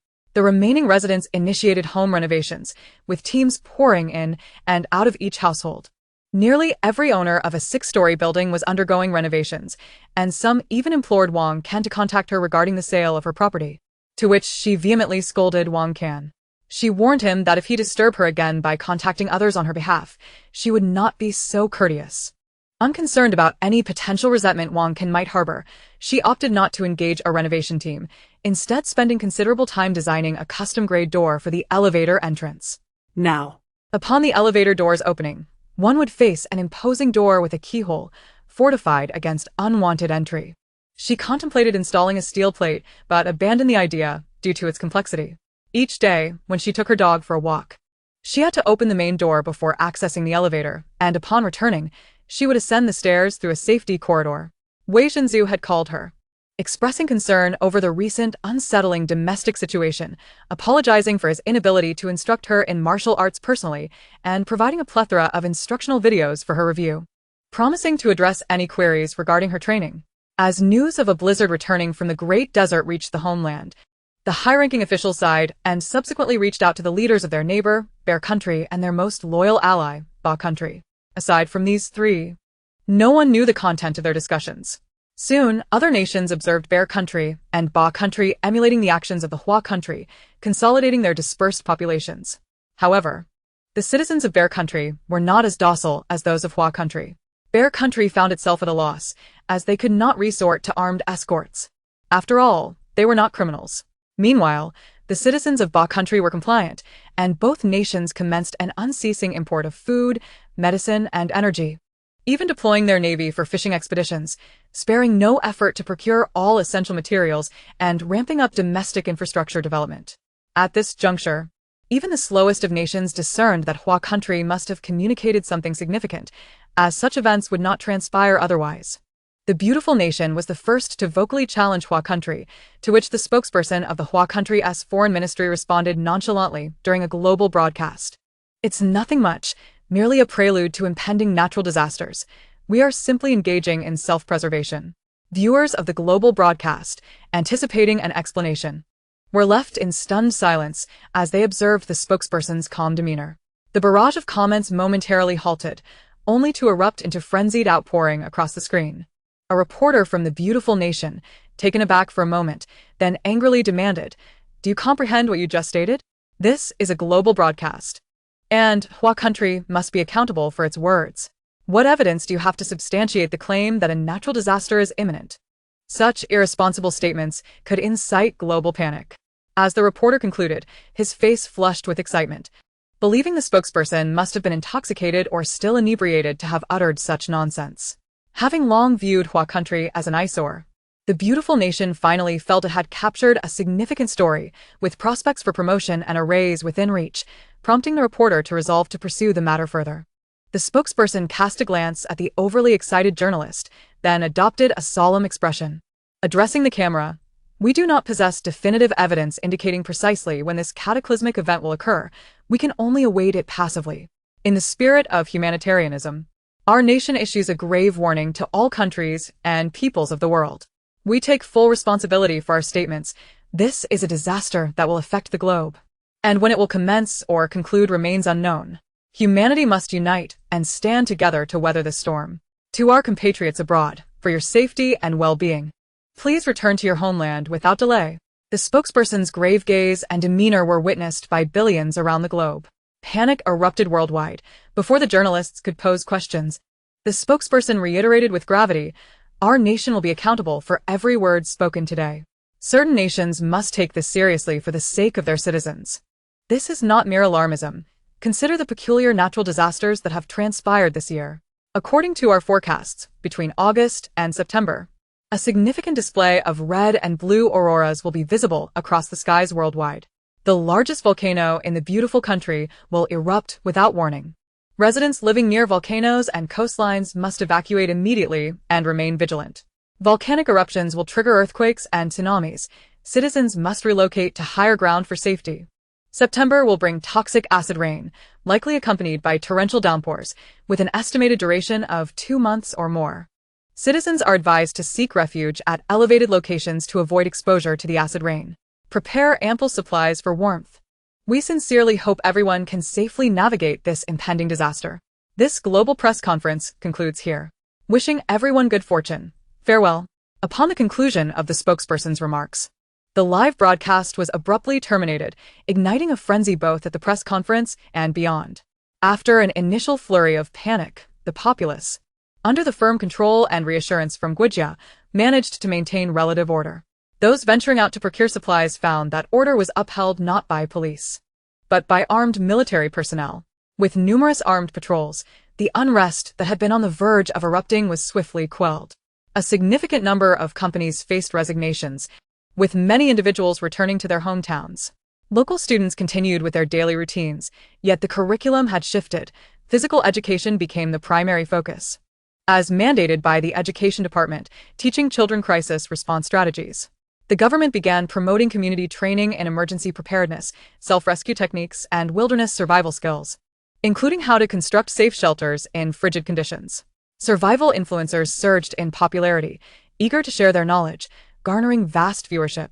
However, those attempting to stock up on supplies encountered purchase limitations at supermarkets and markets. Certain construction materials remained unrestricted, particularly cement, sand, bricks, and timber, which were abundantly supplied. The government strongly encouraged the populace to inhabit high-rise buildings and create thermal barriers. Despite the unrestricted nature of heating supplies, the acquisition of fuel was capped, allowing only a daily purchase limit of 2,000 units per individual. The authorities cracked down on unscrupulous merchants inflating prices, imposing regulated selling prices. And after dealing with the non-compliant, order was restored. For vegetables, fruits, grains, and daily necessities, identification was required for purchases, with a daily limit of 2,000 units per individual.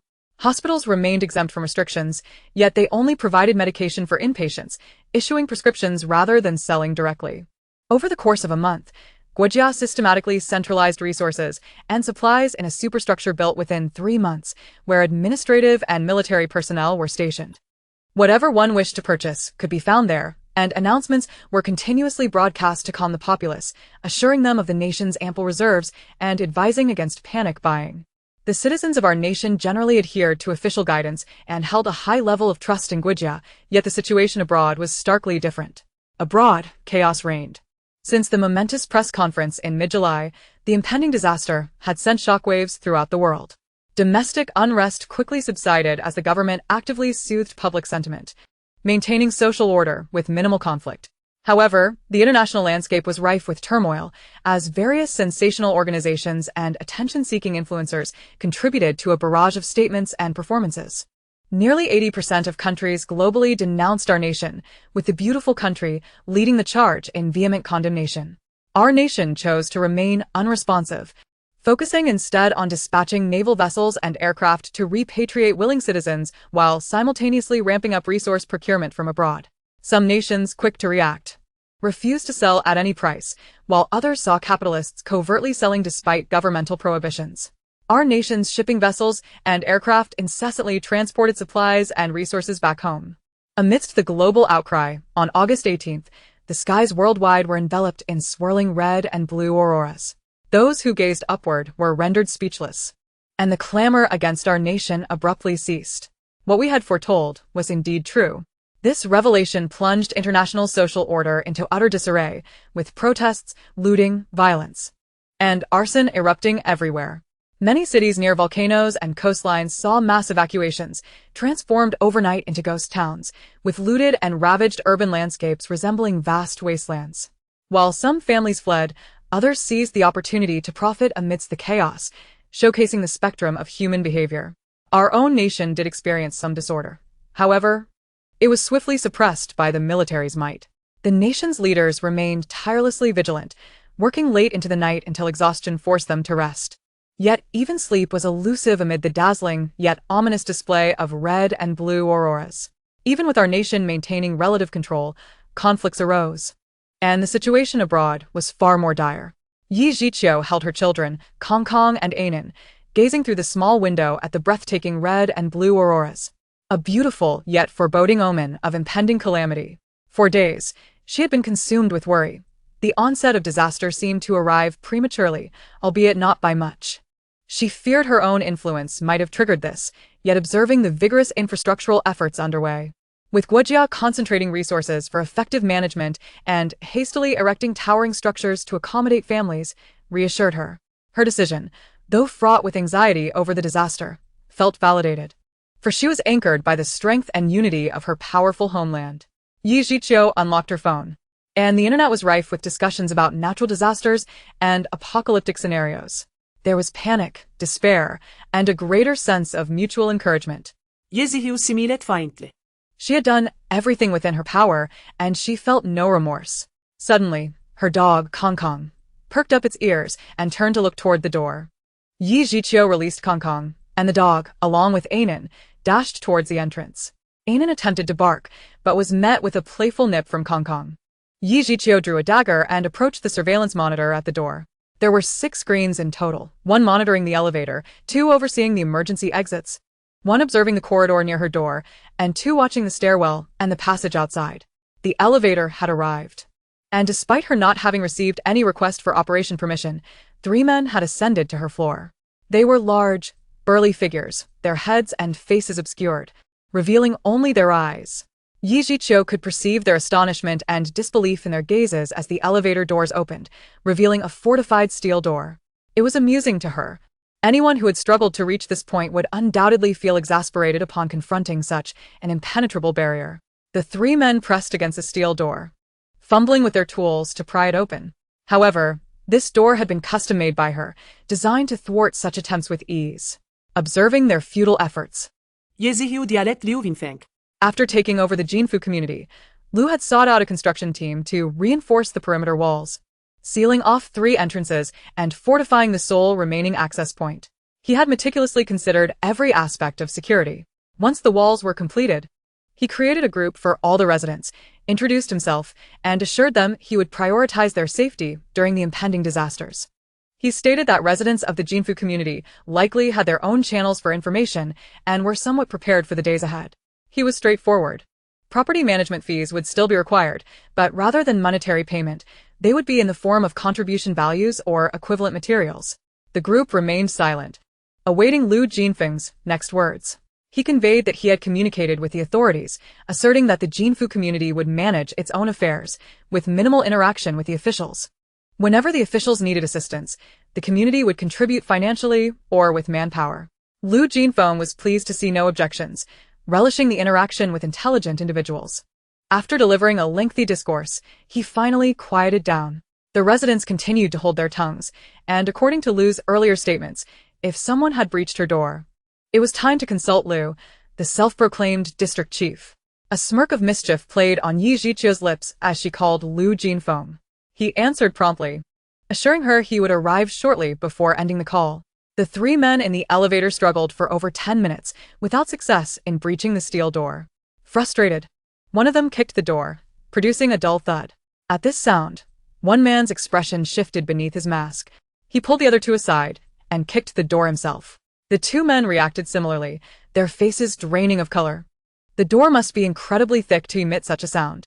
They exchanged resigned glances, deciding it was best to retreat.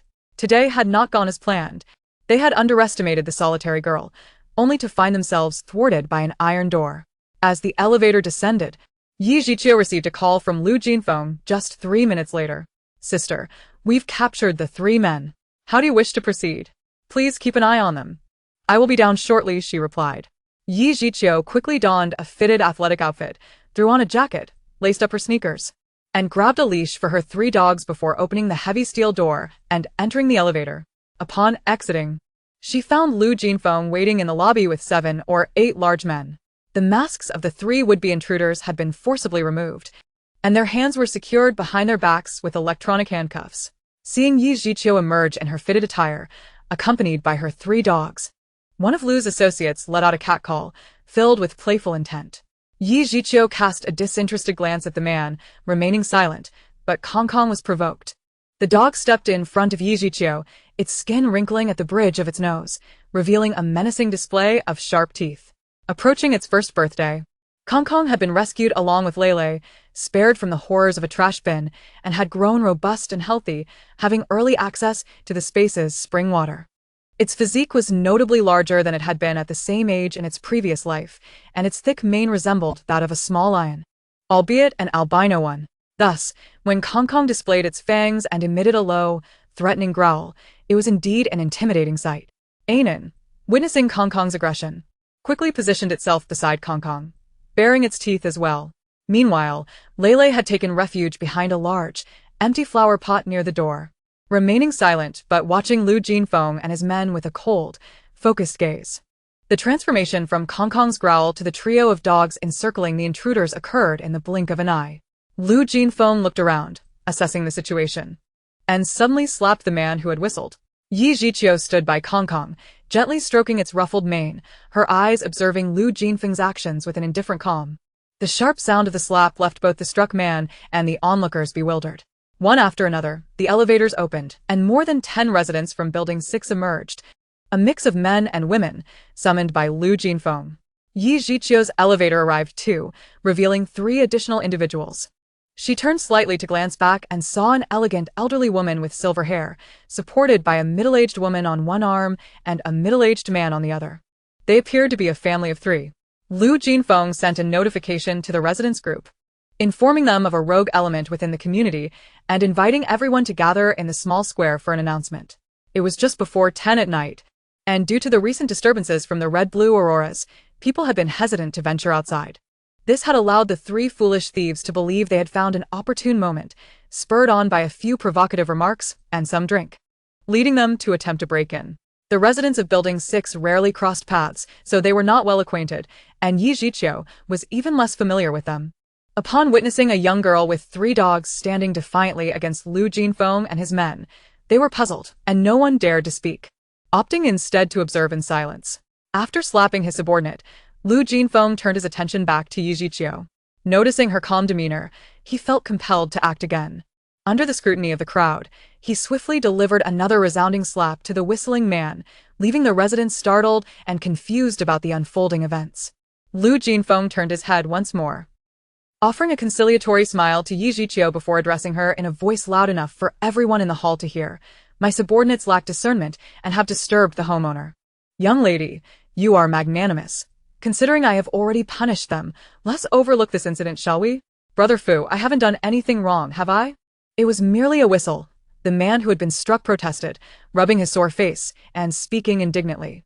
Lu Jinfeng cast a cold glance at him, causing the man to tremble and lower his head, silencing him. Yi Jiqiu offered Lu Jinfeng a polite smile, then gently called out, "Come back." Lele silently scurried back from behind a flower pot, while Anin also put away her fierce expression and obediently bounced back. Only Kong Kong, upon hearing Yi Jiqiu's voice, slowly retracted his teeth, yet his gaze remained fixed on the man with his head bowed. Lu Jinfeng regarded Kong Kong with admiration, slowly crouching down to meet Kong Kong's eyes and softly said, "I have apologized to your owner. Please do not hold a grudge against this foolish man, alright?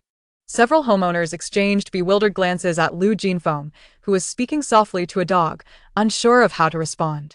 Kong Kong looked at Lu Jinfeng, and Yi Zhiqiu patted Kong Kong on the head. Kong Kong snorted, appearing somewhat reluctant. Lu Jinfeng rose, bursting into a hearty laugh, and addressed everyone. Today, 3 of my men have embarrassed themselves by stealing, and 1 has offended my homeowner. I sincerely apologize to all of you. I invite all homeowners to the small square for a performance.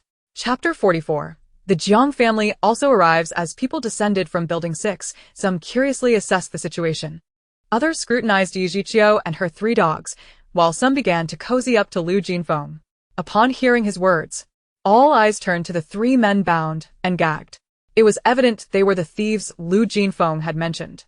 Is societal morality deteriorating so swiftly? Alas, what a calamity! An elderly woman, supported by her son and daughter-in-law, lamented, noticing Yi Zhiqiu's gaze upon her. The elderly lady smiled at Yi Zhiqiu, who returned the gesture and nodded at her son and daughter-in-law before moving toward the hall's entrance, ignoring Lu Jinfeng. Seeing this, others began to stir, seizing the rare opportunity to become acquainted, for soon enough, the saying distant relatives are not as good as close neighbors would hold true. The social strata among them were similar, and they shared numerous common topics, creating a lively atmosphere. Lu Jinfeng brought up the rear with the beaten man, exasperated as he scolded, "How many times have I told you? Rein in your lust. This territory is where I intend to establish my footing in this chaotic world. Even a rabbit does not graze near its burrow. Are you truly that foolish? Do you think anyone who enters my domain is insignificant? Believe me, had it not been for my intervention today, your life might very well be forfeit." The beaten man, feeling wronged and indignant, retorted, "Brother Fu, I saw her. She's a cripple. I've followed you for years, and for a cripple, you treat me this way in front of so many people? How humiliating. Who would take my life? That cripple? Or her dogs? You know my skills. That cripple is not even worth a slap. In this day and age. What's wrong with having a bit of fun with her? Who knows, she might even be willing. Hee, I've never played with a disabled person before." Lu Jinfeng, upon hearing the man's words, cast a disgusted glance at him, his demeanor cold and contemptuous. Such a fool. Was he blind at the time of his recruitment? Or was he destined for an early demise? Lu's words had been clear, yet the man remained oblivious in his lustful fantasies. Lu possessed personal information and basic family backgrounds of all the homeowners. Yes, this young lady named Yi Zhiqiu had some physical limitations. Yet she was wealthy and lacked any influential connections. But why would he choose to stand up for such a girl? Could this dolt not fathom the reason? He had seen the records indicating that she was bedridden, yet specifically purchased a duplex on the 12th floor of Building 6, subsequently spending a substantial amount on renovations without any prior warning. How could a young lady so fortuitously and irrationally invest such a large sum in renovations? Coincidence? He did not believe it. Enough is enough. In more peaceful times, there were many ways to satisfy such frivolous desires, but not now. The impending calamity of the world could descend upon them at any moment, and this foolish man was becoming increasingly reckless. If he remained close, it would be a source of trouble rather than fortune. Let him face the consequences. Perhaps it would teach him a lesson about this young lady's true nature. Lu Jinfeng turned away from the man and swiftly made his way to the small square. The man watched Lu's departing figure, resentment and unwillingness creeping into his eyes. As he exited the door towards the small square, many of the community's flora had been uprooted and burned, leaving the environment looking oddly patchy and unsightly. Yi Zhiqiu meandered toward the small square, symbolically attaching leashes to her 3 dogs, allowing them to frolic freely. Along the way, the trio attracted considerable attention, and some passers-by, with their own pets, approached her to chat, revolving their conversation around the adorable animals, which Yi Zhiqiu found delightful. Qiu. Hearing that familiar voice, Yi Zhiqiu paused and turned toward the source. "Grandma Jiang, Uncle Jiang, Jiang Wenxuan? What brings you here? When did you move in? Why didn't you inform me beforehand?" Seeing Grandma Jiang and her family, Yi Zhiqiu was genuinely thrilled. She had spoken with Grandma Jiang just last week, and the elderly lady hadn't hinted at any plans. Grandma Jiang, refusing assistance, walked directly to Yi Zhiqiu, joyfully patting her arm and expressing concern that she had not taken good care of herself and had lost weight. Yi Zhiqiu listened with a smile, though she frequently video-called Grandma Jiang, nothing compared to speaking face to face. She smiled at Uncle Jiang and Jiang Wenshuan, easily passing the dog leash to Jiang Wenshuan, who accepted it without hesitation and affectionately ruffled Yi Zhiqiu's hair. Kong Kong glanced back at Yi Zhiqiu, but offered no resistance, obediently allowing Jiang Wenshuan to lead him. Yi Zhiqiu gestured a phone sign to Uncle Jiang and then devoted her attention to chatting with Grandma Jiang. After a year, their reunion was filled with emotions. Uncle Jiang felt profoundly grateful to Yi Zhiqiu, had it not been for her timely reminders. He might be in a state of disarray now. The impending disasters, so that was the reason. No wonder. Uncle Jiang observed Yi Zhiqiu conversing cheerfully with his mother, deepening his internal perplexity. However, regardless of his multitude of questions, he would not voice them. In his heart, Yi Zhiqiu was akin to his own daughter. If she had something to convey, she would do so directly, without any convoluted hints. Since Yi Zhiqiu had not spoken plainly, there must be a reason. And he would not pry or put her in a difficult position. He always recalled the words of his brother from years past. If one day I am gone, you must take good care of them. The echoes of his brother's request lingered in his ears. Two individuals he had been entrusted to protect, and yet he had failed to safeguard either. A sense of remorse enveloped him. At his advanced age, it was disheartening that he required the gentle reminders of a young girl multiple times before he could muster the resolve to act, narrowly averting a grave mistake. Uncle Jiang's mind was a tumult of chaotic thoughts until the voice emanating from the microphone jolted him back to reality. Lu Jinfeng stood on the small platform in the square, where a bronze statue of a mermaid had once graced the space, now melted down just last week.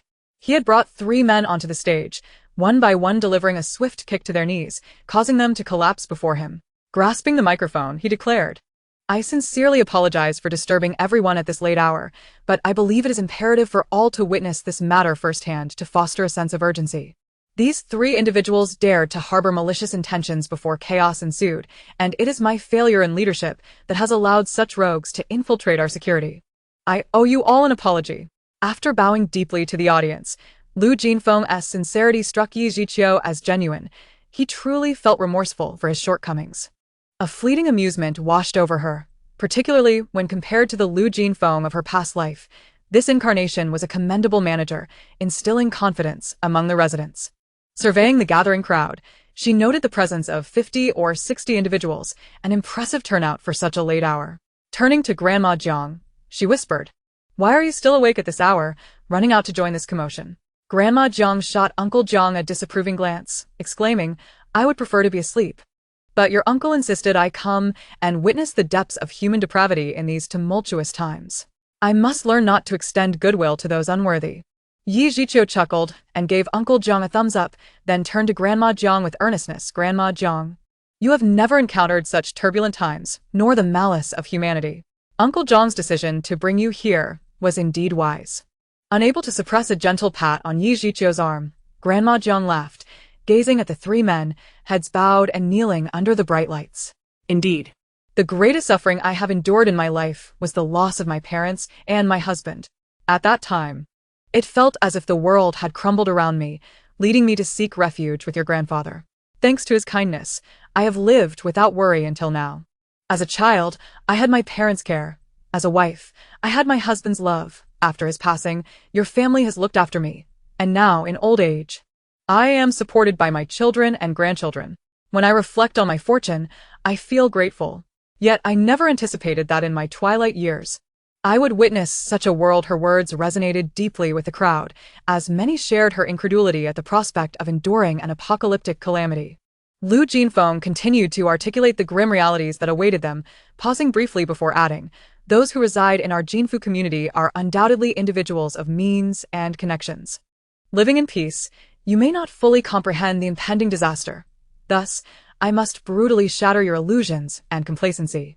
As more individuals arrived, 20 or 30 more, Lu Jinfeng surveyed the somber faces before him and continued gravely, We are on the brink of an apocalypse. Although we have guidance and protection, we must confront the harsh realities of this world. What will we face? An apocalypse. The crowd, previously silent, now turned their gaze skyward, their hearts heavy with the knowledge that beneath the beautiful facade lay the peril poised to engulf the world. Lu Jinfeng sighed and resumed, The glory of humanity, as we once knew it, is nearing its end. The advantages we held over the ordinary will soon dissipate. Our Jinfu community. Do you comprehend what awaits us when the end times arrive? We will confront those driven to madness by desperation. They will seek sustenance, shelter, safety, and everything you currently possess. They will desire it all, and in their desperation, they may not hesitate to turn on you. As his words hung in the air, Yi Ziqiu felt Grandma Jiang tighten her grip on her arm, trembling with trepidation. Yi Ziqiu chose not to comfort her. The truth of Lu Jinfeng's words was undeniable, perhaps even understated.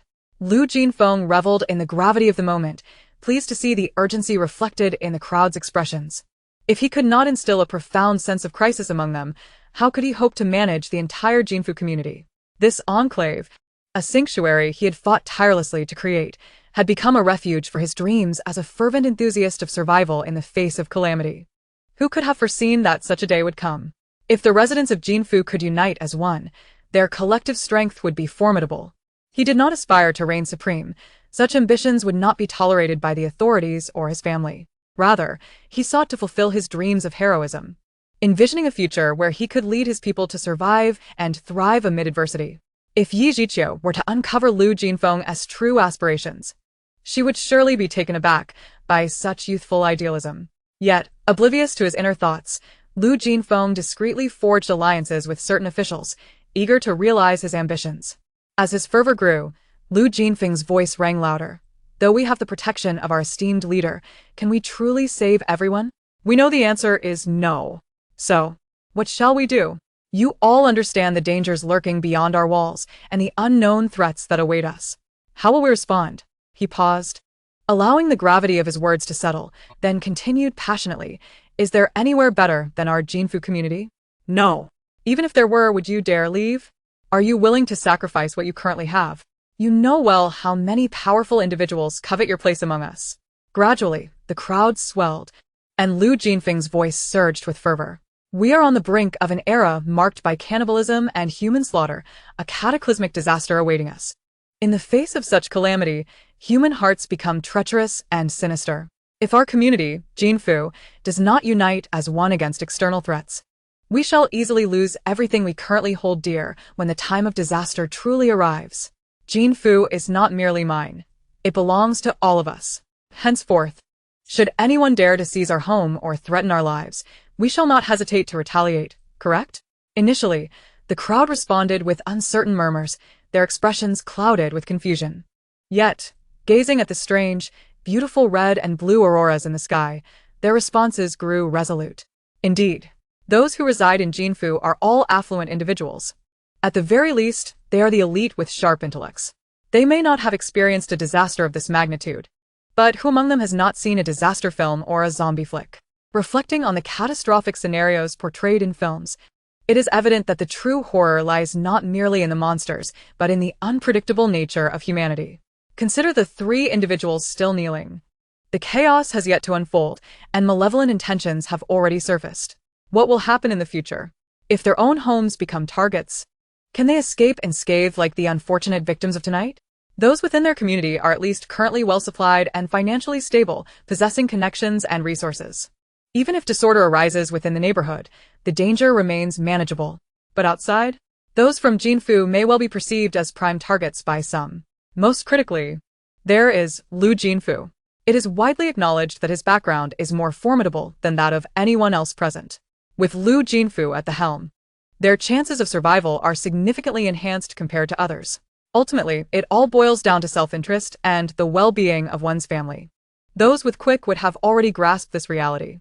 The individuals who have chosen to gather here tonight, forsaking sleep, are far from foolish. They possess a keen awareness of their surroundings, far surpassing that of the average individual. Lu Jinfu, beaming with excitement, swiftly turned and kicked one of the kneeling men before fixing his gaze on Yi Ziqiu. Sister, they intend to target you tonight. You are the victim. What do you wish to do? Yi Ziqiu furrowed her brow, feeling the weight of all eyes upon her, an uncomfortable sensation. They wish to rob me? Grandmother Jiang gasped in alarm, her concern evident in her gaze. Jiang Debo and Jiang Wenshuan's expressions darkened as well. Yi Ziqiu attempted to dismiss her discomfort, reassuringly patting Grandmother Jiang's hand before releasing it and walking onto the stage. Ignoring the microphone Lu Jinfu offered, She looked at him with a cold smile. I abide by the principle of non-aggression. However, should they dare to provoke me, let them face the consequences. Today, The state has enacted 3 new laws, as you all are aware. I believe that if they possess the means for retribution, I shall have the right to respond legally. With a glint of murderous intent in her eyes, Yi Jiqiu swiftly drew a dagger from her waist and plunged it into the chest of the man kneeling beside her. She did not withdraw the blade. Her strike was precise and ruthless, avoiding all vital areas. As long as the dagger remained embedded, and he was promptly taken to the hospital for recovery, he would likely survive. The man gasped in agony, thrashing helplessly as Lu Jinfu's men restrained him. Murder! Yi Jiqiu seized the microphone from the stunned Lu Jinfu, admonishing, "What are you panicking for? Open your eyes and witness the reality of the apocalypse. Are you prepared?" The crowd's gaze toward Yi Jiqiu shifted, reflecting shock, confusion, fear, yearning, and even admiration. In chaotic times, lives are as disposable as grass. No one can predict the fate that awaits us. This is the apocalypse. After her proclamation, Yi Jiqiu turned to the 2 terrified men who had soiled themselves and inquired, "How is it that you managed to reach my floor without receiving permission for passage? Your security does not grant you that authority. You must have an accomplice, or several, with such privileges." The 2 large men, utterly terrified, could hardly speak. This young woman was truly ruthless, executing a killing without flinching. Their lingering intoxication evaporated, replaced by cold sweat and fear.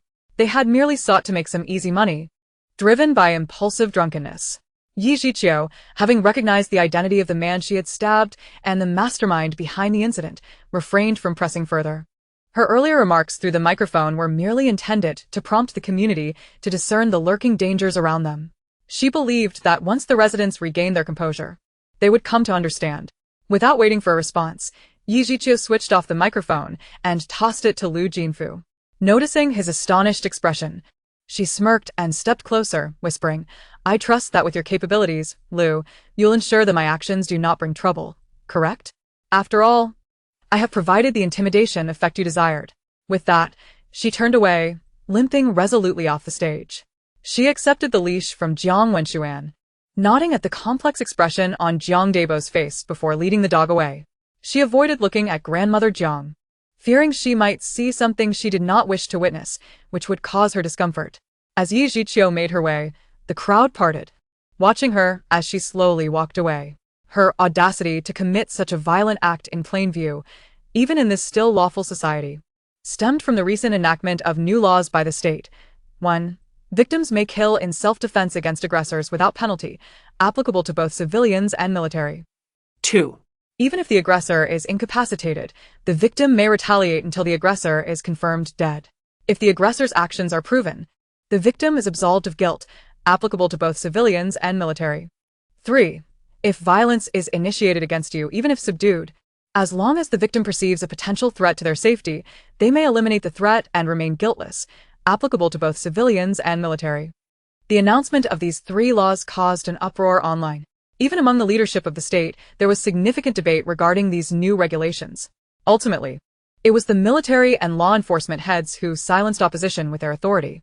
A prominent figure from the legal department side, addressing the attendees, "I recognize that these laws encourage a cycle of violence. However, our citizens have lived in peace for too long and need to be freed from their shackles of hesitance. With such laws in place, even those with malicious intent will reconsider the consequences of their actions. After all, we can no longer enforce the law swiftly as we once did." An immediate rebuttal arose. "I disagree. If we loosen these restrictions and the state endorses violence as a means of resolution, the consequences will be dire." The head of the legal department acknowledged this concern but countered, "You must concede that if we do not release these constraints, it will not be the ordinary citizens who suffer. While this may indeed lead to chaos, will keeping the constraints truly prevent turmoil? No, a far greater chaos awaits us. Those with malicious intent, in such a tumultuous era, act with increasing impunity and engage in wrongdoing without hesitation. Meanwhile, the victims remain shackled, fearful of retaliating, leading to a climate of insecurity where people resent the state's inability to protect them, resulting in societal discontent. One must concede that in this environment, our measures to control and combat crime are insufficient. It may be more prudent to encourage individuals to shed their reservations and stand up for themselves, to seek self-preservation and salvation. After all, in such times, the once belated justice may no longer be attainable. The words of the high-ranking official in the Ministry of Law elicited nods from some and furrowed brows from others, ultimately placing the blame on the state of the world. Consequently, under the tacit approval of the leadership, 3 new laws were swiftly promulgated at 9 o'clock this morning, with nationwide notification. As for the reason behind the parentheses stating, regardless of military or civilian, those aware of the details lapsed into silence. The incident originated in the Grand Supermarket of Dayan City, where a newly enlisted soldier tasked with maintaining order was brutally beaten to death by a discontented crowd protesting against purchase limits. In the aftermath, the crowd scattered. For the soldiers of Huagua have been indoctrinated to protect the people, which prevented them from retaliating promptly, ultimately rendering them unable to defend themselves when the moment arose. The other soldiers, similarly inexperienced, hesitated to act against the enraged populace, resulting in 1 fatality, 2 serious injuries, and 2 minor injuries among the order-maintaining troops. Amidst the chaos, a severely injured soldier's firearm and dagger were stolen. Although those who instigated the turmoil were apprehended and met with severe punishment, one cannot help but question the justice afforded to the innocent young soldier who lost his life and the 2 who were grievously wounded. The stolen weaponry was eventually recovered. Yet the thief was a nearly 70-year-old man. What should be done with such an elderly individual? Can he be imprisoned for labor reform or executed? Releasing him feels unsatisfactory, while apprehending him in such turbulent times raises questions about the availability of facilities to detain someone of his age. Ultimately, he was released without charge, while his children faced severe penalties. One cannot help but feel frustrated. Coincidentally, chaos also erupted in the neighboring H-City S superstore, resulting in a soldier being blinded in one eye and having a hand severed by a cleaver. Although the perpetrator was shot dead on the spot, the young soldier's future has been irrevocably altered. This is not a time of peace. Even if his hand is reattached, it will never regain its original dexterity. In the face of impending calamities, how shall he cope? This does not even account for the police and soldiers who have been injured, maimed, or killed during various suppression efforts. Some individuals, lacking discernment, exploit the education of the Huagua military to unleash their malevolence upon the soldiers. Relying on the misguided notion that the law does not hold the masses accountable, they seize the opportunity to wreak havoc.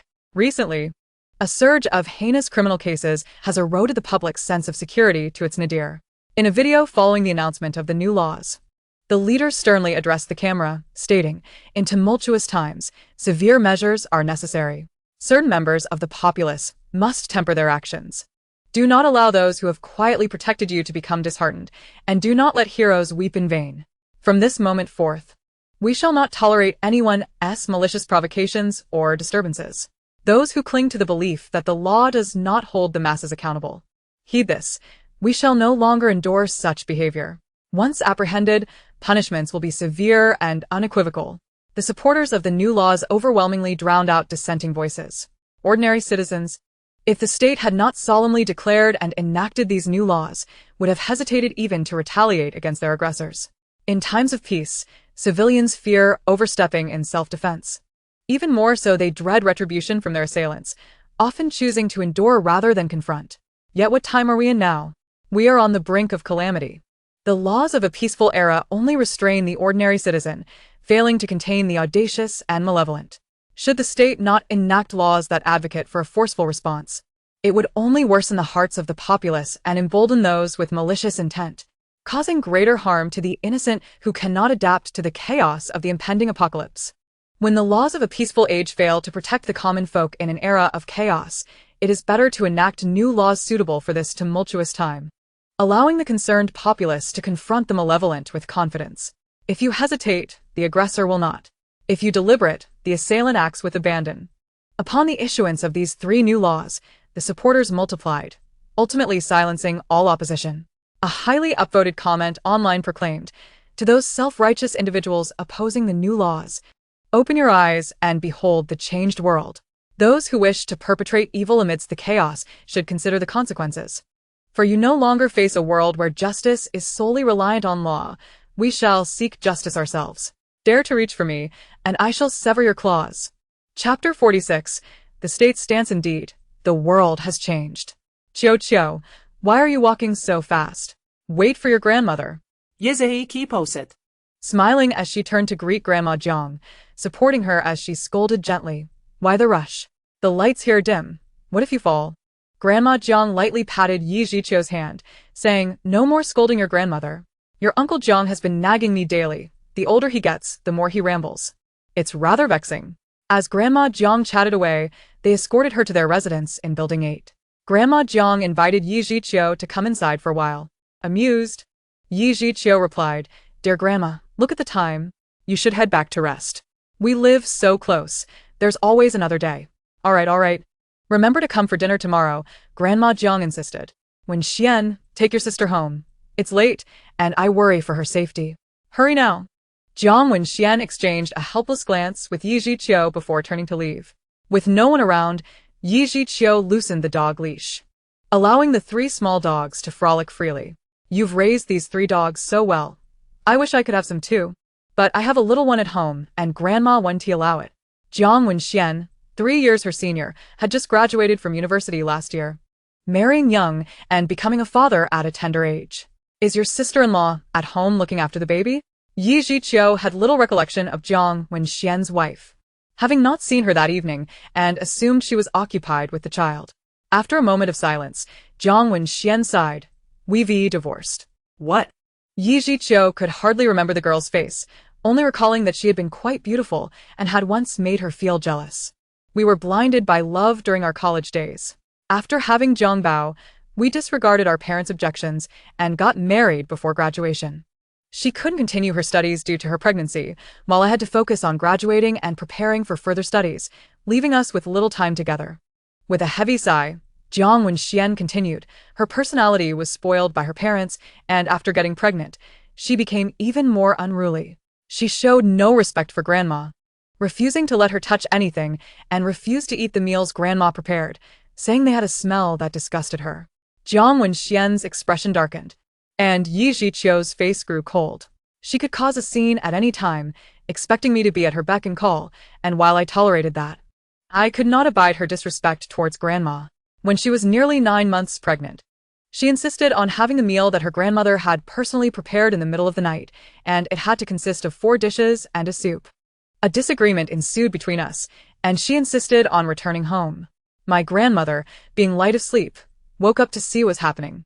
As a result, she, Jiang Wenxian, clenched her fists tightly, took a deep breath, and continued, when grandmother came out to see us arguing, fearing that I might inadvertently hurt Wu Xiao. She tried to support her, only to receive a slap from her. Jiang Wenxian choked up as she said, at her age, grandmother has never endured such disrespect from a daughter-in-law. She is old and frail, yet was slapped by her granddaughter-in-law. In a fit of anger, I slapped her, and in that moment, I lost control and knocked her down. She went into premature labor. After she gave birth and completed her confinement, we divorced. Yi Zhiqiu let out a cold laugh and said, if she dares to show up in front of me now, I will not hesitate to knock out her teeth. Jiang Wenxian chuckled briefly but then sighed. Weren't you afraid when you confronted someone on stage just now? Yi Zhiqiu fell silent, then paused to look at Jiang Wenxian and said, Jiang Wenxian, the world is as it is. You have elders above you and children below you. If you cannot be ruthless and hard-hearted, how will you protect them and maintain your home in this predatory world? Jiang Wenxian gazed at the cold and resolute Yi Zhiqiu, gradually feeling a sense of determination. Chiu, you are right. That Lu Jinfeng could have easily avoided mentioning you, yet he chose to do so. In front of everyone. If you show any weakness, it will lead to greater troubles in the future. It is better to act decisively and intimidate them, making them wary and fearful of you. Your approach is correct. Jiang Wenxian expressed his dissatisfaction with Lu Jinfeng, continuing, he could have dealt with those 3 individuals himself, whether by calling the police or teaching them a lesson privately, yet he deliberately dragged you into it with ill intentions. With the new laws enacted today, your actions can be somewhat justified. The mess that Lu Jinfeng created should be cleaned up by him. Isn't his family powerful enough? He dares to speak of keeping a distance from the authorities. He truly has some nerve. Yi Zhiqiu let out a cold laugh, fully aware of Lu Jinfeng's motives for targeting her. It was likely an attempt to test her boundaries, coupled with the fact that she had not given him face during the gathering. Thus he was asserting his dominance. Jiang Wenxian remarked, ignore him. I believe this guy is oblivious to the consequences of his words. He is getting carried away, and someone will put him in his place. Yi Zhiqiu finally smiled, and as the two engaged in light conversation, they reached the elevator, but Yi Zhiqiu led Jiang Wenxuan into the fire escape instead. Jiang Wenxuan contemplated asking why they weren't taking the elevator, but thought better of it and remained silent. After climbing to the 12th floor, he was slightly out of breath. You really need to work on your stamina, make sure to exercise. I have some videos you can follow at home, Yi Zhiqiu said. Jiang Wenxuan nodded, panting. Yi Zhiqiu produced a key and placed it against the door, which emitted a beep before the heavy door slowly opened with a series of clicks. Jiang Wenxuan stared in astonishment and asked, "Did you really install such a heavy door on your fire escape?" Yi Zhiqiu nodded, and only after the dogs followed her inside did she shut the door. Another series of clicks echoed as the door locked automatically. Jiang Wenxuan glanced at the door, took a few steps, and upon seeing that there was still a heavy steel gate in front of the elevator, he smacked his forehead in disbelief and asked, "Is this really necessary?" As soon as he finished speaking, he realized his folly and slapped himself, suddenly recalling the current state of the world. Jiang Wenxuan resolved to have a similar heavy door custom-made for his home the very next day. Following Yi Zhiqiu's example for greater security, he finally understood why his father had commissioned several heavy doors. It all made sense now.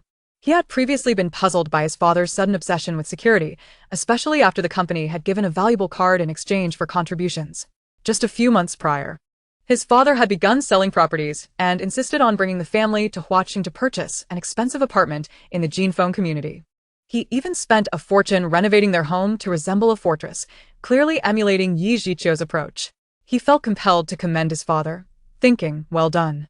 After chatting with Yi Zhiqiu for a while longer and checking the time, Jiang Wenxuan stood up and said, "I need to head back. Come over for dinner tomorrow night.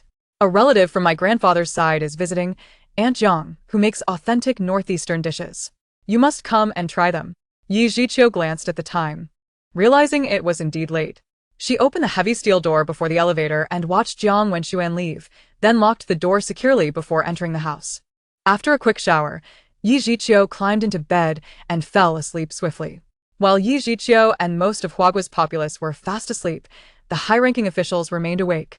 Engaged in a meeting, the leader stood by the window, gazing at the red and blue auroras in the sky, sighing heavily with concern. "Leader, you should rest." A staff member beside him draped a coat over the leader's shoulders, speaking softly. The leader donned the coat and returned to his seat, for he had no inclination to sleep. The email stated that the auroras would appear for a day and a night, yet he could not quell his unease. The leader's words rendered the others silent, unsure how to respond. The ominous signs mentioned in the email had all come true, yet the timeline had shifted. If the sender had not made an error with the timing, it meant that the boundaries between dreams and reality had begun to blur. An elegant elder furrowed his brow and added, "This is not a good sign. We cannot dismiss the possibility that the disasters in reality may be even more severe than those foreseen by the sender in their dreams." The leader sighed deeply, rubbing his face vigorously, then turned to the head of the infrastructure department and inquired, "How is the construction of the base progressing? Will the buildings withstand the onslaught of extreme cold?" The head of the infrastructure department, wearied, replied, "We have utilized thermal insulation materials to the best of our abilities. Each constructed building has been outfitted with smoke ducts for circulation. Every room has heating installed, and we have built fire pits that can be self-ignited. This is the utmost we can accomplish in such a short time frame." The leader nodded and then asked another individual, "How is the reserve situation in your energy department?" The head of the energy department promptly responded, "Fuel has been distributed to various cities and bases, and coal and charcoal have been allocated as well. The remainder has been stored securely in the capital." An elder in military attire addressed the leader, stating, "We have done all we can. The common people are not helpless infants. We will not abandon them, but they must also learn to fend for themselves. A stable social environment and order are essential for empowering the populace to aid themselves." The leader nodded, aware that the nation could not nurture its citizens like infants, feeding them passively. The government's role is to steer the great ship of state, guiding everyone toward the right path, allowing individuals to fulfill their responsibilities and work together rather than waiting to be fed. The leader declared, "We must enforce strict public safety measures nationwide while simultaneously increasing awareness among the populace, encouraging them to enhance their self-protection and counterattack awareness. With those 3 new laws in place, I believe we can deter some malevolent individuals." Those 3 new laws were implicitly acknowledged by the leader, who understood that chaos loomed ahead. The citizens of Huagua had lived in peace for far too long. In the face of violence, the people needed both the awareness and courage to resist. These laws served as a deterrent to wrongdoers and provided ordinary citizens with the assurance to stand against violence in such turbulent times. The leader believed that most people's hearts lean toward goodness, with only a minority inclined to commit acts of evil. As long as the nation maintains the right direction, it can still be controlled. If the situation truly spiraled out of control, it would indicate that the world had become perilously hostile, rendering the government powerless. Moreover, these 3 new laws were not merely designed to protect ordinary citizens. They also aimed to safeguard soldiers and law enforcement personnel. The leader wished to ensure that those tasked with protecting the people would not be oppressed or intimidated by certain segments of the populace. In times of chaos, human lives are as insignificant as grass, a sentiment that has never been mere rhetoric. Regardless of the extent of governmental control, it cannot encompass every individual. High-ranking officials and the majority of leaders are acutely aware that in the face of natural disasters and apocalyptic scenarios, human nature becomes unpredictable, and societal order is bound to unravel, inevitably giving rise to audacious individuals who exploit the chaos for personal gain. In such dire circumstances, the populace must resort to self-preservation, highlighting a dereliction of duty on the part of the state, which, despite its impotence in the face of calamity, remains culpable. The true cataclysm has yet to arrive. Yet one need only observe the turmoil abroad to witness the countless innocent lives lost to malevolent hands. The nation will not permit such widespread violence and disorder to manifest within its borders, especially while it retains the capacity to maintain control. Chapter 47. The eruption of the world's largest volcanic cluster, the bizarre red and blue auroras, visible across the globe, gradually dissipated after 2 days and nights. Scientific experts worldwide toiled ceaselessly in their investigations, yet remained baffled. It was akin to a waterfall suddenly ceasing its flow. How did it cease? Why did it cease? Where did the vanished waters go? Nations employed every conceivable method, yet to no avail. Why did the vast deserts experience unprecedented snowstorms? Why were aerial pressure systems beyond human intervention? These questions remained unanswered. Global researchers indeed noted an unusual intensity in solar activity, releasing a plethora of charged particles into the magnetic field of our blue planet. Under normal circumstances, these particles should follow the magnetic field lines swiftly towards the polar atmospheres. Yet they instead manifested in a swirling pattern of monotonous red and blue hues. Simultaneously, experts were alarmed to discover disturbances in the global magnetic field, rapid geomagnetic fluctuations, and a startling transformation of molten materials released from the planet's core. Human understanding of outer space far exceeds our grasp of the planet we inhabit. The complexities of the Earth are profound, and our knowledge of the ocean still lags behind that of the cosmos. The violent transformations of the planet instilled fear in the scientific community, yet no viable countermeasures or interventions were at hand. On August 21st, as the red and blue auroras slowly faded, a global phenomenon unfolded. Migratory birds began their exodus. Countless avian species, darkening the skies, commenced their journey towards the largest rainforests on Earth. Those capable of flight took to the skies, while the grounded ones exhibited abnormally aggressive behavior, with reports of both domesticated and wild birds attacking humans surfacing frequently. This was a heart-stirring migration, with innumerable birds succumbing to exhaustion along the way, yet many pressed on, racing against time towards the rainforests. The behavior of wild animals also grew increasingly erratic. The creatures of the vast grasslands began to congregate, not in migration but in unusual displays of aggression. Groups of various species united, with even several prides of lions hunting and living together, a phenomenon previously deemed impossible. Solitary animals began to gather in small clusters, defying the age-old adage that a mountain cannot bear 2 tigers. Observations revealed that these solitary animals often formed bonds based on kinship. This pattern was evident among all observable wildlife worldwide. Even the animals in zoos exhibited restlessness, with incidents of aggression against humans occurring. The oceans, too, were not at peace. Marine species gathered in numbers, with instances of attacks on human vessels reported. Concurrently, humans discovered that since the appearance of the auroras, rats had seemingly vanished. Upon investigation, vast hordes of rats were found burrowing underground. In response, the nation issued a warning to eradicate rats as swiftly as possible and initiated action. The country deployed numerous small robots to target the underground rat colonies with poison and incinerate them. Through the cameras attached to these robots, observers were horrified by the sheer density of the rat populations below ground.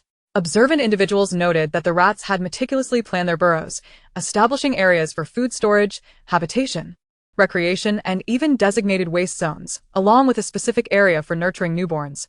The scale and behavior of the subterranean rat colonies were chilling. Initially indifferent, other nations commenced large-scale extermination efforts following the release of unsettling videos showcasing the underground rat population. Both the nation and its counterparts seized considerable quantities of food from the rat storage areas, amassing nearly 100 tons over 2 weeks. Testing revealed that this food harbored no pathogens and was suitable for human consumption. The nation proceeded to sanitize and store this substantial amount of food, recognizing its preciousness in light of the impending scarcity. Despite the beautiful nation's vocal skepticism regarding the impending disaster in the country, its actions spoke volumes. They severed all channels of resource and energy transfer and engaged in armed conflicts with several smaller nations, exhibiting their true predatory nature and inciting violent resource theft. The nation paused its external resource collection, not out of desire but necessity. No one was foolish. After months of discreetly amassing resources at any cost, the nation's reserves became the envy of others. The beautiful nation intensified its violent plundering of other countries while vocally demanding the return of resources allegedly acquired through improper means. Under the beautiful nation's leadership, the majority of countries exerted pressure on the nation. The spokesperson for the nation's foreign affairs engaged in verbal sparring with other nations while simultaneously organizing a repatriation operation. Once the repatriation was complete, they consolidated their defenses, refraining from further rhetoric and instead showcasing their military might through numerous drills and videos. Politicians from the Cherry Blossom Nation, emboldened by the support of the beautiful nation, openly called for the nation to act out of humanitarian concern and rescue citizens from their homeland. Following the volcanic eruption on March 18th, the nation was soon struck by earthquakes and tsunamis, resulting in countless casualties.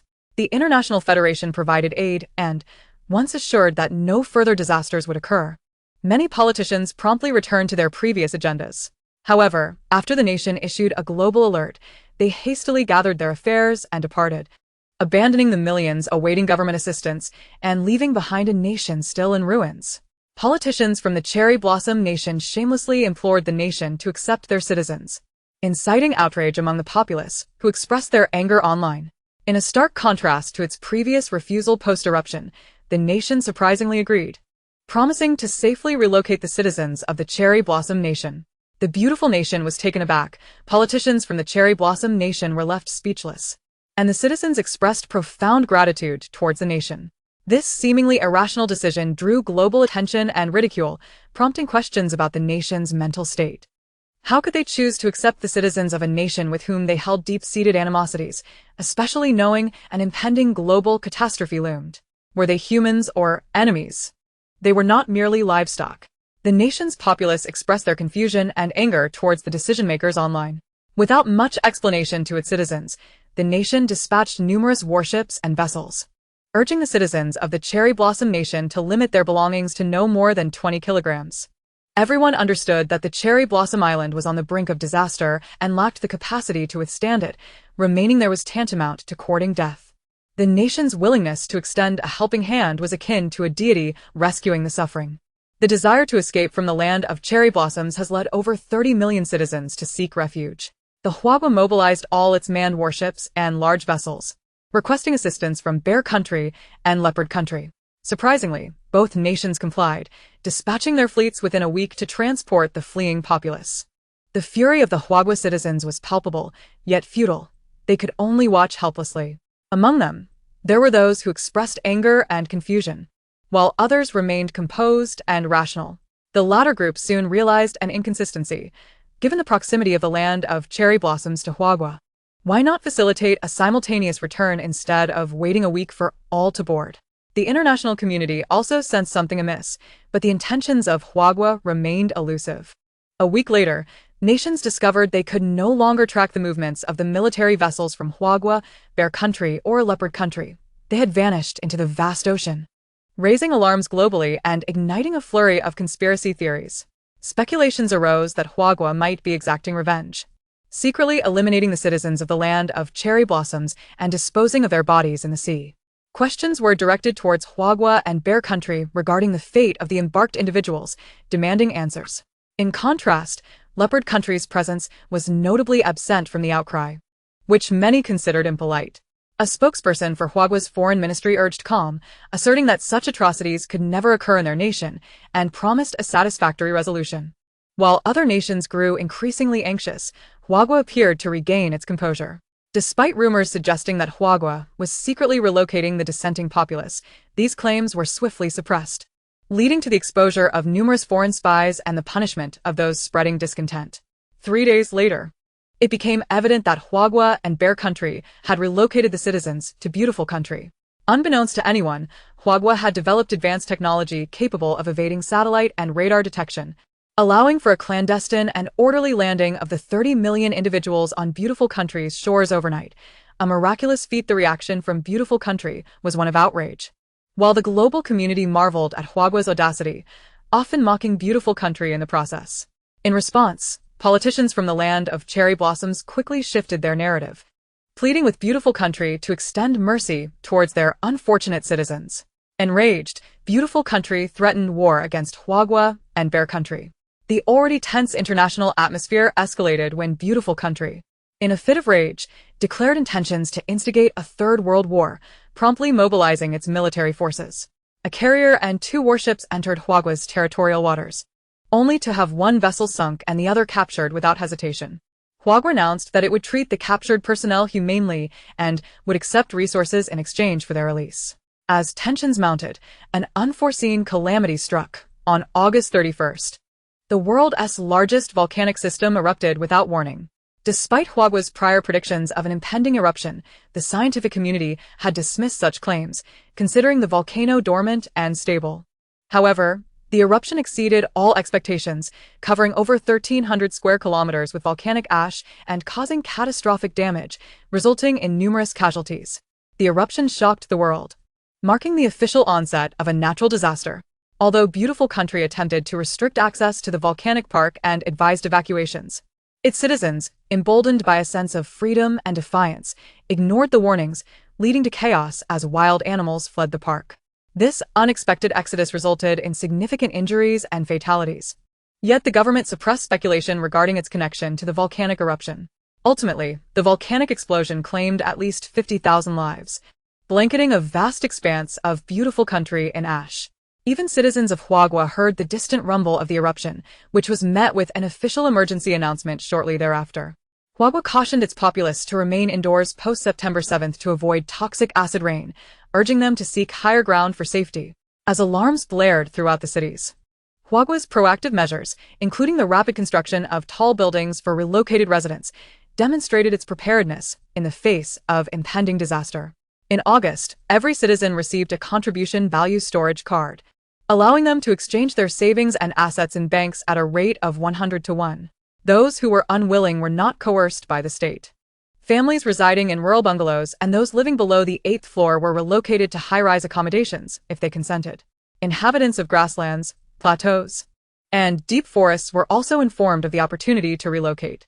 Those willing to move could exchange their contribution values, while those resistant to persuasion were provided with a disaster self-rescue manual. Homeowners could exchange their property certificates for residences of similar size, while long-term renters could utilize their contribution cards to secure housing. Many citizens voluntarily renovated their assigned homes, constructing traditional Kong beds and, where possible, heat-retaining walls in accordance with the government's call to action. The government endeavored to install wind power generation equipment, gas, and water supplies in every residential building. Following the announcement of toxic acid rain, residents were restricted to using utilities for 2-hour intervals each day, for which a payment of 50 contribution points was required monthly. However, those with their own power generation and fuel solutions were exempt from this fee. On September 1st, the government urged citizens to expedite their relocation to high-rise buildings, acknowledging that they could do little for those who remained stubbornly resistant. Once the government had effectively addressed residential issues, they largely refrained from intervening in how citizens modified their homes, provided there were no destructive alterations. After all, it was their lives to lead. A secure dwelling was prepared for them. Whether to occupy it was a matter of personal choice. Most lower-floor residents were inclined to move to higher levels, recognizing the government's significant efforts must have underlying reasons. The government had warned that during the forthcoming 3 months, incessant rainfall would render buildings below 8 stories unsafe. Residents above the 8th floor were relieved, as few desired to inhabit a rudimentary government-assigned dwelling with only a Kong bed. However, they faced the challenge of independently managing their utility needs. The citizens of Huagua were mobilized, with no one idle, all actively preparing for the impending natural disaster. The government's reserves of coal, fuel, food, and other essential supplies were dwindling, and construction materials were in high demand. Since July, citizens had stockpiled significant amounts of grains, oils, and medicines. Every household installed heating and power generation devices, ensuring ample fuel for warmth. The demand for safer doors, windows, and glass was also soaring. As the preparations progressed, the government intensified its campaign about the dangers of toxic acid rain, distributing protective suits free of charge to every household based on their household registration. For those wishing to acquire additional suits, they could purchase them at the superstore using contribution points, with prices ranging from 500 to 5,000 points. Each individual was limited to 1 suit per ID. From the issuance of contribution value storage cards to the distribution of protective suits, the government had extended every possible measure. Those grateful naturally acknowledged the government's efforts, while the ungrateful, who complained about their plight, were largely ignored. Once the issuance of contribution value storage cards began, all wages and compensations were calculated in contribution points. The superstore offered radios. As the government cautioned that network and communication disruptions could occur at any time due to unknown reasons or damage to signal stations and optical cables, radios could receive broadcasts, and a clunky mobile phone was also available, which could be charged for an hour to last a year on standby, being shockproof, waterproof, and capable of local calls, text messaging, as well as internet access and radio functionality. The announcement of potential internet outages led to widespread panic, with many expressing that they would prefer self-harm to facing such a reality. Consequently, high-capacity storage devices began to sell out rapidly. In just 2 months, the majority of citizens in Huagua, under the government's guidance, had successfully completed most of their self-preparations for disaster, inciting envy and resentment from foreign netizens who felt as though they had consumed a ton of lemons. They too desired such a supportive government, but lamented their own lack of fortune. Beginning in July, Huagua issued an ultimatum to foreign nationals, urging those who needed to leave to do so, while those who remained were expected to comply with local regulations. Simultaneously, all flights and shipping to Huagua were suspended. By August, the nation had closed all external routes, compelling those wishing to depart to act quickly within the final month of available travel. The international community was taken aback. But upon reflection of Huagua's warnings of impending doom, they understood. Foreigners concerned for their families hastily departed, while those who intended to remain complied with local authorities to obtain residency permits. From the onset of the Aurora in August, Huagua entirely sealed its airports and shipping routes. At this point, Huagua had entered a state of heightened alert, with no ingress or egress permitted. Internally, however, domestic travel remained operational. Naturally, no one in their right mind would attempt to flee abroad knowing a disaster was imminent. Huagua's actions were not taken lightly. Wealthy individuals from other nations, capable of affording a ticket, were plentiful. Many who distrusted their own governments ultimately found Huagua to be a preferable option. Nevertheless, the nation was preoccupied with its own population of 1.5 billion and could scarcely extend its resources to foreign citizens. Thus, Huagua faced criticism for its perceived indifference while firmly closing all entry points. Though there were suggestions to exchange resources for access, such proposals were dismissed. The focus was not on scarcity, but rather on equitable distribution. Should only those who could afford resources gain entry, the nation's reputation would be irreparably tarnished. The real need lay not in external resources, but in the unity and resilience of its own citizens during crises. As September unfolded, Huagua entered a lockdown, significantly tightening its border defenses. The world was shocked as the Daishir volcanic group erupted spectacularly, with an average of 2 volcanoes erupting daily globally. Undersea volcanoes erupted as well, and Huagua was not spared, experiencing 3 eruptions. Fortunately, due to Huagua's advance warning, nearby residents in volcanic regions were able to evacuate swiftly, preventing the mass casualties witnessed in previous disasters. With the relentless eruptions of volcanoes and earthquakes worldwide, the sky darkened progressively and temperatures dropped significantly. Huagua officially declared the onset of a global disaster. Scholars and researchers from various nations have begun to voice their concerns regarding the recent surge in volcanic eruptions. The vast quantities of volcanic ash that ascend into the atmosphere will not simply dissipate with rainfall.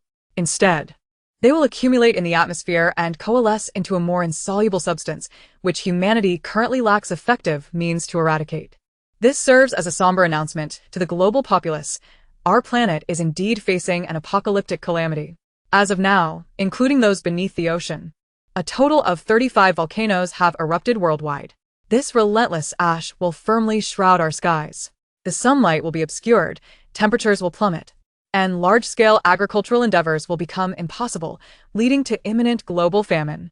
The ash will also disrupt satellite communication signals, making it increasingly difficult for citizens of various nations to communicate freely in the future. The internet and communication systems may vanish at any moment, plunging us back into an era devoid of connectivity. Nations will become isolated islands, and even if the seas remain navigable, we may revert to the age of exploration. Our skies may remain obscured for at least a decade, as that wretched volcanic ash may take a minimum of 10 years to dissipate. Oh God! How many of us will survive a decade hence? We implore you, do not punish us so cruelly. Save us and do not abandon us. At the end of the video, a renowned and aging Secretary General of the United Nations wept openly, and those who viewed the footage, confronted with the grim future, were moved to tears as well. Chapter 49. Confronting the apocalypse. Once more Uncle Jiang, his countenance heavy with sorrow, turned off the television. Yi Zhiqiu leaned back softly against the sofa, covering her moist eyes with the back of her hand. Grandma Jiang, pale with fear, clutched her not-yet-one-year-old great-grandson tightly while gazing down at him, blissfully unaware and giggling, which prompted her to sob uncontrollably. Jiang Wenshuan stared blankly at his phone, while the mute Aunt Jiang emitted anxious sounds in an attempt to comfort Grandma Jiang. Noticing his great-grandmother crying, the little one began to weep as well. It was September 8th, and at Uncle Jiang's invitation, Yi Zhiqiu had brought 2 fish for lunch. As they finished their meal, they witnessed the Secretary General's global announcement on the television screen. Yi Zhiqiu's mind was filled with memories of the arduous 16 years of survival from her past life, the heart-wrenching death toll, and the duality of human nature, both noble and grotesque. To be reborn and given another chance was not only her fortune but also an opportunity for Huagua and the entire world. She would not attribute the countless merits of saving lives solely to herself, for her motivations were primarily self-serving. In truth, she had merely taken a trivial action, sending an email. She believed that anyone who returns to life would not remain indifferent to the suffering of their fellow humans, even if it was just issuing an early warning via email. If she were truly selfless, she ought to have surrendered her invaluable self to Father Guojia upon her rebirth. If she were that altruistic, she wouldn't have arranged her own affairs first, leaving Father Guojia with a mere 6 months of preparation. Ultimately, she was just a self-centered individual who stumbled upon great fortune and treasure. She would feel neither shame nor burden from her actions, nor would she choose to remain a passive observer out of fear of exposure. Yet, faced once more with the impending apocalypse, she felt a profound weight. Moreover, this life was vastly different from her previous one. The onset of disaster had arrived earlier than anticipated, instilling dread and apprehension within her. Listening to Grandma Jiang's sobs and the sounds of Jiang Baby and Aunt Jiang, Yi Zhiqiu suppressed her untimely sorrow, hardening her heart once again. With her eyes wide open, she addressed Uncle Jiang and Jiang Wenshuan. Toxic acid rain is imminent. The minimum 3 months of heavy rain will surely cause a rapid drop in temperature. You heard the video. Over the next decade, humanity will be unable to cultivate food and vegetables on a large scale as before. I do not know how much you have stockpiled, but it would be wise to gather as much as possible. Set up the planting rooms at home. They will prove useful. Uncle Jiang nodded in agreement.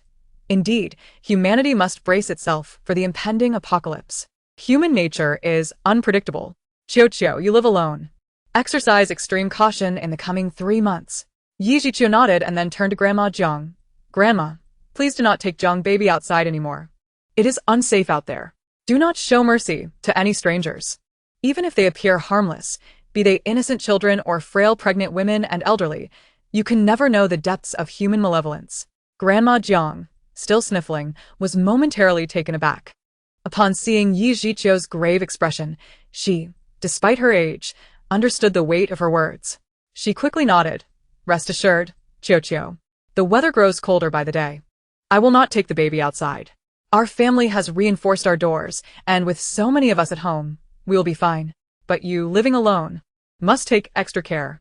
Yi Jiqiu nodded again and continued. When the rain begins, temperatures will drop significantly. Always monitor the temperature changes. I fear we may experience sudden drops overnight. Uncle Jiang furrowed his brow, the gravity of her words resonating deeply with him. He knew that Yi Jiqiu never spoke without reason. If she said so, it would indeed come to pass. Jiang Wenxuan chimed in. Our home has also undergone renovations. Just like yours. The cost of the 2 boilers for the upper and lower floors was not insignificant. With the heated floors and water systems throughout the house, even if the temperature plummets to 80 degrees overnight, we will be perfectly fine. Yi Jiqiu smiled but refrained from responding. Jiang Wenxuan was still naive. It was better to communicate directly with Uncle Jiang. At that time, like Grandma Jiang, Jiang baby, and Aunt Jiang all sleep in one room. This way, Aunt Jiang can care for both of them without having to split her attention. Aunt Jiang, a relative from Uncle Jiang's side, was mute but had no issues with her hearing. She had suffered from the aftereffects of a childhood fever. Although her responses were slightly delayed, her intelligence was average. She was known for her excellent cooking and straightforward personality. With her husband deceased and no children, Aunt Jiang was taken in by Uncle Jiang after he divorced, providing care for Grandma Jiang and Jiang baby. Aunt Jiang, initially slow to react, eventually understood, and with a beaming smile, she patted her chest with one hand. Then gently swayed Jiang baby in her arms, signaling her comprehension to Yi Jiqiu. Yi Jiqiu smiled back and continued. Make sure to check the planting room daily. If you notice anything unusual with the plants, be exceedingly cautious. If the rain hasn't stopped and the internet is still functioning, take photos of any strange plants and send them to me. Do not touch anything hastily. Everyone paused at her words, and Jiang Wenxuan, quick to react, exclaimed in alarm. Oh no. Chiyo, please don't scare me. It won't be like that, will it? Plants and animals mutating? Yi Jiqiu shrugged and shot him a glance. How would I know? However, I believe caution is never misplaced. In this chaotic world, when natural disasters loom, what should we make of the mutations in flora and fauna? Jiang Wenxuan instantly donned a mask of anguish, muttering, It's hard to say for certain. No. I must gather more information. The government has announced that toxic acid rain is imminent, and online sources claim that exposure to it could turn one into a zombie. I must act quickly. Ever since the government warned of impending cataclysms, he had begun his research, which had indeed proven beneficial for both him and Uncle Jiang, who joined him in this endeavor. Jiang Wenxuan set off, while Uncle Jiang felt assured that such outcomes were inevitable. This conviction stemmed from Yi Jiqiu's insightful remarks, none of which were without merit. He suspected that the government might not possess as much knowledge as Yi Jiqiu. It was merely a gut feeling. Uncle Jiang stated, The future will be increasingly arduous. Food and medicine will be paramount. We will manage our cultivation and housing well, whether for personal consumption or exchanging for contributions with the authorities, as food and medicine will soon become hard currency. Yi Jiqiu nodded in agreement, glancing at the overcast sky, and advised Uncle Jiang, Do not cease the air purification at home. Volcanic ash is unpredictable, and little Jiang is still young. Uncle Jiang and the others nodded in assent. Yi Jiqiu then stood and said to Grandma Jiang, I must return home. To prevent being caught in sudden toxic rain, I will refrain from visiting for now. We can communicate via phone or walkie-talkie. After bidding farewell to everyone, she put on her shoes and, while heading out, reminded Jiang Wenxuan, Be sure to explore more online about the apocalypse. There is much to learn. Don't forget to stockpile some hard drives. Jiang Wenxuan grinned, acknowledging her advice. Being 3 years her senior, he was quicker to embrace new ideas than anyone else in the household. With no work or school obligations, he relished the opportunity to stay home and engage in what he deemed important research. He had even installed a large door at the elevator entrance, which he opened before pressing the elevator button, watching Yi Jiqiu enter before departing. After securely locking the door and checking the safety exit, he returned home. As the red and blue auroras began to appear, humanity's nerves became increasingly taut.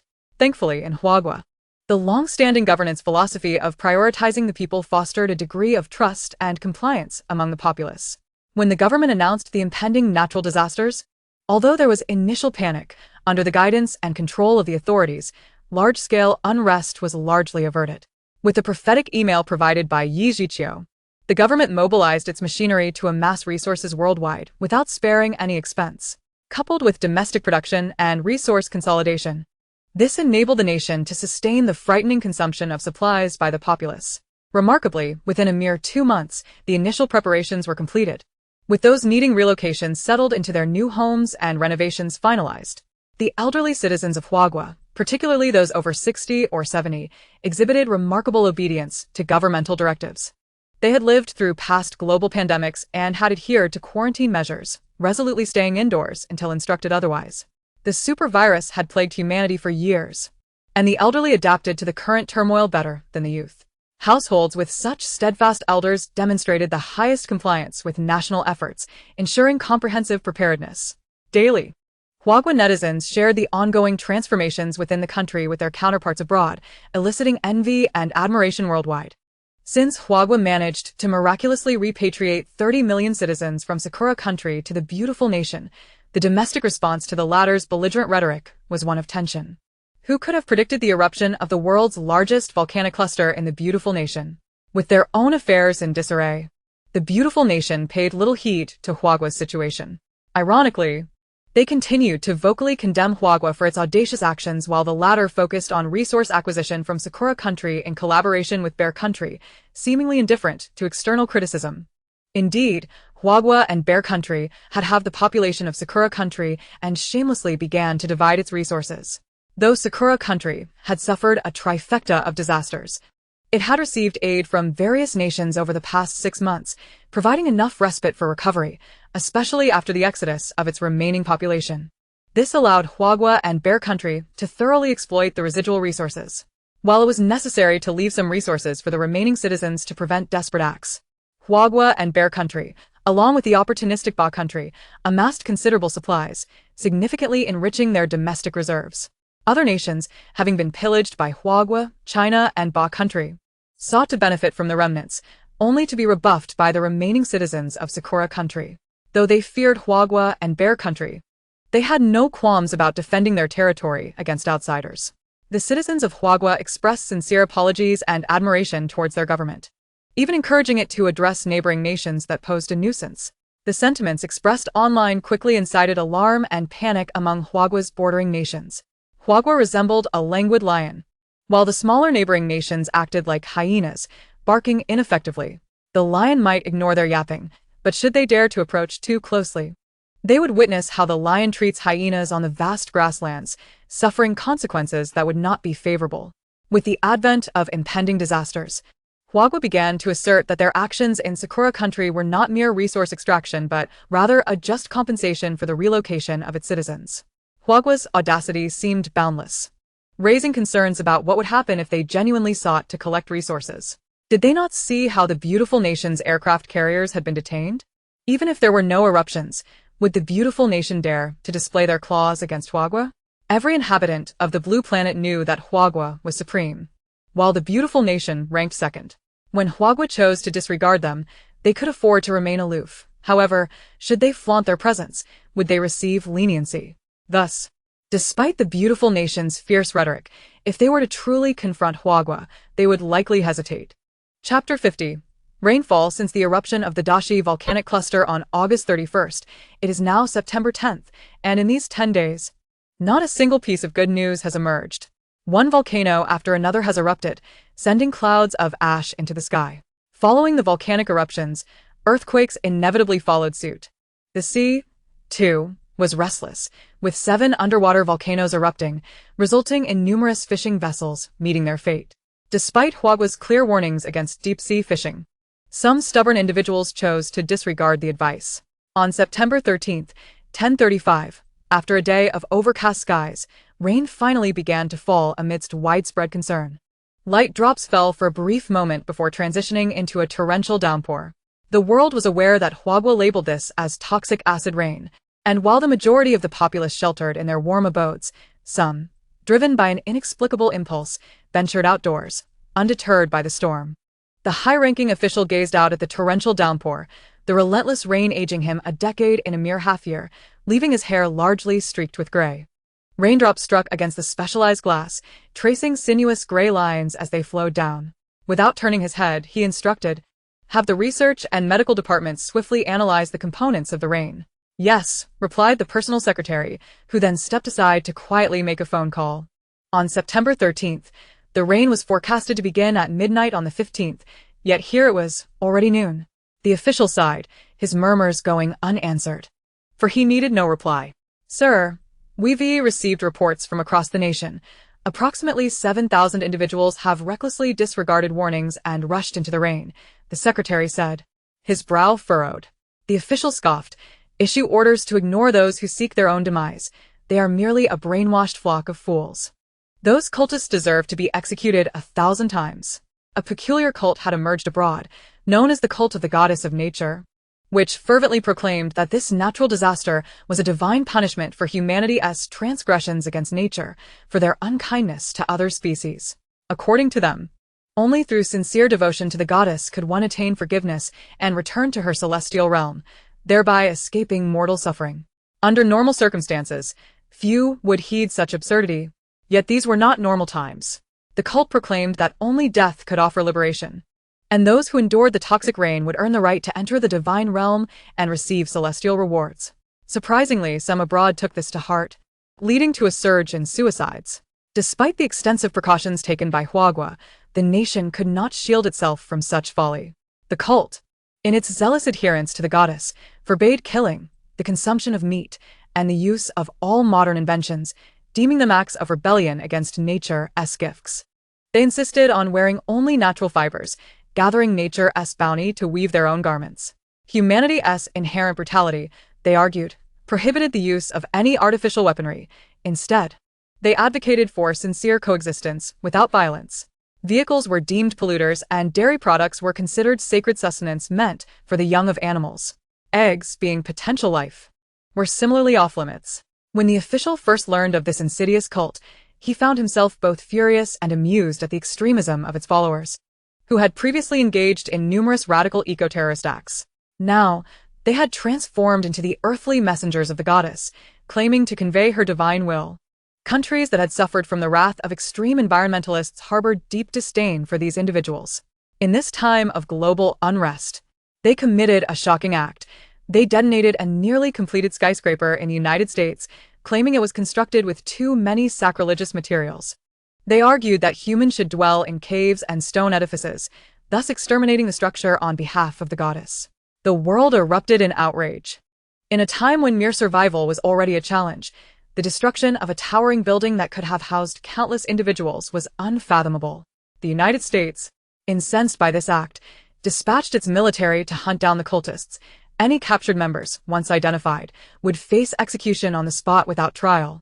The U.S. government's ruthless campaign prompted the cultists to retaliate, plunging the nation into chaos.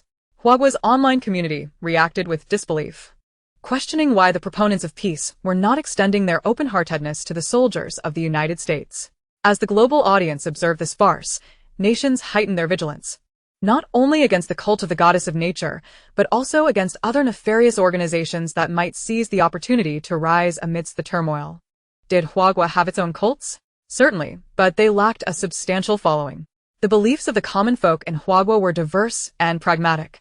Most citizens were not easily swayed by doctrines demanding money or lives. They preferred to believe in benevolent deities that sought only incense offerings. Thus, the current landscape offered little sustenance for cults in Huagua, which were less threatening than pyramid schemes. As the world remained alert to the potential rise of malevolent sects amidst the chaos, Huagua felt comparatively secure. The individuals rushing into the rain, if provided with ample resources and money, would likely cease their reckless actions. Most were simply despondent, having lost faith in the future and lacking the courage to continue living. Yet, there remained the possibility of genuine lunatics among them, warranting some oversight. The officials sighed deeply, stating, "Relay the message to all regions to intensify the investigation into cult activities. The authorities should arrange for psychological counselors and promote uplifting messages." "Yes," the secretary replied. "Instruct the Research Institute to monitor any mutations in flora and fauna and ensure the cybersecurity department collaborates to carefully manage any mutation-related issues." The official recalled the email concerning potential mutations, a thought that sent a piercing ache through his head.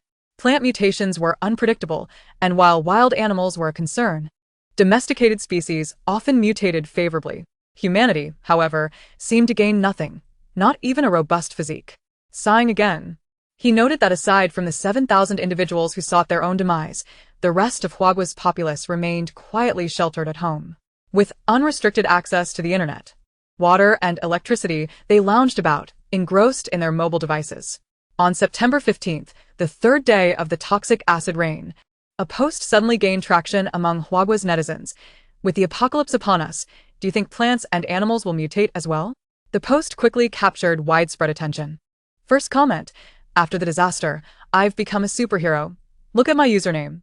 Second comment: summer, front row seat. Third comment: summer. Ugh, I'm stuck on the bench. Fourth comment: Hong Lian Zhu Cha. The original poster raises a valid point. Can we not discuss the apocalypse further? Isn't it terrifying enough? Mutations would only add to our woes. Fifth comment: she. Agreed. Sixth comment: I want to be quiet. If it's true, could my cat mutate? If it did, would it hunt for me? Oh, how I adore that cat food. Seventh comment: Jin Yen Shu. As a well-read individual, I anticipated this. Since the government announced the impending disaster, I've been meticulously selecting a noble breed of dog. My husky now weighs over 20 pounds. Can you help me determine its pedigree? GIF. Eighth comment: Gigi. Based on my evaluation, your husky is undoubtedly a purebred noble. 10,010th comment: Chixia. I hope my furry friend mutates, not for hunting, but to extend its life, so we can endure this apocalypse together. Qing Shi Tian Huan. The contribution value storage card number is upstairs. 10,086 building. Qian Ling Yuyi. With the arrival of natural disasters and the apocalypse, I believe the mutation of plants and animals is quite possible.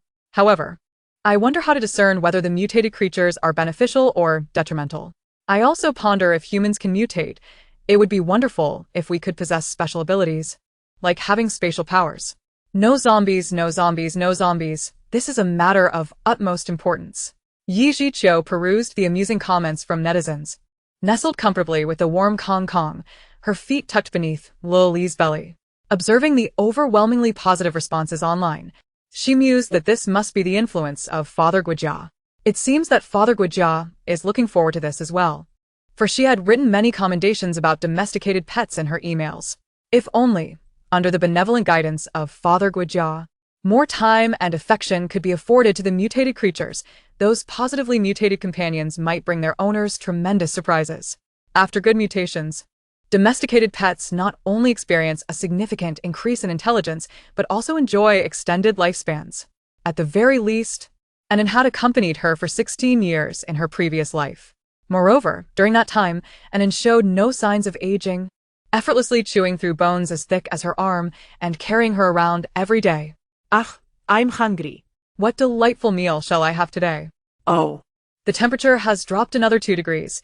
Let us indulge in hot pot. With that thought, Yi Zhiqiu remained seated, retrieving a small low table from her space, along with a fully charged induction cooker, placing a divided pot atop it.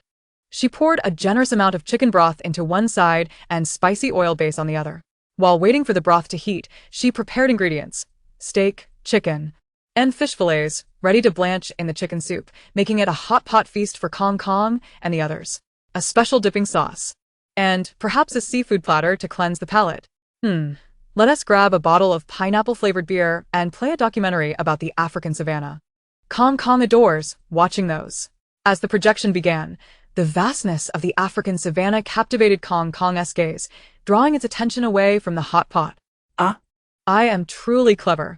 Suddenly, a thunderous lion-esque roar erupted, startling Yi Zhiqiu and nearly causing the duck intestines on her chopsticks to tumble into the pot. Kong Kong sat calmly beside her, its bright eyes fixed intently on the massive projection that dominated an entire wall, brimming with eager anticipation. Kong Kong could not comprehend why it felt it should be deceased, having experienced pain greater than being pierced by a wild boar. Yet, upon opening its eyes, it found itself small once more. Sister. Ah yes, there is also a sister. It struggled to recall its childhood memories, but the thought of being small with a sister brought it joy. As for why it had shrunk, Kong Kong had no answers. It only desired to remain by its mother's side and protect her. Being small made Kong Kong feel weak and incapable of safeguarding its mother. That imposing creature had roared so majestically. When Kong Kong grew larger again, it would surely surpass that creature and provide better sustenance for its mother. This meat is truly delightful. I want more. Chapter 51. A malady within the skull? Honey, the water has already flooded in. What shall we do? The middle-aged woman exclaimed. I suggested we exchange this apartment for an official high-rise, but you insisted on listening to your mother, hesitating at every turn. Now, what do we do? Speak. On September 18th, the toxic acid rain had poured for an entire week. The first floor of the six-building complex in Jinfu District was already inundated, with the sofa submerged. The family of four had taken refuge on the second floor, where the middle-aged woman paced anxiously, her complaints incessant. The authorities have warned us. This is toxic acid rain. Contact with the skin causes blisters and ulcers, leading to high fevers and multi-organ failure if the exposure is too widespread. We will suffer an agonizing death within days. What shall we do? Her relentless nagging finally provoked the usually silent middle-aged man. Be quiet. Aside from your incessant whining and complaints, what else can you do? Was it my mother who opposed the relocation? Wasn't it you who found the official replacement house too small and unworthy? Wasn't it you who hesitated to part with our home, S decor, and Lu Jinfu-esque connections? My mother merely pointed out that the official replacement was too cramped to accommodate our supplies. On the first, I told her I wanted to change homes, but you insisted our house was good enough. Now that the toxic rain has flooded in, you're suddenly panicking. Where were you when I needed you to act? The normally composed husband erupted in fury, startling his somewhat domineering wife. Just as she was about to throw a tantrum, she caught sight of her husband's cold gaze. So unfamiliar, filled with resentment. Was this truly the man who had rarely argued with her, who had never raised his voice? I was only considering our family. The new house is so small it can't even fit my clothes and shoes. With so many supplies, where will we put them? The woman's voice grew increasingly feeble until she fell silent, lowering her head and rubbing the hem of her shirt, quietly crying. In the past, whenever she had erred, a few tears would suffice to sway her husband's heart. He would comfort her. This time, she had done nothing wrong. If he could only return to his old self and soothe her, she would forgive his outburst. Taking a deep breath, her husband cast a cold glance at her. His well-maintained, smooth face glistening with tears, his large, unwrinkled eyes secretly observing her reaction. She remained the same as before, yet he no longer possessed the patience he once had for her. How could she fail to understand that they were now amidst a natural disaster, not in peaceful times? Mom, Xiao Jia, have you gathered your things? The man's mother, clad in protective gear, pushed two large suitcases. Their son, already taller than his mother, donned protective clothing and carried a waterproof backpack, also pushing two oversized suitcases out the door. Dad, I've packed my and Grandma's belongings. You and Mom should change into protective gear. We only prepared 2 sets of fur coats and 2 long down jackets for you. You'll have to pack your undergarments yourself. As the woman watched her fully armed mother-in-law and son, she saw her husband unhesitatingly enter the bedroom. Grabbing her son's arm, she anxiously inquired, "What are we packing for? Where are we going? What will happen to the house? 2 suitcases aren't enough. They can't even hold my clothes and bags. Mom, what are you thinking at a time like this? Look downstairs. If we don't leave now, we'll drown in this toxic rain. Can't you wake up to reality? This is the apocalypse. You are no longer the wealthy lady of peaceful times. Please face the truth. For heaven's sake, don't hold us back. Can you listen to reason?" The woman stared in shock at her son, whose helmet concealed all but his eyes, now brimming with disappointment. Was this truly the obedient son who would never dare to refute her? How dare you raise your voice at your mother? Do you have any idea how much those clothes and bags are worth? What's wrong with me being reluctant? What's wrong with cherishing everything in this home? Just because the government says it will rain for 3 months doesn't mean it will. I could just as easily say it will stop tomorrow. Without my clothes and bags, I'm not going anywhere. The woman screamed hoarsely, believing that her anger would compel her son to relent and obey, just as he always had before. Turning to her usually supportive mother-in-law, she expected her to defend her against her son, but this time, she merely regarded her with cold, unblinking eyes. What has transpired? Go change into your protective gear. If you can't manage, have Li Kai help you. The mother-in-law merely uttered a cold remark, which left the woman struggling to comprehend her indifference. Mother, where are we going? The woman gazed vacantly at her mother-in-law, and then out at the incessant acid rain pouring down. Most of the vegetation outside had turned a desolate yellow, seemingly lifeless, and the world was shrouded in darkness.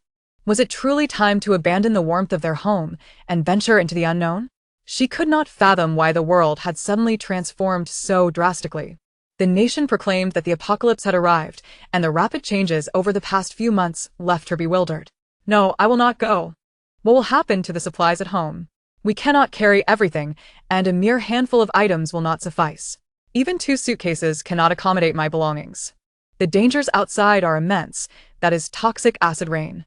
Who knows if this protective gear can withstand it? I refuse to suffer a painful demise from blisters and rotting flesh. I do not want to leave. I do not want to leave. Her voice escalated from a whisper to a frantic scream, curling into the corner of the sofa, her wary eyes darting between her mother-in-law and her son. She feared they might drag her out. Are you certain you will not come with us? Her husband, clad in protective gear, held another set in his hands, evidently prepared for her. Upon seeing him, a flicker of hope illuminated her eyes, yet as her gaze fell on the flimsy suit, her expression shifted to one of deep suspicion. She wrapped her arms tightly around herself and pleaded with her husband in a voice that once commanded respect. Darling, please. Let us not go. It is dangerous outside. Let us contact the authorities to help us drain the water from our home, shall we? They are here to serve the people and ensure our safety. Is that not their duty? Please, let them come. Li Kai regarded his wife with an icy gaze and inquired once more, will you accompany us? Tears streamed down her face as her son knelt before her, beseeching her with equal desperation. Mother, please, accept reality. The toxic rain will soon engulf the 1st and 2nd floors. Even those on the 3rd and 4th floors have fled. While the water remains shallow and our vehicle is operational, let us make our way to the official base. We have contribution points. We can stay there temporarily. Once the storm passes and the water recedes, we shall return. Come with us, please. In a fit of rage, she violently pushed away her son, who was clad in his cold protective suit, and screamed, "This is my home. I will not go anywhere. Leave me alone, get out." Her son, witnessing his mother's frantic eyes, felt tears welling up. Even now, she refused to confront reality. Their family of 4 had only occupied the 1st floor for a week. Yet the toxic rain had already submerged the sofa.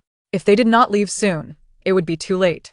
The man stepped forward to assist his son, patting him on the shoulder before turning to his tearful wife, asking one last time, "I will ask you once more, you truly do not wish to leave, correct?"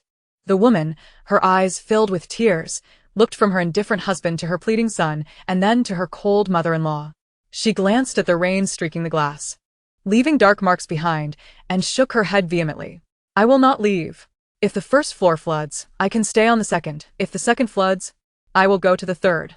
I refuse to take that risk." "Very well, we shall leave without you. This protective suit is the best we have. Take care of it, and once we are gone, lock the doors and windows.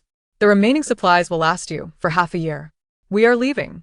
The man placed the finest protective suit on the coffee table, then firmly grasped his unwilling son's arm, urging him to push 2 suitcases while he himself carried 2 large pieces of luggage, alongside his mother, into the indoor elevator, heading straight for the underground parking lot. As the woman watched the elevator display indicate 1, she suddenly clutched her hair and began to weep uncontrollably. She cried out for her husband and son to return, expressing her fear of being alone. Unfortunately, her husband, son, and mother-in-law had already reached the underground parking lot. The drainage system of the Jinfu community was exceptional. While the water on the streets outside reached knee-deep, the parking lot's water level barely reached the ankles. After ensuring their protective gear was secure, the father carefully donned a pair of high-top rain boots and waded through the water to his modified SUV. This rugged vehicle, purchased at great expense, had been customized to withstand flooding. Once the doors and windows were sealed, it could remain submerged for hours without taking on water. After unlocking the doors and starting the engine, he drove it to the elevator, exited, and transported 6 large suitcases. After a moment's thought, he instructed his mother and son to get in the vehicle and wait a moment, as there was still space for more belongings. He then returned home to gather 2 more suitcases to take with them. As he entered the elevator, he quickly returned to the house. The sight of his wife, sobbing uncontrollably, filled him with a fleeting sense of joy. However, upon noticing his swift movements as he packed 2 more suitcases without even glancing at her, she felt a surge of desperation. "Darling, please do not go. Stay with me, one to you? I am afraid. Her husband paused, turning to look at her as he held the two large suitcases. The woman attempted to approach him, reaching out, but hesitated, fearing the rainwater would stain his protective suit. He scoffed. How could it rain in the underground parking lot? Without further hesitation, he stepped into the elevator, not sparing her another glance. He did not even comprehend what he was still hoping for. The woman stood frozen, watching the elevator door slowly close, wishing to rush forward and grasp her husband. But the water on the ground paralyzed her with fear. The toxic rain poured down relentlessly, the water level rising incrementally. Staring at the closed elevator doors, she could not fathom the situation. Who had abandoned whom? Chapter 52. The Mutation Begins. Explosive, featured post, with natural disasters and the apocalypse upon us. Do you think plants and animals will also undergo mutations? In the 875th post, Mengdazuma. Everyone please take a look. Has my dog mutated? Its appetite has surged in the last couple of days, its teeth have elongated, and its fur has thickened. Just last week, it weighed 65 pounds. And today it's already 82 pounds. It has gained nearly 20 pounds in just 1 week, and there's no sign of excess fat. It's all solid muscle. Is my Nyo about to mutate? Images. The post had garnered considerable attention for a week, but today, a reply sparked renewed discussion. The original poster shared 6 images, the first 3 from a week ago and the latter 3 taken today, showcasing the dog's evident transformation. The canine's canines had extended by about a centimeter, and its coat displayed an increase in fine, dense underfur. The comparative weight chart was strikingly evident.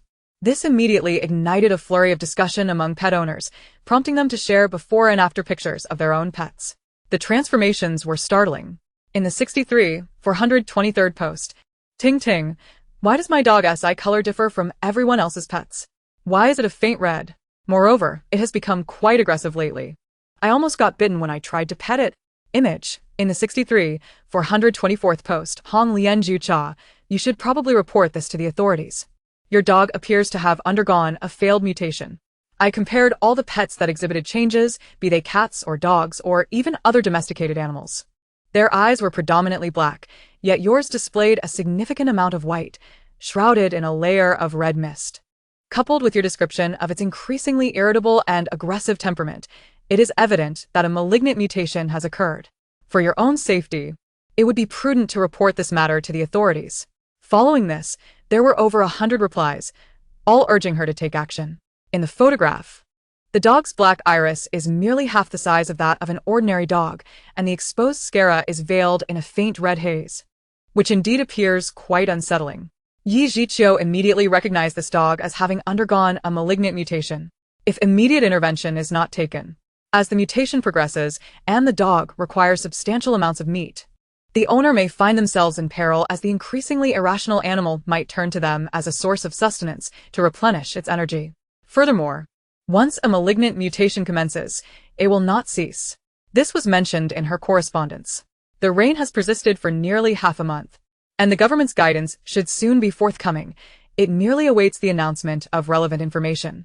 Yi Jiqiu retrieved 100 pounds of dog food and 3 racks of ribs from her storage, and her 3 furry companions promptly entered their feeding frenzy. The nutritious dog food crunched audibly under their bites, necessitating the use of a laundry basin for their meals. To maintain their nutrition and cater to their mutation needs, she provides either 20 pounds of pure meat or a rack of ribs daily. Today, she weighed her 3 pets, Kong Kong at 122 pounds, Ainen at 110 pounds, and Lele, the lightest, at 105 pounds. She also conducted a brief assessment. Kong Kong exhibited the greatest strength, endurance, and biting force. Ainen, much like in her previous life, displayed balanced abilities, with the keenest sense of smell and hearing among the trio.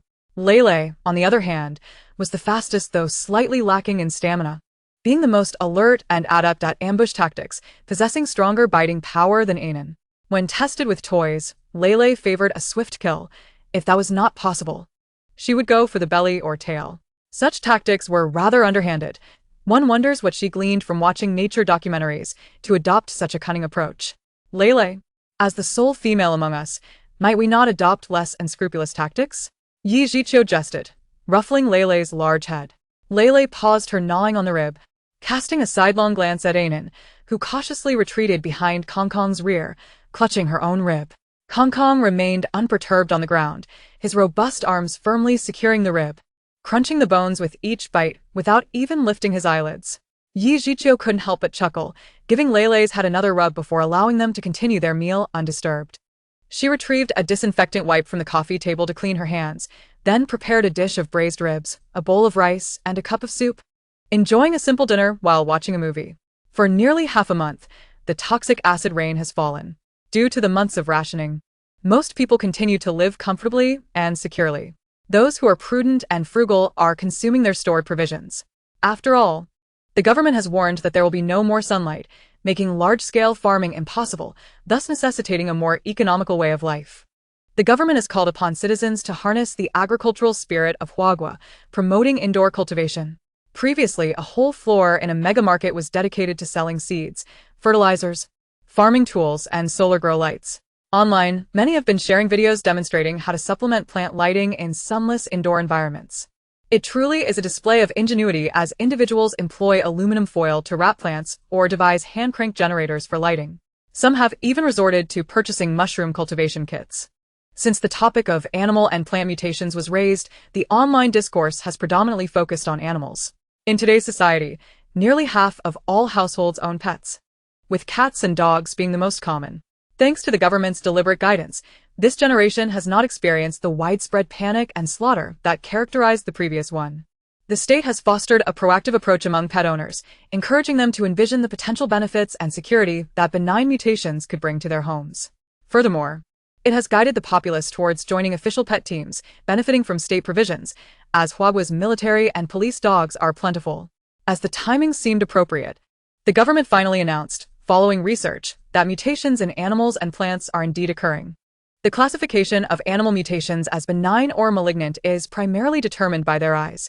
Those exhibiting benign mutations have clear and gentle eyes, with unchanged coloration, while malignant mutations reveal more sclera than iris, often obscured by a red mist.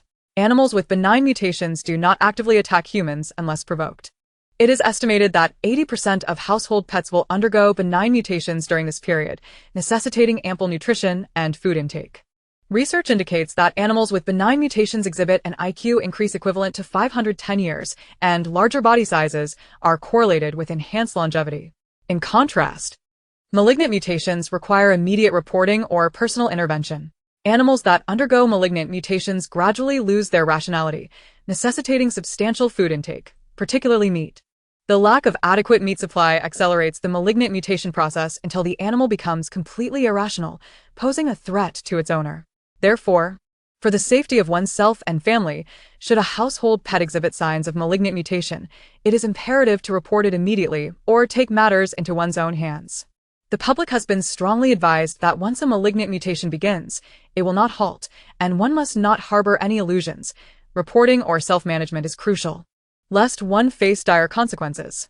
As for plant mutations, they too are categorized as benign or malignant, albeit in reverse order to animals. The majority are malignant, often toxic, exhibiting faint instinctual awareness and potential aggressiveness. Conversely, benign mutations are typically non-toxic and edible, though some may still display aggressive tendencies. The surface of malignant plants is often entwined with red filaments, while benign plants do not exhibit this characteristic. Those with houseplants must wear gloves and observe them meticulously each day. Upon discovering any signs of malignant mutation, the plant must be uprooted and, if possible, incinerated. If conditions do not allow for burning, effort should be made to create such conditions. Once it becomes feasible to venture outdoors, caution must be exercised around wild flora and fauna. Even if wild animals exhibit benign mutations, their inherent aggressiveness cannot be underestimated. Moreover, regardless of whether an animal has undergone benign or malignant mutation, the flesh of mutated animals has been deemed safe for consumption. However, with plants, it is crucial to maintain distance, as some strains, even if benign, may still retain toxicity and could become increasingly poisonous. When encountering plants in the wild that one recognizes, it is unwise to pick and consume them without conducting extensive live testing to ensure safety. While mutated animals can be identified externally, the drastic changes in plants require time and considerable research to ascertain their suitability for human use. This global notification from Huagua has ignited a fervor worldwide. The internet remains active, and information continues to flow between domestic and international sources. Although speculation had been rife prior, the government's confirmation has prompted widespread reflection and concern. Indeed. We are facing a cataclysmic era, with both flora and fauna undergoing mutations. Those with pets are observing closely for any changes, discerning whether they are benign or malignant. Pets that exhibit benign mutations are now receiving heightened attention from their families, as the government suggests these will become the pillars of their homes and guardians. Conversely, for some whose pets have clearly undergone malignant mutations, despite their reluctance, decisive actions have been taken. Naturally, there are also those whose benign pets have not escaped the betrayal of their owners. Such is the nature of humanity. Grandma Jiang called Yi Jiqiu to inquire about the mutation status of her 3 dogs. Upon receiving the reassuring news that they had undergone benign mutations, Grandma Jiang felt an immense sense of joy. I was initially worried about you living alone, but with your dogs now capable of protection, you'll be safe, she remarked.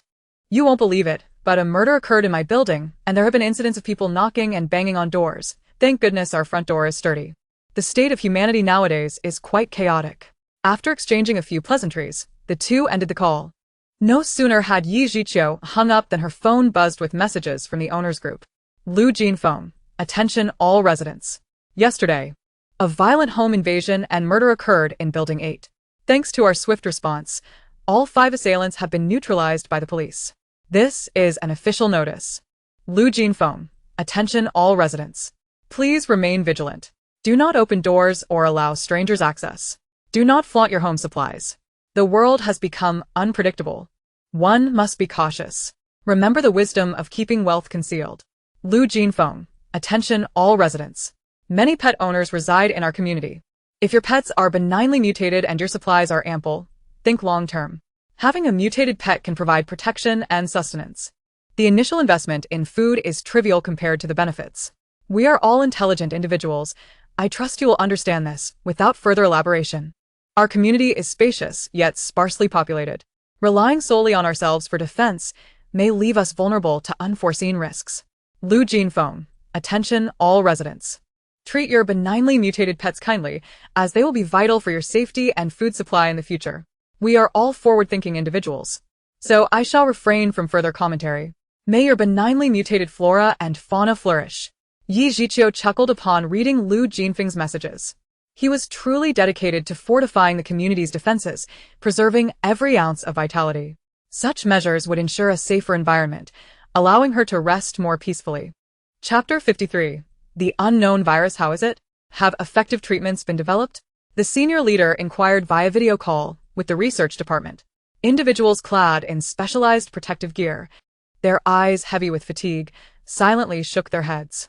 The leader's heart ached as he observed the bustling medical research team, helplessly watching as another figure in protective gear collapsed to the ground. Check on that individual and let them rest, the person on the call suggested in a matter-of-fact tone, as if this were a regular occurrence, indicating that the situation had become routine and no longer garnered undue concern. Sighing inwardly, the leader chose not to press further. After offering a few words of care, he ended the call. Despite extensive preparations, facing this global catastrophe instilled a sense of fear and helplessness. The toxic acid rain contained an unprecedented virus that benefited flora and fauna but was exceedingly hostile towards humanity. The leader recalled the online rumors about a planetary consciousness awakening. Fed up with humanity and seeking to initiate a mass extinction, paving the way for new species and a new epoch. Reflecting on the research efforts of the scientific, medical, and biological departments regarding this peculiar virus, they had all admitted their current impotence. The virus seemed specifically designed to target human genes, as the torrential rains enveloped the planet, nurturing and enhancing plant and animal life while diminishing human vitality. Was this truly a consequence of humanity's own misdeeds? Was this a reckoning for years of reckless encroachment on the habitats of other species? The leader recalled the global pandemic decades prior and now faced a virus that specifically targeted human genetics. He began to question the validity of the claims made in that internet post, suspecting it might indeed reveal the truth behind this apocalyptic calamity. With another deep sigh, the leader resolved that, regardless of the cause, survival was paramount. Wong woof, Wong woof. Kong Kong burst from the second-floor greenhouse, racing to Yi Jiqiu's gym and barking at her before leading the way outside. Recognizing Kong Kang's urgency, Yi Jiqiu dropped her gardening knife and hurried after him upstairs. Just a moment behind. Inside the greenhouse, a menacing strawberry plant writhed like a serpent, its slender stems slicing through the air with a sharp crackle as it confronted Kong Kong. After careful observation, Yi Jiqiu noted that this plant was now covered in fine barbs, unlike the one from yesterday. It was unclear whether yesterday's plant had simply not yet developed them, or if today's specimen had mutated more dramatically. Listening to the sound the plant made as it thrashed, she could easily imagine the damage it could inflict upon contact, akin to the previous day's incident with a piece of pork. Yi Jiqiu retrieved her phone to record a video and, stepping out of the frame, summoned her high-temperature melting gun from her space. Adjusting the firepower to maximum, she cautiously engaged the plant, ultimately spending over a minute to incinerate the malignant mutant. After uprooting the plant, she noticed its roots had turned a dark red, with some still writhing. She meticulously recorded a video of the squirming roots before using fire to eliminate them completely. With the flames extinguished and the gun safely stored, she left the mess behind, knowing her cleaning robot was ready to tackle it. "Thank you, Kong Kong. I couldn't have managed without your help," she said, giving him 2 affectionate kisses on his forehead. Kong Kong beamed, his long tail wagging vigorously, attracting Lele's playful ambush. Handing a fresh beef femur bone to both Kong Kong and Lele, Yi Jiqiu then edited and posted her video online with the title, "Various Methods to Eliminate Malignant Mutant Plants." In the 365th post, the original poster wrote, "5th Method Video." Yi Jiqiu also created a post detailing how to quickly and safely eliminate mutant plants using available tools. Her second-floor greenhouse contained potatoes, sweet potatoes, strawberries, and cabbage. Although she had acquired substantial supplies through official compensation, she knew those resources would eventually dwindle. Unlike others, who braved harsh conditions to scavenge for supplies, she sought a legitimate channel to utilize her space's resources. Thus, she established this greenhouse, intending to exchange its yield for contribution points once the rain ceased. She also prepared an incubator for egg hatching, which would resolve her meat supply issues. Utilizing water from her space's spring for her seeds, she planted them only after they sprouted. The efficacy of this water on both flora and fauna was evident. The mutated plants exhibited 2 extremes. Benignly mutated vegetables were more flavorful and larger, while malignant mutations were toxic and aggressive. Though her spring water mitigated the chances of malignant mutations, she felt those that did occur were even more formidable. Frustration mounted, as this marked the second malignant strawberry plant she had eliminated since yesterday. The previous day's plant had inflicted severe damage on a piece of pork, leaving her appalled. Checking her post, she noticed a surge of replies and read through several. Gong Jinxiu. Wow, the tools have changed again today. And the 3,000-degree molten gold fire is quite a challenge for such slender stems. Fear, fear, fear, FZZ. This is terrifying. The stem has been burned to death. Yet the roots still seem alive. Does this imply that it could sprout and grow again despite the damage? Fear, fear, fear, foam foam. The first time, the host smashed the pod of mutated cabbage with a wooden stick, then pounded the tough cabbage to death with it, scattering fragments and juice everywhere. The second time, the host let their dog bite off a potato seedling, then pounded the potato roots to mush with a stick, ultimately burning it to ashes. It was a truly visceral experience of crushing bones and scattering ashes, a valuable lesson learned. Laughing and crying little fairy. Furthermore, the third time involved using large pruning shears to snip off the mutated sweet potato seedlings in one swift motion, then directly chopping the roots and burning them. Such brutality is captivating. Little stream. Yesterday's pork with skin was utterly tragic. The offensive power of malignant mutated plants is indeed fearsome. My family has also begun cultivating vegetables and potted fruits. Had I not seen the host conducting experiments with pork yesterday, I might have impulsively pulled them out by hand. Thankful, Yixia. Has anyone noticed? The host's dog appears to have mutated, absolutely majestic and imposing. I'm so envious. Salivating, fallen leaves return to roots. With such a robust build, it's clearly a great hunting companion. No wonder the host was willing to use such a large piece of pork for experiments. I envy them so much, as my own supplies are running low. Yi Jiqiu smiled, observing the plethora of humorous comments, indicating that everyone seems to be in good spirits, which is pleasing. After closing their own post, they began browsing local threads in Huacheng. Explosive, highlighted, warning post. Jiu Jichin Mo. I regret not heeding the nation's warnings. Out of curiosity, I reached out to touch the toxic acid rain. Half an hour later, blisters began to form on my fingertips, emitting a foul acidic stench. My father, a doctor, acted swiftly, administering anesthesia before amputating my entire pinky finger. Brothers, never be curious or engage in reckless behavior. Always heed the nation's warnings. Here are the consequences of my foolishness. Images. The final image was taken 3 hours post-surgery, showcasing the horrifying results. By the way, I used to go by the name Qingfeng Lengyue. From now on, please refer to me as Lord Jiu Zhiqin Mo. Laughing and crying, Yi Zhiqiu was left speechless.